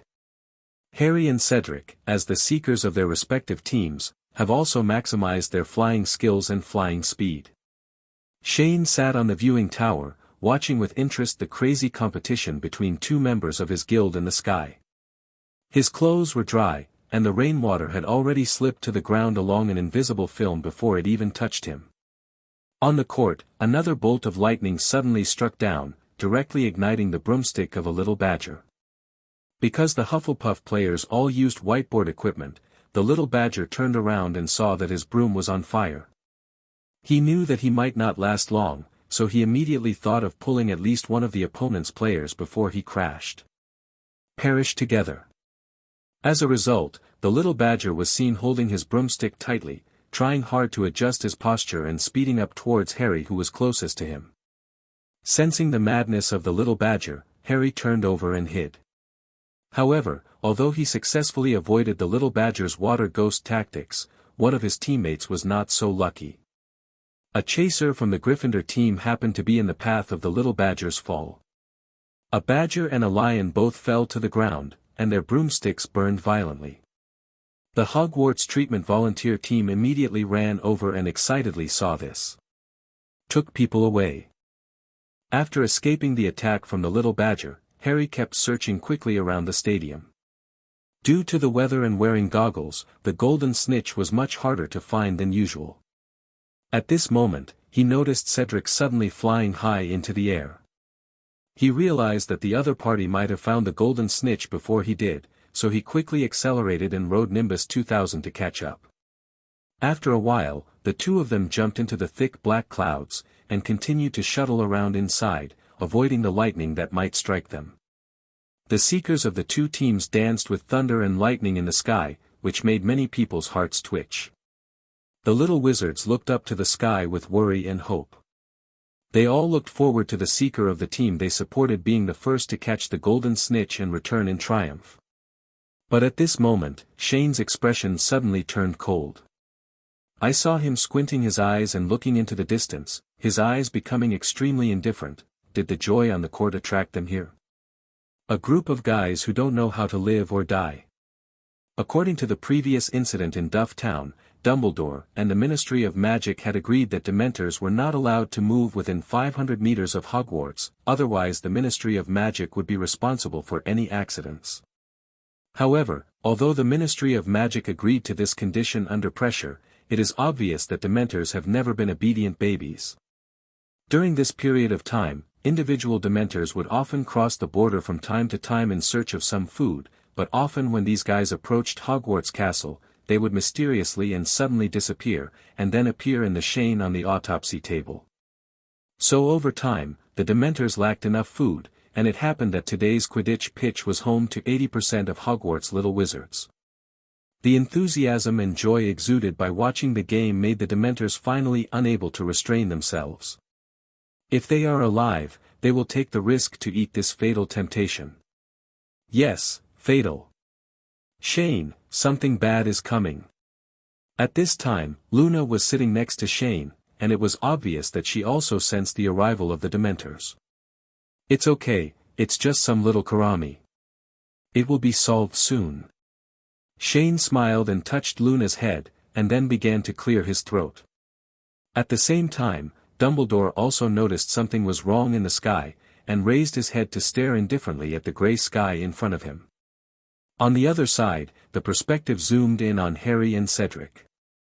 The two fought fiercely with each other, but suddenly, they both found that the rainwater on themselves and the broom began to be covered with a layer of white mist, and then gradually condensed into frost. Harry and Cedric both glanced at each other subconsciously, and then instantly understood the words in each other's eyes, danger. So, the two of them didn't care about the game or the golden snitch, and hurriedly dived down and flew towards the stadium at full speed. Shane activated his pupil magic and saw at least hundreds of Dementors wandering in the thick grey-black clouds, and they were flying towards the Quidditch pitch quickly. So before everyone present could react, Shane suddenly shouted with, loud sonorous, Ravenclaw. His voice immediately shocked the entire audience. Everyone didn't know what happened, and they all looked over with doubts in their eyes. Dumbledore looked at Shane. Of course he knew what the latter wanted to do next, but he chose to remain silent. To be honest, even if Shane wasn't here today, he would kill a few Dementors to vent his anger. Dare to collectively cross the line and come to the Quidditch pitch, calling him the White Devil for nothing. The little eagles of Ravenclaw all stood up when they heard the call from the Wisdom Master. A few seconds later, two black spots suddenly appeared in the distant sky approaching quickly. They were Harry and Cedric, followed by a large group of Dementors. So, upon seeing this, the professors and prefects quickly began to evacuate the students, but the little eagles remained motionless. Ravenclaw, prepare the Patronus spell. Shane stared at the group of Dementors indifferently, and then ordered loudly. Immediately, the hundreds of eaglets present raised their hands holding wands and pointed into the distance. Harry and Cedric saw the situation here from a distance. They looked at each other again, and then in a tacit understanding, they lured the Dementors behind them towards Chong-En. Kill them for me. Following Shane's order, Harry and Cedric quickly bypassed Ravenclaw's viewing tower from both sides like two arrows that could turn. Then, a dozen complete forms of patron saints and hundreds of wands formed. The huge patron saint's light suddenly turned into a huge tsunami, and rushed towards the Dementors. And even if there is a problem, just blame it all on Ding-En. With tears in my eyes, I beg for subscription, monthly tickets, and flowers. Thank you for your support. So just like that, the first game on the Quidditch field at Hogwarts this year, which was originally a wonderful Quidditch showdown between Gryffindor and Hufflepuff, suddenly turned into Ravenclaw's Patronus curse due to the invasion of Dementors. Magic Show 5.8. Dumbledore sat leisurely in the stands. Among them was a rabbit that was so ferocious that it kicked a small Dementor. The next day, news broke that Dementors had crossed the line and invaded the Hogwarts Quidditch pitch, causing an uproar in an instant. Anyway, his reputation as the Dementor Terminator has been firmly established. It doesn't make any difference whether he takes the blame one by one or by 100 of them. Dementors invade the school, which is a completely unforgivable thing for everyone. The dozens of guardians with dazzling brilliance and complete forms were frantically calling names and beating each one they caught. Book friends who have monthly tickets, please raise your hand and give a monthly ticket to the poor child. Therefore, many parents of students finally couldn't bear it and broke out. They rushed directly to the Ministry of Magic to demand an explanation. After Fudge found out, I was afraid he would faint in the toilet from crying again. Forget the previous incident in Duff Town, most of the people living in Hogwarts are children. However, most parents still disagreed with this approach, but Fudge finally convinced most of the district on the grounds that Sirius Black, a serious criminal, was still on the run.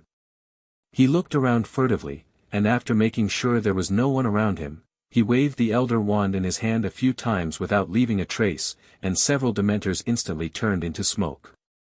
Faced with the angry parents, Fudge and other important officials from the Ministry of Magic finally had to compromise and promise to withdraw most of the Dementors to Azkaban, and only deployed Dementors on a few key roads leading to Hogwarts.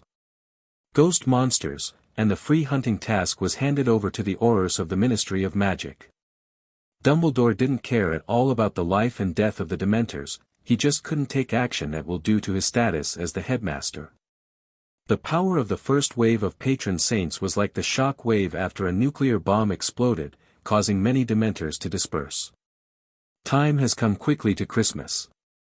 The whole land is covered with snow, and what greets the festival is not only the long-awaited vacation for the little wizards, but also the long-lost blue sky. It's holiday, and the little wizards all dragged their luggage and boarded the train home. But at the same time, some people are still homeless. Lupin passed through the secret passage under the Whomping Willow and went straight to the Shrieking Shack. He came to bring food to Sirius. Sirius. Lupin placed the prepared Christmas food on a table and said hello to his friends. Remus John. Sirius responded while sitting on a shabby wooden bed, and then asked with a dull expression, "How is it?" "It still doesn't work."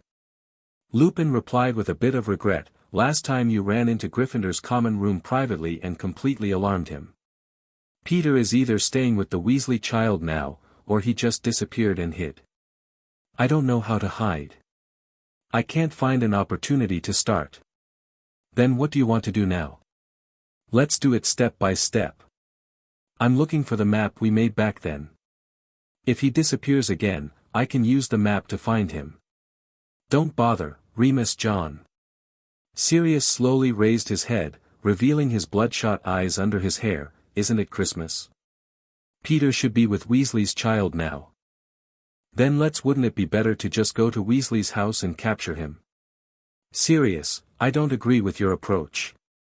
25 Hearing that Sirius actually went to Weasley's house, Lupin immediately objected, "Don't forget that you are still a wanted criminal. If you are found running around outside, do you know how passive you will be then? And it's too risky to do something at the Weasleys. Let's not talk about how we have to convince Molly and Arthur. If Peter escapes during the action, we will have to arrange a long time to find him. It's difficult, one." "Haha, then you mean, I still have to keep waiting." Sirius suddenly let out a sarcastic laugh, then grabbed his hair crazily and yelled. "I've had enough of waiting, Remus John. I've had enough of waiting. Half a year, it's been more than half a year. Since I escaped from Azkaban, I have seen Peter right in front of me several times, but I just can't do anything. I can't wait.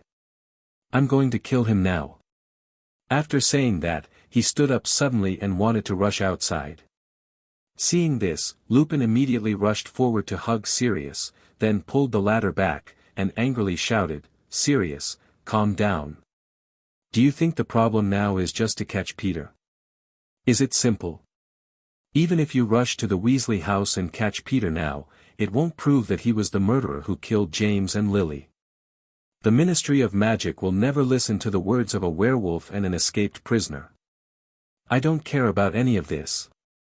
Sirius yelled, tearing his throat, "As long as Peter dies, I'm willing to do anything. Whether it's being captured back to Azkaban, or asking for my life, I won't hesitate." "You don't care, but what about Harry?" "What about Harry?" "Harry has lost his parents, and now he has left the Dursleys. He is alone now. Do you still want him to lose his only guardian?" Lupin saw that Sirius was starting to go crazy again and looked like he didn't care, so he immediately brought up Harry's name. I have to say that the effect of this method is really good, and it's fun to use it time and time again. When Sirius heard Harry's name, he immediately reacted, and the madness in his eyes gradually calmed down. "I'm sorry, Remus John." Sirius lowered his head and pressed his temples hard. "It doesn't matter." Lupin also sighed softly, and then took out the food he brought from the basket. "Eat some. There is chocolate in it, which will make you feel better." "Thanks." Sirius picked up a piece of sandwich and started eating it, but he still didn't let go of what he had just done.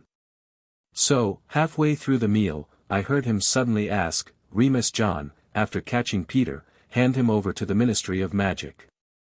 Can I regain my innocence?" To be honest, it's difficult. Lupin shook his head with a solemn expression. The Ministry of Magic now is not like the time when Voldemort caused chaos. If you hand Peter over to them, even if you use Veritaserum, there is no guarantee that there will be no accidents. I estimate that there is a high probability that they will choose to keep Peter low-key or send him to Azkaban, and you will probably die openly. Sirius Black will die completely, and this means that you will most likely lose your custody rights to Harry. This answer immediately caused Sirius to fall into silence, and also caused the entire Shrieking Shack to fall into a dead silence. Now it is too difficult for the two of them to perfectly solve this whole thing. A werewolf and a fugitive from Azkaban. These two unfriendly identities have already made it difficult for them to move forward. Not enough, just when the two were in trouble, an unexpected person had already arrived at the Screaming Shack and heard the conversation between the two. I have to say that your years of wandering have given you a new understanding of many things, Remus John. Who? Hearing that there was a third person at the scene, Lupin quickly and nervously picked up his wand and pointed it at the source of the sound. Sirius also immediately jumped up from the ground and put on a defensive posture. "It's me, long time no see, Sirius." A very majestic figure slowly walked out from the shadow of the Shrieking Shack. "Professor Dumbledore?" Lupin's eyes widened when he saw the familiar face in front of him. He pushed Sirius out with one step and pointed the wand in his hand at Dumbledore, Expelliarmus. Dumbledore stood there, blocking Hepping's attack without even making any move. The power between these two people is not at the same level at all. Sirius was pushed to the ground by Lupin and instantly transformed into an animagus, a black dog, and fled outside. And just when Sirius had just jumped out of the Shrieking Shack, and before his feet even touched the snow outside, he felt his eyes blurred, and the scene in front of him was like going back in time, and he was back to the Shrieking Shack. Inside the shed. At the same time, Lupin was frozen in place, and Sirius grinned at Dumbledore when he saw that he could not escape. "Professor, don't hurt Sirius, he was wronged." Lupin was struggling frantically to explain to his friend, it wasn't Sirius who leaked the secret back then, it was Peter. You only need to use legilimency to look at Sirius's brain and you will know got it. "Calm down, Remus John, Sirius."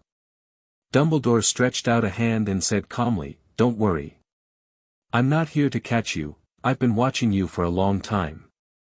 Hearing that Dumbledore seemed to have noticed where he was, Sirius' dog body stiffened suddenly, and then changed back to human form again, 013 staring at Dumbledore with his eyes.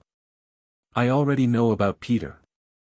I'm here this time to help Sirius clear his name, Dumbledore said as he released Lupin's restraints.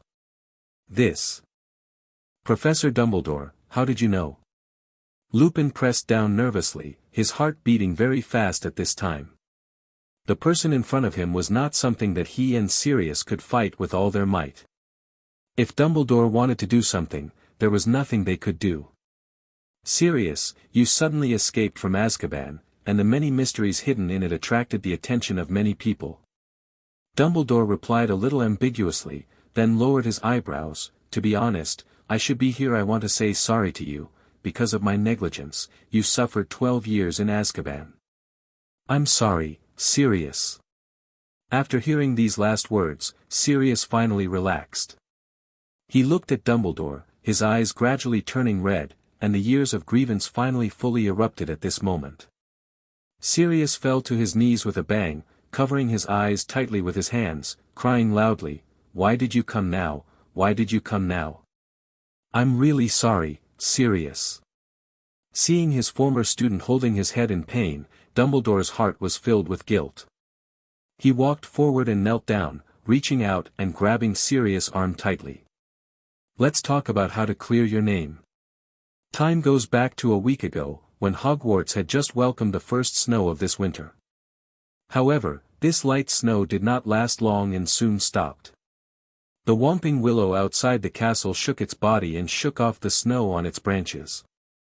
The sound of the snow falling to the ground sounded very healing. After the last class in the afternoon, Harry and Wood went together and planned to go to the Quidditch field for training. After all, the game would be held in a week.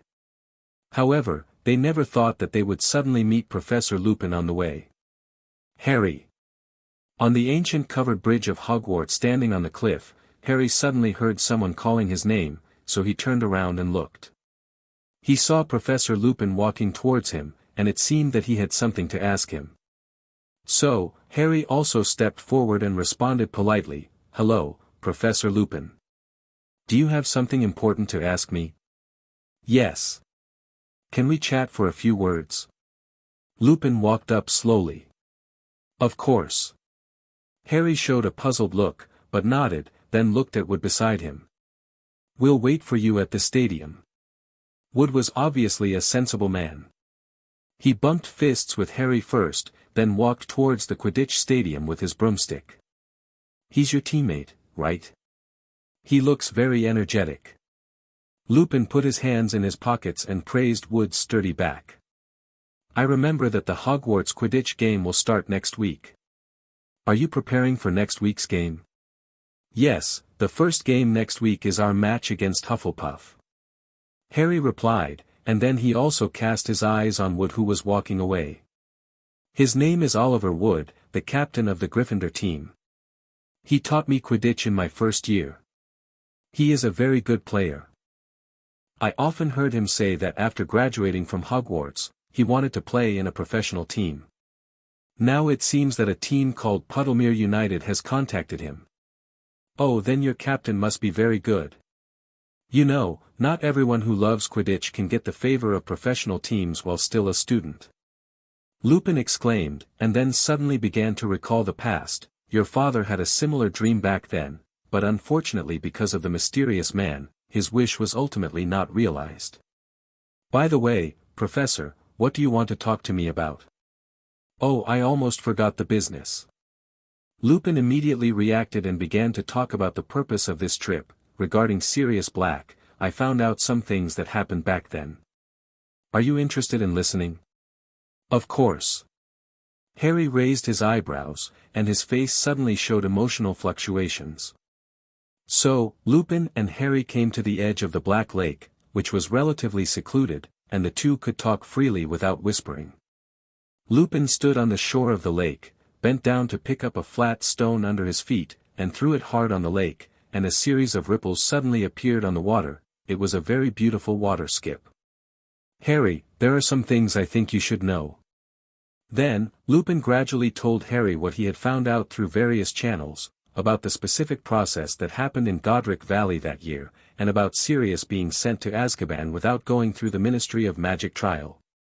While telling the story, he also listed all kinds of incomprehensible puzzles in the whole thing, and at the same time, he intentionally or unintentionally conveyed to Harry the speculation or guidance that Sirius was likely to be wronged. After telling Harry all the things he had found out during this period, Lupin carefully observed Harry's face. Surprisingly, Harry behaved very calmly. He did not shout about revenge for his parents, nor did he show anger. At this time, Lupin could even vaguely see the shadow of his mother Lily Evans in Harry's green pupils. Mouse. Harry was stunned when he heard this word, because this word reminded him of what Shane told him.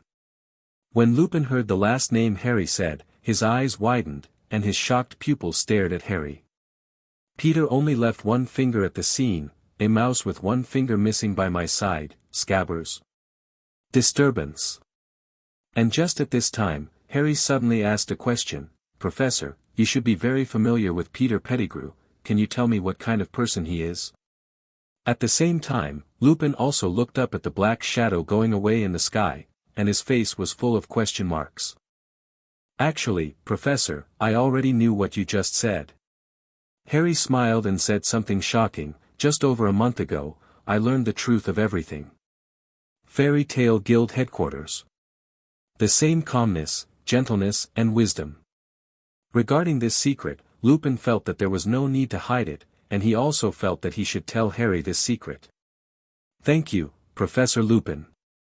If you want to say what kind of person Peter was back then, he was actually not much different. His mother Lily Evans's overall evaluation of Peter was, fool, coward, follower, etc." Harry pushed open the door of the room of requirement and rushed straight to the Goblin's residence, shouting all the way, "President! President!" So, he continued to ask, "Why use this word to represent him? You already knew it." Lupin was shocked and puzzled. "How did you know? And what do you mean by all the truth?" After a while, he gradually came back to his senses and asked a little stutteringly, "How can? Harry, how did you know?" When Lupin heard this question, he was stunned for a moment. To be honest, he really didn't know how to answer Harry. "Professor, I actually heard it just now. You have been trying to tell me that my godfather, Sirius Black, is likely to be wronged, and the real murderer who betrayed my parents is Peter Pettigrew. Book friends who have monthly votes, please raise your hands and vote for the poor child. How can I explain it specifically? It's hard to describe in a few words." Harry shook his head helplessly. "Since I knew all the truth, I have been investigating how Sirius Black knew that Peter was still alive. Since he has been around me since he escaped from prison, I guess Peter is very likely to be by my side, but I have never found a way to find him." Hearing that Harry actually knew all the truth, Lupin's mood became extremely complicated at this time. He didn't know whether he should tell Harry that Sirius was hiding in the screaming shed at this time. To be honest, although he didn't know how Harry knew the truth of all the things, he was able to resolve his misunderstanding of Sirius, which was more worthy of happiness than anything else. The reason why he didn't dare to arrange a meeting between Harry and Sirius was Sirius. Because he was trapped in Azkaban for 12 years, Sirius' mental state was not very stable due to years of prison life. If the two were arranged to meet, once Sirius was emotional, God knew what extreme things he would do. Moreover, once the two recognized each other, they would definitely meet frequently in the future. If these two uncertain factors are added together, if they are accidentally discovered by the nearby Dementors or the Aurors of the Ministry of Magic, then Sirius will not be able to clear himself and Harry by jumping into the Black Lake. Leaving only these words, Harry rode on the flying broom and flew like crazy towards the 8th floor of the castle. And now he has to hide information about Sirius, so it's not convenient to say too much. So after thinking again and again, Lupin decided to temporarily put aside the matter of arranging a meeting between Harry and Sirius. Because to be honest, he and Peter were able to be friends back then. To put it bluntly, they were birds of a feather. However, These words are words, and his mother must have a distant attitude towards people like Peter, so he thought it would be better to ask the person involved in the past, who would definitely know more things. 013406524191121361. Because unlike his identity as a werewolf and Sirius the prison escapee, Harry was the party involved in the whole thing. If he could stand up and speak for Sirius as soon as possible, Sirius would suffer less. Animagus? Harry suddenly felt his head buzzing, and he felt as if he had touched something. In fact, Harry had already basically understood what kind of person Peter Pettigrew was from his mother's diary. Harry's eyes widened, his pupils trembling, everything was sorted out. So, Lupin concealed the embarrassment on his face, thought about it, and then said in a vague tone, how to say it, you can completely regard him as a mouse. Sirius probably knew that Peter was by my side, so he had been lurking around me. He was going to find Shane now, he wanted to tell Shane that he had found Peter's location. Mouse, Peter is the animagus of mice. Why are you shouting so loudly? The president is not here. Draco, who was drinking afternoon tea at the Goblin residence, covered his ears and said with disgust, also, didn't you say you were going to the Quidditch field for training? Why are you running back so quickly? Draco, do you know where the president is? I have something important to talk to him about. Harry looked around and found that Hermione and Ronald were not there either, so he asked anxiously. At noon, the president took a few Dementors out and said he was going to do some laser experiments. How do I know where he went? Draco shrugged, and Ronald and his two brothers went with him. I guess they won't be back until the evening. How could it be? Harry was immediately dejected. He was still thinking about catching Scabbers as soon as possible. I said, what's wrong with you? Draco looked puzzled. Why did his mortal enemy suddenly become so weird? I'm fine. Harry sighed, forget it, I'll come to see the president again in the evening. After that, he walked out of the door of the room of requirement with a straight face. But at this moment, he ran into Dumbledore who was just about to return to the office. Dumbledore saw that Harry's face was not right, so he curiously stepped forward and asked, Harry, what's wrong with you? Oh. Sorry, Professor Dumbledore. I was a little distracted just now. Harry came back to his senses and said awkwardly. It's okay, everyone will be like this when encountering something, and I am no exception. Dumbledore raised his hand slightly to comfort him, but looking at you like this, have you encountered any difficulties? If you want, you can talk to me, an old man. This. Harry hesitated for a moment, he didn't know whether he should tell Dumbledore about Peter. But at this moment, the scene of Shane teaching him a lesson more than a month ago appeared in his mind again. He once chose to conceal the fact that he met Sirius in Duff Town, which eventually led to him wasting more than half a month of time and gaining nothing, and almost caused himself to fail to resolve the misunderstanding of his godfather. So thinking of this, Harry decided to learn from the lesson and planned to tell Dumbledore about the matter. At least, this person in front of him can help him catch Scabbers. God knows if the mouse will suddenly disappear again. He has disappeared many times in the past few months. So, Harry pursed his lips and said firmly, Professor Dumbledore, I have something to tell you. Very important things. Very good, then go to my office. I have the new Dementor mints from Honeyduke's candy store, you can try them. Hearing the name of the last candy, Harry suddenly felt messy in the wind. The headmaster's office of Hogwarts. Dumbledore listened to Harry's complete account of the whole thing. The cause and effect were perfect. It can be said that now the only thing left is to catch Scabbers and verify it. Sirius. Peter. Secret Keeper. At this time, Dumbledore looked serious, rubbing his fingers constantly, and his mind kept sorting out some memories of the past. At the end, he suddenly recalled his first meeting with Fudge not long after Sirius escaped from prison. At that time, he was in Fudge's office, watching the latter wandering around anxiously, muttering to himself, he said he was too bored and wanted to do a crossword puzzle with the newspaper, so I gave him a copy of the Daily Prophet of that day. It is very likely that he saw a photo of Harry Potter in that newspaper, so he escaped to eliminate the roots for his master. That newspaper. Dumbledore murmured in a low voice, his mind gradually becoming clear. What did Sirius see in that newspaper? Thinking of this, Dumbledore slowly stood up, and then walked to a brass cylinder in the office, where rolls of newspapers were neatly placed. Dumbledore flipped through the pages and quickly found a copy of the Daily Prophet that was published not long before Sirius escaped from prison. The headline on the front page read, "Hogwarts held the first wizard martial arts competition, and Fairy Tale won a comprehensive victory." Below the headline was a photo of Harry and others being interviewed. With a casual glance, Dumbledore immediately saw the spot standing on Ronald's shoulder. I guess Sirius decided to escape from prison because he saw this newspaper that day, Dumbledore said as he handed the newspaper to Harry. Harry looked at the photo above, and the last puzzle in his mind was completely solved. He put down the newspaper, was silent for a while, and then asked anxiously, "Professor, can I ask you for a favor?" "Harry, arresting Peter now is not a good idea."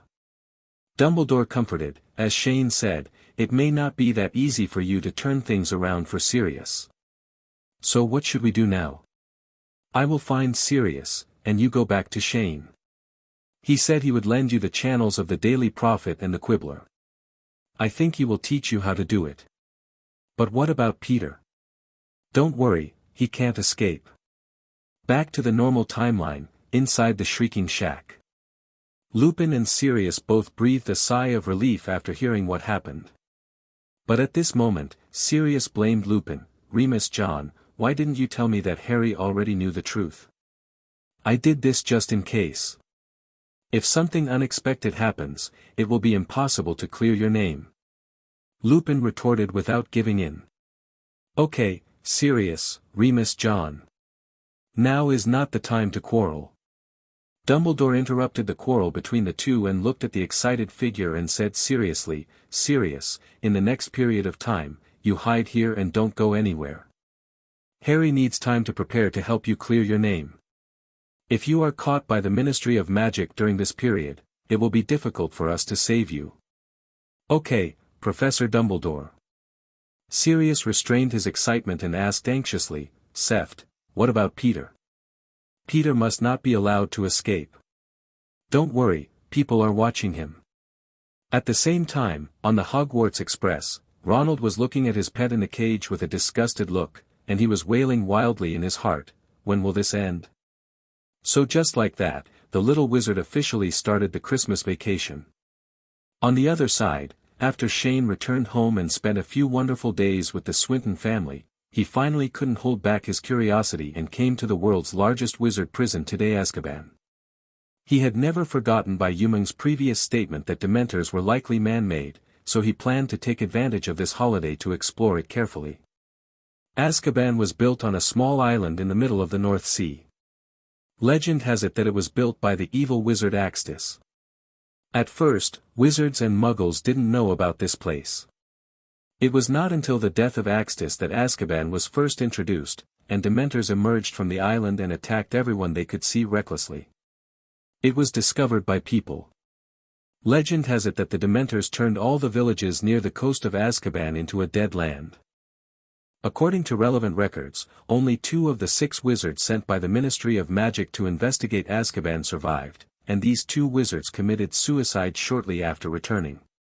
Therefore, the Ministry of Magic noticed the abnormality of Azkaban and began to send a large number of combat forces to suppress the Dementors. It took a lot of effort to restrict them to the vicinity of Azkaban.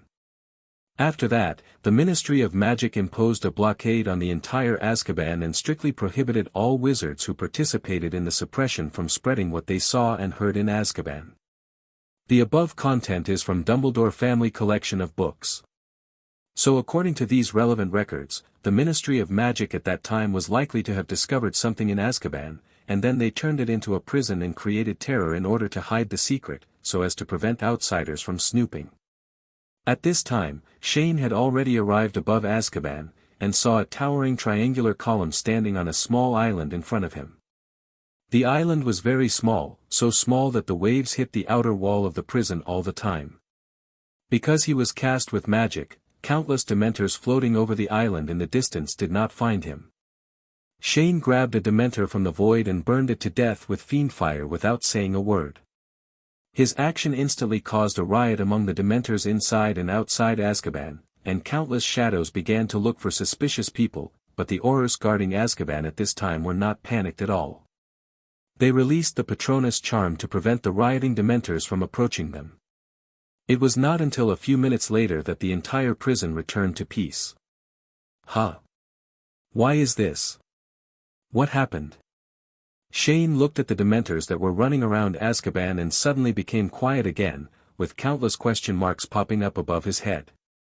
From the perspective of pupil magic, he did not find any special movements of the Aurors guarding Azkaban, so why did the dementors suddenly become quiet?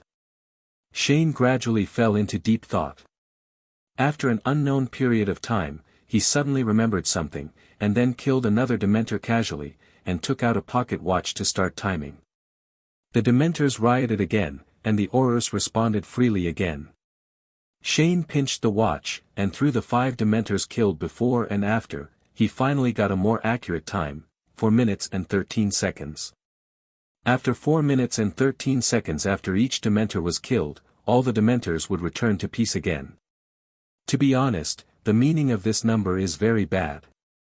4 is the homonym of death. In the Bible, 13 is the most unlucky number, representing death. The 13th is the day when Judas betrayed Jesus. Hello everyone! As we wrap up this video, I want to share a quick note. I have a Patreon account. If you'd like to support me and enjoy on-demand audiobooks, you can become a Patreon member. Alternatively, you can check out my Google Drive link, which has 500+ novel audiobooks available through my Ko-fi or Patreon shop. I appreciate your support.